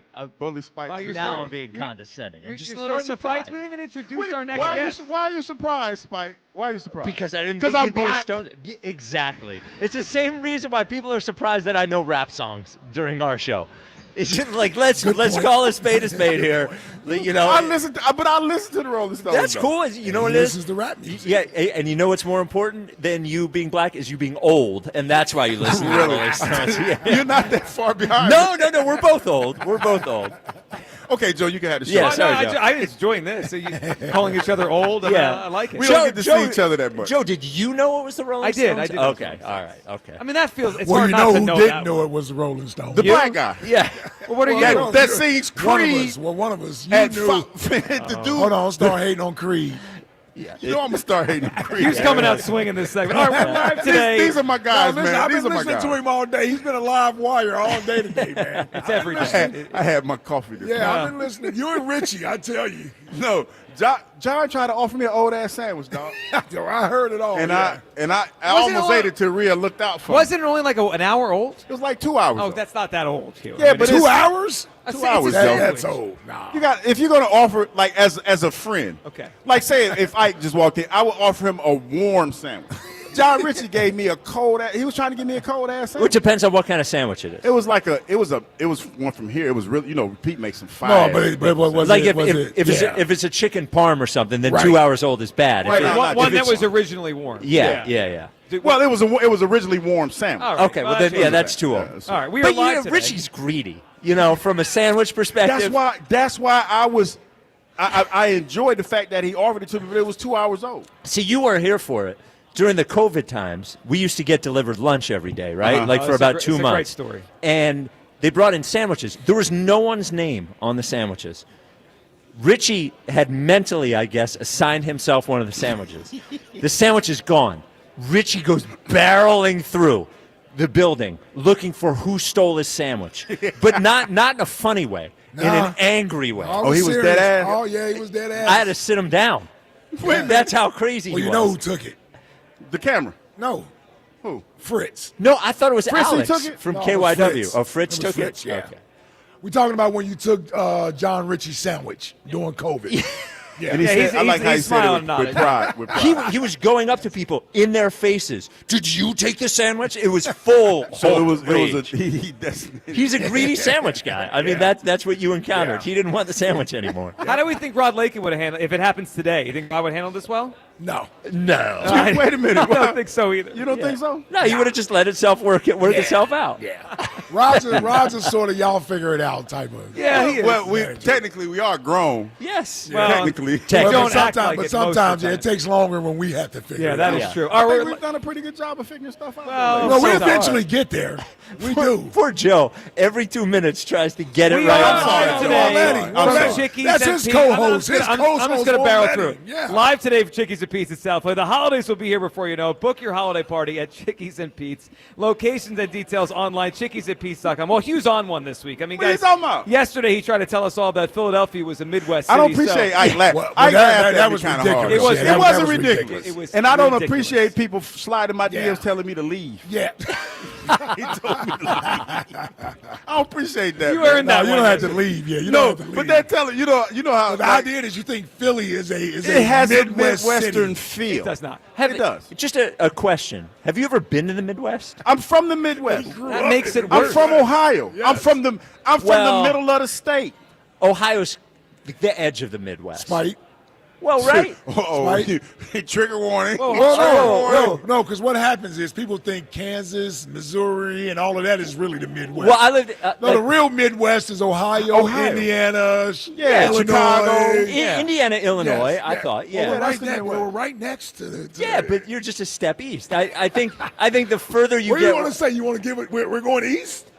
What I would say about Ohio's Ohio, not east. it is a hybrid of like the It does have a Northeast and the mixture, Midwest. yes, it has a I would mixture. say that That's all. about Philadelphia. For But me, no. Philadelphia is the Northeast. I don't care what y'all say. Dude, we're an This is hour how from I the feel. ocean. I don't We care. could not get. Like, I don't care. Any closer to the east. Yeah. It has a Midwest feel to me. What about it though? It's like I could sit back and if I want to I could be rural. I could do the rural thing. Hugh, when I came here, these people. Listen, people. well, I mean, the East Coast is aggressive. Yes. We had to adjust. Yeah. We had to adjust. Now, we've been here long enough. We're 28 years of being here. But see, here's the thing. Maybe and this is where When I first got here, I thought everybody was angry, crazy. Yeah. Okay, Well, I'll give you your first I'll give you instinct that. sometimes is right. Yeah. I'll give you that. But I was in New York first. Right, So you went to the me, Jets, yeah. So yeah, to yeah. me, when I came here, Right. this felt more like the Midwest to me than New York. So I get what you're saying because you're coming from the Midwest, from Well, Illinois. Also, you got to think about Chicago, Michigan. the cultural differences, right? There's a different sort of, obviously, dialect when you speak Yes. out here. That's different than the Midwest. Yep. Like they almost have their own language here. Yeah. in this area. Yes. Yeah. We don't talk like the people in the Midwest. No, not And- at all. And that shock that you had when you came from the Midwest to the Northeast, I had the opposite shock when I moved to Chicago. Okay. I moved there, Right. and people would smile and say hello. And I thought I must have met them at some point. And it actually just Like, turned why out the hell are you so friendly? they were See, just being friendly. So I get what you're saying because when I was I didn't like New York at all. So when I got to Philadelphia, to me, Philly was the closest thing to being back home. Right. That's fair. So it was Okay. so I looked at it as a Yeah. okay. So I looked at it as a compromise. Yeah. Sure. Yeah. So I get where you're coming from. In Mike. comparison to New York, I get it. But in general, it's not a Still. a Yeah, Midwest. it's not Indianapolis, Cincinnati, Cleveland, No, Detroit, Indianapolis is its own Chicago. Yeah, you know that Midwest. We from I the mean, Midwest. just think about how we dress in the Midwest. You know, I had to get used to more jeans and boots and things of that Timbo. nature being out here. But in the see- East. but he- see, in here's the the kicker. Midwest, there's a little more flair and swag to how we dress. But here's the kicker. Where I'm really? from. Oh yeah. Okay. Where we I'm we like from, to actually Timberlands. in the They wear Midwest we put on Timberlands. clothes. Okay. Yeah. We just get dressed here. Yeah, Okay. well, I might put on some gaiters, some Yeah, slacks, the a Coogi flashy sweaters, shirt. Yes, Used to yeah, have a couple yeah. Coogi sweaters. Used to hey, well, I got some money in this pocket. We got him a couple Coogi. Yeah, Coogi, the now later Gators. Yes, Yeah, exactly. that. Yeah. I don't even know what these things are. No, that's not flying. You ain't never heard of that? Like you couldn't get away wearing that on the East. Did I on ever the East Coast? Did I ever tell you my Coogee sweater story on there? You No, you had a Coogi sweater. So here, okay. Are there photos anywhere for us? No, well, there might be from another high school. Okay. So Nothing about this will Now, surprise I know you. everybody goes crazy. I know B.I.G., Notorious B.I.G. He was sweater big famous. in the Coogee sweater Yes. thing. But Yeah. he got that from the Midwest. Yeah. Is what I'm saying. That's not a New York thing. That started in the Midwest. So one day, my dad brought home a big bag of Charles Barkley's old clothes, and most of it. Oh yeah, he probably had a most of Coogee it, sweater in there, yeah. So most of it was just Sixer sweats and stuff like that. But there was a Coogee sweater in there, and I was going to private school, and there was a certain point where when you got old enough, you didn't have to wear the blazer anymore. You could just wear a sweater and a tie or something. So I, as a very fat, like 10th grader or 9th grader or whatever. You never seen them Spike's old pictures? I wore Charles Barkley's old Coogee sweater to high school. That's why when you said it, I was like, wow. You wore a Coogee sweater to high school? Yes, sir. If anyone ever asks you how much you weigh, just say, I fit in Charles Barkley's clothes. Yes, yeah, That's it all didn't you look say. that ridiculous. Now imagine he wore this Coogee sweater to Episcopal, right? Yes, I did. Yeah. Think about that. Yeah. Yeah, it was. I've been to It's Episcopal. out in the suburbs now. Where Well, no, I know it they didn't moved. used to be. It didn't used They to be. moved because yeah? he was Yeah, going to we used to be right on City Line Avenue, right across from St. Joe's. Now they live out. okay, I They live didn't out. know In, that. it's in Okay. Westchester now. Yeah, It's way out. Yeah. Now. Yeah, okay. See, I didn't know that. Yeah. I didn't know it It's moved. a nice campus too. Yeah, Spike. Nice Yeah, campus. Spike's always Spike's always invited to the barbecue. There's a reason why. No, Spike's a good dude. Yeah, man. Spike's a good dude. his card is stamped. Thank So you. what happened with the Coogee sweater? You wore it to Episcopal with your. I wore it a couple times, and that was it. It was just funny that You should bring it back out and wear it now. That I was probably. They got some nice ones out there now. Yeah. No, we can't wear Coogee no more. Oh, it's man. over? Well, we can because we're in that age demographic. We can. We actually now fit as older men. Yeah, now later Gators. Yeah. And it was very colorful. So I was a short, Of course. fat- Right, it's the colors. yeah, I looked Yes. I know what I'm gonna get you for like a Christmas. balloon. Joe. Oh, I'll wear I'm it. gonna get Joe a Coogee sweater. I'll wear for it. Christmas. So you know, Hugh, we like colors in the Midwest No, and the South. listen. We like colors. East Coast is more gray, blue, Yes. black. When I got married, my wife threw away she hid them. She said she lost them. Right. But all the now later Gators, they came up missing. Yeah. All the bright suits, she got rid of all of those. Yeah. And then I started, had to wear like That was Dog. conservative. I remember clothes. Dog got on the Oh plane yeah, he with was a loud. mustard color suit on. We were No, like, come dude. on, bro. Do you That ain't remember on. the time that I got on the plane with the pink? I had on the pink Gators. Yeah. And I had on a pink outfit. Yeah. Man, they ate me up. they talk so bad about me, man. I wish there was social media that Now so we you could go remember, find these you things. remember when things went bad when I had my little. No, Ike and Hollis. Uh-oh. Because Hollis had Not you, right, Hollis? No, it was Hollis. Yeah. Hollis had on real Hollis. You ever see Rush Hour? Yeah, everybody's seen Rush Hour. And they had like when it's Rush Hour 2 or 3. Well, one of them where what was his name? Chris Tucker. Chris Tucker had on a leather. He With had a on leather a whole suit. leather Yeah. outfit. Snakeskin suit. Hollis had on one, right? Oh no. There's a lot of snakes. No, dude, that and kill. they let him have it. Boa constrictors. Yeah, I was gonna say there's no snakes left. And we're playing the dozens, right? Ike wasn't in the mood. Ike was not in the mood to play the dozens. And you know how when you say one more thing, that means that the next thing that you say is about to get you dropped. Ike told Hollis, said, "Say, would you stop? Oh, what you mean? Am I embellishing? Would you stop? Am I embellishing? Now I will Telling say, family secrets, you. this is a different Ike than the one that knew back then and there. Yeah. But he told him to a man, say one more thing. But then the other guy One more has to thing. say it, right? No, Now Hollis outweighs Ike by about 120 pounds. Yeah. Okay. But he knew in that moment that whatever Ike was serving up, he didn't want no dish of that. So he got quiet. Wow. Oh yeah, this Ike that you work with. See, Ike's shaking his head, but he's not denying any of it. No, he just wants you to shut up. Yeah, stop, man. No, hey, listen, that's my boy. I love him to death, like a brother. You don't want to see that. All right, now that we've done 11 minutes on culture here, what do we think about the Eagles? Back to the show. Yeah, they're 6-2. I don't know if you heard, Joe. I didn't. I Yeah, heard best today. record in the NFC. All right, I don't know if you heard. let me throw this at you guys. Yeah. This is where we started the show today.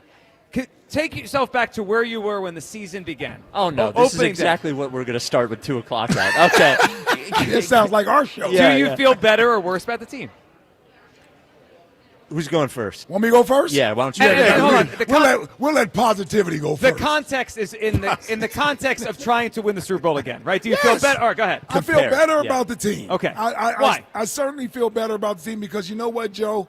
The team is getting better as the season goes along. And, Spike and I, he's heard me talk about this. with the team. I would rather peak later than the peak early. There are teams that get off to great starts and they're playing well, and then the rest of the league catches up to them and figure them out, right? And you have to maintain that level of play for a longer stretch of time. So the Eagles, even though they got off to a 4-0 start, we knew the play didn't really represent a team that should be 4-0. Right? They were actually getting outscored, outgained by their opponents. Well, they weren't getting outscored because you wouldn't be 4-0. But outgained, less first downs every game. Yeah. Yeah, every game. Time of possession early on, too, and wasn't metrics that would normally indicate you lost the game. But they were still winning those games. And over the last couple of weeks, they've slowly started to erase some of those things that were ailing them early in the season. And they look like a more consistent, cohesive team that plays complementary football. And the best thing about them is through 8 games, they haven't played their best football yet. They're just starting to play their best football. How consistently can they do it week after week after week?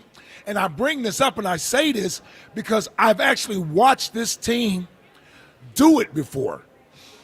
You know, I watched them just do this a year ago. And they got on a run that by the time we realized the type of run they were on their way to the Super Bowl. They had won 16 out of 17 games, and we didn't even realize they had won. They didn't even realize they had won 16 out of 17 games.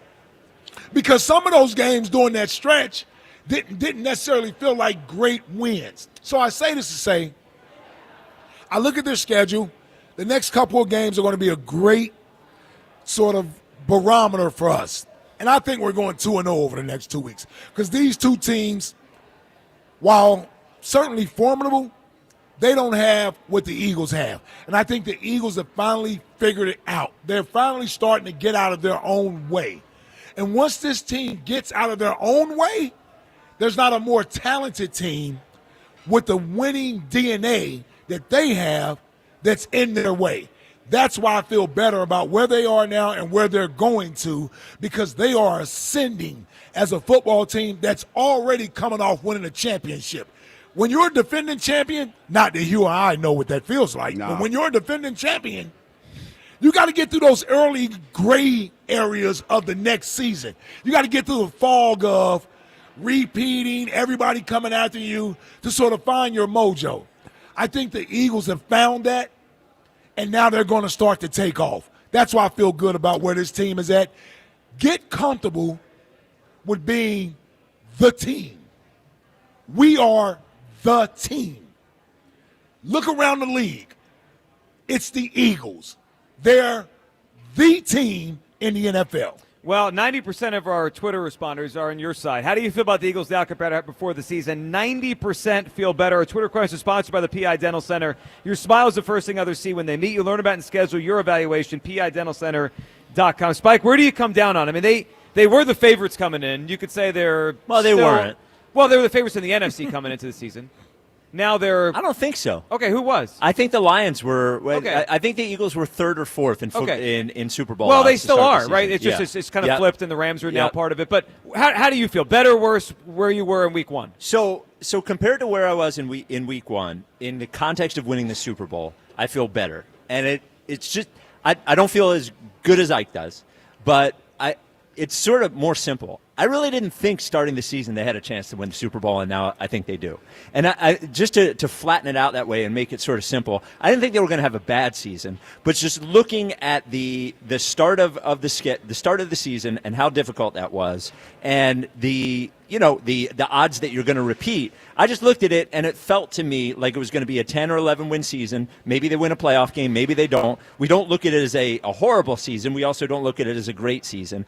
But I think two things have changed. One, and I'm still not super confident in the way they're playing, right? We've had one really good week, one pretty good week, and then a bunch of blah beforehand. But I would say there's two reasons why I feel better. One, their record is just better than I thought it would be at this point. The fact that they were able to get through the first 4 games with 4 wins, I think it's not a miracle. They got a little lucky, but they ended up getting those wins, and now they're in a better position to get a 1 seed than I thought they would be at this point. And then the other thing is I just think Jalen Hurts is playing better.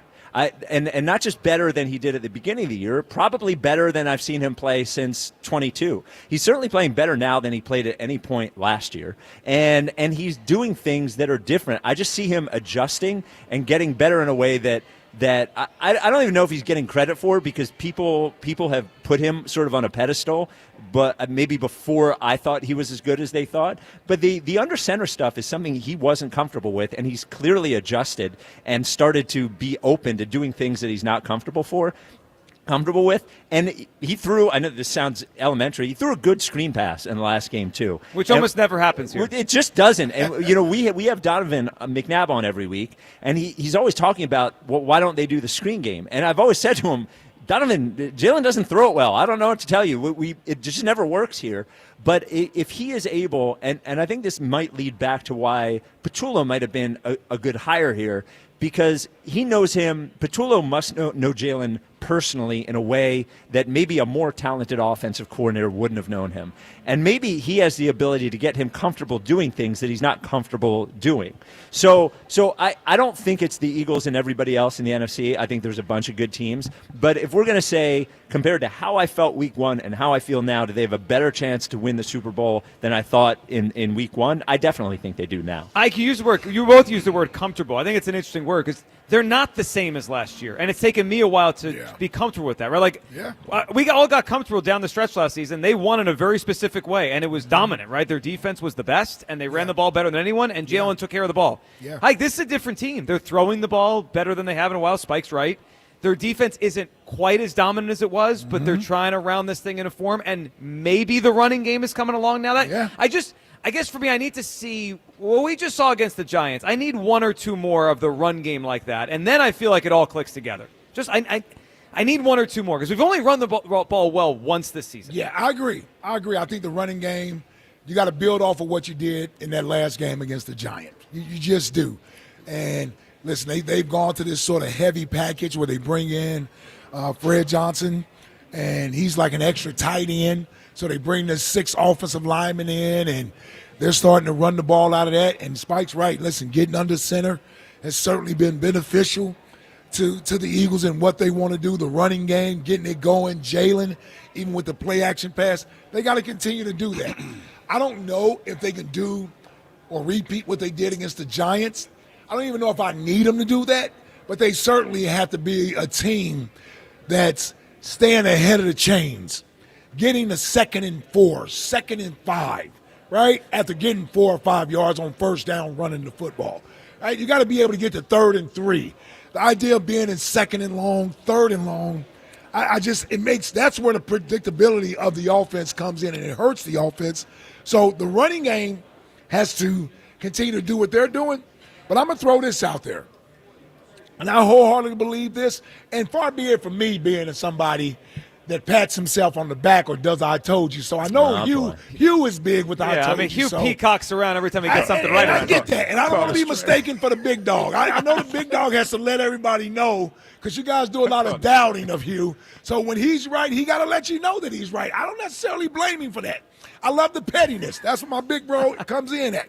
But I got to jump in here a little bit. Yeah. Only from this sense. And I'm stepping out on a limb. Continuously with this. But it's going to be Jalen that leads this thing. And it's the passing game. The running game is going to continue to be a complementary to the passing game. And they can't shy away from that. Don't shy away from what you've seen over the last 2 weeks. I'm not saying ignore the running game, but this idea of let's play and coach conservative so that we don't make mistakes and try to win that way, I think the NFC is too good for that. I think the NFC is too tough for that. And so we're going to have to continue to do what we've done through the air. And I think Jalen, I said this coming into the season, he was going to have to be better throwing the football. The passing game was going to have to be sort of the driving force of this offense. It took us a few weeks to get to this point, but I think we're there to where we can continue to build off of that. Again, I don't need 300 yards passing every week, but the explosive plays, the play action stuff, that stuff has to still be a big part, and Jalen playing the quarterback position, I think, over the next 9 weeks is where we, as a team, start to shape an identity where it says, boy, them Eagles is going to be trouble. They're going to be trouble. They're throwing the ball well. Ooh, and they got Saquon back there. Balance. Yeah. I like I told you so, Reese. We don't hear him as often as we hear I told you so. I don't throw it out there too often because, listen, I don't want to throw him back in my face. You know it's a dangerous way to live. Yeah, so I don't do the whole I told you so. Not when you're right all the time. But I'm feeling good. I'm feeling good. Defense a luxury, right, not a necessity. I'm feeling good about the passing game and this whole under center thing. Kevin Patullo also, I told you so, as one of the few people here at the station that wanted Kevin Patullo. Well, Hugh owes him an apology. I ain't Be the OC. They're starting to figure it out, Spike. They're starting to figure it out. I know you're over there itching a little bit. They're starting to figure it out. Well, the thing that you said that offensively that resonates when I watch the better offensive teams in the league. Let's just take the Lions and the Bills, right? Mm-hmm. They are always in advantageous positions to run the next play. It's not now. The Lions are certainly more explosive than the Bills are. But one thing you notice because the Bills' offense now is pretty similar to what the Eagles are doing. Sure, yeah. They do a lot of the jumbo sets. That's what I'm envisioning. Tight ends. That's exactly what I'm envisioning. They do tight ends, and they're always. That first down is always 4 to 6 yards. Yep. And then that's always moving the chains, and it's not you're not trying to get a big play when it's 3rd and 9. You're trying to get a big play when it's 2nd and 2 or 2nd and 3. Yes, sir. And it's always moving forward. And that's what it's probably more like the Bills than it is like because the quarterbacks, I think, are more similar because Jared Goff will throw the ball around more than Josh Allen would or Jalen Hurts would. The offense is looking more like that offense. And the other interesting thing, and this is where I think the AJ thing plays in, is that Bills offense is a pretty egalitarian offense in that everybody's getting the ball. You heard him. You heard him. Say it again, Spike. Egalitarian? Woo, I don't even know what it means. It means everybody's getting stuff. There you go. Yeah. The ball That's is a level of education on it's balanced, well-rounded. Everybody eats. That's that Episcopal Academy. No, I didn't. I did got very bad grades at Episcopal. I would give the Syracuse. Just blame the sweater for it. Yeah, the sweater's fault. Quality of all people. We'll continue the conversation. We're live today from Chickie's and Pete's What in is it called? South Philly. Egality? Egalitarian? Yeah. All the Eagles action this Equestrian? season. No, that's horses. That's horses. That's at the official sports bar of the Philadelphia Eagles. Chickies and Pete's. We got some smart people on this. Yeah, we do. All right, 215-592-9494. How you hop in. Midday Show, Sports Radio 94 WIP. This Veterans Day, Mattress Warehouse proudly honors those who have served. And now during the Veterans Day sale, you can save up to 60% warehouse-wide. Plus, you can score a free adjustable base with select mattress purchases. You spend a third of your life in the bed, folks. If your mattress is weak, your recovery's weak. Take it from me. The right step, the right setup changes how you rest and how you feel when you wake up. With Mattress Warehouse exclusive BedMax technology, you'll find the perfect fit, backed by their signature 100% comfort guarantee. Plus, 0% interest financing, free next day delivery, and 1 year lowest price guarantee. Mattress Warehouse has you covered. Do what I did, folks, and upgrade with total confidence now during the Mattress Warehouse Veterans Day sale. Visit mattresswarehouse.com to find a store near you. That's mattresswarehouse.com, mattresswarehouse.com. Healed and hungry after the bye. I always like our process off of a bye week. I think the best is yet to come. The Eagles fly to Green Bay for a Monday night showdown. The Eagles Radio Network, presented by PNC Bank. Brilliantly boring since 1865. The Verizon pregame show starts at 6. Then Merrill and Mike have the call. Touchdown, Dallas Goddard. Great play call. Wow. Followed by the PDQ Restaurant Point of Sale Systems postgame show. Only on your exclusive home for the defending champion Philadelphia Eagles. Sports Radio 94 WIP. I'm Michael Jenkins here to help you beat the books with the BetMGM Network. We're going to the ice and taking the Caps on the money line against the Blues. Both of these teams have been struggling as of late. St. Louis has lost 7 of 8, and Washington has lost 4 in a row. But Alexander Ovechkin is in search of goal number 900 for his career. Great opportunity to get that mark, and I think the momentum of that puts Washington in a great get-right spot. Take the Caps on the money line. I'm Michael Jenkins from the BetMGM Network. Bet smarter and beat the books, and download the BetMGM app today. Please gamble responsibly. And I'm Mike Slater. My dad passed away at the age of 63. It's out of nowhere. Had a stroke. Super hard, obviously, for the whole family, but my dad had life insurance. This is why I have life insurance for my family, for my wife and 4 kids. And the best place to get life insurance is ethos.com because you can do it in 10 minutes. And there's no medical exam and no blood test, just a few health questions. Get life insurance in 10 minutes so your family is protected. Ethos, ETHOS, ethos.com/play.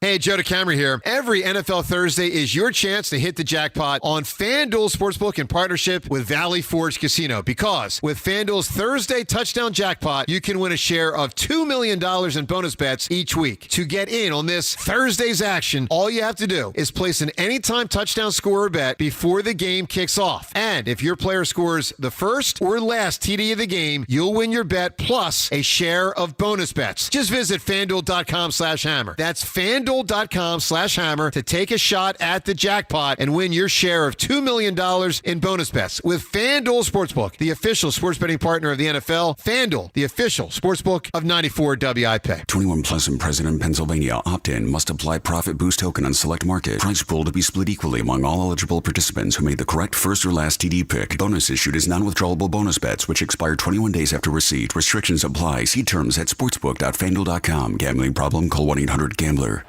Game day is for noise and excitement. But renovating your home? That should be smooth, simple, and stress-free. Tillman Builders knows your home is your sanctuary. That's why their team isn't just skilled, they're polite, respectful, and actually enjoyable to have around. You want a team you can trust. And after just one meeting with Tillman Builders, you'll feel it. They guarantee it. Start your free estimate today at tbremodel.com. Remodeling without the chaos. My perfect day has sand, salt water, and friends. But my moderate to severe plaque psoriasis can take me out of the moment. Now I'm all in with clearer skin thanks to Skyrizi. Risankizumab Riza, a prescription-only 150 milligram injection for adults who are candidates for systemic or phototherapy. With Skyrizi, most people saw 90% clearer skin, and many were even 100% plaque-free at 4 months. Skyrizi is just 4 doses a year after 2 starter doses. Don't use if allergic to Skyrizi. Serious allergic reactions, increased infections, or lower ability to fight them may occur. Before treatment, get checked for infections and tuberculosis. Tell your doctor about any flu-like symptoms or vaccines. Thanks to Skyrizi, there's nothing on my skin, and that means everything.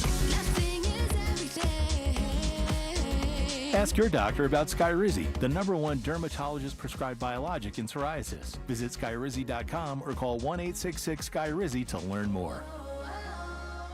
It's about time pros had one partner for every part of the job. Simple ordering, fast delivery, continuous support, all from one partner. The Home Depot delivers supplies on your schedule. Our pro team helps you plan ahead so projects run smoother. And with Pro Extra benefits, you can simplify ordering, track spending, and save time every step of the way.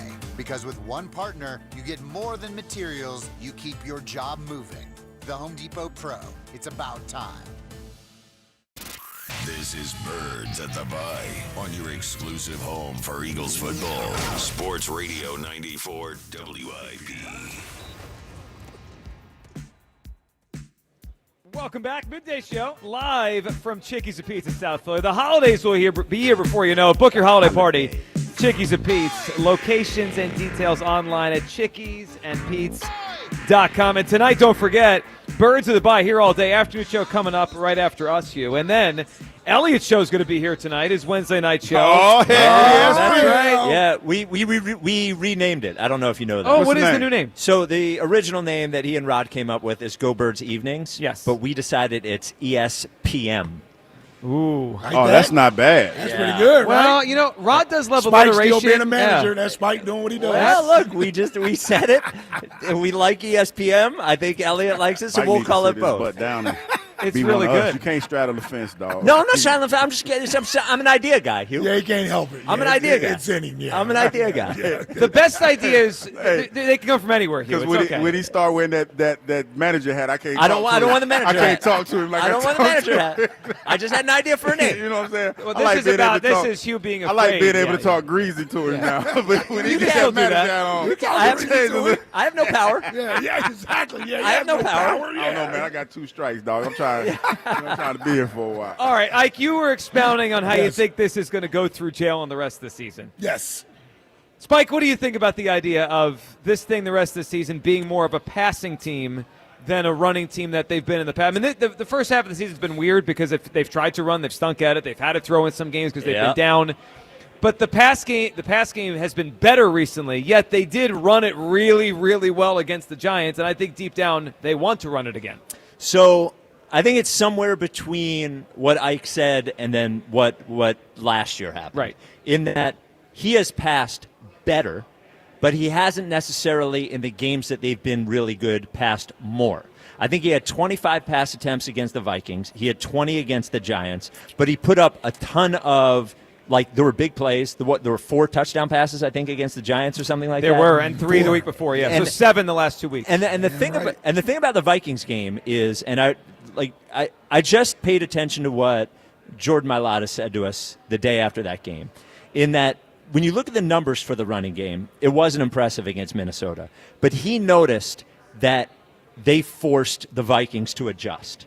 They were so successful on that first drive. If you remember the first drive against the Vikings, they ran the ball real well. Well, Saquon had a 9-yard run on 3rd and 13 that set up the 4th and 4 touchdown. That was a big run. And I think he might have had a 13-yarder in there. Anyway, they ran the ball really well. And Jordan's point was the rest of the game they weren't able to run the ball, but it allowed them to pass the ball. And I think it will rely on Jalen in that he's going to have to be better than he was last year. It certainly – I know he was good in the NFC Championship game in the Super Bowl, but in the regular season it was fits and starts. I don't think he can have one of those games every 4 games. Right. He's not going to throw for 4 touchdowns every game, but I think he's going to have to be efficiently good the way that he was against Minnesota and the way that he was against the Giants, which again reminds you more – of Josh Allen's game. Josh Allen doesn't, unless he has to, they're not throwing the ball 37 times. They're a 25 to 30 time a game,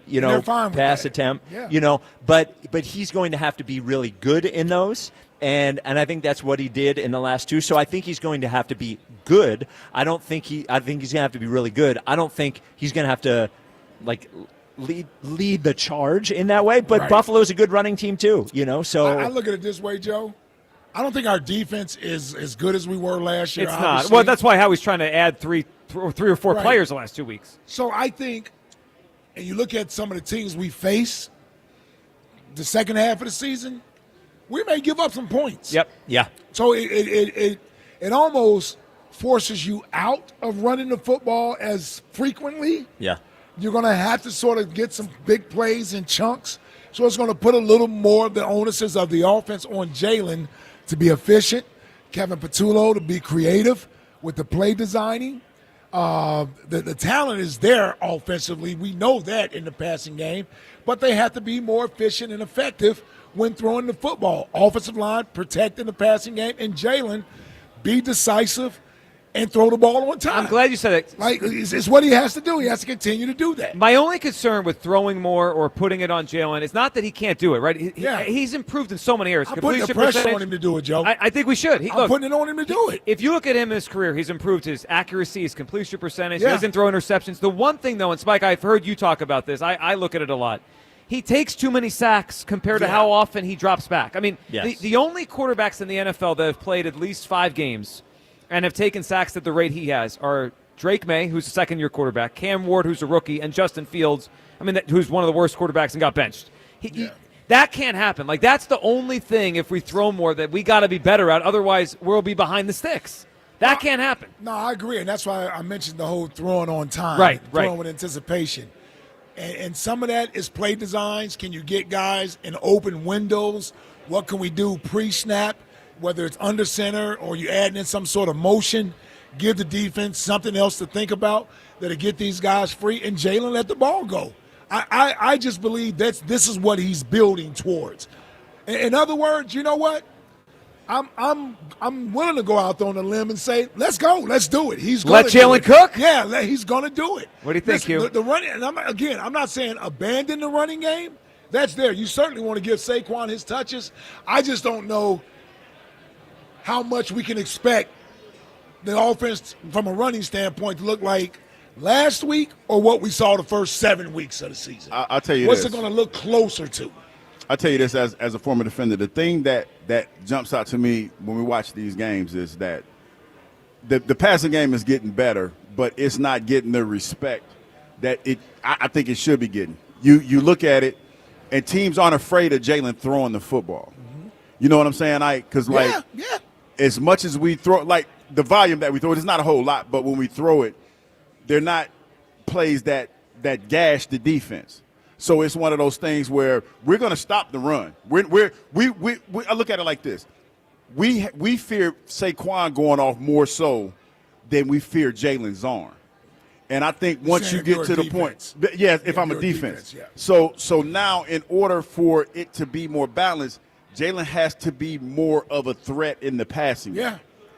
That's what I think. That's what I'm okay with that. Yeah, that's what Ike's talking about. But because the running game, we know the running game is going to be there if you allow it to be there.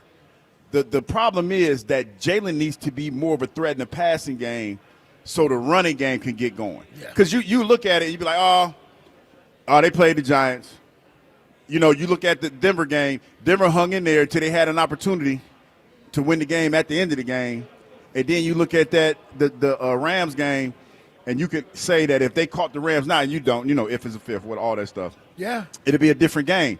But Jalen has to be more of a dynamic threat in the passing game so that the running game can get going. It just needs to be more consistent. Jalen's had great moments in games. But then there's those series where it goes away. That was the when they lost the Broncos, right? They threw it a lot in the second half, and it was just 3 and out. Like that's what needs. That's what I'm saying. There were no. I guess for lack of a better way of saying it, no dynamic throws. There were none of those tight window contested throws. Yeah, but it's gotten better the pass game. Patullo in the pass game. It has for a while. And listen, they've had an extra week to dial up some more stuff. Well, and the last time they had a break, Ike, that's when they put the under center stuff in. They had a 10-day break. Undefeated. Your boy undefeated at the break. Oh, Sirianni with extra rest? 4-0. Oh, is he? Well, he's got a very good record, if not undefeated. I looked that up. Oh, you did? 4-0 after the bye. 4-0 after the bye. Wow. He wanted you to know he looked it up. I looked it up. Yeah. I mean, I take notes now. He has a notepad now. Yeah. Things have changed on the midday show. I am a professional. Wow. You're stepping up your game. We keep reminding ourselves. You're a star. I am a professional. Yeah. All right, the NFC, it's you mentioned earlier, Ike, it's a conference that is going to have some challenges in it. Yeah. As we sit here today, on, what is it, November 5th? Who is the biggest threat to the Eagles in the NFC? Ike Reese. I go Rams. I'm with you. I go Rams. And listen, I think Seattle has looked awesome. They added Shaheed to their receiving core. Sam Darnold's playing great. Sam Darnold doesn't have the postseason success yet. Are you holding that against him? Well, yeah. I mean, I'm just asking. No, I am. Yeah. And that's why I give the Rams the benefit of the doubt because they've gone deep into the playoffs. They've gone to the Super Bowl. They've won a Super Bowl. Sean McVay has coached in those games. Even with Detroit and how good they are, there's still something that, in my mind, if I got to choose between Jared Goff and either Matthew Stafford or Jalen Hurts, I'm taking Matthew Stafford or Jalen Hurts. So I don't know where Jared Goff fits. He's sort of in that Sam Darnold range. Like, they got to show up in the postseason. He has been to a Super Bowl, though, Goff. No, he has. But he lost. And they scored. He lost, Well, not only did they lose, first of all, they shouldn't have got there. Sure. Based off of what happened in New Orleans. And secondly, they scored 6 points in the actual game. Yep. So I understand he has the ability to get hot. Don't get me wrong. But then there's the game against the Commanders at home at their bye week when you're the number 1 seed. And they were terrible. Yeah, I can't. And I know the defense wasn't all the way there, but Goff was bad that night. Yeah. So my only thing is when you're asking about the biggest threat to the Eagles, I look at those Rams and Sean McVay. There are other good teams there. It's just that you're talking about the combination I'll take the Eagles. Coaching. I'm with you. And look, coaching, experience, all of those things, big game, where you're at. Now, the one thing I'll say, through this run that we've been on with the Eagles, the 2 Super Bowls in 3 years, all of that, we haven't had to go on the road in the playoffs and win one of those games. And that brings you. That's the only thing. Well, and that brings you to the other team, right? So the Rams, you would think, most likely, because we beat them this year, that if there is a game between the Eagles and Rams, hopefully it's here. It's here, It feels like it. And the Eagles have the easier path to get a better record. Their division stinks. The NFC West is good, right? The Rams' path will be harder. Now they're also in the NFC West, but the Seahawks, I don't want to go to Seattle, and that team's been good on the road as well. And I know Sam. You don't want to go to Seattle. I don't want to go to Seattle, and that's loud. And I know Sam Darnold has to prove it. He hasn't had. He had 1 year to prove it. I mean, in all real, if I were to, just watching, just my eyes, Jared Goff has had a lot of success. He's a good player, but to my eyes, Sam Darnold is a far more talented player than Jared Goff, to my eyes, as a thrower of the football. And this is 2 straight years. If you just want to talk about wins and losses, Sam Darnold's won a lot of games these last 2 years. Yes, sir. Sam Darnold might be the MVP of the league this season with the numbers he's putting up. And look good doing it. Doing it. The Vikings were 13-4 last year, I think, right? Yep. Yes. This Seattle team's on the way to winning 13 or 14 games. Yep. And I agree. If you're going to talk about pedigree, all that stuff, Eagles have the advantage over the Seahawks. The advantage the Seahawks might have is that game might be there. Yep. And that is the only thing that would put the Seahawks ahead of the Rams for me, is that I feel like there's a better chance that we'll have the Rams here, and there's more of a chance we might have to face the Seahawks there. And that's the not scary part, but that's that's the worry. I agree. I mean, going to Seattle, 6 hours away, that place is a very loud place, especially for an outdoor stadium. We were trying to remember the last time the Eagles won in Seattle. Were you guys playing? No, I thought they won a game. Didn't they win a game? They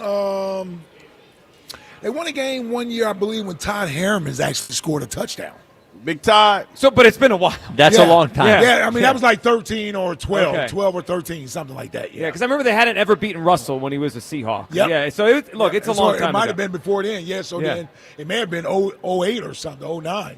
It's a long time ago. Yeah, I remember. And they don't go out there every year, but it's long. So none of us, no one mentioned the Packers. No. Do we think they're total frauds? I mean, look. It's easy. I wasn't afraid of the Packers anyway, but all right. So it's easy to pile on right now. They just lost at home to the Panthers, and they've been up and down. And they're going to miss their tight end, who was probably their best weapon. They are favored in this game Monday night. Like, the betting market is telling us that the Packers are slightly better than the Eagles. I'm surprised at that. Hugh was last week pretty steadfast that the Eagles would be favorites. I didn't think I thought the Eagles should have been favorites. Are we too hard on them, or are they actually frauds? I didn't think the Packers were. I know you think they're frauds. So isn't there a degree of fraudulence to almost every team in the NFC? I don't think at they're this point? frauds. Like, when you say frauds, what do you mean? Like, they Well, I thought last they're year's a good team. I think they're a legitimate playoff team. Sure, but last year's Packers were Super Bowl frauds. They looked like it, but then there's something off about them, and they came here and they kind of rolled over after 2 quarters. I think they're Are they bravado. like that, or are they closer to a team that could go win the Super Bowl? I think they're where they think they are and where they actually are is in 2 different stratospheres. Yeah. The fact that they talk about they should have went undefeated. Come on, bro. Well, here's the thing I always look at with the Packers. I like the fact that they draft and develop guys, and that's great. The problem is the NFC has gotten stronger, and I don't think the Packers, other than having Josh Jacobs at the running back position, and now especially with Tucker Kraft injured, they don't have the dynamic players in the passing game to actually scare me. Yeah. Like compared to Amon-Ra St. Brown, Jackson Smith and Jigba, Puka Nacua, and AJ, Devontae. And Jordan Love isn't. He's a fraud. While he's a good quarterback, I don't view Jordan Love as a dynamic quarterback that scares me. And there's still that impatient, ridiculous throw that he makes. Did you see the one on Sunday? Yes. Where I thought something was off on my screen. I was like, where are the green players? Yeah. I only see a Panther there. He still makes that throw, right? And something about him that I don't trust in big moments. And listen, they're more or less living off beating Dallas in Dallas a couple of years ago. Yep. They're living off of that, and I'm not saying that was nothing. But that also had to do with how poorly Dallas played on offense. Dak Prescott threw 2 pick sixes in that game. So even that win for the Packers, it was aided by poor play from the Cowboys offense and great play from the Packers defense that took pressure off of Jordan Love to have to actually win the game. Right? Like, it was more Dallas played poorly. They are living off that. They haven't won a huge game since then. They haven't. In 2 years. They have not. So, and that's what sort of has never had me buy all the way into the Packers. Also, Matt LaFleur is a coward. He's been a coward since he took over the job. Yeah, he's a coward. That's the only. It's the only thing that it's one thing that I think the Eagles have over the Rams. I think Sean McVay is an awesome coach. He's also a coward. He coaches scared all the time. He's way more conservative than people would think he is. Especially for an offensive coach. Yeah. Like defensive coaches, I understand. They're conservative by nature. Yep.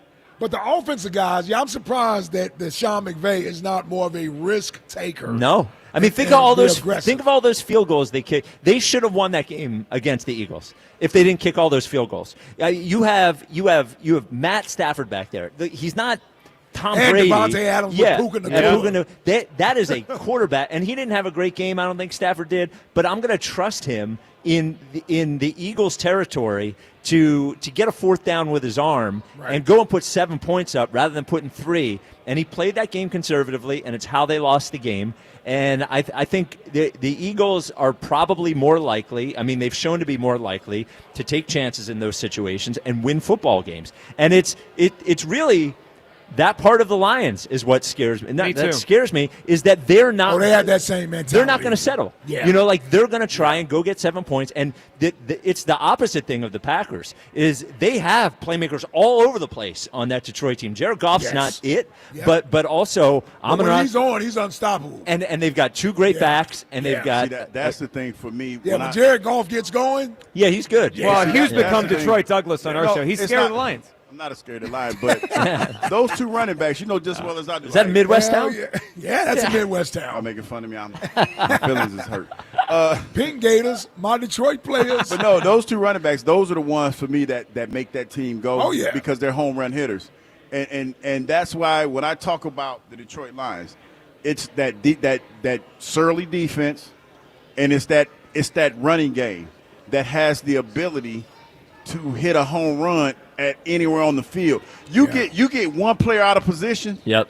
On Jahmyr Gibbs, he taking it to the house. Oh, it's over. You know what I mean? Yeah. And then you talk about that. Now you're committing a lot of resources to the run, and then that's when Jared Goff, they threw one of them tomfoolery plays and dropped one behind the safety or whatever, and Amon-Ra St. is having him a hell of a day. Well, that's why that number 1 seed and having a home field advantage is critical. And I know we got there last year. We had the number 2 seed, but really they had home field, right? Yeah, they had home field. They were man. gifted it. Yeah, it is huge. And winning this division, and I agree with Joe. Although I don't like to concede it this early, but yes, the division is over. Thank you for coming to the banner raising.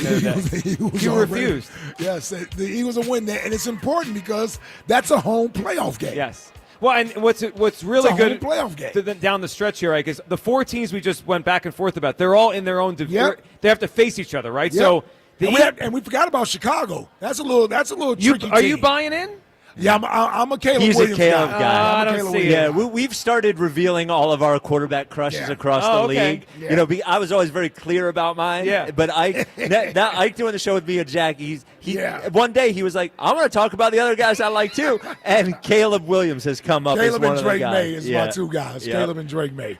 Drake's ball. Yeah, Drake May could play. The thing about I don't buy the Bears yet. They beat the Cowboys. I agree. Yep.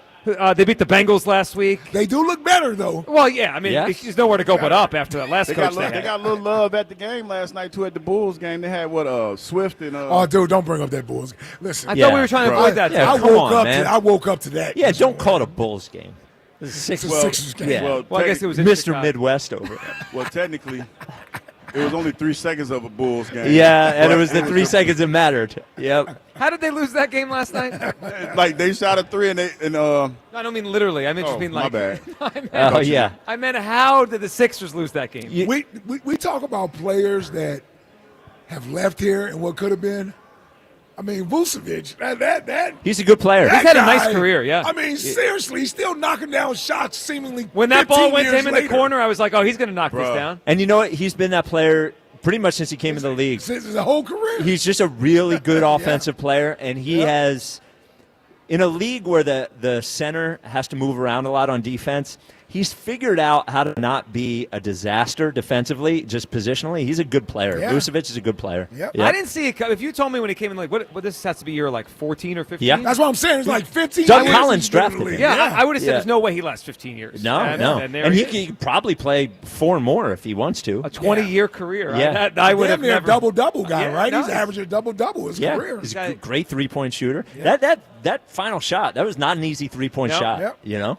It was a good one by him. Tough loss last night. So we started the hour with some culture talk, ended with some Sixers talk. I like that. Yeah, I like that at Birdstown. Our Birdstown, I said at Birdstown, excuse me. Birds at the Bye continues here. Yeah, come on, man. Oh, I'm sorry, that's my fault. Travis Mannion Get it Foundation. together. All right. Well, I'm going to hand it over to you guys to get it together here. Yeah, Sports all right. Radio 94 WIP. Birds the Bye benefiting Travis Mannion Foundation, brought to you by Bud Light and Chickies and Pete's. All right, Hugh, that is enough for us. We're going to hand it over to these guys. Where to you start going, their man? show. Where you I'm about to go going? home and go Well, I'm not sleep. going anywhere. I'm just going to one of your seats. Yeah, All right, yeah, afternoon show is coming up next, right here on Sports Radio 94 WIP. Another road game takeover with fans of Philly. Join fans of Philly as we charge into LA for a Monday night showdown. Enjoy airfare, hotel accommodations, an exclusive tailgate party, and game tickets seated with those that bleed green. Fly with 94 WIP's official travel partner, Fans of Philly. Reserve your spot now before they sell out at fansofphilly.com. Ready for action, hockey fans? BetMGM, an official sports betting partner of the NHL, is giving players another reason to lace up and hit the ice this season. BetMGM is adding extra excitement to the goals, the checks, the face-offs, and the breakaways with special promotions, new features, and more. Log in throughout the season to find odds boost tokens, no sweat tokens, and parlay boost tokens in your account to amplify your winnings. Enjoy enhanced product features like Dark Mode 2. Log into BetMGM, an official sports betting partner of the NHL, all throughout the hockey season to see what's new. BetMGM and GameSense remind you to play responsibly. If you or someone you know has a gambling problem, help is available. Call 1-800-GAMBLER. BetMGM.com for terms and conditions. 21 plus to wager. Pennsylvania only. Existing customer offer. Subject to eligibility requirements. Rewards vary and expire within 7 days. What if you could have reliable and intelligent Wi-Fi? And get this, what if you could keep it at the same price for 5 years? That's the Xfinity 5-year price guarantee. 5 years of Wi-Fi that boosts speeds to the devices that need them most. That finds and fixes problems before you even notice them. Like super intelligent Wi-Fi with a 6th sense. And that keeps you gaming in the fast lane, even when the whole family is banking on bandwidth. All your devices working in perfect harmony for 5 whole years. And here's the best part. No annual contracts, no hidden fees, and our best equipment included. Hey, let's face it, a lot can change in 5 years. Kids grow taller, dreams grow bigger. But your Wi-Fi? It would stay reliable and the price would stay put. The Xfinity 5-year price guarantee. Lock in your price and unlock the possibilities. Xfinity. Imagine that. Select plans only. Restrictions apply. Sail into huge savings during Norwegian Cruise Line's Black Friday sale. Starting now. Get 50% off all cruises. Plus, enjoy our free at sea package with unlimited premium beverages, world-class specialty dining, and much more, all included with your cruise. Visit ncl.com, call your travel advisor, or 1-888-NCL-CRUISE. Offer ends soon. Norwegian Cruise Line. Ships registry the Bahamas and USA. Restrictions apply. Prescription products require completion of an online medication consultation with an independent healthcare provider through the LifeMD platform and are only available if prescribed. Subscription required. Individual results may vary. Additional restrictions apply at lifemd.com. Read all warnings before using GLP-1s. Side effects may include a risk of thyroid C-cell tumors. Do not use GLP-1s if you or your family have a history of thyroid cancer. Confused on where to start with weight loss medication? 95% of LifeMD patients said starting their weight loss journey was simple. Go to trylifemd.com now and see the best options with or without insurance for Wegovy, Zepbound, and more. Brian was approved for insurance coverage and lost 100 pounds. I love the fact that insurance covered almost everything because pharmaceutical prices are going through the roof. The first time I realized that LifeMD was working for me was when the hunger started going away. I never thought losing weight would be this easy. It's given me more energy. I would recommend LifeMD to anybody. Nearly 96% of patients said they would recommend the LifeMD program to anyone who wants to lose weight. Get started right now at trylifemd.com. That's TRYLIFEMD.com. Experience casino like never before at Bet365. Spin your way through your favorite games. Check out our awesome table games and face off against a real live dealer. And play exclusive games that you simply can't play anywhere else. New Bet365 players get a 100% deposit match bonus up to $1,000 plus spins. Download the app and see why it's never ordinary at Bet365. Gambling problem? Call or text 1-800-GAMBLER. 21 plus only. Must be physically present in New Jersey and Pennsylvania. T&Cs apply. There's nothing like when you get that part from eBay and it just fits. Yeah, the first time. So you can do less of this and get right back to more of this. At eBay, you'll find all the parts you need, guaranteed to fit, at prices you'll love. Sounds good, doesn't it? eBay, things people love. Eligible items only. Exclusions apply. What's that sound? That's the sound of Downy Unstoppable scent beads going into your washing machine and giving your clothes freshness that lasts all day long. There it is again. It's like music to your ears, or more like music to your nose. That freshness is irresistible. Let's get a Downy Unstoppables bottle shake. And now a sniff solo. Nice. With Downy Unstoppables, you just toss, wash, wow, for all-day freshness. Is your everyday congestion preventing you from enjoying life's big moments? Try Vicks Sinex Saline today and get yourself back in the action. Vicks Sinex Saline instantly clears everyday congestion with a gentle ultrafine mist. Sinex Saline's drug-free, no-mess formula instantly moisturizes and soothes dry, irritated nasal passages for quick and effective relief. Get back to enjoying life's big moments to the fullest without having to worry about everyday congestion holding you back. Just Sinex, breathe, use as directed. You want Black Friday prices without the Black Friday crowds. Lowe's gets it. We check the calendar, and Christmas is coming early. $99 is all you need to grab your favorite select 7-foot pre-lit artificial Christmas tree for the holiday season. And don't sweat what gifts to get Dad, because we've got up to 40% off select tools and accessories. That's how Lowe's celebrates Black Friday early. Selection varies by location, while supplies last.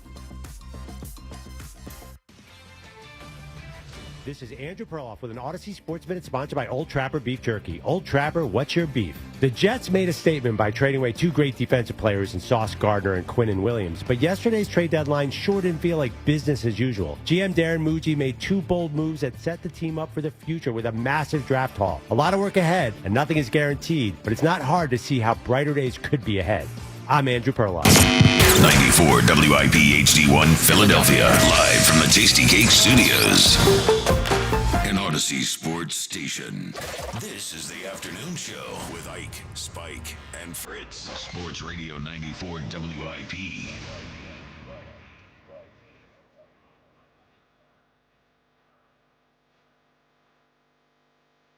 Oh, we're back. Chickie's on a Wednesday, the WIP afternoon show. With Ike, Spike, and Fritz, we are at Chickie's and Pete's in South Philly for Birds at the Bye, benefiting the Travis Manion Foundation. Brought to you by Bud Light. Ike, we were just on the air 5 minutes ago. How you feeling, brother? Well, I just swallowed that chicken sandwich. Ooh. There you go. Pause. Nice. Yeah. I feel pretty good now, brother. I don't know if that's a pause moment. Well, I mean, I just felt like I needed to. Does anyone Victory. call anything a chicken sandwich? Well, Yeah. they're choking the chicken. All right. That's pretty good by you. That's Yeah, pretty it's good. quick. I'm feeling pretty good, brother Spike. That is Jackie Baseball. Jackie Baseball? I'll You just say loser. this. I'll just say this. You fat loser. Nope. We better be ready to give Cal Schwarber 5 years. $150+ million. We had better be ready to do it. That's all I'm saying. Holla at your boy. I don't want to do it. Nah. I don't want to do it. Nah, don't do it. Nah, finally, people get what they want. Me talking about Eagles football, baby. Yep. Birds at the bye. Birds at the bye, baby. Oh, man. Joe, it's going to be a big, big, big show. Elliot Shore Parks joins us for the 3 o'clock hour again. Yep. So if you like that yesterday, tune in again. Baldy will join us at 4. That was kind of tamed yesterday. We will have Broads in here for Flyers and 50. That is the rumor at 3:30. Yeah. We'll see if he wants to start any more trouble, yeah. or if he even gets a microphone. Yeah, well, we'll see. Well, there's only 4 seats. First time we've seen him. Yes, since he tried to take our jobs. Big inside move, yeah. Yeah, and Joe Giglio with us for the first hour. Joe, we never spoke to you about Broads' big move to try to. Yeah, how about that, Joe? I have a lot of thoughts on it. Okay, I'd love to hear from you. My first thought is that publication is behind a paywall, right? It is. He didn't think any of us would see it. He thought he could say whatever he wanted. Well, how did Jack get it? How did Fritzy get it? You don't pay for the Business Journal. I don't. It was unlocked. I don't know why. Oh. Yeah. It was such exclusive content. Wow. That they unlocked it knowing they were. But when I went to they put the paywall back up. Do you think Broads made a phone call? Yes, please, paywall. before anyone else reads this. Yeah, okay, so you think Broads thought we would never see it? I think he thought it was totally in the dark just for like a few people to see, and he was not prepared for what happened. And then if let's say you were in that situation, and let's say you are, you're cemented now as a, full-time daytime host here on WIP. Let's say you're in Broad's situation, you make that comment, and then you get put on in the spotlight on the WIP afternoon show. Broads thought the right way was to raise his voice 6 octaves and double down. No. And take a shot at me. And take a shot at and Jack. Yeah. Well, and also take a shot at your show, Joe. Yep. Giglio. Oh, I didn't hear that. Yeah, well, we said, well, what about middays? He's like, I'm not interested in middays. Oh. Yeah, yes. All right. So what would you have done? I missed that. Broads and I will have to have a talk about that. Yeah. So I think the proper play would have just been to say, I'm being aspirational. It has nothing to do, because that's probably what it was, right? He just is being asked, and that's fine. Everyone in this business is, but that's what he should have done, yelling and doubling down and then taking a shot at the midday, not how you handle it. Yeah, well, he tensed up a little bit. Yeah, he tensed up a little bit. Wasn't ready. So we're going to do something we never do, and we're going to talk about the Eagles all day here on the show. Really? Eagles season. Yeah, we thought we'd mix it up a little bit for Birds at the Bye. We have 2, and I'll start with you, Giglio. How about this? We have 2, put special teams away. The offense and the defense. Even though we respect special teams. We respect special teams on this show. On this show, you have to. Yeah. And both of them have had their moments, right? The offense has had their moments. The defense has had their moments. But neither unit, I don't think, is anywhere near. We expected the offense to be better than it was last year, and the defense is clearly not as good as it was last year. If I had to ask you, what do you have more confidence in for the second half of the year, the Eagles offense or the Eagles defense playing at a level we need, in the context of a Super Bowl? Which side of the ball are you more confident in? So it's interesting we're having this conversation today because 2 weeks ago I would have had a different answer, but I am now more confident in the offense the rest of the way because I think Patullo has figured some things out. They've adjusted. Jalen Hurts is playing as well in the passing game as we've seen in a very long time. They just ran the football as well as they have at any time since last year. And the defense, guys, we can all be excited for what Howie Roseman did the last couple of weeks, but it's also, when you take a step back, it does feel a little bit alarming that they think they need to import 4 defensive players at this point of the season. It tells you what I think they think of the players they have on that side of the football. And all of them come with questions. Brandon Graham hasn't played since last season. Michael Carter has not been the same player the last couple of years for the Jets. Jair Alexander, John Ritchie's trying to tell me this morning he's going to the Hall of Fame. He couldn't give it on the field. Oh, Ritchie's out of control. Oh, he loves him. We ordered his jersey this morning for him. And then Jalen Phillips, I like a lot. Can I interrupt you for a second? And the turn that John Ritchie has made on Howie Roseman is one of the most extraordinary turns I've ever seen. He used to look at Howie and basically call him a calculator dork. He couldn't respect him, all that kind of stuff. And now he is.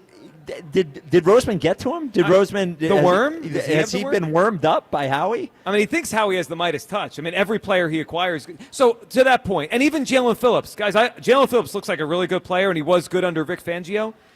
Look at the last 2 years. Achilles, knee. He's got a few sacks this year. And that's what they imported to help their defense. So I just feel like there's way more questions on defense talent-wise. I trust the offense more. Ike, what do you trust more the rest of the year? Offense or defense? Yes. Oh, the offense, for sure. Offense for sure. Listen, love the young guys on defense. They're still trying to figure it out. We can't even get a group of 11 out there that we rely on every week. So, this thing may take a few more weeks before they sort of iron out who's going to be the CB2 over there, right? And what else Vic Fangio wants to do as far as these sub packages go when you're playing nickel, you're playing dime. What's your NASCAR package from a pass rushing standpoint on third down, obvious passing situations? I think they're still going to take a little bit of time to sort of work that out. But in the meantime, it's going to be the offense. It's going to be the offense. And I think we've gotten through sort of the rough part of the season where you're trying to smooth out some of the rough parts, and they're starting to form an identity that they can rely on. And if it has to be a passing game, well, we're going to throw the ball. We're going to throw the ball from under center. There's going to be some play action. We're going to run the ball from under center. I hope with this extra week off they just had, they're going to be able to add some new wrinkles to what they do offensively. I don't need to get crazy with it, but the fact of the matter is the majority of the talent, if you're putting it on a scale offensively and defensively, it weighs heavily on the offensive side of the football. It just does. From a talent standpoint, Yes. there's no question. From a cohesive standpoint, Yeah. right? Like in Patullo even being here for the last 5 years and understanding where these guys sort of fit, I think they have figured it out. Now they just need to add to it. And I said it during the last hour with the midday guys. I'm comfortable putting pressure and the onus and the responsibility on Jalen. I am. For me, he's sort of earned more trust in the passing game from Kevin Patullo, plays to design, things, shots down the field. And it's really about, okay, Jalen, this is your time. Like, this is your time to actually step out there and be that guy that everyone, I shouldn't say everyone, but a lot of people don't feel like you have the ability to be. And I believe he does. I believe he does have that ability to do it. They just need to all be on the same page. He needs to play with confidence, and we're rolling. We're rolling. You got to be excited about this offense coming down the stretch, man. Come on. 215-592-9494. What do you have more faith in the rest of the offense or the defense? Fritz, you're laughing. Yeah. It's not even close. Listen, I trust Vic Fangio more than I trust Kevin Patullo. And I think Vic Fangio is going to get it right, and he's going to get these pieces flowing well. And Jalen Phillips under Vic Fangio was a different player than he'd been after Vic Fangio left. And listen, it's been a good 2 weeks with the Eagles offense, but we got to see a little bit more. I think that we're going to get back to this being a defensive and run the football type team. And I think that Vic Fangio is going to have the magic touch. This is one guy I trust the entire organization besides Howie. It's Vic Fangio. So I will take the defense the rest of the year. Here's where you're misled, Fritz, is that Vic Fangio can be the greatest defensive coordinator of all time. If he doesn't have the players, he doesn't have the players. Like, you can look at the history of Vic Fangio. If Vic Fangio was everything that you said he was, then every defense he's ever coached would have been a top 5 defense. But it's not the case. It's not the case. Now, he's great. He's a Hall of Fame level coordinator. He changed the game. He changed how other teams play defense. I agree with all those things. But I do go back to what Giglio said, is that they have so many not a ton of questions, but enough questions. There's enough over there. Enough questions on personnel, and that both questions, at least one of them we had an answer to last year. That was CB2 we had an answer to. And then the pass rush, they weren't doing it from nobody was particularly dominant, but they had so many good players that they could rotate in and out that by the end of the year they were getting pass rush, they were getting turnovers by the end of the year. I'm a little actually worried about the defense. I'm not worried about the offense. I'm a little worried about the defense. And the only reason I'd pick the offense over the defense is that I'm not worried about the offense. I'm just worried about the defense from a personnel standpoint. The offense could easily revert back to, when have they been a consistent offense? They played 2 good weeks, and they beat the Giants' defense. Can we relax a little bit? The pass game's been good for 3-4 weeks in a row. It has. Well, the Giants game was not a good passing day. Well, sure it was. Oh, get out of here. He was 15 of 20 for 175 yards and 4 touchdowns. Lost the game. And no, you mean the first Giants game. I was on the first Giants game. Oh, well, the first Giants game, everybody was bad. Well, defense was bad, too. Well, hold on. Defense was worse. Dominant passing hold on, Mr. Yap-a-lot over there. How'd the defense look against the Giants team as they got it shoved down their throats by 2 rookies? Well, that was that one time. One game the entire season, they got bullied. This defense let Carson Wentz go up and down the field. If he didn't miss, did he get in the end zone? No, but if he didn't miss throws, the Vikings with Wentz, who had one bad shoulder, would have had 35 points. That's fine. No, Listen, it's not. When you have a great player like Carson Wentz There is. we It's you got to sometimes chalk it up to that. Gilio, you I know get it. that. Sure. God, you guys are crazy. I didn't know you guys doubted Vic. That's surprising. No. Interesting. This is a Jalen issue with you. This isn't a Of Vic course. issue. Of Yeah. course. Are you where are you? No, we had our intervention last week with Didn't you help. and the Jalen people. It didn't really work. No, it helped. Did it help you personally? Yeah, I thought Monday was my most positive Fritz at 6 open in the history of the show. Really? Yeah. What? Then they're going to win the Super Bowl? Yeah. Are you sure that's not an emotional hedge for you? We'll see. Okay. We'll see. We'll see. No, but I said one of the reasons why they're going to win the Super Bowl is because of the adjustments they made on the passing game. See, But here's the trick to that, though, Spike. Yeah. There's no tricks. They are going to win the Super Bowl. I know. Yeah, I hope you do. So know. I hope you get ready to embrace and enjoy. Fritz Stradamus. I Back did this to last back. year. Well, the trick is now if they don't, Jalen cost them because Jack said he would play They well. better sign Kyle Tucker. They better sign Alex Bregman. I mean, Don't worry. We're going to have a It's rookie coming playing in back the to outfield back. while we play Nick Castellanos. Yeah, we're $20 million rebuilding. to be on a different Team's a snooze fest. team. Yeah. Wait, which team? This team. He's talking about the Phillies. No, the Eagles are Okay. so boring. 215-592-9494. Birds of the bye. Corey in Columbus. You're a WIP. What's up, Corey? Hey, man, y'all know the motto. There's no fear. Hey, what's the rest, y'all? When Jalen Hurts is here, baby. That's right, baby. Y'all know. Listen.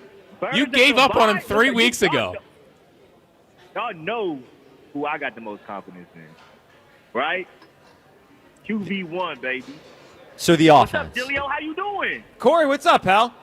I'm doing all right, man. You know, I don't get to talk to you much. I got you on the show, So what's up, man? I got to say what's up to Gilio. Uncle, you ain't there, but what's up, man? But listen, I'm not worried about the defense. I think this defense is going to get timely stops when we need it.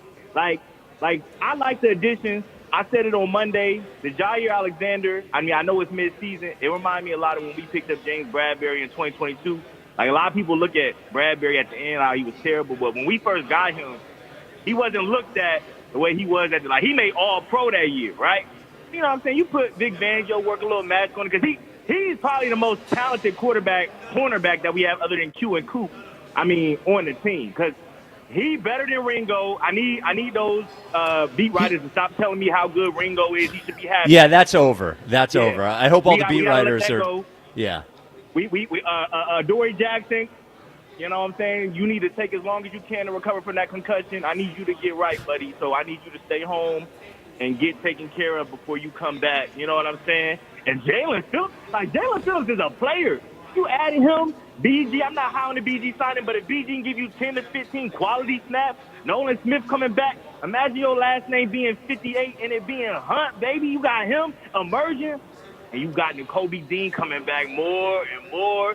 Campbell, I'm telling you, man, you giving the master all these ingredients to make this great meal. Remember, I told y'all at the beginning of the season, if you give him the ingredients, you can have a trash chef and give him great ingredients. That meal's still gonna be garbage. But if you got like an Emerald, you know what I'm saying, somebody like that, an Emerald, a Chef, you know what I'm saying, a guy like that can give them some top ingredients, well, you gonna get a masterpiece. I'm telling y'all, this second half, Jalen Hurts, A.J. Brown, listen, baby, we going to get you the ball. I just need you to be quiet for 9 games. We can sing you, do whatever you want. I just need you to listen, be a good citizen for 9 games. You know what I'm saying? Don't even talk. No, Don't we ask need no 12 questions, games. Elliott. 12 games, Corey. We need 9 regular season and 3 postseason. That's right. But when we get into the postseason, you know what it is. QB1 gonna put the cape on like you always do. And then we shout out No Limit. We got the tank and the best player in football, running the football. Our offensive line that has some weeks to get healthy. Watch out now. I can't wait for that Lions game. I don't think we can do, God bless Saquon, I don't think we can do best player in football this year. Best player in football. All right. Green Bay filet on Sunday. Get the grill out. Ike.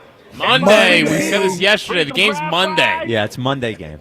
Yep. Bring some crab fries, Green yeah, Bay we didn't filet, and I listen. can't wait for them Lions. Oh, we gonna put them on the grill too. I ain't never had no lion before, but hey, we gonna see Probably what a that tastes lean like meat. too.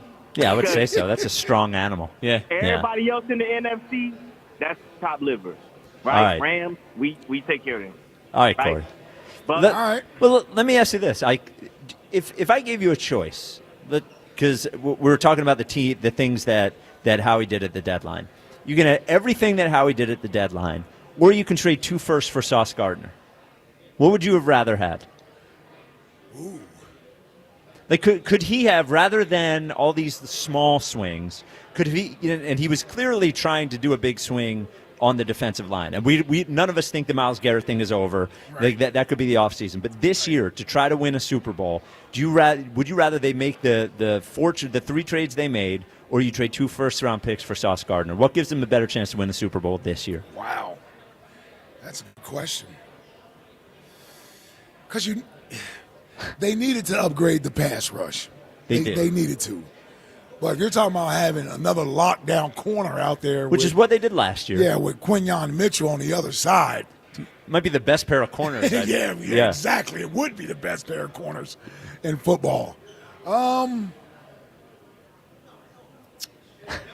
Stumped you on that one. Yeah, no, it's a great question. If I take the players that are involved, the history of the players, and projecting forward, I'd have to go with the 2 first-rounders for Sauce Gardner. Gilio, what would you have done? I would have done what Howie did. 2 first-rounders for any non-quarterback, unless it's like I thought Myles Garrett was different because he's just so great that I would have done that, whatever it cost for him. I don't know. Sauce Gardner's good, but doesn't it feel like he's been a little up and down in his career? He has, but Man, you put him on the opposite side of Quinyon Mitchell? His first 2 years, he was all pro. He was, but then it hasn't been as great. No, but he's also lost Robert. He lost a good defensive coordinator, and he's in a bad situation. I know. Yeah, but 2 first-rounders. I mean, that's serious. It's 2 early second-round picks. That's my favorite way we spend this. Yeah. Well, here's how I look at it, though. Take away one of the first-rounders and just say it's Sauce Gardner.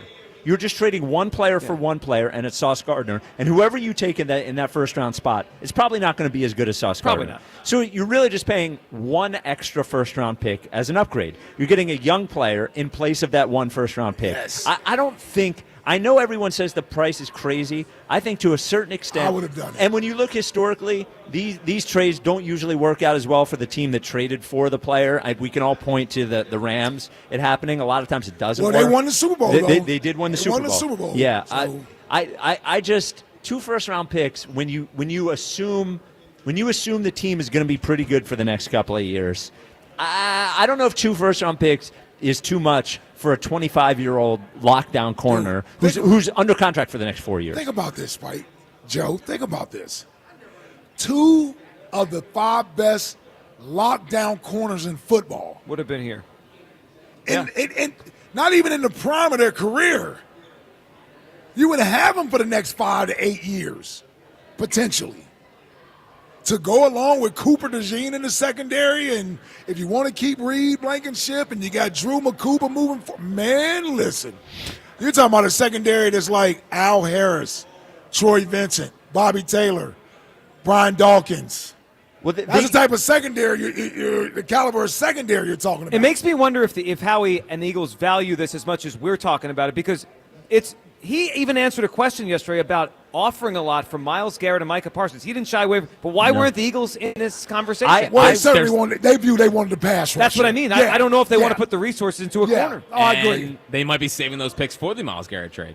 Well, the other question is, and they don't want to pay 2 corners $30 million. Right. I wonder if he even knew that Sauce Gardner was available. Oh, he had to. Well, apparently they've been shopping around for 3 weeks. Oh, really? I didn't read that. Yeah. Okay. All right. So he knew he was there. No, they clearly feel like the pass rush is what they need. And they could patch together that second corner. Yeah. I mean, they've been trying to do it all year. I'm just saying, I'm just looking at it in a vacuum. I'm like, Sauce Gardner at 25, 26 years old. You take one thing they didn't do on their team with the trade for Jalen Phillips, they didn't take something that was a negative and turn it into a definite strength. Yeah. Maybe it'll be better, but I don't know if it's a strength. I agree. They would have taken the secondary, which at this point has a couple of great players, but is a question to be the best unit on the team. Yeah. And now it's still a question. And it's still a question, you know? And you only got Jalen Phillips presumably for half a season. And you would have Sauce Gardner for 4 years. Man. Yeah. Yeah, it's a good question. I just think he's too good of a player, like if I'm comparing him to the other players. Yep. Now, if you'd have told me, would I do 2 first-rounders for Sauce Gardner versus giving up 3 first-rounders for Myles Garrett, I would have said I'll give up the 3 first-rounders for Myles Garrett. No, me too. I think that's fair. Because that's a different level of player. Well, and he I mean, that's a different level of player. And there's also no question. There's a question or two about whether Sauce Gardner is as good as he used to be. Yeah. There's no question about whether Myles Garrett is as good as he used to be. He has 10 sacks. Yeah. Crazy. 215-592-9494. We are at Chickies and Pete's in South Philly for Birds at the Bye.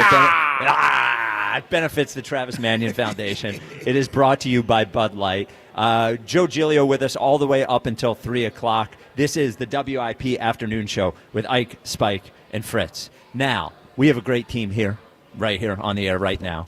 But GIDA has a great team as well. And they're there to help solve your problems. We don't really solve any of your problems. We help you kill time. GIDA can solve your problems with your old drafty windows and your doors. Right now, GIDA, killing it. The buy one, get one half off sale on all qualifying windows and doors. It is exactly what it sounds like, and it's basically a dream. You buy one window or door, you get the second one at 50% off. Now, it doesn't have to be door-to-door, window-to-window. You can mix and match depending on what your needs are. Not everybody has the same needs in their house. Buy a window, get a door 50% off, vice versa. The more that you get, the more that you save. Imagine for a moment you replace all the windows and doors in your house. Half of them could be 50% off. That's a great deal. And a big project like that, you're worried about money out of pocket, you can start your project with no money down, interest-free financing for up to 18 months. Here's what you got to do. To get all the details, get yourself a free, no-obligation in-home estimate. Go to or call 877-GO-GIDA or go to GoGIDA.com. That's GoGuida.com. The timeless Thanksgiving tradition returns. Sports Radio 94 WIP's Turkey Bowl 7. Presented by Cheney University. Joe DeCamera and John Ritchie call your high school classic. Pick the high school football rivalry you want to hear broadcast live on Thanksgiving Day. It is a touchdown! Vote now at 94WIP.com. Turkey Bowl 7. Presented by Cheney University. Empowering minds, cultivating leaders, shaping futures. Empowered by Verizon. Get to your local Verizon store to check out the latest deals. You're a winner this winter when you play Borgata's Winning Wonderland. From now through December 27th, earn entries in slot and table games for your stake in over $1 million in prizes, including 2 Mercedes G550s, each valued at over $170,000. Drawings take place every Saturday with grand prize drawings on November 29th and December 27th. For details, visit theborgata.com. Must be 21 or older. Gambling problem? Call 1-800-GAMBLER. What if you could have reliable and intelligent Wi-Fi? And get this, what if you could keep it at the same price for 5 years? That's the Xfinity 5-year price guarantee. 5 years of Wi-Fi that boosts speeds to the devices that need them most. That finds and fixes problems before you even notice them. Like super intelligent Wi-Fi with a 6th sense. And that keeps you gaming in the fast lane, even when the whole family's banking on bandwidth. All your devices working in perfect harmony for 5 whole years. And here's the best part. No annual contracts, no hidden fees, and our best equipment included.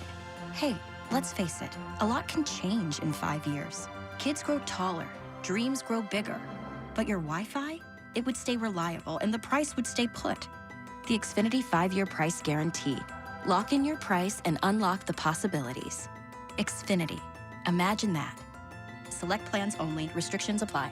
Hey Santa, where is your favorite place to be during the holidays? Why, Hershey Park Christmas Candy Lane, of course. While some of the elves are at the North Pole getting ready, Santa and his 9 live reindeer are gearing up for flight at Hershey Park Christmas Candy Lane. Visit this season to give them your list and enjoy over 5 million twinkling lights and epic rides and coasters. Make us your home for the holidays. Hurry, our Hershey Park Christmas Candy Lane presale ends soon. Who will it be? Club Risque needs your help picking the 2026 Calendar Girls. It's their calendar search parties. Wednesday, November 5th, Club Risque Bristol. Thursday, November 6th, Club Risque Philly. A 2-hour top shelf open bar from 9 to 11 each night. ClubRisque.com. Every NFL Thursday is your chance to hit the jackpot on FanDuel in partnership with Valley Forge Casino. Because with FanDuel's Thursday touchdown jackpot, you can win a share of $2 million in bonus bets each week. To get in on this Thursday's action, all you have to do is place an anytime touchdown scorer bet before the game kicks off. And if your player scores the first or last TD of the game, you'll win your bet plus a share of bonus bets as well. Just visit FanDuel.com/JohnR, JONR, for your chance to win a share of $2 million in bonus bets. Play your game with FanDuel, an official sports betting partner of the NFL. FanDuel Sportsbook is the official sportsbook of 94 WIP. 21 plus and present in Pennsylvania. Opt-in. Must apply profit boost token on select market. Price pool to be split equally among all eligible participants who made the correct first or last TD pick. Bonus issued is non-withdrawable bonus bets, which expire 21 days after receipt. Restrictions apply. See terms at sportsbook.fanduel.com. Gambling problem? Call 1-800-GAMBLER. This is the story of the one. As a maintenance supervisor at a manufacturing facility, he knows keeping the line up and running is a top priority. That's why he chooses Grainger. Because when a drive belt gets damaged, Grainger makes it easy to find the exact specs for the replacement product he needs. And next day delivery helps ensure he'll have everything in place and running like clockwork. Call 1-800-GRAINGER, click Grainger.com, or just stop by.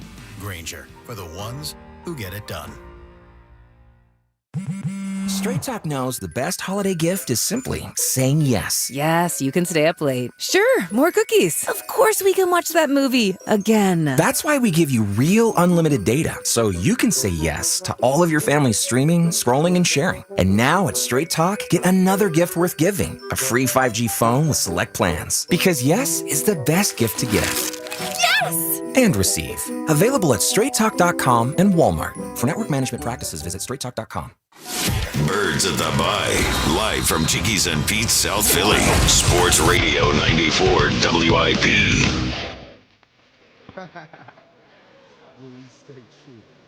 From the cradle to the grave. We're going to take you to our future.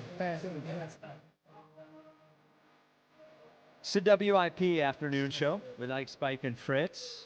2:32 Pac, 5:30 Creed. It's two things you can depend on.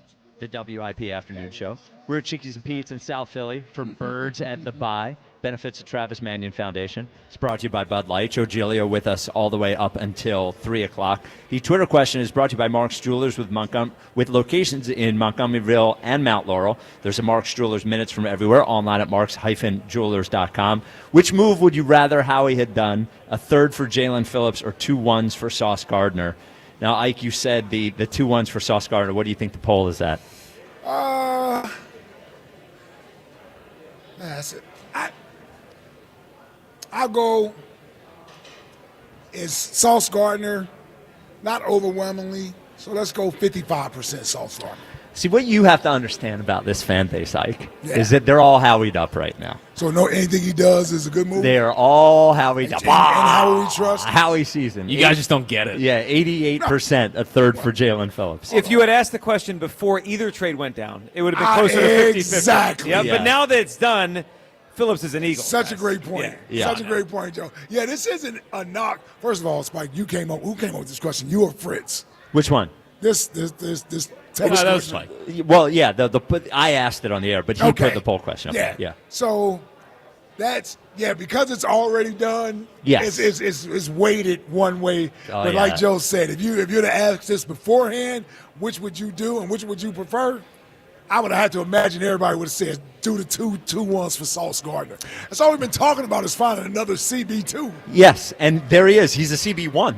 And the fact that, exactly, he's a CB1. He's not a even CB1. a CB2. He's actually a CB1. Yeah, he was all-pro his rookie year. Yes. Yeah. So, and with Jalen Phillips' injury history, I'm sure more people would have been scared off from that when you're comparing it to a young, 2-time All-Pro cornerback. And thank God he hasn't had the problem that he had in college so far, because concussions, of all the injuries we talk about, you break a bone, you tear a ligament, all those things, as a human, they get better most of the time. Concussions, he had 3 concussions in college, and Yeah, you don't really want to go back and check his medical history. No, there's a lot there. There's a lot there. There's It a lot really there is. for sure. Giulio, Joe, I don't know if you look at the internet comments on our little videos on the internet. Oh, I try not to. Joe's not looking at comments. Bad idea. And I can usually tell when I say something when I'm going to get like an outrageous amount of "get this guy out of here." You feel it coming. It's like when the ball leaves a shooter's hand. You know, it's going in or not. I know. I did not expect yesterday's opinion about Howie's offseason. Now, you look, there's some people that agreed with me, but there's a lot of "get this guy out of here" when I said that Howie's had a bad season, off-season and season so far. We were talking grades yesterday. How would you want to grade the Philadelphia, the job that Howie Roseman's done from the minute they win the Super Bowl until now? Just that. Not the context of everything he's done before, not what he might do in the future, what he has done. What would you grade it? I would put it closer to, I don't know, B- C in that area. I don't think it's been as bad as you framed it yesterday. But I also don't think it was great. A couple things I thought were really good were bringing back Bond. And the Jordan Davis fifth-year option was a smart decision. I was against it. He'd be a free agent to be. Now he's under contract for next year. So that looks like it's smart. They lost a lot of good players, though. I mean, and he clearly didn't do enough at corner or edge because he's trying to fix it now. So I can't give him a great grade. I don't think it was terrible. I did see some of the comments, and it was – here's what it is. I think people are caught up sometimes on the record. The Eagles are 6-2 really based on what was here last year and the year before, right? It wasn't the last 6 months of Howie's work. It's the drafting of Jalen Hurts. It's the Mailata. Like the bones of this team is why they're 6-2. It's not really what he's done the last 6 months. Oh no. And he is a great general manager overall, but I don't think he's had a great year. And I know the salary cap constraints, but I also think you can look at a couple of decisions that weren't salary cap related. Isaiah Rodgers, not salary cap related. Mekhi Becton, not salary cap related. And I don't know how Darius Slay is playing right now, but I don't think very well. Oh, he's according not. to PFF. Well, I think the whole defense stinks out there. Yeah. Okay. But those two decisions, I mean, are significant decisions. So you brought up not salary cap related or not. Howie in his press conference yesterday, the morning show highlighted this morning, he was asked, are they going to try to extend Jalen Phillips, right? And he said, we don't really want to do that in the middle of trying to go for a Super Bowl. Sure. They've changed their philosophy. Back in the day, the Eagles used to re-sign players before free agency all the time. I think it's fair to bring that up. Last year, if they wanted to sign Milton Williams halfway through the season, they could have probably done it and got him back, and he wouldn't have got close to $100 million. No. Like, this is a strategy they have that, okay, they're winning, so we're happy with it, but if they were more proactive in signing players, Spike, maybe they wouldn't have lost all the players they lost last offseason. I do believe there is a little bit of, you re-sign a player during the season, and then the next player is saying, well, why am I not Sure, getting the but they contract? used to do it all the time. I know, but I don't know if that breeds good locker room camaraderie. Right, but you're also more likely to lose the player, right? Sure. You let him go to free agency. And no, I agree with that, but also they've done it and been burned on it. Right. They got burned on the Alshon Jeffrey Yeah. re-signing. They got burned on the Tim Jernigan re-signing. Oh, yeah, that was so bad. so that forgot may about Tim Jernigan. Yeah, that may have been a greater deterrent from doing it in the middle of the season than anything, just because it's backfired in recent memory. Well, the other thing, the way I think you can look at it, let's put the during the season thing to the side. They re-signed Cam Jurgens before the season. I also maybe think maybe they didn't know how good Milton Williams was going to be, because before last season they could have signed Milton Williams. Yeah, they could have. Now Josh Sweat, they obviously just didn't think was that great. I mean, they think he's good. Obviously they asked him to take a pay cut. They had an opportunity with Josh Sweat. They didn't do it. I think even with Josh Sweat's production, they would probably tell you they don't think Josh Sweat's worth the money. Maybe they just made a mistake on Milton Williams. Maybe they just made a mistake in not extending him before the year, even putting the during the year thing to the side. And as far as Jalen Phillips, they have to be very careful about extending There's a guy no way. who's been hurt. There's no as way they much can as do he's that been right hurt. now. Yeah, you can't. I don't think you can. Now, yesterday and the day before, we did have a next question prize. We do have the prize today, but we're not doing next question. It'll just go to the best caller today. The best caller today is going to get the Hess Toy Truck 2025 Stock Car Racers. The 2025 Stock Car Races loaded with action-packed features, including 67 animated lights. Are there even 67 lights on my regular car? I don't think so. 5 realistic sounds and a pullback motor, courtesy of Hess, available exclusively at HessToyTruck.com. 215-592-9494. Styles in Mullica Hill. You're on WIP. What's up, Styles? Gentlemen, how we doing today? Love that Joe's joining you. How you doing, Joe? What's up, Styles? So I tried getting in yesterday. Sadly, couldn't make it. I only get an hour for my lunch break. It's a miracle I even got in today. I gotta say, hindsight's 2020 on the fact that we could have probably afforded 2 firsts for Sauce Gardner, but I feel like his track record might not be as good to learn that. I mean, he's an all-pro corner. We can do that, but how are we going to afford the ability to bring back Quignon, DeJean, and half of the rest of our secondary? Here's where I throw that out the window. If you're going to go after Myles Garrett and Micah Parsons, I don't want to hear anything about affording anything anymore. I just don't. If what they say is they don't think Sauce Gardner's good enough to warrant that, that's fine. That's a decision they can make. But the money thing, they've got everybody in Philadelphia tricked on this. Because we all talk out of both sides of our mouth with the money thing. On one side, we go, Howie can figure anything out. We spend all this. They're paying 4 offensive linemen $30 million a year. Like, on one hand, we say they can figure it out. On the other hand, when they don't go get a player, we're all brainwashed into thinking, well, they can't do it because of the money. If they were trying to trade for Micah Parsons or Myles Garrett, they could have afforded it. They could have afforded Sauce Gardner. Now, if their evaluation on Sauce Gardner is not worth it to us, that's fine. But the money thing, I'm just not buying anymore. Right. And before I go, I did want to bring up a side topic that I tried to get on yesterday. I wanted to do it today before it becomes old news. Yeah. Noticed one of your tweets on Monday about my old work environment. Mr. Adrian Wojnarowski was there and got kicked out of our store. No. You used to work at the Wawa in Mullica Hill? Yes, sir. And I have 7 witnesses that are calling you out on your fake news. No, it was a joke. It was a joke. So So what happened? It's a very internet-y joke. But what happened was a tweet gained traction that Adrian Wojnarowski got in a fight with refs at a basketball game and was thrown out. And it gained so much traction that people started believing it, and they had to deny that it happened. So I made the same joke about Adrian Wojnarowski not getting enough onions on his turkey classic and getting thrown out of the Mullica Hill Wawa. But I was not being serious. Yeah, how did I see that? I was hoping so. Yeah, it's okay. And everyone at that Wawa is very nice, by the way, especially the gas attendants. Very nice people at that Wawa. Shout out my old store, 8308, one of the best Wawa. Oh, 8308, baby. Yeah, there it is. Love it. Yeah, so tell your former coworkers I was just kidding. Yeah, way to go, 8308 would never do that to Woj. They would never give him too few. Aren't you supposed to be running for mayor over there? You can't be turning off the local Wawas. Oh, it's true. With all your little jokes. I'm not running for mayor. See, this. Yep. He doesn't know the line. He doesn't. He doesn't. He never has. Nope. I would never run for mayor. I have a job. Now, am I interested in the job that the mayor is doing in Harrison Township? You forced him to address it. Finally, we're addressing it. Look, I am finally in an area that I live that I feel like I will be in for a very long time. Okay. You're invested now. I am invested. I care about how the roads are paved. I care about where all the property tax money goes.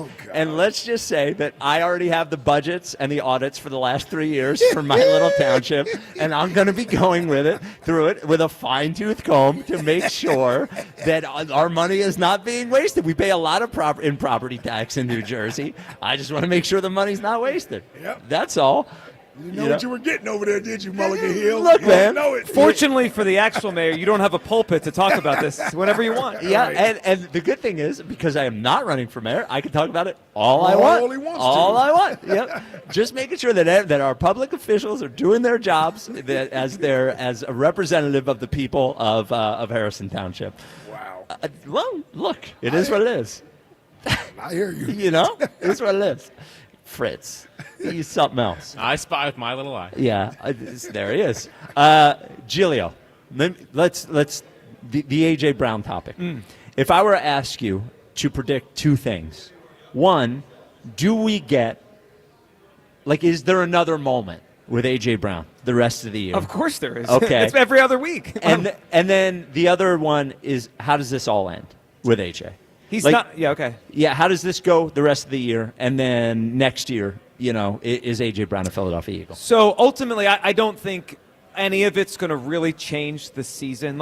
As much as it's been annoying and disruptive, they win a lot even when he is disruptive. If they don't win the Super Bowl, I don't think we're going to say it's because A.J. was so disruptive. It might just be because they are not great enough this year. But I don't think he's on the team next year. I think this is for me, it's an easy mutual parting. When they do it, it's going to be a mutual parting. They're going to say, he doesn't want to be here, or they'll spin it that way. And guys, you look at his numbers and the salary he makes, it doesn't add up. Howie Roseman's going to look at it after the season. I know he's still talented, but there's no way if I'm Howie, I'm paying $30+ million to a receiver if he finishes in the 50s or 60s in receiving yards and touchdowns and receptions, and he's annoyed. To me, this has an expiration date, and I think it's whenever this Eagles season ends. This was a tweet from Josina Anderson. Uh-oh. From a league. She's back talking about an Eagles receiver. There we go. And she's got connections with Eagles receivers, at least one of them. Yeah. A league source, quote, A.J. Brown is not miserable. He's hungry. He's a player that cares about his team and his legacy. He wants to be among the greats. Every player should want that and continue to strive for that. So, of course, he's going to want to feast. That's the energy that is a difference maker. You don't get rid of that. Yeah, I don't know what more to add. Yeah. I think as long as AJ wants to go out and play football and just worry about focusing on playing football, I think everything will be fine for the rest of the season, right? I think everything gets reevaluated in the off season. Hell, he may decide he feels differently once the season is over with, based on the way the season plays out. I don't know. You would hope that he aspires to want to retire as an Eagle. Doesn't mean you are going to, but you would hope that that's what his mindset is that I'm going to play here for the duration of my career.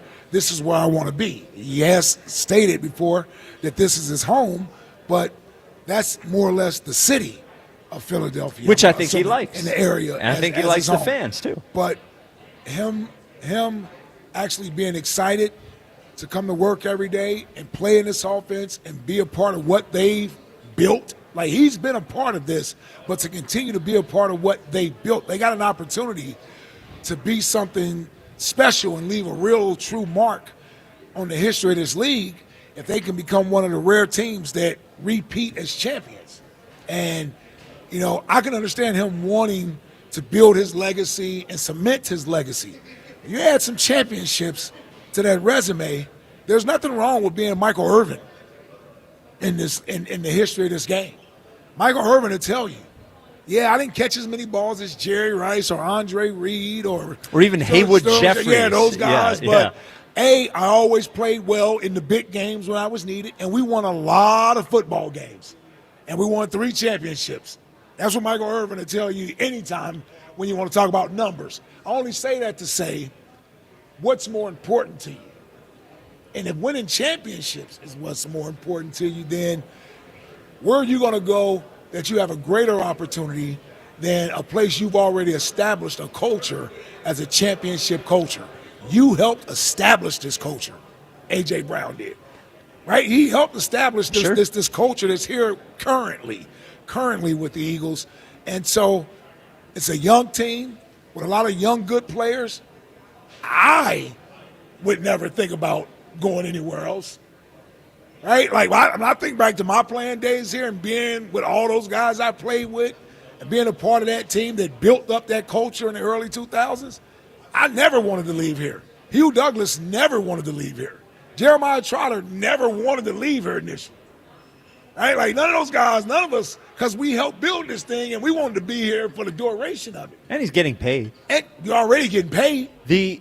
That's a problem why a lot of us left because the pay wasn't there. Yeah, they pay players very well for the Eagles now. Everybody gets a big paycheck. I think the optimistic way to look at it is we saw that big athletic piece come out about him, about how hard he works before the trade deadline. We see this come out after the trade deadline. I think all these things are strategic. And I think at this point, now that the trade deadline is over, it doesn't behoove A.J. Brown at this point to be, if he was doing a quiet quit, where he was doing that stuff to, I don't think he has the personality, the T.O. personality, where he's going to be a huge problem to get himself traded. But maybe he was at least trying to make it a little uncomfortable to see if they would. Now that that's over, it doesn't help him at all. From now, it actually helps him, if he wants to get out of here, to be a good teammate and be perceived as they go into the offseason for two reasons. It makes him a more valuable asset to a team that's trading for him. Also, it puts the Eagles in a better position to trade for him. It makes him more valuable, Now, I don't know if, I think sometimes it's just his emotion that gets a hold of him. He's sitting there, he's looking at his phone. But I think there is something to, okay, the trade deadline's over. If you were thinking that was a possibility, it's not a possibility now. I also wonder if they've even had a conversation with his agent at this point and said, we talked about it, we couldn't get it done. I promise we'll talk about it in the offseason. We need you to be dialed in, and that will help everything work out. So at least the rest of this year is positive. I really have no idea. If I had to bet whether it'll be here next year or not, I would bet no. But also the rest of this year, I think there is a possibility that it just behooves him to not be disruptive. Yeah, and listen, he's a guy who wears his emotions on his sleeves. I would say I need to see how the season plays out for me to give a real answer as to whether or not I think he's going to be here moving forward. Because I think how the season plays out and me getting a chance to see his demeanor with his teammates, his demeanor when talking about the team, when talking about games, things of that nature, getting excited about the postseason, defending your championship, going to win another one. Like, if his demeanor is saying that I'm all in on that and that's what I want to do, then I would have no reason to think that he wouldn't be here next year. But if his demeanor is something else where, I don't know, he's still not talking to the media, there's cryptic thing, like if that's the case the rest of the year, then it would lead you to believe, or he's still not necessarily, something is still not making him happy or whatever, so I don't know what would. We always say winning cures all. And that's what you hope for. That's as a team, that's all you can hope for. Is it did last year. Yeah. So, I don't know. Only AJ knows, quite honestly. I also feel like he owes it to the team to do what you're just saying, Spike. They've paid him twice, and he's a team captain. Like, the Eagles don't owe anything to A.J. Brown. They've given him everything you could give a player, right? Like, he owes it to them now to fulfill his end of the bar. I'm not even talking about catches, right? He doesn't control that as much. Jalen has thrown the ball and all that. But he owes it to them to not be a disruption and to play his best football. Howie, when he spoke yesterday and he was asked, he didn't say no when asked, first of all. No, and everybody's looking at that answer as, see, he would never trade him. He never said that. Yeah, he never said that. And but he also stuck in there, he's a captain. He has a C in his chest. I thought it was, the stuff that's coming out with the report today and the Athletic article might be strategic. I thought Howie was strategic. He didn't say no, and he said he's a captain. Act like it. Joe, so I appreciate Joe Giglio's been with us until 3 o'clock. Elliott Shore Parks joins us at 3. Final question for you, Joe. Are the Eagles the best team in the NFC, or are they one in a group of many? One in a group of many. I want to believe they are because they were last year and they have a great record. But, if you just watch this season, how could you say they're better than what the Rams and Seahawks have been? I can't. Is that the group? What do you think the group is? I think that's the group. And the Lions and Packers are right below it. Right. To me, it's those 5 and everybody else is totally different. But I can't watch this season and say they're more impressive than Seattle and Los Angeles. It's not about being more impressive. Sure it is. Who's the better team? What does that mean? Which team do you trust the most if they had to play head-to-head? Neutral site. Neutral site, as we just look forward. It's without question the Philadelphia Eagles. First of all, they've already beaten half of those teams. We're not playing Seattle, so we won't know unless we see them in the playoffs. And you can't tell me right now, without knowing where's home field advantage at, that you would take Sam Darnold and the Seahawks over Jalen Hurts and the Philadelphia Eagles. I agree they're less trustworthy because they've been doing it for less. But the Rams aren't less trustworthy. But the Rams, you know what? Sometimes the team just has your number. It does, but sometimes that evens out. And the Eagles have when is it going to even out? We've been kicking the Rams back in since 2017. Can I just say this? 2002 it evened out. I would rather not play the Rams in the playoffs. Can we just avoid that? them? 2002? It evened out? That's 20-plus years ago. I'm just saying. That's an unnecessary shot. You asked for it. You asked for one example. That's an unnecessary. That has nothing to do with this squad. Of course it doesn't. We've been beating the Rams back in for years. And you were beating the Bucks back in. Yeah. 5 years. You know, what if it's a Rams-Bills Super Bowl, and what it turns out is the Rams beat the Eagles in the championship game, the Bills beat the Chiefs, and the numbers, like, it finally evens out in the playoffs this year. That could happen as well. Don't sound so excited. It could. I'm not Joe excited. Giglio, the Eagles, I want the Eagles are a notch above the other teams. If it was any other defending champion, if it was any other NFC East champion 2 out of the last 3 years, you would automatically give them the nod like we get a Chiefs the nod all the time. Well, but the Chiefs did it for like 7 or 8 years. We've been in the playoffs. Shut up. We've been in 3 Super Bowls in 8 years. We go to the playoffs every year. Nick Foles was the first one. I'm just can't saying, use that though, for this. I'm just saying that if it was anybody else, you would give them the nod. The Eagles have the track record, and they have the history on their side. Listen, I'm scared of the Rams. What do you want me to tell you? McVay's a coward. All right. He is a coward. I still believe they're going to meet each other in that championship game. But they would have to finish with a better record. Yeah, better record than us. Yeah. Which will be hard in their division. So it's probably going to be here. 215-592-9494. Thank you, Joe Giglio. Wonderful job. Thank you, Joe. Very fun. You can hear Joe tomorrow on the WIP Midday Show. Elliott Shore Parks joins us next. We are at Chickies and Pete's for Birds at the Bye. You know it benefits the Travis Manion Foundation. It is brought to you by Miller. No, it's brought to you by Bud Light. Yep, there you go. Sorry. You know, it happens. Yep. 215-592-9494. This is the WIP Afternoon Show with Ike, Spike, and Fritz. Fall is upon us, and that means tailgating and Eagles football. Fire up that grill with the official hot dog of the Philadelphia Eagles from Dietz & Watson. Be the hit of your barbecue or tailgate with game day essentials like hot dogs, sausages, meats, and, of course, artisan cheeses from Dietz & Watson. Don't forget about the high-protein Dietz Nuts meat snacks, perfect for snacking on the go. Dietz & Watson, premium meats and artisan cheeses since 1939. Check them out online at DietzandWatson.com for a retailer near you. And remember, go Birds! Other sportsbooks just don't hit right. But FanCash makes switching to Fanatics easy. Only Fanatics gives you up to 10% fan cash back on all bets, win or lose, which you can use to unlock the world of Fanatics. From more bets and game tickets to signed memorabilia and one-of-a-kind experiences only Fanatics can offer. Switch to Fanatics Sportsbook and let the fan cash roll in. Winning hits different here. Must be 21 plus. Gambling problem? Call 1-800-GAMBLER. MD, visit mdgamblinghelp.org. Offer not available in all states. Terms apply. See Fanatics Sportsbook app. Nationwide is so much more than a great insurance company. They're one of America's largest financial services companies. Like how I'm more than just Peyton Manning. I'm also motivating Manning, and you too can be so much more. Nationwide Investment Services Corporation, member FINRA, Columbus, Ohio. For all station contest rules, go to 94WIP.com/rules. The Black Friday preview event is on at the Mattress Warehouse. You can save up to 60% warehouse-wide, plus grab a free adjustable base with select mattress purchases. With over 40 queen mattresses under $799, there's a mattress for everybody and every budget. And with Mattress Warehouse signature 1-year lowest price guarantee and free next day delivery, you'll rest assured knowing you're getting the best deal of the season. Don't wait. The Black Friday preview event is this week only and only at the Mattress Warehouse. Ready for action, basketball fans?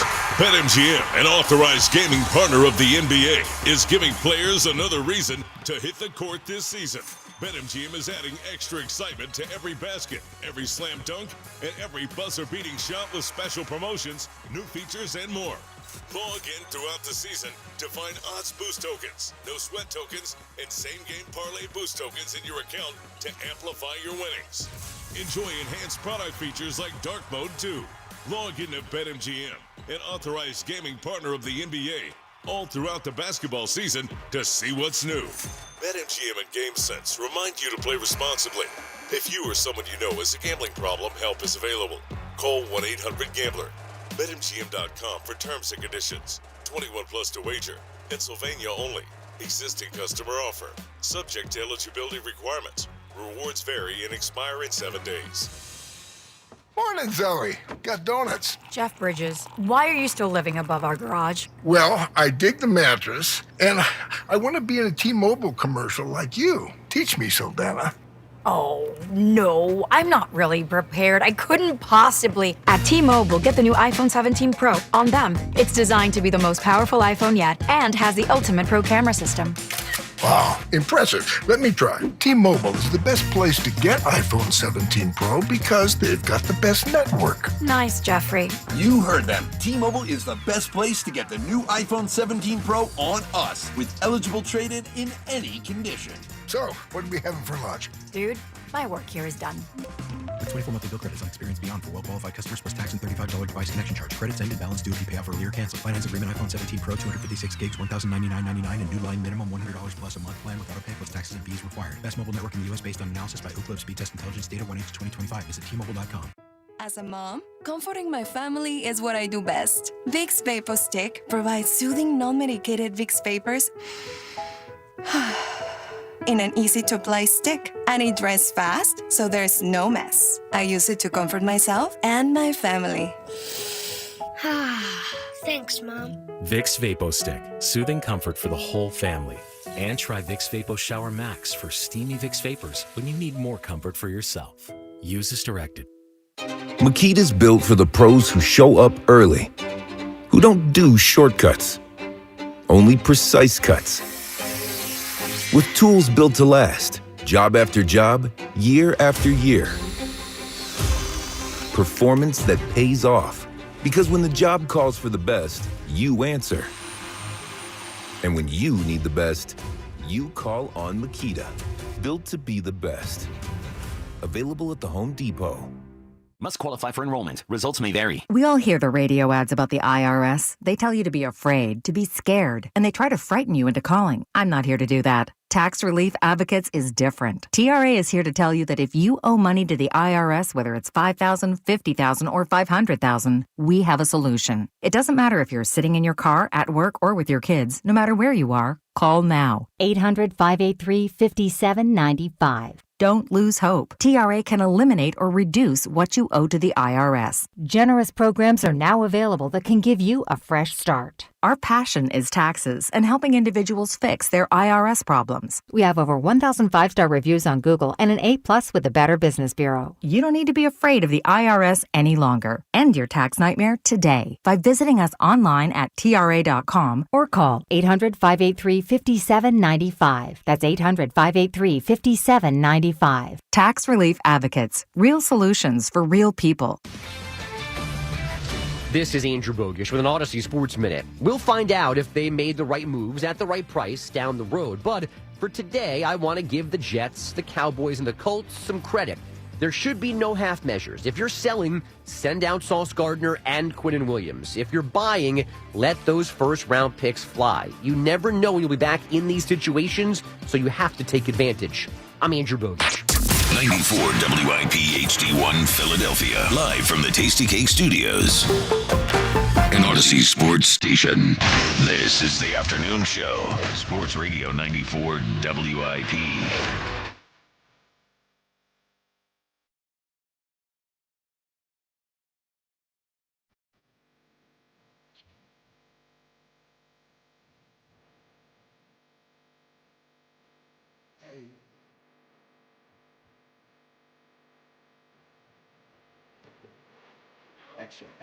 It's the WIP afternoon show with Ike, Spike, and Fritz. We're at Chickie's apiece in South Philly on a Wednesday. What? Why? For Birds at the Buy. Benefits the Travis Manion Foundation. Brought to you by Bud Light. At 6, Lane Johnson will be here for the celebrity bartending event. Fans of Philly giving away a trip to go see Eagles Commanders here. Okay. That's between Wow. 6 and 8 as well. Yeah. I think the cheerleaders are going to be here. I think Swoop's going to be here. Okay. And we thought to ourselves, Birds at the Buy. How could we do something special on the WIP afternoon show that people never, ever hear on the WIP afternoon show at 3 o'clock? And we thought to ourselves, what if we have Elliot here for an hour? At 3. At 3. Here's Yeah. Elliott Shore-Parks. Yeah, at that's what's 3. awesome about days like today. You get to hear combinations you don't normally hear. Yes. So I'm excited to talk to Ike about this. You Yep. guys. Yeah. Well, we never get a chance to talk Eagles Exactly, with you. yeah. Yeah. But no, excited to be here. Honored to be here in one of these chairs. So what I wanted to do with you, because you were here when we did a lot of this we did a show right before the season started with a bunch of, I gave you guys over-unders. Yeah. And I don't remember what you guys said. I have a vague memory of what everybody said, but also wanted to, go back to the over-unders and see where we are, on all those things. Was this the one where you called me a little B, or was that another one? No, this was the day before the That was little the day. B. Okay. right, Yes. okay, Yeah. Just checking. Now I'm going to call you a little. Like you act like a little B more often than you ever have. So Yeah, who knows when that could come out You again? do call it. Yes. Before we get to that, it just came up as we were talking about the Sauce Gardner trade and the moves that the Eagles had made. If you had a chance, just to give the Eagles a better chance to win a Super Bowl, do you, instead of all the trades that they made, you just trade 2 firsts for Sauce Gardner? No, I wouldn't do it. You would not? No, because they already have 2 elite corners in Quignon and Cooper. And I just don't think you should trade 2 ones for a non-quarterback. Like, you could convince me into an edge. You could maybe convince me into an offensive tackle. But I don't think it's a good use of resources. So I would not do it. Do you think it would have given them a better chance to win the Super Bowl this year? Yes, I do. Do you think it would have given them a better chance to win the Super Bowl next year? Well, yeah, Sauce Gardner's a great player, but you could so use you those increase. Right, but you could trade one of those ones for another player, that other one for another player. Like, I just think you have with those. What player are you going to get at the level of Sauce Gardner? I don't know who's going to be available. Well, you do know who's available. Well, I'm saying, like, right. They were available. But no one thought that Sauce Gardner was available 10 minutes before that happened. So the point being is you don't know when someone is going to become available. And, like, having those resources in terms of draft picks, I think is worth holding on to. And they have drafted particularly well recently. Like, they are a team that has a lot of high-end costing players on their roster. We have traded for 4 corners this offseason. They can't get the cornerback position right. Well, agreed, but they do have also 2 great corners. Like, they do have an elite corner in Quignon, and obviously Cooper's not a great corner. And I love Coop. He's a nickel. He's a great player. Yes. Yeah. Well, but the nickel is a very important position. But there's an outside but corner there's a and a nickel difference, corner. and you Oh, know, yes, yeah, no, know there's a difference. I agree. Stop there's being a little difference. B. No, but See?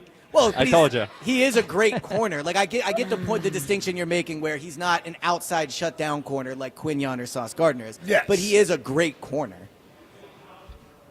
He knows what we. Yeah, he knows. we know what yeah. we're talking about. You can't fall into his trap. No. It's not a Just trap. keep It's saying moving. he's not a great. Like, they have 2 great corners. When But there's here's- 3 receivers on the field, they can put 2 corners out there to cover. But here's the thing that I would say, E, and I agree. Listen, giving up 2 first-rounders isn't nothing, right? Those are significant pieces. A, they're going to be at the back end of the first round. B, Sauce Gardner was arguably the best player traded during the trade deadline. When you look at resume, when you look at moving forward, like I like to pick up a Jalen Phillips, but it's more on hope and wish than actual, I'm sure this is going to happen, because he has an injury history to him. Now, if you were telling me from a pass rusher I'm getting Myles Garrett or Sauce Gardner, I'd tell you in a heartbeat, give me Myles Garrett. Yes, I agree with that. But when I look at Sauce Gardner compared to all the players that moved during the trade deadline, at his age, already under contract for the next 4 years, I don't know if there was a better decision made, especially for the Colts. And you got an opportunity to have Sauce Gardner and Quignon Mitchell as your corners versus we may not even have Jalen Phillips in 6 months. Well, yeah, but I agree. Obviously, Sauce Gardner is a better player. And Jair Alexander, I don't even know if he's ever even going to play starting at corner. Like, I agree, yeah. I don't know. The second cornerback spot is a question and an issue on this team. There's no question about it. Absolutely. But, like, when you can't even really compare the trade of Sauce Gardner to Jalen Phillips, because the Eagles paid a 3rd-round pick in the I understand that, but yeah. I agree. One is a far better player, for sure. And one is you already he's under contract for 4 more years. Yeah, at a relatively high price. But, yes, he is under contract. I would not trade 2 ones for a player to a position where you're already pretty deep on it. But they're deep. They don't have a second cornerback. It's about deep. How many teams we're getting put out roasted two corners? through the air. Again, the second corner spot is an issue. I agree with you, but Cooper DeJean and Quinion are two of the best I mean, corners he's in the like a NFL. I don't even know He's where our a numbers corner. are at. He's a corner. I don't even know where our numbers are at. But where are we as a pass defense? I don't know off the top of my head. But I do know how many explosive plays we give up every week. Yeah, I agree. Again, I agree the second cornerback spot is an issue. He wouldn't be a QB. He wouldn't be a cornerback 2. He's a cornerback 1. The Eagles are 17th. Sauce Gardner, He bro. is. He's great. I What are you agree. But talking Quinion about? is also elite. The Eagles Yeah, are you would have 2 number 1 corners. the Eagles are 17th this year Right, in pass defense. But you're paying a premium price for that corner. I don't can do think that. Yeah, and I wouldn't. That's what I'm saying. I would not pay a premium price for another corner when you already have 2 elite corners. They need a better corner too, for sure. But I'm not spending 2 first-round picks that are huge assets in this franchise for another player like that. All right. You want to go back to the over-unders? I do, yeah. Okay. So the first one I asked, the first two are sort of related to each other. The first one was total legitimate controversies over under 1.5. Now, I suppose you could say the AJ thing is 1, but I don't think they've had 2. Like, I think they're under at this point. I think they would be under. No, they're at 2. He's had 2 tweets, hasn't he? Well, Yeah, he's but- saying if you count AJ as one As thing. one controversy. But the tough thing is But it's there was been never going to be multi-weeks. another person. Well, we had a Nick one last year. Yeah. Yeah. We did have a Nick one Well, last year. Jalen Carter got kicked out of the Jalen first Carter game got kicked out of the game. for spitting. That's not a controversy. Yeah, not really Everybody a agreed. controversy. Yeah. Well, what Hey, yeah, remember what the you one consider as a caller? controversy, yeah. Oh, yeah. What was the one caller? One caller defended it or something. Oh, yes. Yeah, it said that it was a good thing. All right. The next one was A.J. Brown comments about not getting the ball. It was over under 1.5. I think Oh, that's he's hit already the over over. there, yeah. He had that on social media. Forget like actual comments. Now, here's one that I think we all took the under on, but it's getting interesting, is Jalen Hurts' regular season passing yards. So I set it at 3,200. Yeah. He's currently at 1,677 with 9 games left. Wow. And been trending, the pass game's been getting better. Yeah, He's yeah. been throwing. Now, you wonder if the running game gets better, if the last 2 games are a direction if that goes down. But he has a chance to get over that, I would definitely take the over. Well, yeah, on what did you that say, right now, 32? 3,200 was. Oh, easily. Yeah, at this point. I was yeah. pressing 4,000. I was gonna say I think he could get to 4,000 yards. Boy, he would need to have a serious. He could. He's at 1677. He'd have to Yeah. throw for 2,300 2,400 yards in 9 games. Yeah, that's nothing. So if you double what he's done in 8 games, he would need 800. That's He'd need about it- 250. Yeah, you're right. They'd be tough to get to, but I mean, he's had the 300 yards. I don't know. Yeah, no. I mean, so 9 games. All right, so maybe 3,700. Yeah, I 3,500. I think he is going. I think the passing game is going to continue to improve. Now, here's another Also one. said career high in touchdown passes. Well, so here, that's an interesting one. So that was, I said at 19.5. He had 18 last year, I think. And he had 22 in his MVP year, I think. He's at 15.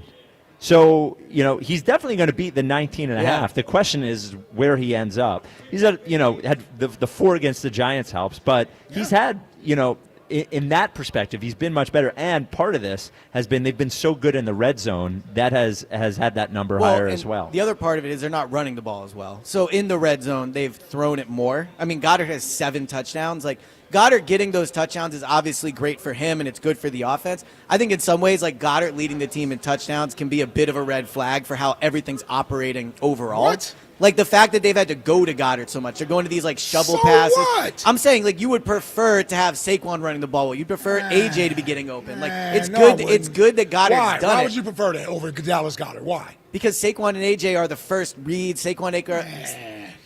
Dallas Goddard is a very good tight end. He is a very good tight He's a end, big but- body, and he's obviously you can do a lot more from a creative standpoint with him. They've shown you that. That's why he has 7 touchdowns. If I would have told you at the bye week of this season, Goddard was leading the team in touchdowns, I think people would have generally thought something's gone wrong. Why? But that's why I don't understand. Because why. he's never gotten this type of volume in the red zone. And you know what? That's always been somewhat of a problem. Have we not always wanted Dallas Goddard to be more of a threat in the red zone? Is what he's supposed to be. Yeah, I agree. He's a great red zone player, but I'm saying the fact AJ's not been as involved, the fact they're not running the ball as much, has what's led to Goddard being so involved. Like Goddard, it's like been like the backup plan. I don't know. We asked for creativity from the offense. I love the creativity. Hold on. We asked for creativity from the offensive coordinator. They show us that. It looks better than tush pushing in all the time. I don't know how many red zone touchdowns A.J. Brown has had in years past. And I don't know. A.J.'s never really been a big red zone threat. Yeah, I would agree with that. So I don't know. I can't say I'm used to A.J. scoring touchdowns in the red zone. I look at it like I'm happy the offense is evolving to where they're using Dallas Goedert in the red zone because that's a legitimate weapon that I think has been ignored far too many years. Dallas Goedert should be way better and more productive in the red zone than he has been, like George Kittle. Shout out Donovan McNabb. 215-592-9494. Tight end some love. Bam in Upper Darby. You're on WIP. What's up? What's up, y'all? What's up, Bam? Is Bam sitting Are you behind us? still at Chickie's? I'm here Hi- all these. Can you turn the return up? Yeah. He said he's in the hallway. Is that No, what he he's said? right behind us. Oh, is he? Yeah, he's right there. I'm in the audience. Okay. Oh, wow. Hey, Bam. Yup. I think defense wins games, and I'm glad they made these moves with the defensive players. There you go. Yeah. This defense And, hasn't been that clutch, though. My next thing is It's the only reason they were Spike. 4-0. Yeah. I hate to do it to him, but I got to brag. I beat Fritz last week. I know. Bam laid 150 on me. Yeah. I mean, he crushed you. No, I know. It was one of the biggest victories of the year. Embarrassing. Yeah. Yep. Why don't you tell Jack to eat it? Yeah, any you know, why comment don't on you that, really Jack? talk some real trash? Don't say, I hate to do this to you. Tell Jack what a loser he is. Jack, I'm sorry. I mean, I ain't mean to do it to you, though. But, them Cowgirls, I know you guys are Cowgirls defense. Hearing him laugh at you is very funny. It is. Yeah. I got nothing to say, Bam. I got nothing to say. My team is smoke and mirrors. Yeah, They big stink. loser. Yeah, not smoke and mirrors anymore. All Yeah, the no, smoke they- and mirrors are gone. Yeah, no, with the little engine that coulds running out of steam. Yep. All right, fellas. All right, Bam. Love It's good to hear from you. See you during the break. Yeah, while you're here. Yeah. So here's one that I set the Jalen Hurts rushing yards at 600. He's at 207. He looked a little better in the last game. There were a few games where he didn't run at all. Against the Giants, it looked like he was moving pretty well. I do wonder if we see a little more of that in the second half of the year. Yes, let me ask you guys this. Like, the Eagles seem to be insisting that they're holding on to the Jalen Hurts running plays. Like, through their answers, Patullo, like, that's the insinuation. They're holding on to them. What do you mean? Like, they're not calling them as much. Like, they have them in their Okay. back pocket, right? Okay. I think there could be some truth to that. It definitely seems intentional. Like, if you just look at the games with not designed quarterback runs called, he's had like 4 of his 5 in his whole career this year. So clearly they are not calling them. The question is, do you think they're not calling them because he's been dealing with something, or they just don't want to run him as much, or they legitimately just think we'll call him later in the year where we might need him more? I think we've had a quarterback who's had injury issues. Injury issues might be maybe making more of it, but Jalen Hurts has slowed down at the end of every regular season and had knee stuff at the end of every regular season. If you can get away with, certainly after, he's not in his second year in the league. He's been in the league enough times. If you can get away with not doing it more, and he's not built like he's a strong guy, he's a fast guy. Josh Allen just seems never to get hurt. Doing that sort of stuff. But Jalen does seem to get nicked up. If you can get through the year without doing it, and then in the playoffs be able to let him run more freely and win games doing it, this is one thing that I think I might believe that maybe he was dealing with something. I think I believe it too. Yeah, I think I believe it as well. Yeah. Just run him when necessary. Yeah. Yeah. And I think you don't have to unnecessarily run him. Move the offense, throw the ball, hand the ball off to your running backs, and he has to do, if there's times when it's necessary for him to do it, he'll go ahead and do it. But, quarterbacks, man, it just, not having that guy out there can change the whole dynamic of your team. And no first down, hell, I would almost even concede, unless it's at the end of the game for a game-winning play, no touchdown is worth him being put at risk when you have this caliber of football team and you know what our goals are. Certainly not in the play. Not until wait Exactly, for the that's what playoffs. I'm saying. If you're in the playoffs, it's all or nothing during that time. But I'm perfectly okay with him not running as much. Well, and I also think if you can legitimately hold on to these plays and unleash them later in the year where defenses have not seen them, and you're not putting your MVP at risk, then I think it's worth holding on. What? Nothing. Jalen Hurts rushing touchdowns. I said at 12.5. He's only at 5. We've seen a bunch of tush pushes. Yeah. We haven't seen a lot of tush push touchdowns this year. Nope. What's he at 3? Something like that? Yep. 2, 3? Josh Allen has more. Well, I don't think He they're does. getting the same. I think initially they weren't getting the same push up the middle that they have in past years. Like you didn't have Becton, Cam was in and out, Landon was in and out. And I think that's why you've seen them have to get creative, too, with how they score. But, yeah, I mean, at this point, I would take the under. Like we just talked about him running it more, so maybe there's a possibility you see a little more from 3-4 yards out on quarterback draws late in the year. But I mean, it's obviously on pace for the under. So. Well, and Saquon's not getting tackled at the 1-yard line every week. Well, especially now that Tank's going to be carrying it. Oh, yeah, right. Yeah. Tank Bigsby, the other two-headed monster. Yeah, Howie Roseman, brilliant move. Howie season, #. Steal, yep. Did So it again. I think everyone had the over on here. A.J. Brown regular season receiving yards. It was at 1,100.5. He is at 395 yards 8 games into the season. That is a stunningly low number. It is.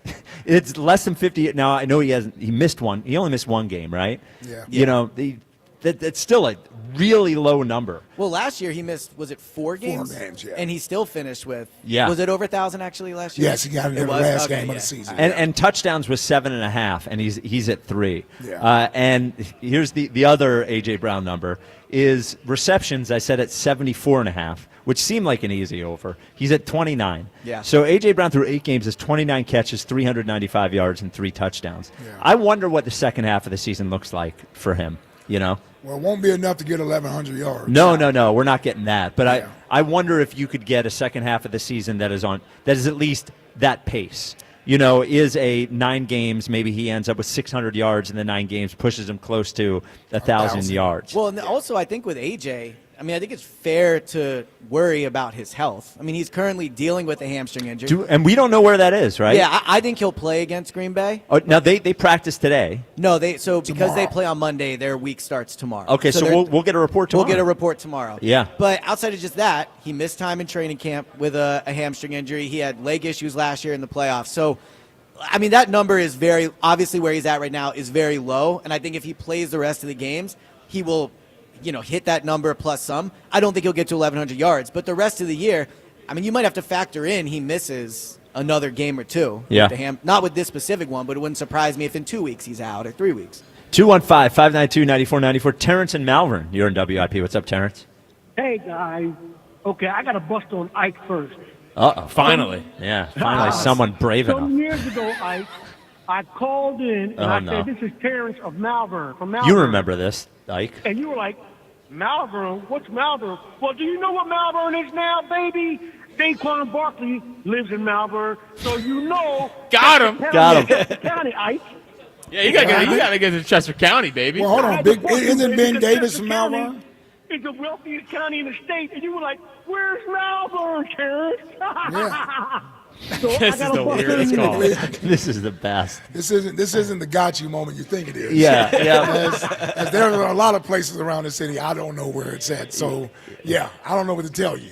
Yeah, you got him. I You don't get got out, I don't get Saquon out to now. Malvern very often. Saquon, the pride of Malvern. Brent Selleck, the pride of Westchester. Saquon, the pride of Is Malvern. Saquon from Malvern? No, he just lives there. I was now. going to say, Richards yeah. also grew up in Great Valley, right here in Malvern, also. So Yeah, that's right. Malvern's got a little something. And Terrence, my first tattoo ever when I was 17 years old was in Malvern. There you go. And I played Great Valley every year in baseball and golf. Oh, wow. There we go. Malvern on the come up. Hold on, is that what we did the show at from the golf course out there, Mike? Chester County. No, what's the Shut place? up. We did. Oh, no. That the golf course where they had the big tournament, or the golf course for the Eagles, No, radio we network. did the Tour of Delco. We did the Tour of Delco. Oh no, Malvern's not Delco. Okay. No, that's Chester County. That's Springfield Country Club. Yeah. Is that where we're Yes, at? yeah, Okay. that was Springfield. No, you were in Malvern. Hold on. You were in Malvern when you did the first bet in the parks at the other Chickies.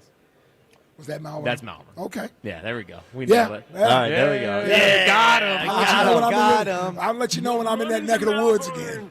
Hey. The money's in Malvern. Anyhow. Well, yeah, if Saquon lives there, there's definitely money out there. Yes.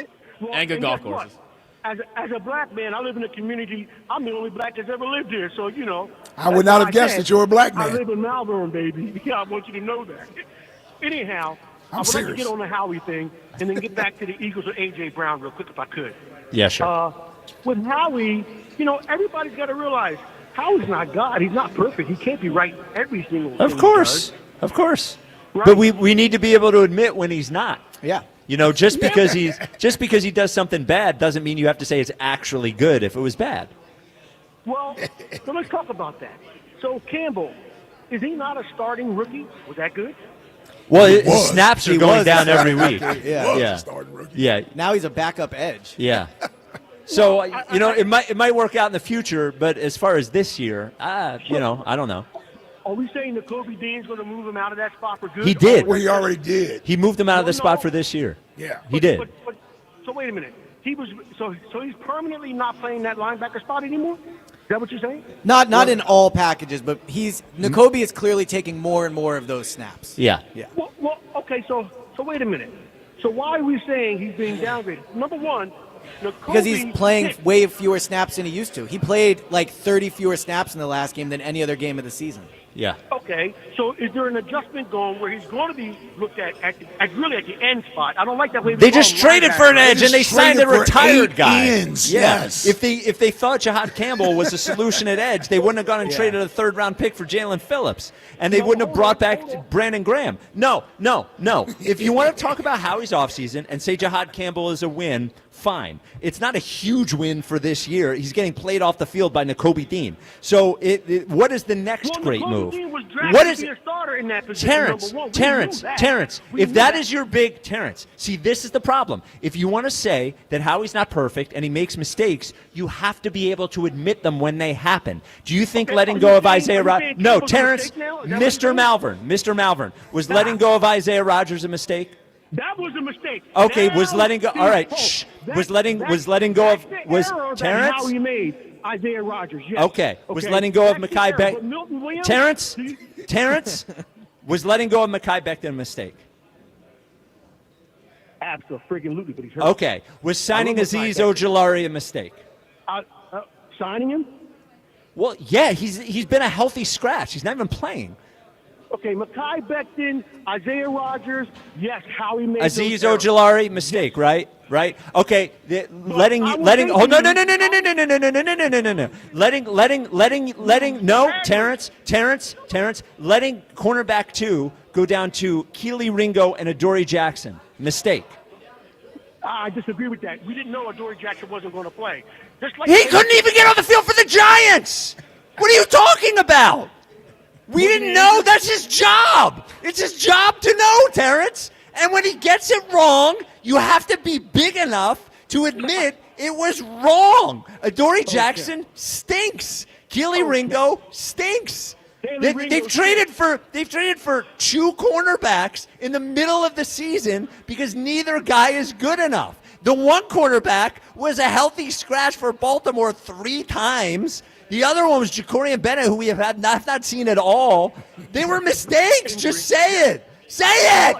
Jacorian Bennett it's was worse. Not a mistake. Hell no, I'm not going to say it. Because Jacorian Bennett say it. Say it. He was physical enough to play that second corner, and if he was not injured, he'd be in that corner spot right now. If he was so good, why did the Raiders trade him for like a 6th-round pick? No, they traded him for a player, right? For Thomas Booker. For Thomas Booker. Yeah. Just stop. I love Howie for king. There it is. You know where Malvern is now? Yeah. Is Howie from Malvern? Yeah. No, I don't Not know. from there. Yeah. Does he live there? I don't know. Yeah. We got to talk to that guy that bought all his old used clothes. He probably knows where Howie is. Yeah. What a call. All right. 215-592-9494. Is he in the running for the Hess toy truck? That guy, Terrence Malvern? Absolutely. He might be a front runner? Absolutely he is.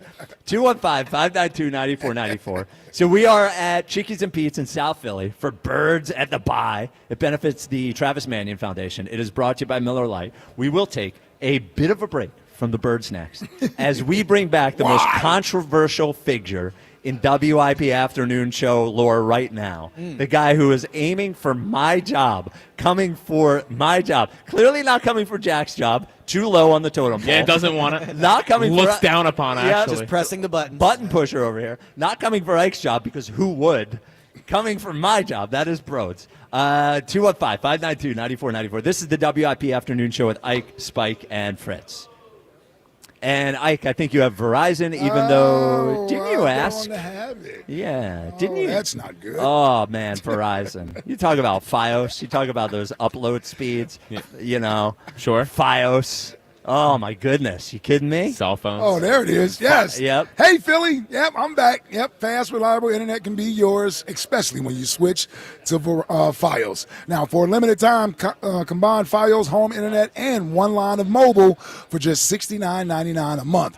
Get unlimited welcome for $50 a month with auto pay plus taxes and fees when you bring in your phone. And you can add FiOS 300 Mbps for $19.99 a month with auto pay, mobile plus home discount, and bonus discount.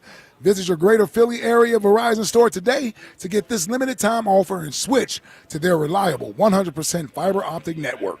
For eligible new FiOS internet and mobile customers, both the $15 monthly discounts for FiOS and bring your own phone applied over 36 months. Mobile and home discount enrollment required. $99 FiOS setup charge applies. For unlimited welcome, unlimited 5G and 4G LTE may be temporarily slower than other traffic in times of congestion. Domestic data roaming at 2G speeds. Every NFL Thursday is your chance to hit the jackpot on FanDuel in partnership with Valley Forge Casino. Because with FanDuel's Thursday touchdown jackpot, you can win a share of $2 million in bonus bets each week. To get in on this Thursday's action, all you have to do is place an anytime touchdown scorer bet before the game kicks off. And if your player scores the first or last TD of the game, you'll win your bet plus a share of bonus bets as well. Just visit FanDuel.com/JohnR, JONR, for your chance to win a share of $2 million in bonus bets. Play your game with FanDuel, an official sports betting partner of the NFL. FanDuel Sportsbook is the official sportsbook of 94 WIP. 21 plus and present in Pennsylvania. Opt-in. Must apply profit boost token on select market. Prize pool to be split equally among all eligible participants who made the correct first or last TD pick. Bonus issued is non-withdrawable bonus bets which expire 21 days after receipt. Restrictions apply. See terms at sportsbook.fanduel.com. Gambling problem? Call 1-800-GAMBLER.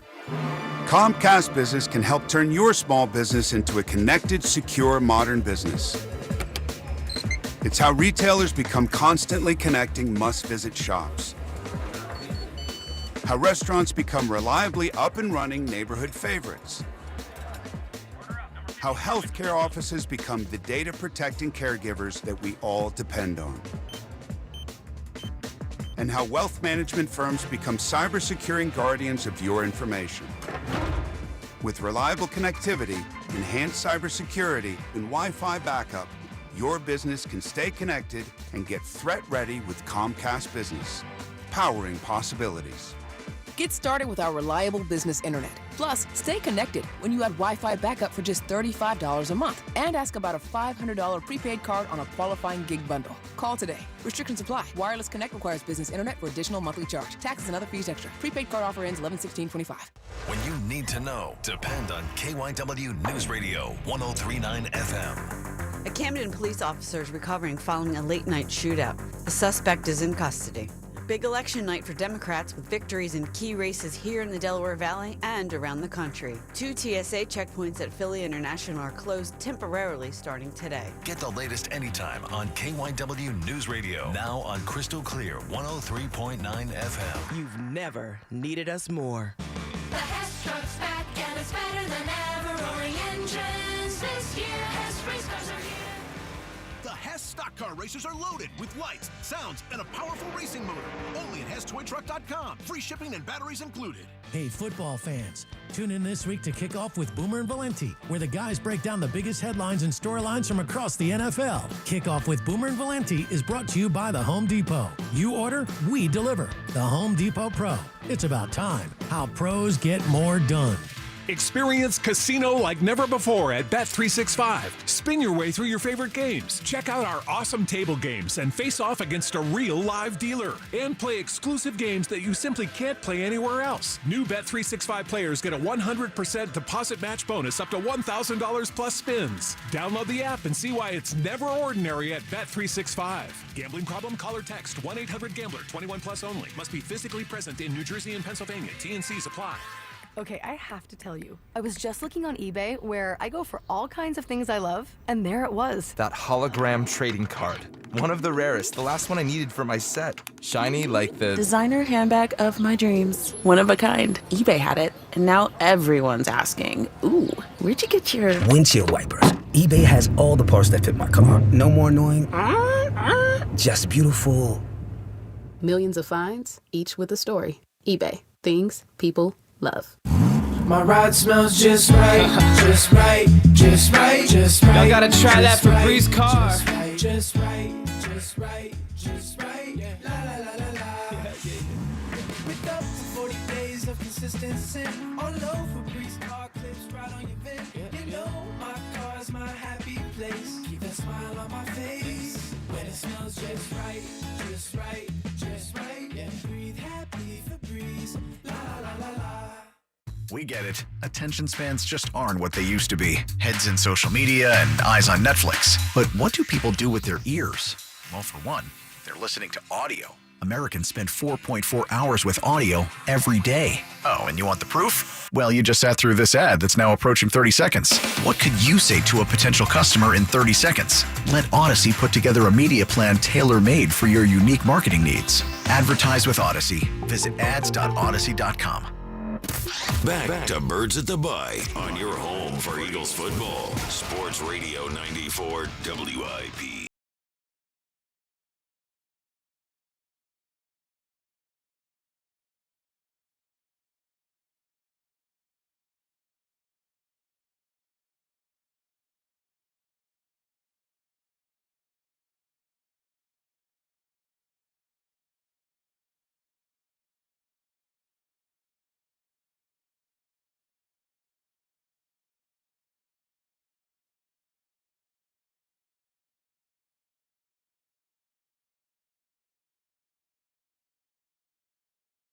Brought to you by Bud Light.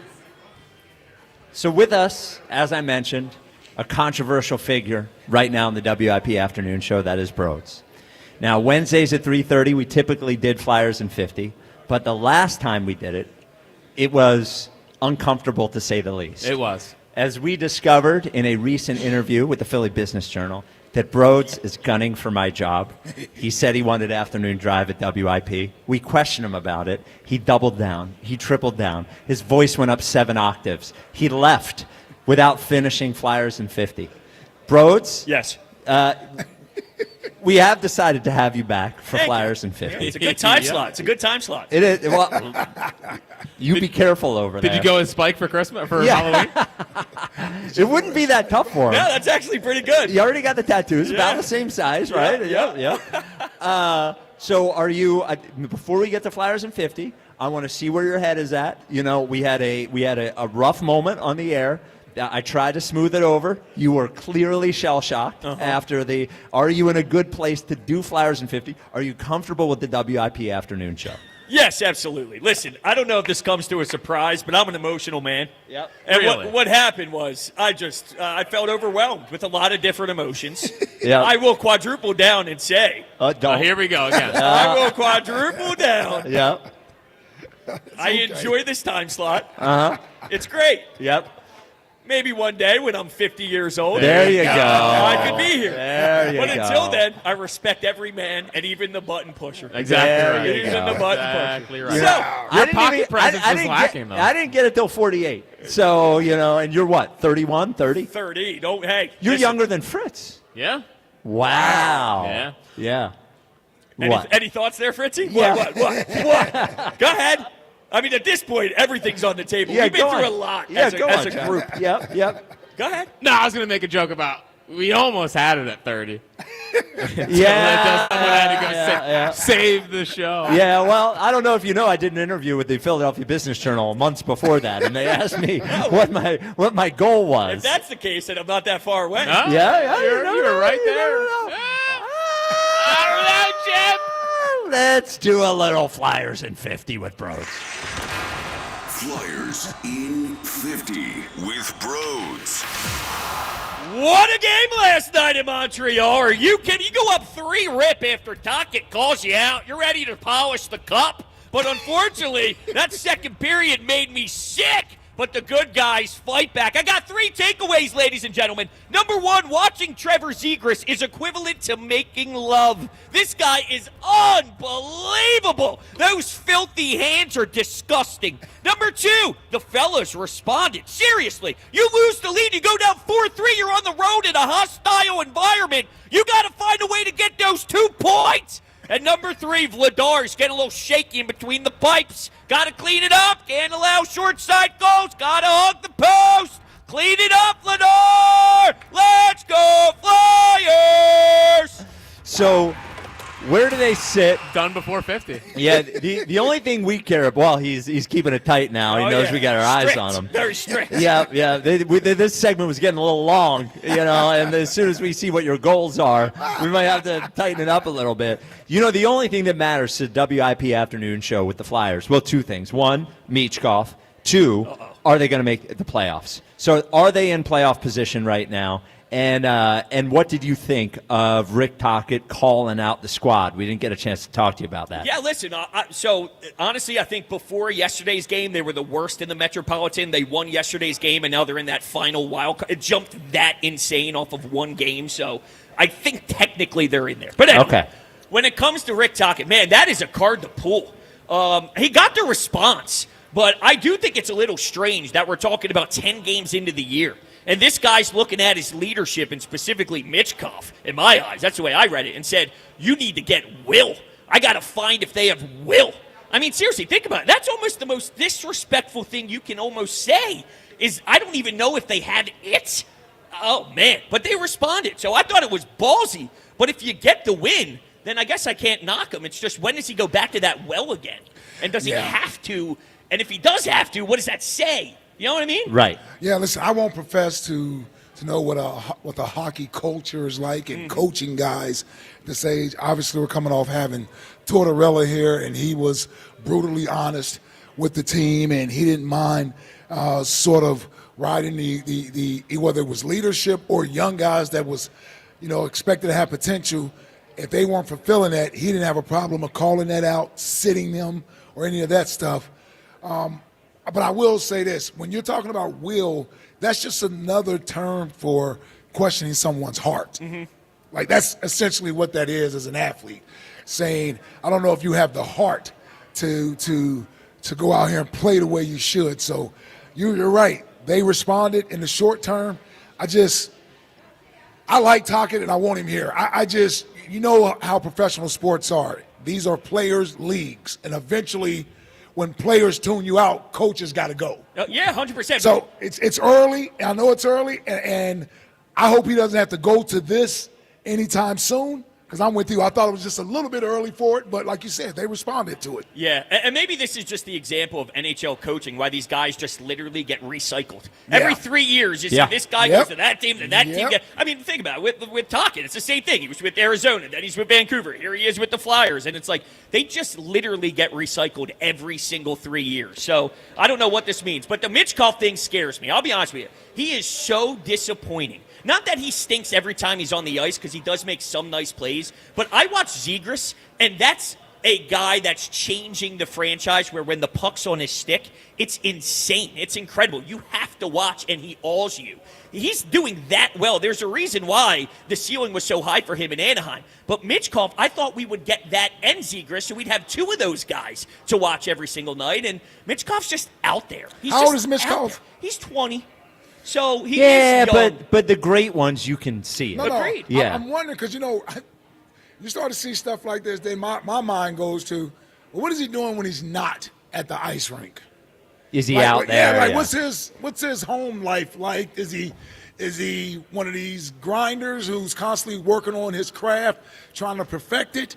Or is he young and enjoying being a professional athlete? And, he's got more money than he's ever had. Blah, blah. Yeah, I think So, I mean, I don't know that, but when you get stuff like this, effort and stuff like that from a young player, and you see other young – like he's in an environment where other guys are thriving.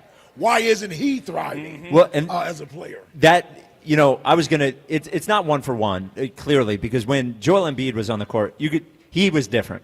Like, you could see it, right? Even he wasn't working on his body wasn't right and showing up late for games, all that. But you could see when he was on the court, he was undeniable. Yep. So you don't have that with Michkov now.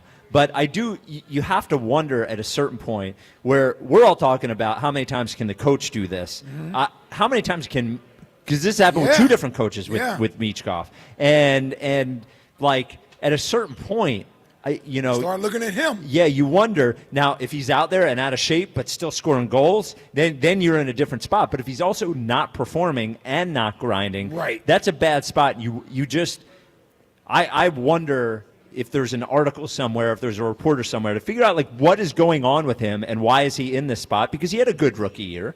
I mean, he wasn't game changing, but he had a good rookie year. He to be optimistic, and you want to see this year him taking a step above that, not just to become the best player there, but also you want him to be a leader. I know it's hard at 20 years old, but you want him to be the guy that is setting an example for everybody else. It doesn't seem like he's that kind of guy right now. Right. No, you're absolutely right. And it's funny because I listened to a little clip that went on social media. I guess Danny Briere joined a local Flyers podcast, Nasty Knuckles. And And one of the things that was brought up is Briere mentioned that maybe he thought he'd come into the league his second year and things would come easier to him. Now, he wasn't saying it in any type of malicious way, but the way my brain interprets that is, so you're telling me maybe all the stories and all the rumors about the offseason, maybe he did look at this as, I led all rookies in goals last year. Right. I'm going to walk in here and just be able to skate all over everybody and score. And now he's sitting here with about one goal through this part of the season. So I think what Danny's saying is almost admitting that he may have walked in thinking, I'm just going to tear up the league, and everybody else is working their ass off in the offseason, and he's behind the eight ball. And then they make up the stupid ankle injury. He was in a car accident in Dubai over the summer, so what was he doing out in Dubai? There's a lot of stuff, man. I'm really not loving know about that. Oh, yeah. They tried to play it off as if it wasn't a big deal. He was in Dubai, got into this car accident, and I don't know what happened after that, but all these stories are making it seem as if you can correlate them. Yeah. That's annoying. But then Zegras is balling out. So what do we do about that? We got someone else doing it instead of him. Yeah, there's a lot of places to go on vacation. Dubai's it's a beautiful place. Weird choice. Well, yeah. Maybe it's a Russian phenomenon, if you will. Well, yeah. I mean, maybe all the Russians go. Well, or maybe, I don't know. I don't want to. Stupid joke. Okay. Hockey guys mocking. Maybe they all go. No. It's a weird choice. Yeah. Like there's a lot of money out there. It's the weird choice. Go to Florida, man. Go to Key West. Go to the Aruba. Think about it. He's from Russia, so you come to the States. Everything is everything's warm. Yeah.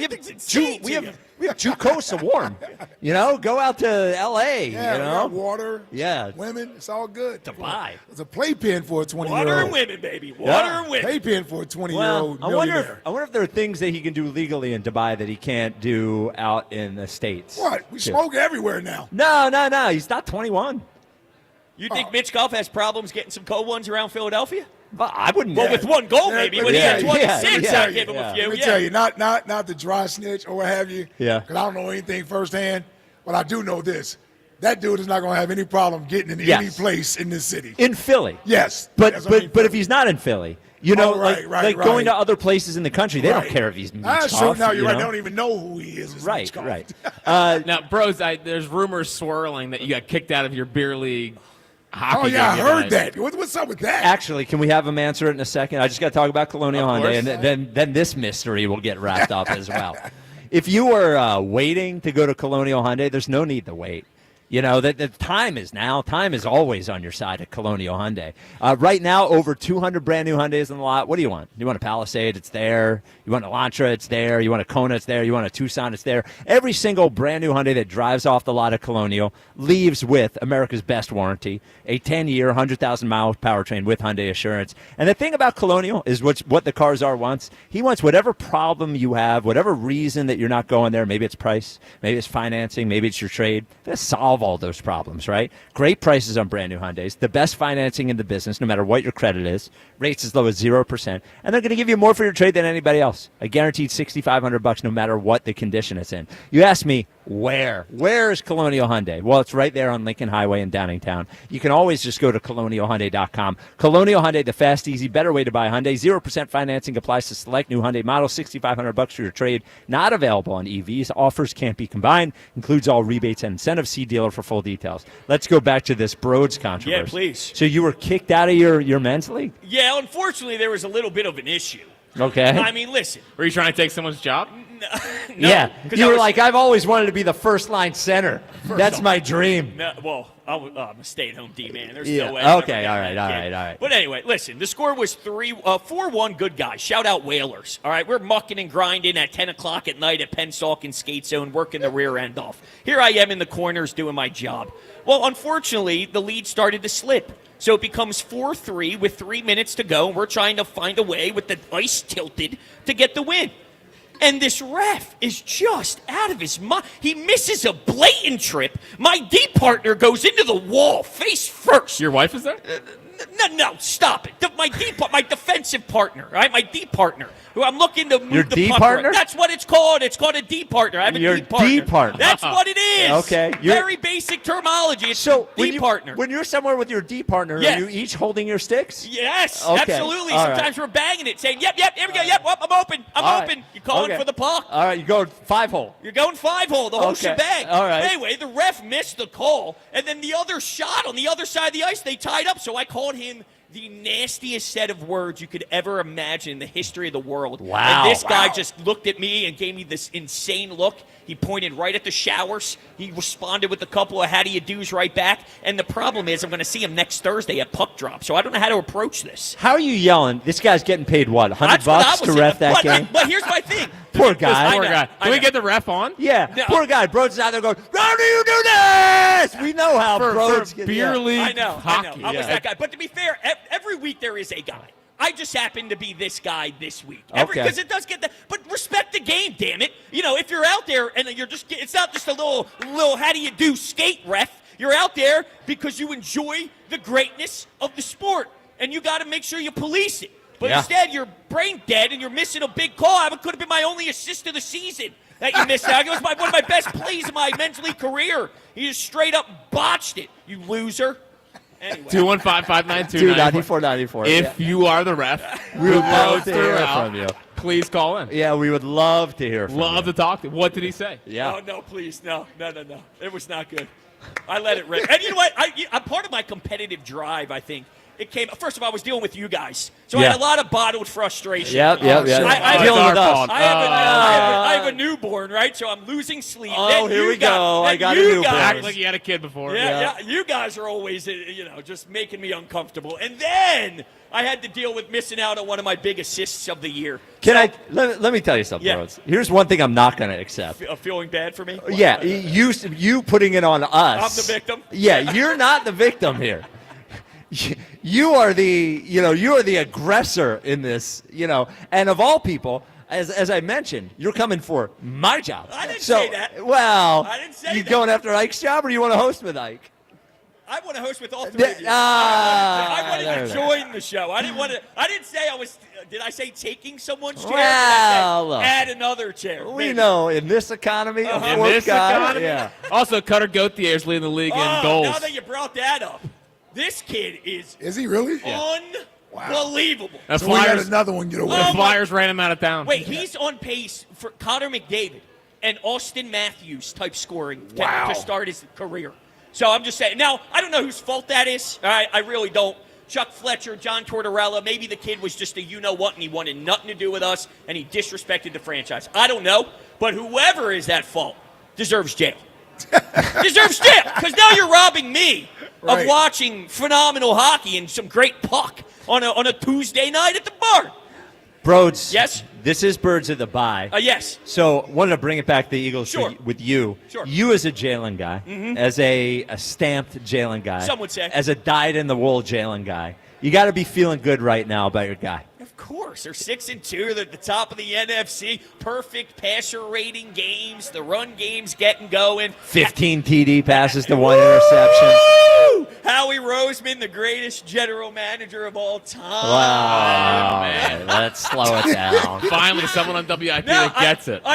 Or Spike, I'll tell you this. Yeah. I do think there's validity to what you're saying about the miscalculations. Now, sure. I'm a Howie guy. Some people make it seem like every single move he ever makes in the history of the world is A+, and he's 55,000 steps above everyone. Yeah. I don't know if it's to that level. So there's validity in what you're saying, but then there's also maybe the backhanded stuff too, where What? I think he's good. I think he's really good at his job. I can't think of a general manager in football I'd rather have than him. All right, you need to hear more of that. Yeah. Well, then he should do things that make me feel that way. You know? But no, there was some serious miscalculation. And this is him trying to figure out if he can, on the fly, get the Band-Aids. Yeah, you know? fix the issues. And I don't think Jair Alexander can do that. It's funny because nobody really believes that Jair Alexander is going to make any difference. Besides Richie. Besides Richie. Oh, that was insane. Which tells me he's probably going to be a difference maker. I was thinking the same thing. He's going to be a difference maker. The bar's so low. Yep. The bar's so low. The Twitter question, which is brought to you by Mark's Jewelers, with locations in Montgomeryville and Mount Laurel. There's a Mark's Jewelers minutes from everywhere online at marks-jewelers.com. The question was, should we allow Broads on the air today for Flyers and 50 after he tried to overthrow our show last week? And Broads, you will be happy to know that 76.6% said yes. Now Broads did retweet it. Oh, I wasn't going to say that. Well, then I got to retweet it. Yeah. Get it to our people. Yeah, your people are scary. Yeah, well, a lot of them had your back last week. Oh. A lot of them had your back last week. Oh, yeah, bro, you're big with the afternoon show. I know. Yeah. I love you. Hey, listen. So maybe don't bite the hand that feeds. I love the afternoon show, guys. I Yeah, love it is. everything about 2 to 6. 2 to 6 is. Yeah. All right. Really appreciate 2 to 6. Everybody. All right. When are you on WIP again? Hopefully not soon. Tonight at 11. There you go. There you go. Coming up next, Baldy joins us. The great Brian Baldinger. We'll talk about the new Eagles with Baldy. I think we talked to him about Michael Carter II last week, but we haven't talked to him about Jalen Phillips. We haven't talked to him about Jair Alexander. So that is next. This is Birds of the Bye. Chickie's in South Philly. Benefits the Travis Manion Foundation, brought to you by Bud Light. This is the WIP Afternoon Show with Ike, Spike, and Fritz. Hey, FanDuel, in partnership with Valley Forge Casino, is putting you in control right from NBA tip-off. Now, that's because every day to start the season, you get to choose your reward. Take your shot with a profit boost. Play it cool with a no-sweat bet, or switch it up with a little backup with a bet back token. That's a pretty good one right there. Got another Sixers game tonight. Listen, they're taking on Cleveland. Boy, what a tough one last night. Although my partner Spike had that Josh Giddey triple-double for everybody. He gave us that one. Too bad I didn't take advantage of it, but you had that, and you had the profit boost last night with the profit boost token. So you got that going on for you. You got another Sixers game tonight. NBA is big on Wednesday night, so there you go. Make your pick, get in the game, and play it your way. Head to FanDuel.com/Ike to make your choice. FanDuel Sportsbook is the official sportsbook of 94 WIP. 21 plus and present in Pennsylvania. Opt-in required. Rewards are non-withdrawable. Restrictions apply, including bonus and token expiration, leg requirements, and max wager amounts. See terms at sportsbook.fanduel.com. Gambling problem? Call 1-800-GAMBLER. Healed and hungry after the bye. I always like our process off of a bye week. I think the best is yet to come.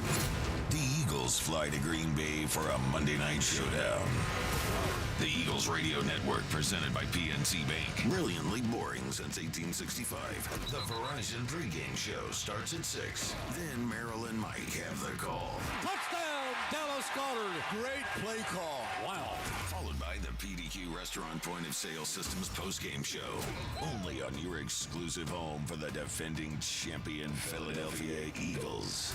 Sports Radio 94 WIP. Get 50% off all windows and 0 interest for 5 years with Window Nation. Who will it be? Club Risque needs your help picking the 2026 Calendar Girls. It's their calendar search parties Wednesday, November 5th. Club Risque Bristol. Thursday, November 6th. Club Risque Philly. A 2-hour top shelf open bar from 9 to 11 each night. ClubRisque.com. Imagine being the wizard of your own home. With Xfinity, intelligent self-healing Wi-Fi fixes problems like magic. It boostifies speeds to your devices when you need it most and makes your favorite Wicked content sparklify on every screen. All while a spell of protection helps keep your family safe online. When you're out in Oz, Xfinity Mobile joins Wi-Fi and 5G to keep your phone connected from here to the Emerald City. If you had the most intelligent Wi-Fi from Xfinity, everything would work together for good. And now you can cast a spell to stop time and keep your internet bill steady for 5 whole years. With the Xfinity 5-year price guarantee. No contracts or commitments with amazifying equipment included. Xfinity, imagine that. And see Wicked for good, only in theaters November 21st. Restrictions apply, select plans only. Xfinity Mobile requires Xfinity Internet. Ready for action, hockey fans? BetMGM, an official sports betting partner of the NHL, is giving players another reason to lace up and hit the ice this season. BetMGM is adding extra excitement to the goals, the checks, the face-offs, and the breakaways with special promotions, new features, and more. Log in throughout the season to find odds boost tokens, no sweat tokens, and parlay boost tokens in your account to amplify your winnings. Enjoy enhanced product features like Dark Mode 2. Log into BetMGM, an official sports betting partner of the NHL, all throughout the hockey season to see what's new. BetMGM and GameSense remind you to play responsibly. If you or someone you know has a gambling problem, help is available. Call 1-800-GAMBLER. BetMGM.com for terms and conditions. 21 plus to wager. Pennsylvania only. Existing customer offer. Subject to eligibility requirements. Rewards vary and expire within 7 days. Hey, I'm Mike Slater. My dad passed away at the age of 63. It's out of nowhere. Had a stroke. Super hard, obviously, for the whole family, but my dad had life insurance. This is why I have life insurance for my family, for my wife and 4 kids. And the best place to get life insurance is ethos.com because you can do it in 10 minutes. And there's no medical exam and no blood test, just a few health questions. Get life insurance in 10 minutes so your family is protected. Ethos, E-T-H-O-S, ethos.com/life. Hi, I'm Nick. And I'm Adam. We started Legacy Box so that family memories would be safe and could always be enjoyed together. And starting now, we're offering listeners early access to our best deal of the year during our $9 tape sale. 1 million families and counting have trusted Legacy Box to convert their aging media because Legacy Box is safe, simple, and affordable. From fading over time to risks like fire and water damage, your videotapes, film reels, and photos aren't protected unless they're on a digital format. With the holidays approaching, don't wait. Simply fill your Legacy Box. We'll take care of the rest. It's the most meaningful thing you can do this holiday season, and the perfect time during our best sale of the year. Visit legacybox.com/value to get early access to our Black Friday sale and digitize your memories for only $9 a tape. Visit legacybox.com/value. legacybox.com/value. When you're hiring, have you ever felt like you're missing out on meeting truly great candidates for your roles? It seems impossible to find them, but they have to be out there somewhere, right? Well, they're not hard to find when you know where to go, and that place is ZipRecruiter. And right now, you can try ZipRecruiter for free at ZipRecruiter.com/free. ZipRecruiter helps 10 million people with their job search every day. And because these people are actively looking for jobs just like yours, it's easy to find the right person right away. In fact, 4 out of 5 employers who post on ZipRecruiter get a quality candidate within the first day. But if you're not using ZipRecruiter, you're missing out. So see what it's like when the impossible is easy. When you go to ZipRecruiter.com/free right now to try ZipRecruiter for free. Once again, that's ZipRecruiter.com/free. ZipRecruiter.com/free. Never miss out on great candidates with ZipRecruiter. I'm Bill Ryder with an Odyssey Sports Minute. I don't think the Indianapolis Colts' decision to trade 2 first-round picks for Sauce Gardner is going to be successful. And I know their pass defense has been atrocious, and Gardner is the elite defensive back in football. I still think it's an overreach and overspend, and I still love it. Sometimes fortune does favor the bold, and sometimes it's nice to see teams say, to hell with it, we're going to take our shot. Good luck, Colts. I'm Bill Ryder. 94 WIP HD1 Philadelphia. Live from the Tasty Cake Studios. An Odyssey Sports Station. This is the afternoon show. Sports Radio 94 WIP.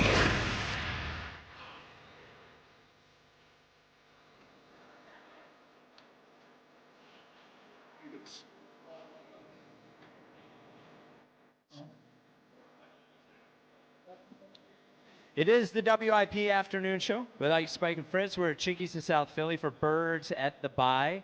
Benefits the Travis Manion Foundation. Brought to you by Bud Light. Joining us now, as he does every Wednesday at 4, is the great Brian Baldinger, host of the Best Football Show podcast. Insider Call is brought to you by Nationwide. For your insurance and financial needs, Nationwide is on your side. What's up, Baldy? Hey, good afternoon, guys. How are you? What up, Baldy? A crazy NFL trade deadline. I think bigger trades than we've seen in a while at the deadline. You were on with us last week when we talked about Michael Carter, when the Eagles had made the trade for Michael Carter II. I wanted to talk to you about the 2 other guys they got. And the first one is Jalen Phillips. What did you think about the addition of Phillips, how he's looked this year, and how it projects to sort of address the issue they've had at edge all year long? Well, he'll be their best edge player, period. I mean, he's a very veteran player. He's a great guy. I thought before he tore his Achilles, I thought he was going to be a breakout player in this league with 12 to 15 sacks. He's a true outside linebacker. He can drop into coverage. He can play the run. He's got great length. He's got a good head on his shoulder. He's a humble kid, but he plays the game the right way. He's just, you can go back to college, UCLA, Miami's been beset by injuries, and that's what's plagued him. And if he stays healthy, he's going to be an impactful player for this team. I don't think you can make. You have to make a lot of the fact that he's played for Vic before, because I would have to imagine a lot of the reasons that these midseason trades aren't always as impactful as you would hope they are is because integrating into a team in the middle of an NFL season has to be pretty difficult. But for Phillips, his familiarity with Vic Fangio and his familiarity with Jalen has to mean a lot. I agree with you, Spike. I couldn't agree with you more. And I don't think the Eagles, I don't think they would have been as quick to make this deal because, you could go after pass rushers like they went after Bryce Huff, and it was a bad fit in Vic's defense. But this guy, he knows the terminology. He knows what Vic wants. Not everybody likes Vic in Miami. That's one reason why he's gone. But that's just because of the way he coaches and his personality. And some guys, could be coached like that, and some guys can't. I think Jalen liked it. And I think that's one of the reasons why, when John Clark was talking at the airport yesterday, he had a pretty big smile on his face. I think he respects Vic. I think he understands that, I'm not just a pass rusher in this defense. I need to be an every down player. Might have to cover tight ends. Might have to cover the curl flat, whatever it might be. And I'm good to do all that stuff, depending on what, they want to do. And so I think he gives them a great deal of flexibility. He fits right into the rotation right away, depending on, when Nolan Smith gets back. But I think they got themselves a great deal for a third-round pick.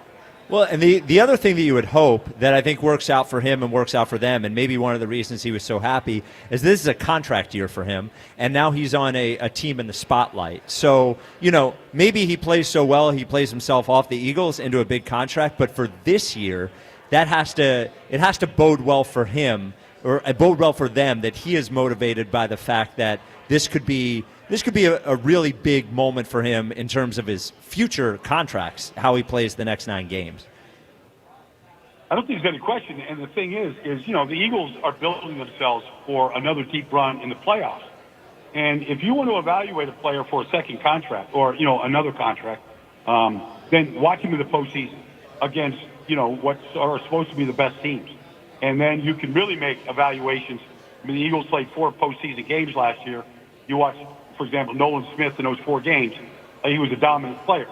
they're going to get a chance to evaluate him not on the next 9 games, but, if you're an Eagle fan, you're going to be able to see him in the postseason against, pick a team. I mean, Seattle, the Rams, pick another team out there and see how he performs. And that might be the first game you turn on if you're trying to decide to give him a contract or not.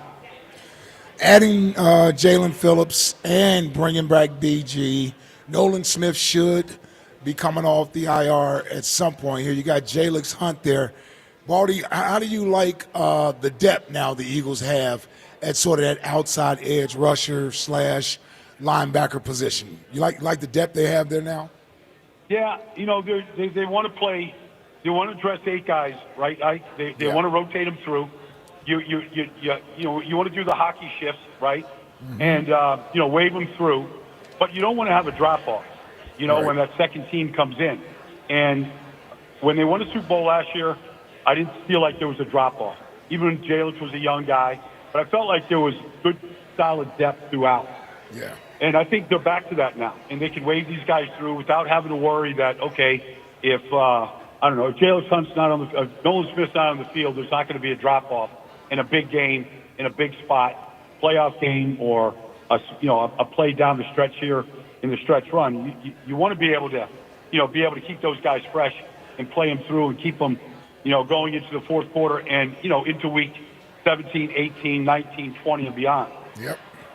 Yeah, you look at the 3 Super Bowls they've been to in the 8 years. I look at those defensive lines on all 3 of those teams. They went 8 deep. Hell, on one of them they may have even gone 10 deep, but they went 8 deep on all those teams that made it to the Super Bowl. I feel like they got a good chance there with this. Well, they also brought in Jair Alexander. Now, Jair Alexander is someone that I liked, especially when he was in Green Bay. I like the sort of personality and attitude he sort of plays with and the confidence, but he hasn't been that player in a couple of years. He's been a healthy scratch down there in Baltimore. What do you think he can bring to the secondary, and do you sort of expect him to be the guy that shapes out to be that CB2 there? I don't know yet. He played about 65 snaps in Baltimore. He wasn't good. Yeah. He wasn't good. I mean, they were terrible. Now, they're playing a lot better now without him. Now, that doesn't mean Jair's a bad player or can't play. Obviously, he's had injuries in Green Bay. They gave up on him. But, he's got a resume. He's got a resume of being a great player and a playmaker. And so you got to go put him out there and see how he performs. And if he can't run well enough against the receivers he's got to cover, probably starting with, Matthew Campbell and some of these guys he's going to see in Green Bay on Monday night. He probably knows, Watson and Dobbs and, some of those guys better than anybody, and Jordan Love. So it might be pretty valuable this Monday night, putting him out there against his old team, knowing that he knows that offense as well as anybody, seeing him every day when he was there. So, we're going to put him in the spotlight. And if, one thing about that cornerback position, if you can play, we're going to find you. And if you can't play, we're going to find you. Yep. So we're all going to know, I think, in the next couple of weeks, whether it was a wasted pick or whether it was a steal. Baldy, we're at the bye, basically the halfway point of the season. We've been talking today about just sort of where the Eagles sit at this point in the hierarchy of the best teams in the NFC. Do you see them as, with those teams, the Rams and the Seahawks and maybe even the Packers and the Lions, or do you see them as a level above those teams? Like, how do you see, I guess, the tiers of the NFC at this point in the season? That's a good question, and it's, we're going to find all that out. But if I had to look into a crystal ball, I mean, they're on the level with Seattle, with the Rams. Obviously, when you could get home run type runs from Saquon, that makes it a lot easier to beat some of those teams, but you can't count on that. But we've seen improvement in the offense enough where, and you're going to get a healthy team now in the second half of the season, at least to start the second half of the season. And I've watched all these teams, and you could be wowed by Jackson Smith and Jigba and Sam Darnold and Matthew Stafford. But, if you just watch, and I know you did, Ike, but if you watch Mahomes against Buffalo the other day, I mean, he got hit 15 times. Like, he wasn't completing any big passes down the field on them. He was getting splattered all over the field. And so all these quarterbacks that have nice, shiny quarterbacks, ratings and all that kind of stuff. It all changes when they start getting smacked pretty good. And, I'm going to see Drake May Sunday against Tampa, and Todd Bowles is, as we speak, is drawing up new pressures to go hit that kid. So we'll see if, he's the number 1 rated quarterback after that game. But that's the league. That's what you got to do. You got to affect these quarterbacks. If you let Stafford or Darnold or Drake May or Jalen, if you let these guys sit back and give them time, like they're probably going to, the way the rules are right now, the way that you start to, every drive at the 35-yard line, I mean, they're going to score points on you. You mentioned the Packers, and the Eagles play the Packers Monday night. The Tucker Kraft injury has to hurt them. Looking at that game, Packers have been a hard team to figure out, though they've won games. I don't think they've been as impressive as everyone thought they would be. What are the Eagles looking at on Monday night, and how much does the Tucker Kraft injury hurt them? Well, I mean, he's their leading receiver, and, he's got 6 touchdown catches. He's a guy that, can catch it and finish it in the paint. Like, he was a big part. Now, they've got other guys, Musgrave, they got other guys there, Fitzpatrick, but they're not Tucker Kraft. This guy, he kind of, I'm not comparing him to Gronk, but he kind of reminds you of how Gronk was. He's big, he rumbles, he breaks tackles, he always seems to get open. He was the safety valve. He took 3-yard flat routes and turned them into 40-yard gains. So it's a huge loss in that offense. Now, can Matthew Golden pick it up, or Christian Watson, who's now healthy? They're going to have to. But I don't think that the tight end position is a position of strength right now like it was. And he was a big part of what they did. So they have played pretty good defense, except for one game against Dallas. But they've played pretty good defense all year. Micah Parsons, he spoke up about the offensive performance, against Carolina, because it was abysmal. Carolina ran the ball down their throats. And then defensively, they beat them up in the trenches pretty good. So they got manhandled in Green Bay. But they've lost to Cleveland in Green Bay, and they've lost to Carolina in Green Bay. And so I'm sure that, with the Eagles coming to town, I'm sure the coach is letting them know that we're not going to get embarrassed on Monday night against another NFC team. All right, Baldy, thank you as always. We will talk to you next week, same time, same place. Appreciate it, brother. Take care, man. Enjoy. There he is, Odyssey NFL insider Brian Baldinger, host of the Best Football Show podcast. Insider Call is brought to you by Nationwide for your insurance and financial needs. Nationwide is on your side. At Birds of the Bye, so we're going all the way up until 6. Then ESPN on the air here with Elliot and Ray Diddy. But also going on from 6 to 8 is the Celebrity Bartender event. We'll all be there. Lane Johnson will be here as well. You can get him to serve you drinks. You can get him to say hi. No autographs tonight for Lane or any of the players here that are serving the drinks. They're there to have fun, serve the drinks, and don't blame them for the autograph thing. That's on us. Don't worry, I'll take care of your autographs. Yeah, Ike will sign all the autographs. He'll even sign Lane Johnson if you want him to. Whatever you need. Right, Lane Johnson. Yeah, whatever you need. But we need them serving drinks, not signing autographs. So again, that is and the reason we make that on us is because they're good guys. They want to do it for everybody. Yes. But we want to make sure that everyone gets a chance to get a drink served by your favorite Eagle. And so that is 6 to 8 here at Chickie's and Pete's in South Philly for the Travis Manion Foundation. And there are great raffles tonight, including a trip to go see Eagles Commanders with fans of Philly. We all know the fans of Philly's trips are awesome as well. And that's going to be a win now that, Well, don't jinx it. Oh, come on. Don't jinx it. Marcus Mariota. Still an NFC game, Jack. And it's on a Saturday. Former Eagle great, Marcus Mariota. Yeah, former Eagles great. Also former Eagles great, Zach Ertz. They're on that team. Yeah. Should have traded for him yesterday.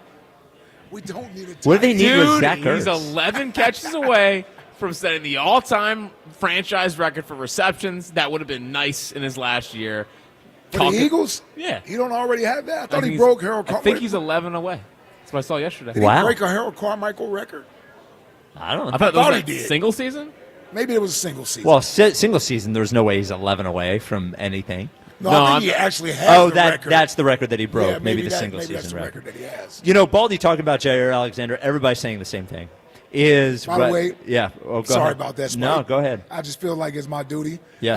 Harold Carmichael's number should be retired. There you go. Get that in there. I feel like every time I say Harold Carmichael's name, I should say his number should be retired. Should have already been retired. Yeah, come on, Eagles. Well, what are you doing? Alshon. Yep. Straight into Kobe? It was, no, you had a Nelson in there, too. Oh, well, Nelson was first, yeah. 215-592. Yeah, Harold's number one, sorry. 215-592-9494. Herb in the Northeast. You're on WIP. What's up, HR season? We got the players now. 1 week at a HR time. season? Hey, I agree. Is that a Howie Roseman season? Or is it Herb Rifkin? Yeah. That's right. It's both. It's both. That's right. Okay, there That's you right, go. big dog. Yeah, boy. I'm Yeah, on my way buddy. down.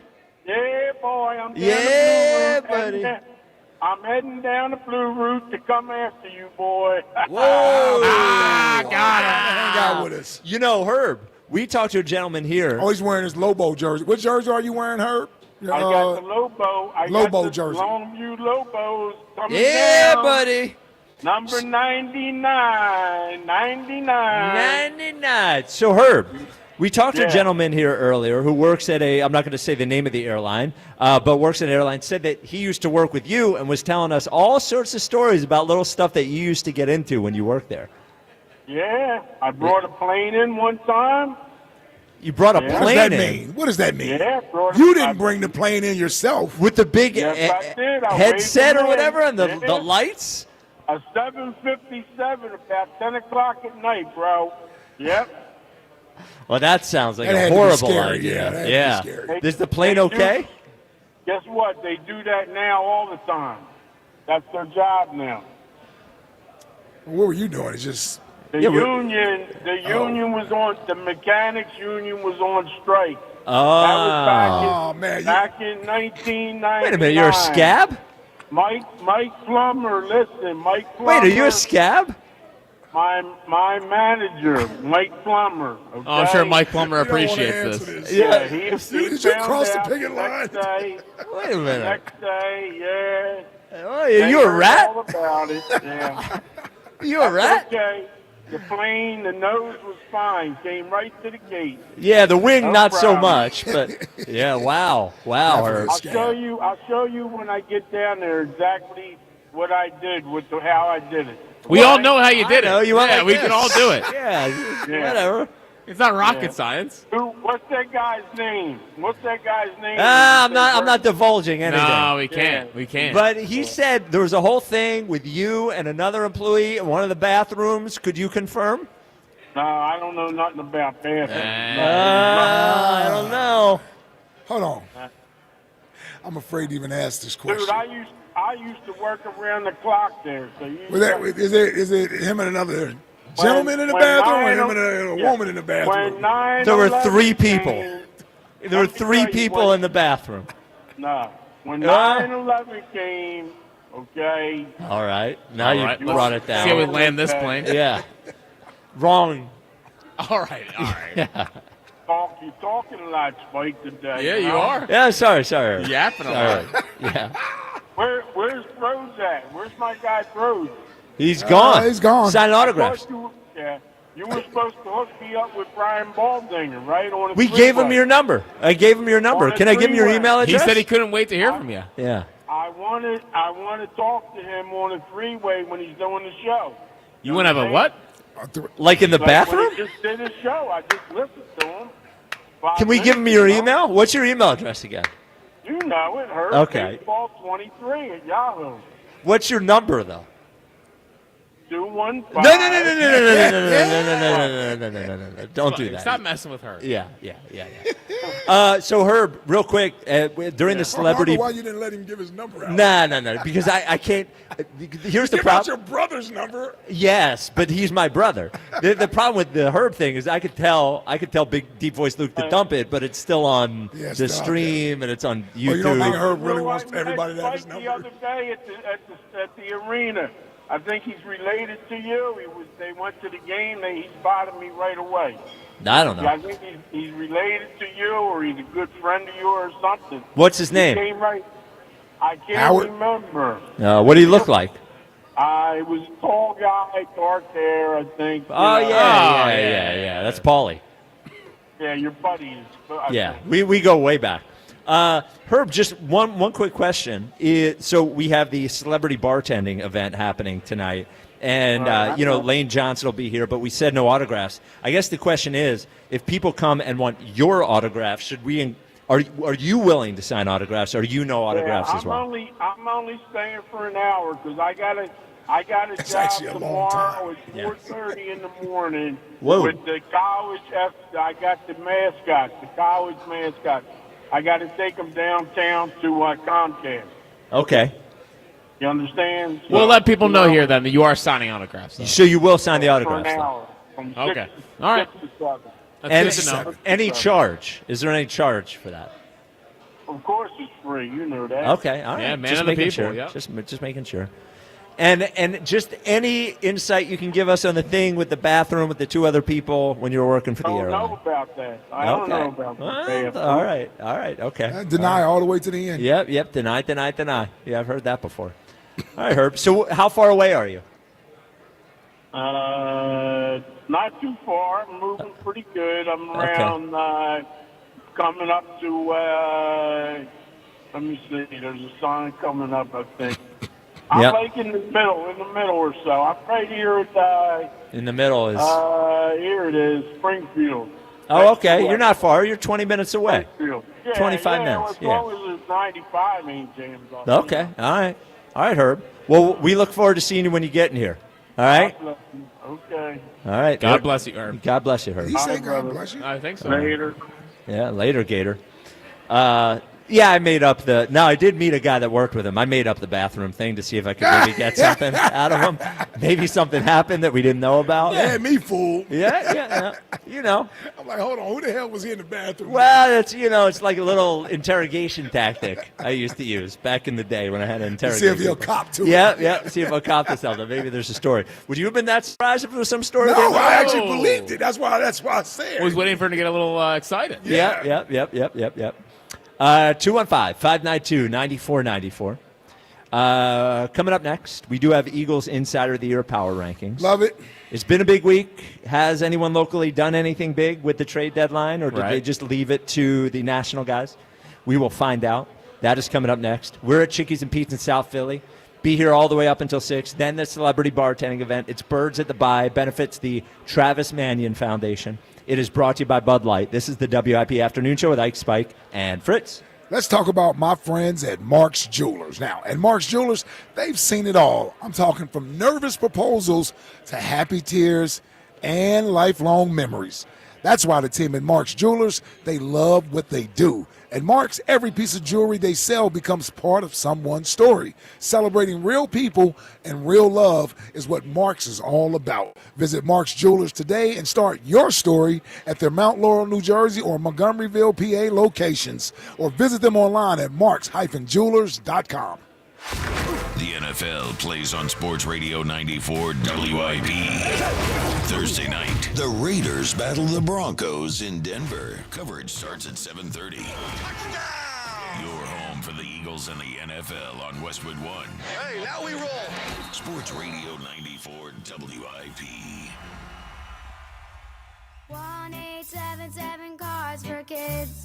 KARS Cards for Kids. Ready to get rid of that old car? Donate it to Cars for Kids. Call 1-877-CARS-FOR-KIDS to reach a friendly live agent. Donation's super easy, and your car can be picked up as soon as tomorrow. Call us now, 1-877-CARS-FOR-KIDS. 1-877-CARS-FOR-KIDS.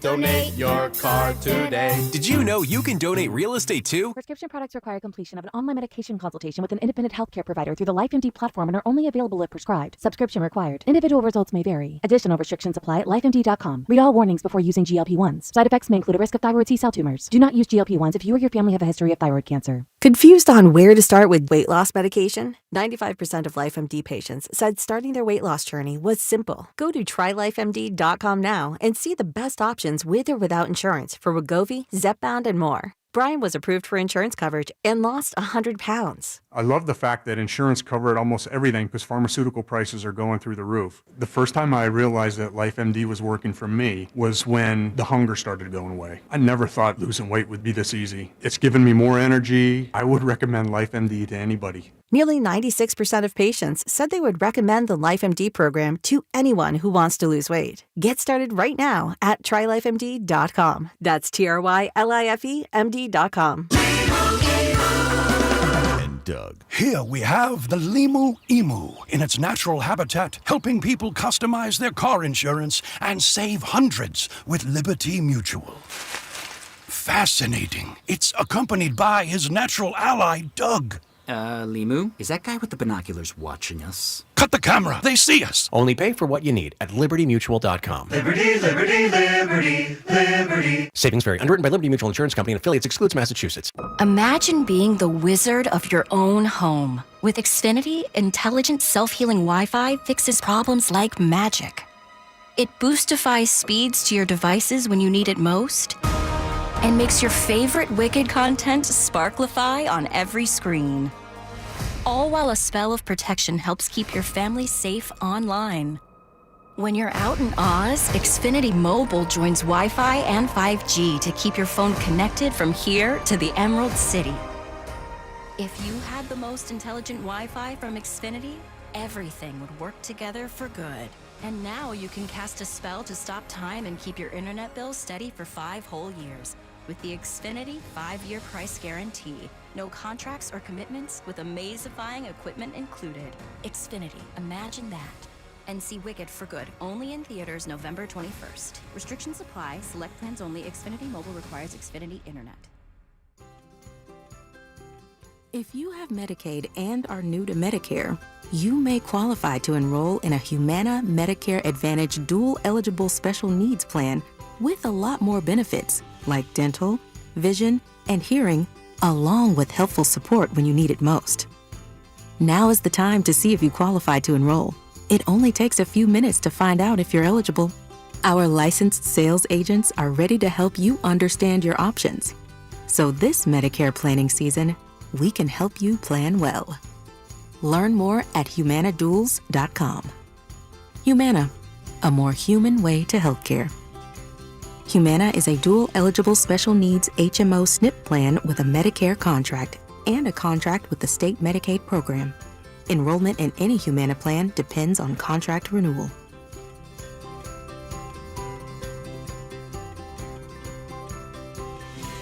Other sportsbooks just don't hit right. But FanCash makes switching to Fanatics easy. Only Fanatics gives you up to 10% fan cash back on all bets, win or lose, which you can use to unlock the world of Fanatics. From more bets and game tickets to signed memorabilia and one-of-a-kind experiences only Fanatics can offer. Switch to Fanatics Sportsbook and let the fan cash roll in. Winning hits different here. Must be 21 plus. Gambling problem? Call 1-800-GAMBLER. MD visit mdgamblinghelp.org. Offer not available in all states. Terms apply. See Fanatics Sportsbook app. Another app for inventory, one for CRM. Oh, don't forget accounting. Wait, which login was that? Or you could use Odoo, one fully integrated system that does it all without the hassle. Ditch the app overload. Get everything your business needs on one platform. Try Odoo free today at odoo.com. That's ODOO.com. Presenting a Gain Flings love story. Dear love of my life, we were on the 12B bus this morning when I caught a whiff. A scent so fresh, so life-changing, I had to find its source. Alas, I didn't know if you were the woman in the pink freshly washed cardigan or the retired mailman next to me, but I knew one of you was my soulmate. Ah, the scent of Gain Flings. Try Gain Flings with OxyBoost and Febreze. 94 WIP HD1 Philadelphia. Live from the Tasty Cake Studios. An Odyssey sports station. This is the afternoon show. Brought to you by Guida Door and Window. Call 1-877-GO-GUIDA or visit GoGuida.com. Sports Radio 94 WIP.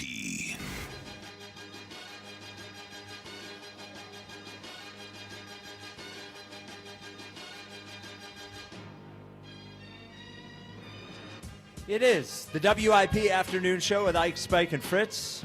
We're at Chickie's in South Philly on a Wednesday, very special day, Birds at the Bye, to benefit the Travis Manion Foundation, brought to you by Bud Light. The Celebrity Bartender event starts at 6, goes from 6 to 8. Now, I just got some confirmations. Yeah. I know Lane Johnson will be here. Okay. Also confirmed Jordan Mailata will be here. Oh, the big dog. You knew the big dog was going to be here. Come on, he missed Chickie's. He hadn't been here in 2 weeks. Hadn't seen me in 2 weeks. You might be right. Yeah, I have to, ask him if they're a block away. And Brett Toth will be here as well. Oh, so you got the old line coming in. Newest offensive line superstar, Brett Toth. Yep. So they will be serving drinks. No autographs, but serving drinks. And I'll just say this. Yeah. While I know everybody's coming down, they're going to want their drinks made from Lane and Jordan Mailata. Yep. Brett, I understand that. Super Bowl champions. Yep. Get all of that. Yep. I'm the one with the heavy pour hand. Oh, you know what I mean? You're a heavy pour you guy? Want to come see me. Yes. You feel me? Yes, you heavy pour. You want to get your money's worth. I don't know if I should be saying this on air. Pete may not be in. What's he going to do about it? What's he going to do about it? He'll never notice. No, he's fine. Come on. I think a bunch of other WIP people will be here as well. I believe Rhea will be here. Seltzer going to be here? Well, Seltzer's doing 6 to 8 with. Oh, yeah, he's doing the Go Birds. No. ESPN, I'm sorry. There you go. Get it right, Ike. Yeah. My bad. And then Ray Diddy will be here for ESPN with Elliot and James from 6 to 8. I know the Godfather as ain't serving drinks. Well, no, he says he's going to shotgun a beer. That's would love to see that. That's what he's going to do. Would love to see it. And other confirmation. Oh. What? Bam singing 530 Creed. Oh, Bam from Upper Darby singing 530 Creed. There we go. He asked me at the break. I said absolutely. Yes. Jack's over here booking guests. Yeah, well, I'm trying to think. So what other listeners have sung 530 Creed? Okay, Andrew sang it. Justin, Tennessee. He and Owen. Owen. And Owen. Owen did a great job, so did Justin. Yep. Add a little twang. I cried out, heaven save me. Herb doesn't know the song. And No. in the middle, he'd be like, okay. You Yeah. know? So that would be an issue. Okay. But I'm looking forward to Bam. Yeah. The Twitter questions brought to you by Mark's Jewelers with locations in Montgomeryville and Mount Laurel. Keep screwing that up. Sorry. There's a Mark's Jewelers minutes from everywhere online at marks-jewelers.com. Who is the second best team in the NFC? The options are the Rams, the Seahawks, the Lions, and the Packers. Ooh. Now I know you think it's the Rams. Yeah. What do you think? I'll tell you, those damn Seahawks, though, man. Looking pretty good. Can't get a read on them. Yeah. They're kind of like last year's Vikings, which were also quarterbacked by Sam Darnold. I mean, Yes. The Vikings went 14-2 last year. 3. 14. Yeah. They were 13-4 or 14-3. I thought they were 14-3. They lost that. They lost that tiebreaker to the Lions the last game of the season for home field advantage. Yeah, no, you're right. Listen, Sam Darnold, what, had 35 touchdowns last year? 35 touchdown passes? Yep. 14-3. So he's starting to look like the guy he was projected to be coming out of college. And Seattle, they play, their brand of football is solid. So you almost know what you're getting. Yeah. And you still can't do anything about it. Yeah. And you look at the losses they had, nothing embarrassing about the loss. They lost a tough game at home to San Francisco early in the year. Yep. I think they lost by 3, or certainly was one possession. And you needed a Baker Mayfield great performance to beat Sam Darnold in the other game that was a tight game at home. And even in that game, I think Sam Darnold threw 4 touchdown passes in that game. Yeah, he's been really good, and he's got the pedigree, right? It shouldn't be shocking that eventually he's good, and that maybe it could be real. You know, I understand questioning the playoff thing until he proves it. Yeah. But it's not like he had one bad playoff game. He hasn't had opportunities. He's bounced around from team to team to team. So last year and this year is really his first opportunity to show whether he's a playoff guy or not. I don't think you should say that he can do it until he does it, but I also don't think he doesn't. There's a lot of quarterbacks that have a record of not getting it done in the playoffs. He doesn't have that yet. And I'll dare to say this. I think this Seattle team is better than that Minnesota Vikings team last year. Really? I do. They had a good defense last year, that Vikings They do. team. Yeah. And this Seattle's defense is good. Yeah. It's a good Seattle defense. Their running game hasn't necessarily established itself, but they have 2 capable backs. Yep. Kenny Walker and Charbonnet. So Spartan Dog. Yeah. Yep. Spartan Dog. And then we talked about it. Who doesn't love Jackson Smith and Jigba? Yes, and to give, not saying that he's not great, but, Sam Darnold was going and throwing to Justin Jefferson. Everybody knew Justin Jefferson was great. You have to give Sam Darnold a little bit of credit for putting Jalen Smith and Jigba in Jaden Smith, Jaden or Jalen? Jackson, right? Yeah. Jackson Smith and Jigba in position to produce the way that he's producing. He's been the best receiver in football this year. Yes, from a production standpoint, like, he's getting pretty good production out of the rest of those out guys. of those other unknown players who you don't really know. Horton caught 2 the other night. The tight end Arroyo, he's pretty good. Dude, I thought it was Jimmy Graham for a second. And they added the speed guy from New Orleans, Shaheed. Oh yeah. They just added him, so pretty good. The poll was the good thing about that is they have to battle each other. Yes, the Seahawks and the Rams, and the Niners are 6. The Niners are just hanging around at 6-3. Well, and they upgraded a quarterback. I shut up. I wonder if Elliott will give credit to Kyle Shanahan. He's doing it with another quarterback. They're down so many people on injuries. Just about every offensive, no receivers. Well, every offensive weapon has been hurt. Finally, they got Kittle back. Yep. But they've been without everybody the entire year. The defense has had 2 enormous injuries. They just lost Michael Williams or whatever. Yeah. And they just keep winning games. Now, I don't think they're a threat to get out of the NFC, but that's a fight every time you go in for a game with the 49ers. I feel like Shanahan is our coach version of Josh Allen. Well, a little bit. Like everybody says, well, he hasn't won a Super Bowl. That's true. He's been to 2 of them. He's been to 2 of them. With 2 different quarterbacks. With 2 different quarterbacks. And every quarterback you put with Kyle Shanahan, that team is successful. From Jimmy Garoppolo to Brock Purdy, now Mac Jones, I'm thinking of McVay. McVay had the game with Baker, right? Yes. Baker played 1 game with That's McVay. where Baker stayed his career. Yeah. No, listen, Kyle Shanahan's a good coach. And here's the thing.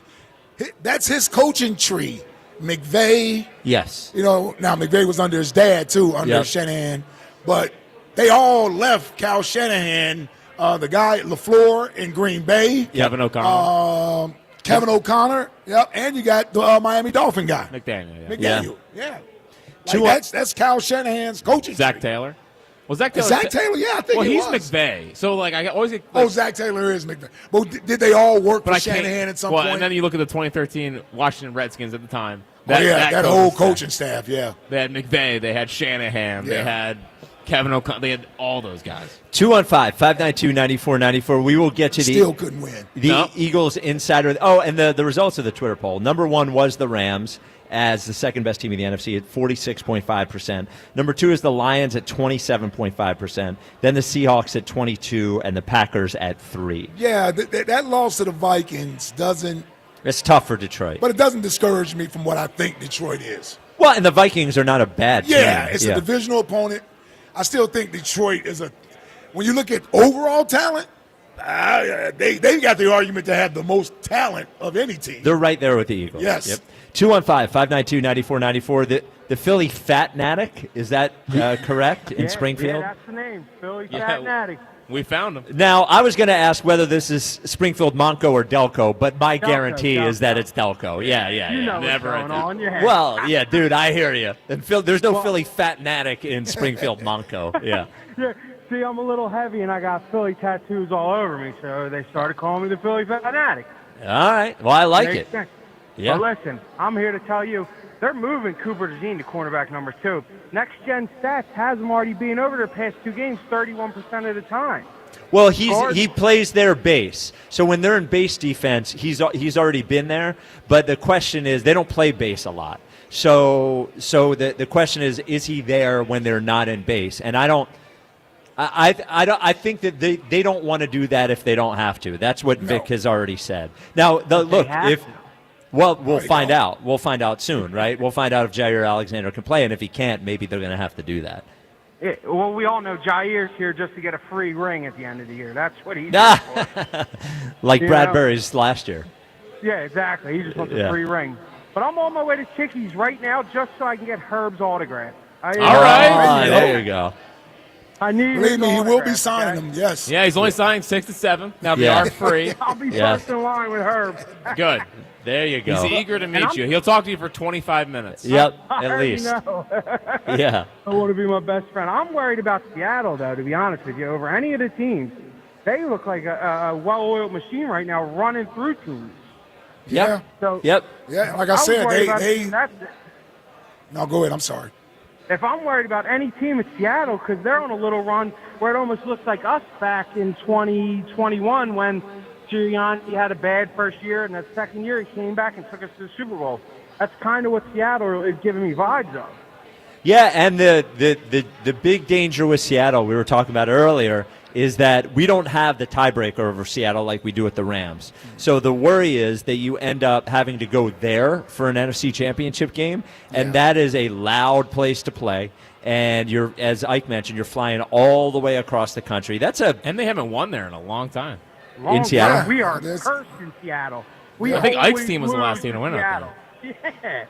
It's like Russell Wilson would kill us. Now, you know what I mean? But our team's better than them. They would have to go on a magical run. We have the better team. We have the better quarterback, the better pretty much everything besides wideout. I give Smith and Jigba better than AJ and Devontae probably right now. But aside from that, we're better than them in everything. So, really the only people that can get in our way is we get in our own way and do the dumb stuff that they do once in a while. If we just keep it running, it's a repeat back-to-back championship. And it's a year of back-to-back. It seems like everyone's going back-to-back nowadays. We might as well. Yeah, hockey, there's back-to-back. Baseball, make it three. Make it 3 in a row. WNBA, that's what I'm saying. So we're the next to go back-to-back. You can't tell me any different. And Jalen's winning the MVP. Yeah, buddy. Like he always does. Yeah, buddy. One last thing. Who needs Sauce Gardner when we have Sassy Elliott, okay? I agree. Yes. I agree. Hey. We should play Sassy Elliott for Ray tonight. Yeah, girl. He's my vote for Insider of the Year by far right now. Sassy Elliott? Yeah, Sassy Elliott. Yes. He's my vote. All right, thanks. Thank you. See you in a bit, Philly Fanatic. Speaking of... They haven't won at Seattle since 2008. Yeah. How many times have they played there? Todd Harriman scored 3 a touchdown in. Yeah, I don't know. In Yeah, I 05, think it is. in 05, they lost out there 42-0. They lost out there 42-0? Yeah. Or was that at home? No, it was out there. That seemed like it was a Monday night game. That was the Reggie White retirement night. Yeah, it was here. I remember sitting in Atlanta come on, watching Jack. that. Is he even a real fan? Well, I was sitting. Yeah, exactly. Yep. I was sitting in Atlanta watching that game. It snowed that night. Really? Yeah, when they lost to Seattle. 42. Who was even their quarterback? That was Hasselbeck, yeah. It was before Devaris Jackson. Yeah. So speaking of Sassy Elliott and Eagles Insider of the Year, it's time to do the Eagles Insider of the Year power rankings. Eagles Insider of the Year Power Rankings. Oh, it's a big week for insiders. You kidding me? Trade deadline, all that action. You must have seen Eagles beat writers with scoops all over the place. Nope. And we're going to be kind this week and give people credit for things other than scoops. And they all tried to convince us they had the Jalen Phillips scoop. They didn't. They all got it at the same time. Everybody got the same text. All right, here are the power rankings. Number 5, Cameron Wolf. All right. Now Who? NFL.com reporter. Yeah. Okay. He did have the Jalen Phillips, as far as we could tell, he had the Jalen Phillips rumor before anybody else did. So he is number 5 on the Eagles Insider of the Year power rankings. Number 4, Elliott Shore-Parks. What did he do? Not much. Now, you might say Elliott was out of the country during trade deadline, and how could a Eagles Insider of the Year candidate go out of the country when so many big things are happening? But then you go and you look and you see he did a video in front of Buckingham Palace. Impressive. He gets some credit for that. Yeah. Well, he's stopped vacation to do some work. Yes. Which is, you have to give him a little bit of credit. And he's always good for that. Well, listen, and we know this about our guy. I don't care where he's at. He's locked into what's going on with He the is. Eagles. He's on Twitter. Oh, yeah. He's never really on vacation, so if something happens, he wants to be there to have his say. Let me ask you this. Let's say it's trade deadline weekend, and Elliott goes to London with his wife on vacation. They're at dinner. Is Elliott checking his phone for trade rumors during dinner? Without a doubt. Now, is he doing it openly, or is he going to the bathroom and checking Twitter while he's in the bathroom? So, if I was Elliott, I bet he has. Well, you look at your phone all dinner anyway. Well, I have the Apple Watch, so I have notifications on. So if it's important, you can check it real quick. Okay. Well, and the wife has to know this is sort of who he is. Right. He's into that phone. Yeah. Now, he's into that phone. My wife knows. That's like Shefty. You think Shefty isn't checking his phone no matter where he's at? He's probably got 3 phones. For sure. Elliot's never had a scoop, though, so I don't know if we could make him Shefty. Yeah. I mean, he got Aziz Ojulari. That's his big claim to fame. And he stinks. Healthy scratches, that's not his fault. No, I'm talking about Aziz Ojulari. Yeah, but it's not Elliot's not fault that Elliot's Aziz fault. I understand. stinks. Yeah. I understand. I don't know. The phone out at dinner, my wife knows. I get real tight. Oh, I could see that. When the phone comes out Why? at Because dinner. you want to talk? Yes. I say it to my mom. She brings her phone out. She knows I'm so tight about it. She'll even say, I want to check for X. I don't want to see anybody's phone out at dinner. I have gotten better about it. Oh, it's so disrespectful. But I did. We went out Sunday evening, me, Jill, and the boys, and I did start streaming the Chiefs Bills Let game. me tell you now. At dinner? Now that's ridiculous. Dude, streaming. it's a big game. I didn't want to miss For it. who? Not for you. Well, everyone knows I'm a football guy. All right. Yeah. Elliot at my number phone 4. is everywhere with me. Yeah. I have it. I don't take No, it out. when I mean that. Oh, I mean, really? I mean, now I'm late sometimes picking up stuff, but I will check Twitter. I feel like if I go longer than 30 or 45 minutes to an hour without checking Twitter, the whole world has passed me by. That's fine. It's good. Yeah, I kind of like the world passing me by. When I get it's one of the reasons I like going to the movies. Yeah. Because I am forced to not look at my phone. Well, Yeah. because I'm a good human and I go to the movies, I don't look at my phone.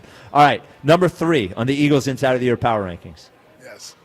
Joe DeCamara. Wow. How did Joe do? Joe reported this morning that Brandon Graham told him that he would be active for Monday night's game against the Packers. Now, would we have all guessed that? For sure.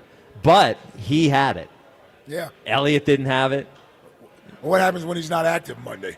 Well, then he drops out of the power rankings. Let me tell you what I'm rooting for. Yeah. BG not to be active on Monday. Yeah, it would be huge. Would be huge. Would be huge.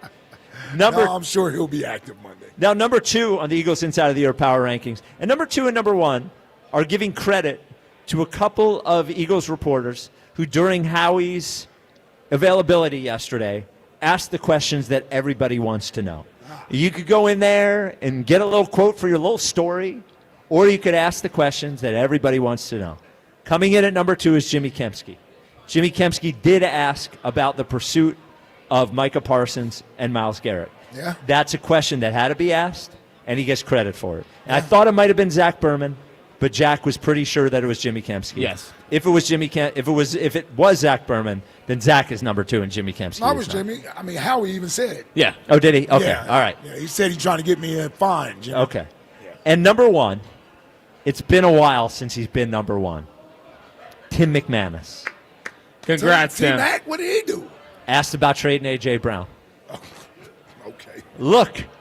It's an important question. Somebody had to do it. You know they're all scared to do it. Yep. And you know they all didn't want to look like the fool because they all were like, there's no chance it's happening. But McManus got in there. Wanted to get the answer that everybody wanted. And if you listen to the answer, at no point did he say, no, we didn't listen to offers. At no point did he say that.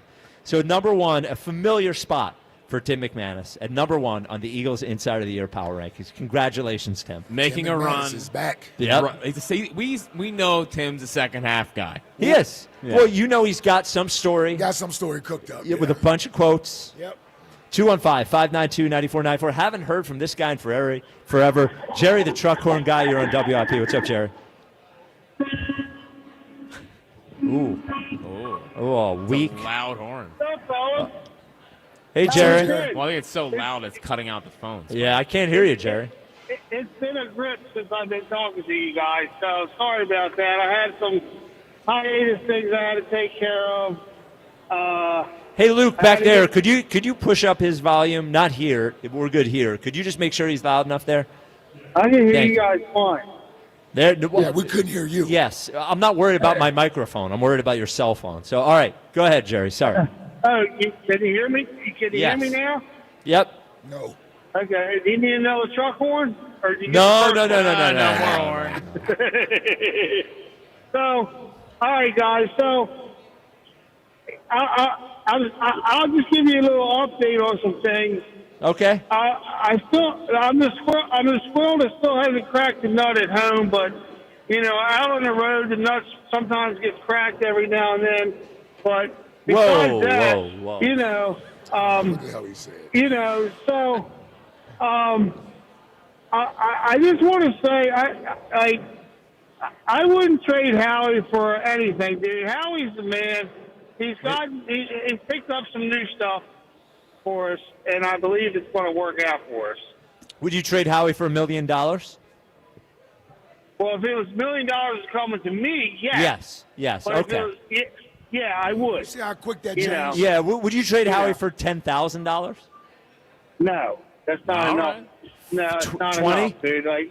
20? No, it has to be over $100,000 for me to even think about it. $50,000 cash. You don't have to report it to the government. Ooh, man, Girl. maybe. Well, Girl. I could do a lot of stuff with that. You know what I mean? Yeah, you could. So. But could it replace having a winning football team? Yeah, I wouldn't care about that. If he had $50,000 in his pocket, in a suitcase, cold hard cash, unmarked bills. Yeah, unmarked. I'd walk away with that in a second. Okay. I'm one of them type of dudes that would just walk away from that. But, okay. So, everything's good on the home front. Well, is it though? Well, the couch gets a little hard every once in a while, but hey, that's not the only thing. Unfortunately, I think it is. Yeah, I think it is. Yeah. I think you might need an old BC. I've been scratching at that tree. That tree. That tree's not. It's got a lot of oil on it. It's just like like the light poles. Hey, Jerry, hold on. Here's what I figured out with you. See, the only way you have your ex-wife living with you under these conditions is that you're still trying to get back with her. Of course she is. Yeah. See, that's what that is, Jerry. And here we go. Good lady. We respect each other. You're trying to get in there. We're gonna get you two crazy kids back together. Yeah. Well, hey, if I got to keep calling WRT and blasting her, then and get yelled at afterwards, I'll take it. How about this, Jerry? Jerry, if I were to pay for a dinner for you, your lovely ex-wife, and Justin, our video guy, just to go as a chaperone, would you do that? Oh, I'd be down 100%, but that getting her to do it would be like, it might be like pulling teeth. You know what I'm saying? The dentist is hard on you, so. Yeah.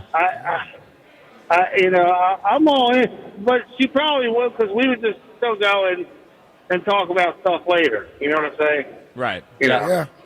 But it's an intriguing situation. I might have to run it by her. We've done a few things that might be able to. I'll ask her about it. See what she thinks. Hold on, is she seeing someone else? I don't think so. Jerry, you would know. Y'all live together. Well, I really don't. I don't think she is, to be honest. Okay, well, then you got a chance. Jerry's not pushing. You're not pushing the right buttons, Jerry. You're not pushing the right buttons. He's not pushing any buttons.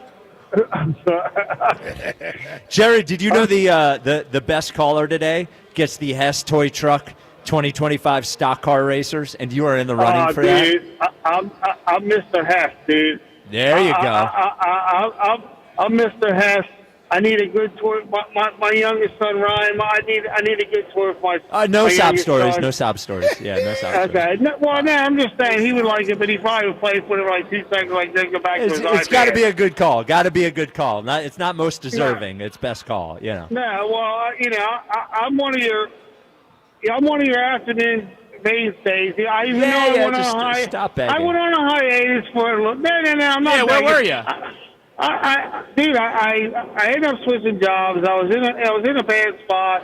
I'm still on the road. I'm in Missouri right now, heading back to Illinois. I was just in Dallas the other night when they got their asses whipped by the Cardinals, so I was happy about that. And then I picked up a load and flaunted my Eagles gear while I was getting loaded. So I was very proud of that moment. So I'm not afraid of the people in Dallas because there's a few of them that don't even like Dallas. I don't know why, but they don't. All right. All right, Jerry, the truck on guy. I appreciate you guys. I love you guys. There he is, Jerry the truck horn guy. Just out of control, as always. Jack, what's coming up in the top 5 at 5 here at Birds at the Bye? Oh, the worst things that happen every time you talk to students. Oh, because you talked to students today. Yeah. Man, I could come up with a list of 50. I figured you guys would both have good answers for it, and I thought Robbie E would have good answers for it as well. Yes, Rob Ellis joins us for the 5 o'clock hour. This is Birds at the Bye. We're at Chickies and Pete's in South Philly. It benefits the Travis Manion Foundation. It is brought to you by Bud Light. Coming up at 6 here at Chickies, the celebrity bartending event. There's raffle stuff, including a trip to go see Eagles Commanders with fans of Philly. Celebrity bartending confirmed Lane Johnson, Jordan Mailata, Brett Toth. No autographs, but they'll serve you drinks. And rumor has it, Ike, heavy pour behind the bar. Don't tell Pete. That's the rumor. This is the WIP Afternoon Show with Ike, Spike, and Fritz. Hey, FanDuel, in partnership with Valley Forge Casino, is putting you in control right from the start with NBA tip-off. Because every day to start the season, you get to choose your reward. Take your shot with a profit boost, play it cool with a no-sweat bet, or get a little backup help with a bet-back token. So make your pick, get in the game, and play it your way. Head to FanDuel.com/Ike to make your choice. FanDuel Sportsbook is the official sportsbook of 94 WIP. 21 plus and present in Pennsylvania. Opt-in required. Rewards are non-withdrawable. Restrictions apply, including bonus and token expiration, leg requirements, and max wager amount. See terms at sportsbook.fanduel.com. Gambling problem? Call 1-800-GAMBLER. The timeless Thanksgiving tradition returns. Sports Radio 94 WIP's Turkey Bowl 7. Presented by Cheney University. Joe DeCamera and John Ritchie call your high school classic. Pick the high school football rivalry you want to hear broadcast live on Thanksgiving Day. It is a touchdown. Vote now at 94WIP.com. Turkey Bowl 7. Presented by Cheney University. Empowering minds, cultivating leaders, shaping futures. And sponsored by Bradford White Water Heaters. How you heat your water matters. So whether it's a tank or tankless model, choose Bradford White. With the holidays approaching, count on Horizon Services Plumbing and Electrical to get your home ready. Horizon Services has $99 plumbing and electrical inspections this season, plus free estimates and 0% interest financing available for system repairs, replacements, and upgrades. Horizon has same-day emergency service available even on holidays. Don't let outdated electrical panels or old water heaters interrupt your plans. Contact Horizon today. Book today at horizonservices.com. This year's senior class, adults 65 and older, is booked and busy. Holiday trips, homecoming events, class reunions. So they're showing up protected with mNEXSpike, the new COVID-19 vaccine from Moderna, because older adults face the highest risk of severe illness from COVID. mNEXSpike, COVID-19 vaccine mRNA, is a COVID-19 vaccine for people 65 and older and for 12 to 64-year-olds at high risk for severe COVID. You shouldn't get mNEXSpike if you've had an allergic reaction to a previous Moderna COVID-19 vaccine. Rare cases of inflammation of the heart muscle and outer lining have been reported. Common side effects include pain at the injection site, tiredness, headache, muscle or joint pain, chills, nausea, vomiting, and underarm swelling or soreness. mNEXSpike may not protect everyone. It's not too late to protect yourself with a COVID-19 vaccine. mNEXSpike from Moderna, here for the senior class. Visit mnexspike.com to find a vaccine near you. That's mnexspike.com. It's Montgomery County's only gentlemen's club, Creekside Cabaret. Creekside Cabaret, open Monday through Saturday, 4 p.m. to 2 a.m. Creekside Cabaret, where tonight it's our monthly amateur night with a grand prize of $500. Then Wednesday, November 19th, it's Naked Night at Creekside Cabaret. Our lovely entertainers will bear it all. Can't wait to see what the girls are hardly wearing. Creekside Cabaret, 3225 Advanced Lane, Hatfield. CreeksideCabaret.com. If you've been diagnosed with moderate to severe plaque psoriasis, this is what it sounds like to be 1,000,000 miles away. Imagine being 1,000,000 miles away. Tremfya Guselkumab, taken by injection, is a prescription medicine for adults with moderate to severe plaque psoriasis who may benefit from taking injections or pills or phototherapy. With Tremfya, clearer skin is possible. In clinical trials, at least 70% of patients saw at least 90% clearer skin at 16 weeks. Results may vary. Tremfya is also indicated for adults with active psoriatic arthritis. Serious allergic reactions and increased risk of infections and liver problems may occur. Before treatment, your doctor should check you for infections and tuberculosis. Tell your doctor if you have an infection, flu-like symptoms, or if you need a vaccine. Ask your doctor about Tremfya. Call 1-800-526-7736 or visit tremfya.com. This is the story of the one. As a custodial supervisor at a high school, he knows that during cold and flu season, germs spread fast. It's why he partners with Grainger to stay fully stocked on the products and supplies he needs, from tissues to disinfectants to floor scrubbers. Also that he can help students, staff, and teachers stay healthy and focused. Call 1-800-GRAINGER, click Grainger.com, or just stop by. Grainger, for the ones who get it done.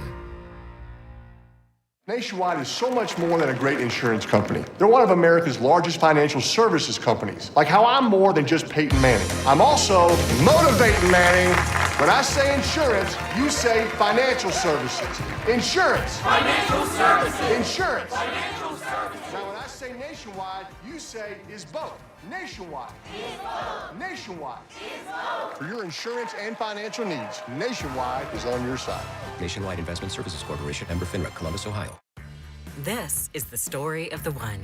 As a custodial supervisor at a high school, he knows that during cold and flu season, germs spread fast. It's why he partners with Grainger to stay fully stocked on the products and supplies he needs, from tissues to disinfectants to floor scrubbers. Also that he can help students, staff, and teachers stay healthy and focused. Call 1-800-GRAINGER, click Grainger.com, or just stop by. Grainger, for the ones who get it done. Is your everyday congestion preventing you from enjoying life's big moments? Try Vicks Sinex Saline today and get yourself back in the action. Vicks Sinex Saline instantly clears everyday congestion with a gentle ultrafine mist. Sinex Saline's drug-free, no-mess formula instantly moisturizes and soothes dry, irritated nasal passages for quick and effective relief. Get back to enjoying life's big moments to the fullest without having to worry about everyday congestion holding you back. Just Sinex, breathe, use as directed.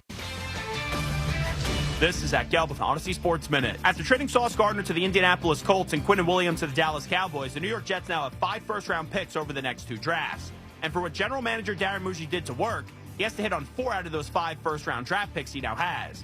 He's allowed 1 mulligan, but that mulligan can't be used on the pick he uses to take a quarterback, and we'll see if that QB selection comes during the 2026 or 2027 NFL draft class. I'm Zach Gelb. 94 WIP HD1 Philadelphia. Live from the Tasty Cake Studio. Sports Radio 94 WIP.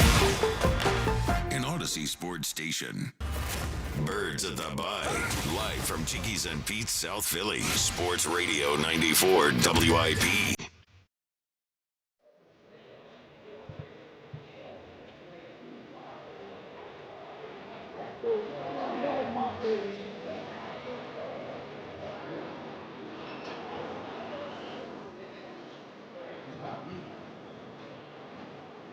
It's the WIP afternoon show with Ike, Spike, and Fritz. We're at Chickie's in South Philly.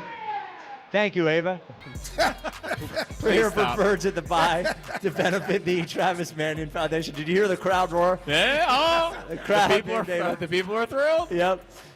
Brought to you by Bud Light. Join us for the 5 o'clock hour. The one and only Rob Ellis. Thank you, sir. It is my pleasure to be hanging with the afternoon crew. How you guys doing? Finally classing up the joint. Yep. Hey, I brought my people. You heard my people. Yes. Yeah, for sure. Yes, my posse. So the top 5 of 5 is brought to you by Roto-Rooter. When plumbing problems hit, wrap them up quick and call Roto-Rooter. Their team tackles clogs and leaks so you can stay in the game. Roto-Rooter, your MVP for plumbing solutions. It's the 5. Number 5 at 5. 5 with Jack Fritz. So all of us up here, we've all given back to the community, I'm sure, and talking to students. That's why I'm here today, Jack. That's right. Thank you, Community Rob. service. That's right. That's right. So today I went back to good old Ruston High School, the hallowed halls, The mean streets. Yeah. Still no banner hanging with Fritz on it yet, but we're working on it. It's getting there. It's getting there. Where would you put, and maybe this is in top 5 of 5, Jack, you can eliminate this question, but this is for everyone because we have all spoken for students. Where would you rank best to worst? So you have college students, high school students, middle school students, just in terms of like responsiveness, how dumb you feel up there. Like, I've always had the most trouble with middle school students. Middle school's one because they don't know it yet, and they're not interested in jobs yet. Yeah, and they roll their eyes at you. Sometimes they giggle talking to each other. We'll get there. Yeah, okay. All right, just do it. So, Abby, the top 5 worst things that happen every time you talk to students, starting at number 5, is that no one sits close to you. Oh, yeah. They're always as far back in the room as possible. Yep. Which makes it just a little bit tougher. Yep. Always wondering what they're trying to get away with. Yes. So, you mean, are you in an auditorium speaking? I was like in the library today. Okay. Like a library. I know. And also, the book wasn't in there, my book, which I felt was a little Did you egregious. try to sell some to the kids? Didn't try to sell some to the kids. Good idea, though, Spike. Yeah, But it felt yeah. like, no one else in Ruston history has written a book. Get it in there. Hold on, you can't be the only person in school history to write a book. It was founded in 06. Timeout. Wait, the school's been around for only 19 years? Yeah. Why couldn't you did you donate a book, Jack? No, would never. Okay. But there. Would you give them a discount on the book? Yeah. Okay. $3. Your cost? Yeah. Okay. You get a free book if you get me out of the library next time. Yeah. Right. Seriously. Yeah, the kids never want to sit in the front row. Nope. And sometimes we'll even move desks back occasionally if they have the ability to like do you so. stink. Yep. Yep. Well, who's to say? The fourth worst thing that happens every time you talk to students is 2 kids start laughing with each other, / the inside jokes start flying. The worst. Oh, when the inside, like you sit up there like an idiot. Yep. Like, what's the joke? Yep. And you're not a teacher and you can't yell at them. Yes. I'm a guest. And you're supposed to be the cool guy. Yeah. You're the jerk. You're not the cool guy. Yep. Something you either said or something the way you looked. Or they're not interested. Yeah, and they're talking about something else. Yeah, but it's worse when it's 2 girls laughing. That's what I was going to say. Is it 2 girls or 2 guys? No, this is two guys. Okay, 2 guys two guys. today, just giggling in the corner. Yeah. 2 guys I know they're kids. I want to rough them up. I'm with Yeah. you. Yeah. There's some locker room stuffing happening Yep. soon. Yep. Yeah. Yeah, I had to speak to, it was Val's cousin, Frankie, and I went and I spoke to his school. I didn't know. I had to speak to like 4 classes in a row, and they were all dead silent except for the giggling. Yeah. Dude. It's just like, I just want to be like, I'm kind of cool. Yeah. Let me tell Got a you. good job. Yep. Try speaking at a graduation. Oh, I would be A terrified. high school graduation at Temple. So this was at they graduated at the Learcore Center. Yeah. So it was enough students. A lot of people there. Yeah, That's a rough. lot Like, of that's people rough, there. Yeah. Couldn't get down fast enough, but yeah, I'm sure. I'm sure. they had me there. I had to speak for at least a half hour. That sounds Half horrible. hour. Half hour? Yeah. Was this a paid gig? About what? Well, let's not go there, Rob. it was. Let's not Okay. count That's a other yes. people's money. Well, it But what are you better talking I'm in about? Ike's pockets already. I've been here for 5 minutes. It better be a paid gig. Yeah, it Well, better be. I'm just saying. Yeah. I got. Well, what did you talk about for a half hour? Well, me. Yeah. You asked for extra time. I had to run through my whole life. Yeah. Yeah, I would have to start at birth for a half an I had hour. to start from when I was in high school Yeah. and it moved on. Yes. Oh my God, That's rough, dude. half an hour without questions. Without question. Oh, my God. Without Man. question. Nope. What a hero. Yeah, that was an Andy Bloom thing. Yeah, what did they have to pay you to do that though? We won't talk about that. The third worst thing that happens every time you talk to students is they think you're someone else. So it's like, love you on the morning show, or love you on, they just they get it wrong. You're Love one your- of those love your guys. columns. Yeah. Exactly right. Exactly right. Oh, That's man. only happened a couple times, but I'm always like, no. Oh, who did they mistake you for? The camera? No, it's usually like I like you on the because I'm the third mic. Yeah. It's I like what you do on the midday show or the morning show. Okay. They don't totally. In fairness, they get midday and afternoon confused a lot. That does happen a lot. Yeah. People They don't know who he is. Let's be honest. Now let's be honest. I was trying to give him an out. Yeah, let's be honest. It's been heating up recently. You know, the brand's on the rise. You're on a heater now? Yeah. Well, it helped that you had a book there. Yeah. Well, listen, they can buy a book. Ringthebellbook.com. Certainly can afford it. They all got cell phones. Yeah. Oh, yeah. The second worst thing that happens every time you talk to students is you ask for questions and no one raises their hand. The worst. It's embarrassing. The worst. It's like somebody leaving you hanging for a high five. Yeah. It's Any like questions? and you're always sitting there like, well, please. Like, Well, you know what happens? You get the pity question from the teacher. Because the teacher's more interested in what we have to say because we work at WIP. No doubt. The student's just completely unimpressed. Yeah, first sign of the no questions for you is they want you to get out of there. Yes. They don't want to ask questions because you'll be there longer. Yep. Yeah, they're trying to get this thing over with. You know how we look at people, especially when we're in like meetings or what have you? Yes, and you're somebody says something. Like, dude, don't ask them more questions. Yep. So we can get out of here. Yeah, it's always the one guy that's asking 20 questions. To camera. Wasn't that Richie back in the offensive meeting? You remember that? Richie was a question asker? Yeah, man. Oh, yes. Richie's always he's the guy that questions everything. Seeking knowledge. Yes. Yeah. So on this play. Hey, Andy. Yeah. What do we think we should do if the what's the dog blitz? What's that one called? I don't know. Come on, man. You're supposed to be a football guy. Yeah. I don't know how you have anything worse. Oh well, the worst. worst. Not asking the question or the giggling. The worst thing that happens every time you talk to students is you see the kids start dozing off or yawning. Oh, that's a tough one, dude. When you see the first yawn, you're like, That's where you might have to call the kid out. Yeah, like You really. might have to step in there and go commando. Don't give me the yawn. Yeah. What are you up there talking about? Dude, I'm giving them the whole story of how I got to the big position that I'm in now. They don't care. I know. Yeah. I know. And then I'm thinking about how. Talk to them about Fortnite or something. I know. Then I start raising my voice. Don't you know who I am? Yeah, exactly right. Yeah. Like, what are you up there talking about? You putting everybody to sleep? I know. It makes me feel bad for teachers. In fairness, your name is third. I don't know how. Yeah, I know. I know. That's a tough one. Yeah. Well, it's in the show. It's in the show. It's in the show. They get to it eventually. Ike Spike And Fritz. Yeah. Yours. It's almost like the headliner. If you want to look at it that way, your name is the headliner. Sure. We open the show. Yeah. That's all right. Yeah. It's going well. This hour is sponsored by Guided Door and Window. That's a good five. That's a good five. Well, thank you. This hour is sponsored by Guided Door and Window. Buy a window or door, get the second and half off with 18 months of interest-free financing. Call Guided Door and Window at 877-GO-GUIDA or visit GoGUIDA.com. Robbie E., special guest, 5 p.m. hour. What's up, fellas? Good to have you, brother. My pleasure. Thanks for having me. Oh, yeah. We definitely got smarter.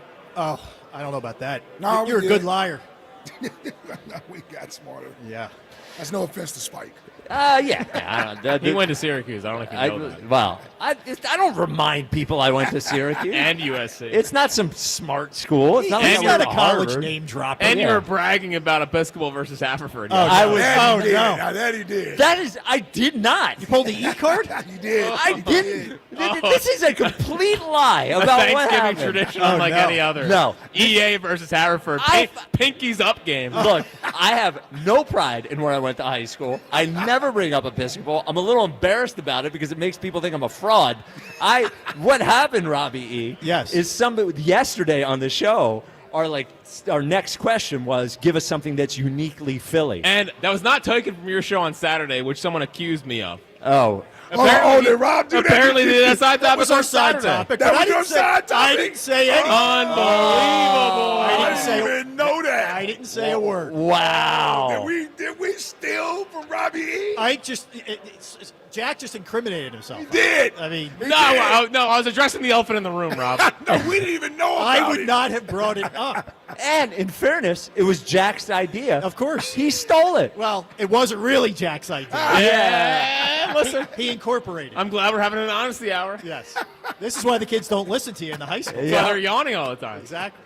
Oh, my I didn't God. even know What that. a fraud. It's all right. What was the basis of it again? It was Johnny Airport. Oh, right, Yeah. right. So we asked that, and somebody, the guy that called, God bless him, was an EA grad. Okay. And he goes, I have something real good here. And I'm like, all right. And he goes, it's happening this weekend. And I'm like, okay. He goes, EA Haverford Day. And I said, well, in fairness, buddy, we're not the only ones that have a high school rival. It's definitely not unique to Philly. Hey, all the teams get together on Thanksgiving. Nah, not really. No. That kind of happens everywhere. No. Yeah, it's definitely EA Haverford. Yeah. EA Haverford Day. Yes. Uh, The Fighting Mike Mayocks have the Haverford. There you School. go. Yep. Right. Wait, Mike Mayock Is a Haverford school. Oh, Haverford. Yes. Right, yes. I'm an EA guy. Yes. Yes. Of course you are, yeah. Well, come on. Well. I mean, Haverford at the time. Do they have girls now, Haverford? They were an all-boys school at It's the all time. boys. I Yeah, think, yeah. so. Ah. Yeah. Well, that's come on. tough. Yeah, I couldn't do that. I had all boys. It's like being in jail. It's not Well, easy. for me in high school, wouldn't have been much different. Wouldn't have mattered. Yeah. It's good and bad. You don't really. You could go in there looking like a rolled up empty rug. You know Yeah, it what I doesn't mean? matter. And you're not looking to impress yes, anybody. bodily yes. noises are encouraged. Yeah. In a lot of ways. We were going to do this with Elliot, but we never got to it. I had some new over-unders for the Eagles. Let's do it. You ready? Yes. Robbie, EU first. So Eagles have 9 games left. Over, under 6.5 wins. Under. They're going to get 6. Okay, and they wind up 12 and 5. And I still think that wins the division, and it probably nets them the number 2 seed. Who are the 3 losses? They're going to lose to Green Bay. Okay. They're going to lose this week. We have Buffalo. They'll beat Detroit. I think Buffalo's a loss, and the Rams. Still got the Chargers, too. Chargers, you mean? Chargers. Yeah, excuse already me. beat the Rams. Yeah, Chargers. Yeah, we have 2 more against Washington, 1 more against Dallas. I and, think Washington's cooked, Spike. I Yeah. do, man. Like, I think that might be, depending on what that last week looks like. I know you guys discussed this earlier. Like, that could be that could be Tanner McKee. It could be, whatever at the end for the Eagles. So, I think they have 3 more. Well, that is solidly 2 seed material with 12. That's what I think. Yeah. I don't think they're the 1 seed with that. I don't. Joining us, we okay? We have headphones? There we go. Ryan Mannion joining us now. Of course, today's entire event benefits the Travis Mannion Foundation, as it did before. Ryan can't hear us yet because she doesn't have headphones, but that's on us. That's Now not we're on good. her. Now we're good. There we go. What's up, Ryan? What's up? How you doing? Good. Good to see you again. Yeah, good to see you guys. Looks like the crowd is building up here. We've heard Eagles chants ringing throughout Chickies. Yep, excited. Wanted to ask you first about Lane because Lane is a big advocate for you guys. We'll be part of the celebrity bartending thing here. I know it's funny. I know I asked you about it last year, but who knows who heard what? How did Lane get hooked up with you all, and what has he meant in terms of visibility and support and those sorts of things? Yeah, absolutely. So Lane's trainer, Gabe Rangel, is actually a friend of mine, and he himself was a Marine. So we have that connection in common. And Gabe came to me and said, Lane really wants to start meeting with families of fallen service members before games. And so all last season, we connected him at away games with Gold Star families. And so the night before the game, he was sitting with Gold Star families, and he was hearing their story about their... Oh, that's awesome. Wow. Yeah, and so he did that at all the away games, and it was incredible. And, he just got more and more involved in the work that we're doing. And I've done everything with him, from bartending here at Chickie and Pete's to going out and talking to high school kids about character and service, and it's been an incredible partnership with him. So the Travis Mannion Foundation does things for veterans and also for the families of fallen veterans, as you mentioned. I have to imagine, and this goes into what Lane does, to some degree, the ability to be heard and seen has to mean a lot for the families and for the veterans. With all that you do, the fact that Lane is listening, that people care and show the attention has to be a large part of what feels good for them. Yeah, I think, I speak for myself as a Gold Star sister, but I think collectively, families of the fallen overwhelmingly want one thing. They want their loved ones not to be forgotten, right? Yeah. They want their story to be told. And so every opportunity that we have to do that, every opportunity I have to tell Travis's story, I want to do it. And so Lane giving the platform where he is spending time with families of the fallen and saying, hey, tell me your story. I want to hear about your loved one. Like, that means so much. I just think that connects as a human. Yeah. You know, so, you know, my grandfather was in the Navy. I have not lost anyone in battle, but the idea that they gave what they had, you know, the ultimate price, but that people know what they did and that they're not forgotten. Just the way, as you say that, I could imagine that meaning so much to me. Now, you mentioned your brother, who was Travis, and who the entire foundation is based around, and there is an Eagles connection there. And you mentioned telling his story. If you wouldn't mind telling his story and sort of the genesis of the foundation. Yeah, absolutely. So, you know, we grew up, my dad was a retired colonel in the Marine Corps. And so I was born in Camp Lejeune on a Marine Corps base, moved 13 times in the first 11 years of my life. So was I. Yeah. I was born in North Carolina, in Camp Lejeune. Okay, there we go. Yep. Wow. My father was in the Marines, that's why. I love it. Yeah, and so, but my parents were from the Philadelphia area, born and raised. So we were diehard Eagles fans, no matter where we were living across the country. And when we came back to the Philadelphia area, when my dad got out of the Marines, we had season tickets here. We had season tickets at the Vet. We had season tickets at Lincoln Financial. And Travis went to every game that he could. And he had 2 weeks in between leaving for his second deployment to come back to the Philadelphia area. And he had to make sure that he went to an Eagles game. That's what he did. It was actually the Panthers game. We just looked it up recently. It was in December. It was the Panthers game, December of 2006. The Eagles won. And there was some crazy play that happened in that game. But the Eagles ended up winning that game, and as they were leaving, Travis's brother-in-law turned to him as they were walking out of the link, walking down the stairs, and said, "Hey, why don't you let me push you down the stairs? Maybe you'll break your ankle and you won't have to go back to Iraq." Oh, wow. And he said that Travis, who was like super lighthearted and jovial all night, got real serious. And he said, you know, if I don't go back to Iraq, then somebody much less prepared is going to go in my place. If not me, then who? Mm-hmm. And, you know, Travis didn't make it back from that final deployment, but we took those 5 words and we turned them into a national movement. How did you get connected with the Eagles? How did this partnership, this relationship start? That's a good question. Gosh, there's so many different facets to it. Obviously, our connection with Lane, our incredible connection with Odyssey, and everything you guys have done for us in helping us to connect us with the Eagles. So, yeah, a lot of different team effort. Yeah, team effort for sure. It's been a lot of years, you know, with Odyssey and Travis Manion Foundation. I remember, I'm sure he's listening somewhere, Kenny Paul. I knew you were going to say yeah, it. Well, because Kenny was the first one to... Kenny was it. Yeah. Kenny cold called our office, and I answered the phone, and he explained who he was, and he said, I want to help you guys grow. And I don't even know how he learned about the Travis Manion Foundation. We were very small at that point. I mean, this is back in like 2011, 2012. And they were, you know, you guys were our first big media partner, and you really helped us grow here in the Philadelphia area, which enabled us to grow nationwide. What are some of the programs you're most proud of that the foundation has been responsible for, that you could maybe tell people about when they're thinking about getting involved or donating, those sorts of things? Yeah, I mean, you know, we do a ton of development programs and leadership programs for veterans, but I think the thing that I am most proud of as our organization is our Character Does Matter program, where we actually train veterans to go out and deliver character education to our nation's youth. We've just hit 1 million youth through the program, and we have thousands of veterans across the country that are going out and sharing their story of service and what it means to live with courage and integrity. And it's not about, you know, trying to talk the kids into being in the military, but in fact just saying, hey, this is what it means to be a servant leader in your own backyard.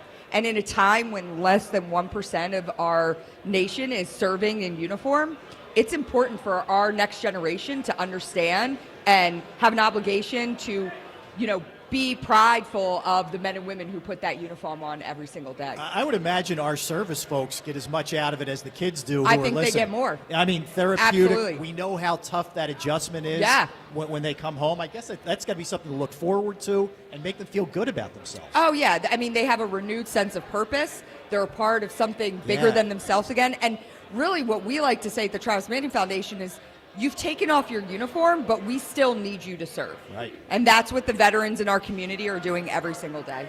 Well, I'll use my question to sort of give Pete his shameless plug of being here. Oh, no. But this is sort of the number one place in this city to go, that we all come together as a community. Just talk about that relationship as well with Pete Cherokee and being down here. There he is. There's Pete. He's tied up with somebody. There is nothing more iconic than being in Chickies and Pete's, having an event with Eagles that are behind the bar. Yeah. I mean, every year when I get to come here and do this, all I can think is, oh man, Travis would freaking love to be here. He would love it so, so much. Well, thank you for everything you do within the foundation. Thank you for joining us here today. Are you serving drinks as well? I'll be serving some drinks, All right. yeah. There you go. Ike said he's a heavy pour. Are you a heavy pour? A lot of Ike juice. Don't today. tell Pete, though. Yeah, Don't tell Pete. Yeah. Listen, I learned how to pour a pint behind that bar. There you go. Yeah. Yes. TravisMannionFoundation.org. TravisMannion.org. TravisMannion.org Yep. is the website where you can donate. Of course, there will be a raffle here tonight. A lot of great items, including a trip to go see Eagles Commanders, thanks to fans of Philly. Lane will be here serving drinks. Jordan Mailata will be here serving drinks. Brett Toth will be here serving drinks. So many of our WIP family as well. And I think important to point out Yes. that Brett is a graduate of the United States Military Academy. So, veteran himself. Yes, so I yeah. love the fact that Brett's coming down here tonight. I that's think it's awesome. going to be awesome. Yeah, I forgot about that. Yeah. You're Awesome. right. Good call. Well, that is 6 to 8 right here at Chickie's. And thank you for joining us. Thank you for everything you do. Yeah, thanks, guys. More with Robbie E. next. Birds of the Bye. We're at Chickie's and Pete's in South Philly. This is Birds of the Bye benefits the Travis Mannion Foundation, brought to you by Bud Light. This is the WIP Afternoon Show with Ike, Spike, and Fritz. So now that we are fully in the fall-winter gear, right? You're not going down the shore anymore. Weekends. What are you doing with your weekends? I'm here to tell you, Delco. Delco has more than you think. Whether it's you and the wife, you and the girlfriend, whether it's you and the family, Delco's got everything. Look, I was born and raised in Delco. I know how great Delco is. Honestly, Delco's way better now than when I grew up. So if you're looking for a place to watch the game, Delco's got it. If you're looking place for a nice dinner, Delco's got it. Looking for family activities, like hay rides and fall foliage, Delco's got it, Delco's got it, Delco's got it. I promise you, Delco has way more to offer than you ever dreamed. You can check all of it out at visitdelco.com. They say that is visitdelco.com. They say Delco's a lot, and they're right. Healed and hungry after the bye. I always like our process off of a bye week. I think the best is yet to come. The Eagles fly to Green Bay for a Monday night showdown. The Eagles Radio Network, presented by PNC Bank. Brilliantly boring since 1865. The Verizon pregame show starts at 6. Then Merrill and Mike have the call. Touchdown, Dallas Goddard. Great play call. Wow. Followed by the PDQ Restaurant Point of Sale Systems postgame show. Only on your exclusive home for the defending champion Philadelphia Eagles. Sports Radio 94, WIP. Every NFL Thursday is your chance to hit the jackpot on FanDuel in partnership with Valley Forge Casino, because with FanDuel's Thursday touchdown jackpot, you could win a share of $2 million of bonus bets each week. To get in on this Thursday's action, all you have to do is place an anytime touchdown score bet before the game kicks off. If your player scores the first or last touchdown of the game, you win your bet plus a share of bonus bets. Visit FanDuel.com/GIGLIO to take a shot at the jackpot. That's FanDuel.com/GIGLIO for your chance to win a share of $2 million in bonus bets. Play your game with FanDuel, an official sports betting partner of the NFL. FanDuel Sportsbook is the official sportsbook of 94 WIP. 21 plus and present in Pennsylvania. Opt-in must apply profit boost token on select market. Price pool to be split equally among all eligible participants who made the correct first or last TD pick. Bonus issued is non-withdrawable bonus bets which expire 21 days after receipt. Restrictions apply. See terms at sportsbook.fanduel.com. Gambling problem? Call 1-800-GAMBLER. Sail into huge savings during Norwegian Cruise Line's Black Friday sale. Starting now, get 50% off all cruises. Plus, enjoy our free at sea package with unlimited premium beverages, world-class specialty dining, and much more, all included with your cruise. Visit ncl.com, call your travel advisor, or 1-888-NCL-CRUISE. Offer ends soon. Norwegian Cruise Line. Ships registry the Bahamas and USA. Restrictions apply. When your heater takes a holiday during the holidays, don't panic. Horizon Heating and Cooling's here. When you're juggling shopping lists, dinner parties, and who's picking up who at the airport, the last thing you want to hear is, "Why is the heat not coming on?" No sweat. Call Horizon for our no emergency fee service and unbeatable savings. And right now, get up to $5,000 off a next-day HVAC system install plus flexible financing. Book horizonservices.com today. In this town, champions aren't born, they're built on the field and in care settings across the region. Brandon Graham here to tell you the Philadelphia Eagles and Jefferson Health are teaming up because they know precision matters, because every moment counts, and because care isn't just about what happens on game day, it's about showing up every day for every person in every neighborhood. We're one team with one goal, to care for this community together. Jefferson Health, champions of care. When you need to know, depend on KYW News Radio 103.9 FM. Democrat Mikey Sherrill wins the race for New Jersey governor. Pennsylvania voters retain 3 state Supreme Court justices, preserving a Democratic majority. And as SEPTA's transit drivers approach the end of their contract, they say they will stay on the job as negotiations continue. Get the latest anytime on KYW News Radio. Now on Crystal Clear 103.9 FM. You've never needed us more. Ready for action, basketball fans? BetMGM, an authorized gaming partner of the NBA, is giving players another reason to hit the court this season. BetMGM is adding extra excitement to every basket, every slam dunk, and every buzzer-beating shot with special promotions, new features, and more. Log in throughout the season to find odds boost tokens, no sweat tokens, and same-game parlay boost tokens in your account to amplify your winnings. Enjoy enhanced product features like Dark Mode 2. Log into BetMGM, an authorized gaming partner of the NBA, all throughout the basketball season to see what's new. BetMGM and GameSense remind you to play responsibly. If you or someone you know has a gambling problem, help is available. Call 1-800-GAMBLER. BetMGM.com for terms and conditions. 21 plus to wager. Pennsylvania only. Existing customer offer. Subject to eligibility requirements. Rewards vary and expire in 7 days. Hey, listen to this. All I needed was a new starter. Got a great deal on eBay. Did it myself. Yeah, that's cool. But how about the soft purr of an upgraded exhaust when it fits just right? For me, it's the little things. Like these new windshield wipers from eBay I installed. From small fixes to big upgrades, eBay has all the parts you need at prices you'll love. Guaranteed to fit every time. eBay. Things people love. Eligible items only. Exclusions apply. Nobody had to tell your grandparents not to drive while using their typewriters. Why should it be any different for us kids and our cell phones? Distracted driving was the cause of more than 3,000 deaths in 2022. Come on, we're smarter than this. Let's put down the phones and focus on the roads. Drive safe, everybody. Don't drive distracted. A message brought to you by the National Highway Traffic Safety Administration, Project Yellow Light, and the Ad Council. This is Birds at the Bye on your exclusive home for Eagles football. Sports Radio 94 WIP.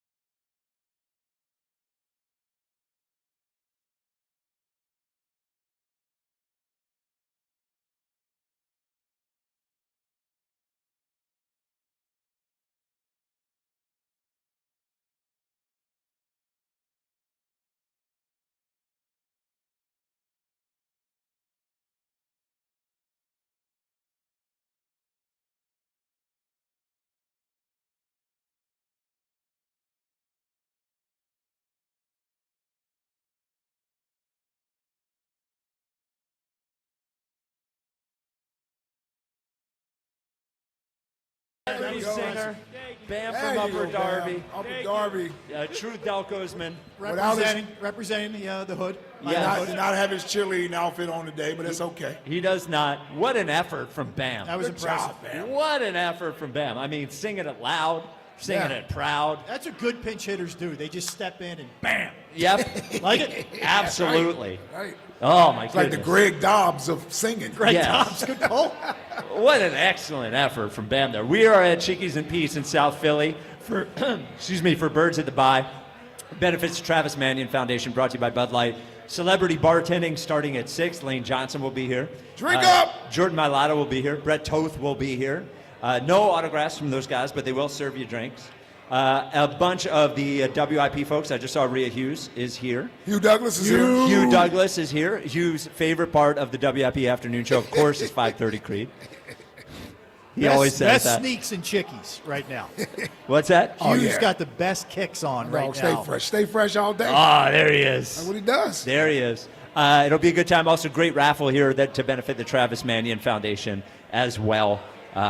Great event so far, only going to get better. So if you're anywhere close, you have until 8 o'clock, the event going until 8. Let's get back to the over-unders. I didn't ask you. So I said final You said over under wins remaining, 6.5. Yeah. 7, over. Over? Well, I got them at 13-4, so Okay. I'm not wavering off of that yet. I think they got room for 2 more difficult games in there that they may not win. Yep. But, I think we finished with at least 13 wins. And is that good enough for 1 seed? See, that's tough. I think it will be, because I gotta think that the Rams in Seattle and San Francisco are going to beat each other up. And the North's going to cannibalize itself. And the North is already Yeah. sort of. So, I don't know if Detroit can get out of that division with 13 or 14 wins, right? So that's why these next 2 weeks are going to be huge for the Eagles, because you'll have the tiebreaker against those teams if you can beat Green Bay and Detroit. Yeah, I keep going back to Seattle. That's the fear that we end up playing in Seattle. I heard you guys talking about this earlier, and Yeah. I agree. It is kryptonite to the Eagles, and it has been for generations. Yep. I can't get past Darnold becomes a pumpkin in those spots. Yeah. But it's one spot. But it's one time. Yeah, but it was one time when he kind of like elevated up to what he is now last year. Yeah. And I just wonder what happens to him, especially if you get a pass rush on him, because he's a ghost seer. Yeah. He's a ghost whisperer. That's And what I that wonder pressure about. mounts. That's the only thing I Like wonder. that pressure mounts. Yeah. I think the talent is there, but there's something to. And I was trying to think back to his days at SC. I don't recall them playing in the big games at SC and him playing well. Well, he played in the Rose Bowl against the Saquon team. Yeah. Was he the quarterback of that team? Yeah. Okay. Yeah, but that's I'll in, give him credit for that. but that's in LA. I mean, so That's like his- That's a comfort zone. Yeah, so Yeah. that goes to home versus away. I'd feel much better about Sam Darnold here than Sam Darnold in Seattle. Well, I'm with you. Yes. I would go Detroit though in your poll. I would go in Detroit and then LA and then Seattle. Wow, Detroit #1 is the second best team. I still believe, Okay. and I know that wasn't a good look against the Vikings, but I still think That's still a good team. considering their motivation from the way last year went, I think they're a dangerous team. I do. Yep. That being said, I think the Eagles beat them in 2 weeks. Yep. Okay. A.J. Brown catches the rest of the season, over under 37.5. So he has 29 catches for 395 yards so far. 9 games left. Over under 37.5 catches. Over. Yeah, that's what's that, 4 catches a game? Yeah, over, Spike, because I think, and I don't love this. If he doesn't miss a game. This is, assuming he stays healthy, they're going to feel the need to feed. And they are. They're going to feel the need to get him the ball. Yeah. And I don't know that that's not to the detriment to a degree, but they are. So he'll go over. Yeah. You agree? Damn, dog, are you coming out like that? Yeah. Wow, Hugh. Whoa. All right. Gun show, Oh, I baby. get it. You Whoa, have get that on the strong arms. YouTube. We Yeah. need views. Yeah. It's happening. That distracted. I just checked out. It's right in front of get me, it. yeah. Oh, I get it, Hugh. I haven't get seen it. him since our playing days. I haven't seen him like that. He was swole. He was all Wow, swole. man, Swole. you work out. Okay, I get it. Wow. Oh, Hugh works out. And didn't Spike say you do more push-ups or Let's something? do the push-ups right here. I haven't done it in a month. Come on, man. You're pushing a lot of weight there. Oh, you have to push up a lot of weight. Yeah, I think he's over. Okay. I think he's over in catches. Because I told you, I think the passing game will continue to sort of build off that momentum we've seen in the last couple of weeks. Devontae Smith catches over under 45.5. That's a good number. Now, he's having a career year. He's got 588 yards so far. Yeah. That's a good number. 45? I'm going over. I feel like him and Jalen are clicking right now. Yeah. And that is actually. How many catches is he at right now? Let me look. Hang on. You have 40 catches yet? I think he is a when in doubt. If it's between either one of them, Jalen's going to Devontae. Yeah. He's at 44. So he's 44 in 8 games. So then I'll go slightly under. I think he finishes with 85 catches. I actually, when we talk about the force feeding I think that would be a career high. Force feeding it to AJ, Yeah. that's one of the things I'm worried about is that, man, it just seems like he and Jalen have developed a bit, not that they haven't had chemistry before, but he's going to him more regularly. And, you know, Donovan's right. Donovan McNabb every week on our show says that Devontae's the best route runner on the team. And, boy, man, if he's poised to take a step in his career, I would hate to, you know, like, You remember how that went the last time they tried that, and it didn't look good. Now, this was before they got the running game going and all that, but it didn't turn out well. Where does Jalen Hurts finish at MVP voting? Over, under. See, I'm going to set it at 3, and you're not allowed to push. So third place, over, under. Over meaning 1 or 2, under meaning 4, 5, 6. Under. Oh, you should have did, that's not fair. What? Because he's going to finish in top 3. And you said we can't push. Yeah, well, I'll make it 2.5. Okay, then under. Okay, under. I just think he's going to finish in the top 3. Okay. I do. Top 3 would be big. You know, Yeah. he was down to 15th at one point this year. Yeah, I mean, does Stafford stay healthy? That's the big thing. Can he get through the rest of these games with his injury history? That could knock him down from where he is right now. Yeah, and I know Mahomes is the favorite right now, or Josh Allen. Josh Allen's one the of favorite. those two. Yeah. Well, Drake May's right up there too. Drake May's top 3. Well, and that's what I'm saying. So, there's going to be some great matchups. We've already beaten Kansas City and Patrick Mahomes. We're going to play Buffalo late in the year. Eagles win that game up there in Buffalo. That could be a difference That's a maker. big feather in the cap for Jalen when you're talking about MVPs. I'd also say this about the Mahomes odds. I think the Mahomes odds are less about his ability to win it and more about the books hedging against him winning it. If he does, I don't think he's the second or third most likely, honestly, to win MVP at this Because they point. could easily lose another game or two. They're 5-4. Yeah. What would the argument be if Buffalo has a better record and Josh Allen's doing what Josh Allen does? There would be no argument for Mahomes to win it over Josh Allen. Yep. You know? And I don't even know, this is me quick thinking. I was trying to think about what's the best win the Chiefs have had this year. Well, yeah, I mean, they were Did on they a play heater, Detroit? and then Buffalo They put played it, Detroit. I put it forget who on won them. that game. I think they beat Detroit in Kansas City, right? I'm still not all the way buying that the Chiefs are back. Yeah. I'm not there. I need to see a little bit more. I know they played a lot better lately, but I'm not buying it. They got Rashee Rice back. There's weapons finally from Mahomes, but They did not beat sold. the Lions 30-17. So it was. Yeah, it and was they beat Detroit, them up yeah. pretty good. Too. Yeah. But that's the only real win That's they the only have real on the win schedule. they have, yeah. They beat they lost to the Chargers. They They beat the the Giants. Ravens, but the Ravens aren't. Ravens stink. The Ravens stunk, yeah. The NFC is light years better than the AFC. Yep. Way deeper. Yep. All right. Number of days after games for the rest of the season that we come in and we're like, this team's winning the Super Bowl. Over or under 3.5? Way over. Over. Way over. Emphatically, this Yes. team's winning the Super Bowl. I'm over. spiking, no pun intended. Okay. That over. Yeah. Yeah, I'm way over with that. We got this little 2-game stretch we're finna go through right now, which I feel pretty good about. We get through this 2-0, I don't think we're losing the rest of the year. Do they win in Buffalo? Yeah. I think we can go Run to the Buffalo and table. win. Run the table after the bye. Yeah, I could see it. Wow. Ike's trying to outflank you on the big Eagles predictions. Yeah, listen, we're back to back. Yeah. You know? Well, me and Ike the same. Yeah. Well, Two football guys. Same motives. Now, that last game of the season could be an L because they may not need it. Yes. You know, but even with Tanner McKee out there, we still win. Yeah. Don't let the offense have a good day that day. 215-592-9494. Cooper lights it up. Yeah, come on, man. Come on, Cooper. You got Tank Bigsby out there. Oh, That's dude, nothing to go win with. Ooh, sounds like a 2-touchdown bet on FanDuel. Enough.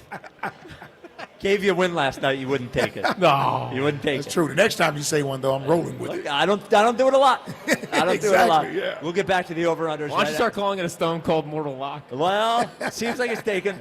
I had over 239.5 in that Sixers game. In the first half, my feet were up, and I was in cruise control. Did that go under? I don't even want to. It went under. Yeah. Well, don't even talk. I had Embiid 25 points closed at $1,000 parlay, and this guy went 0 for 5 to start the fourth quarter. Bad for Because and I saw the parlay. He had it. I know, but these 8-leg parlays. It was you're an 4 idiot. legs. You're an idiot. That was a 4-leg parlay, though. But with a plus with 100% With profit. the profit boost. But dude, It was a good one. It was a good one, Spike. I had Maxey 5 threes, Edgecombe 2. You go Josh beyond getting 3 25 legs, you plus. get yourself in trouble, Jack. These don't parlays- go beyond That's 3 good. legs. just make regular bets. No, because Nah. $10 to win 25 is not But what good. if you did it 10 Boring. Mike times? needs the juice. Yeah. Mike needs the juice. Robbie, I don't get out of bed and it's not plus 400. I've heard that. That's the word on the street.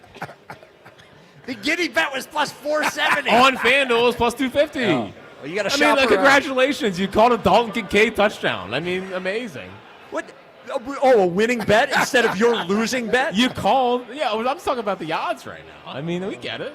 But you. All right. Yeah, we don't like the sure bets aren't big payouts. It's not a short bet. It's plus 500. It was plus 250. I agree with you on the Yes. triple dub. Yeah. That was one we should have taken. He's had one triple double all year. All Yeah. right.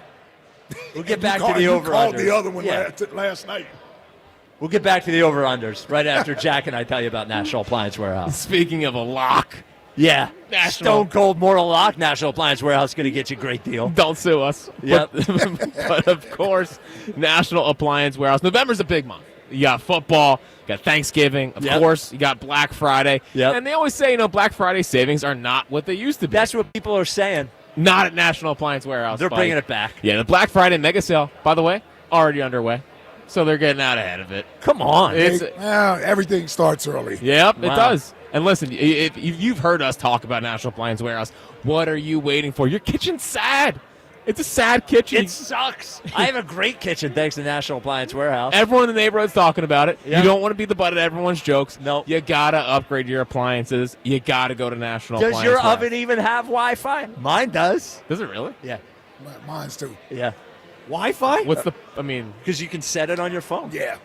but what is it? What's the purpose of it? Well, if you're I mean, I sitting don't use it, but you're it's sitting there. in the living room, you want to Yeah. turn on the oven, you don't got to get up.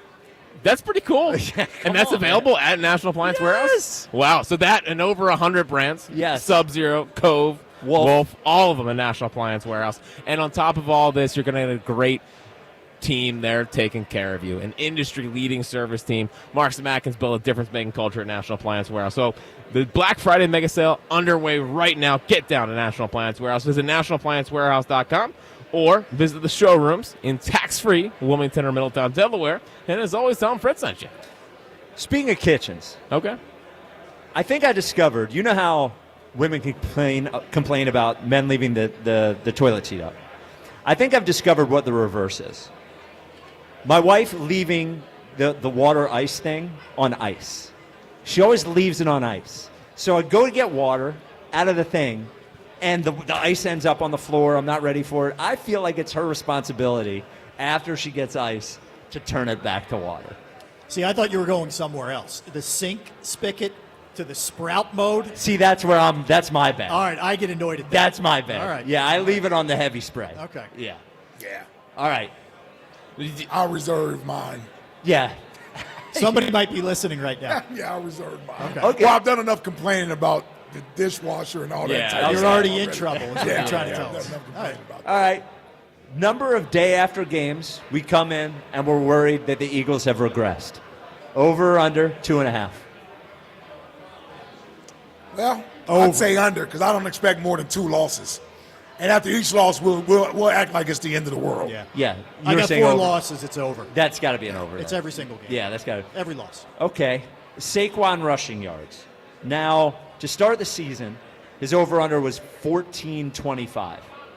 He's at 519 after 8 games. Over-under 1,150. Ooh, can we get to?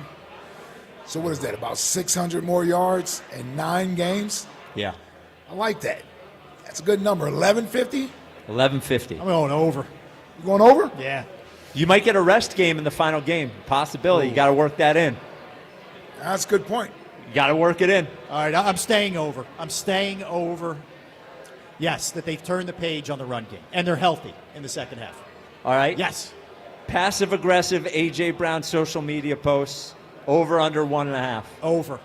Under. Under. I'm going under. You think they had a no, I don't think it's talking fixed. to this weekend? I think he's putting his head down and he's just like, working. I'm gonna get traded in the offseason. All right, so let's follow that real quick. I know you got a bunch more, Spike, but do you think that they said to him, look, do us a favor, handshake, just get through this year, and we'll take care of you when the season's over? I think it's possible that conversation happened between his agent and them. Me too. I do.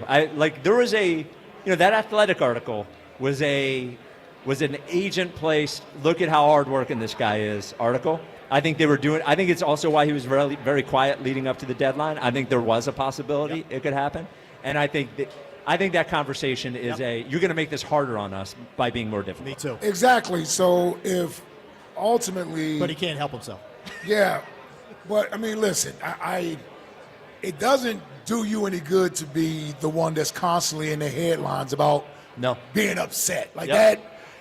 But when is that kind of logic applied to him? I agree. But my only thing is, I think when the team is playing well like they are, I think eventually it starts to be negative nationally. It's one thing when everybody's just focusing on us here on WIP talking about it, but he has become a topic of discussion nationally with these guys, and I don't think he likes to see his image in that likeness. Yep. So it's probably better for him to get what he ultimately wants by just going out and playing football. All right. Although it may be difficult for him. But talk to me after he gets 2 catches for 13 yards. I totally understand. Don't worry, we'll be doing the show on it.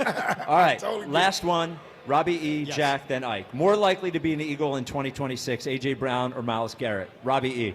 Myles Garrett. Myles Garrett. A.J. Brown. I'm going to say more likely A.J. Brown, but by a sliver. Just because they got to get Myles Garrett, but they're going to get him. They're going to get him. Yeah. If this trade deadline has told us anything, aggression is not a problem. Yeah. The text line is brought to you by Benari Jewelers. It sure is. Brought to you by Benari Jewelers. Don't settle for ordinary. I say it every day. Don't settle for ordinary. Choose extraordinary. Choose Benari Jewelers at Exton and Newtown Square. Online at BenariJewelers.com. Text line, text line, text line. Oh, Broads when he realized they hadn't forgotten about last week. Yeah, no. Not even close. No, Broads. Yeah, You hear about that, Robbie? No, what happened? Boy, do we have Oh, a story boy. for Yeah. you. Oh, boy. Here's the Cliffs Notes. Broads did an interview with Philly Business Journal, about where he is, whatever. In that interview, it says his ultimate goal is to host Afternoon Drive at WIP. During his hit with us, I stopped his segment and asked him about it. He got very tight. He doubled down on it. His voice went up 8 octaves. Then he collapsed mid-segment and basically walked out of the studio. He said he didn't want my job because I was a button pusher. Button pusher.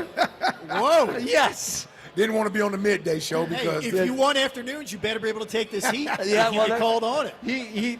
It was tough for him. He right got afterwards. flustered. He got flustered. He did not expect that. I even went to him afterwards. I was like, "Are you okay, man?" He said, "Yeah, he wasn't okay." Not even close. He thought about it for multiple days. Remember that video of Sam Darnold saying, like, I'm on the side, he's seeing ghosts out there? Yes. That was Broads. Yeah, that was Broads. Yeah, poor pocket presence. Yep. What's next? Oh, the irony of Spike calling Jack Sir Yaps-a-lot. Mark and Modco. Did I call you Sir Yaps-a-lot? You did. I was kind of cooking in the open, and I don't think you like that. Well, that's the only one that said the defense. I believe him. You guys hate Vic Fangio. It's Oh, interesting. no. That was. Look, I just. Sir Yaps a lot? Yeah, that's what he said. Yeah. Oh, well, you were wrong. I know. Yeah. I don't care. What's next? I know you watched football this weekend, Ike. Unlike Spike, who is probably knitting. Baldy's inner monologue. That's true. Yeah. And I did go see a movie. But that was on Saturday. Is there a feud? Is there a Spike Baldy thing? It's gotten better. It's gotten better. But usually when Spike asks a question, Baldy addresses Ike. Yeah. Ooh, really? He'll start answering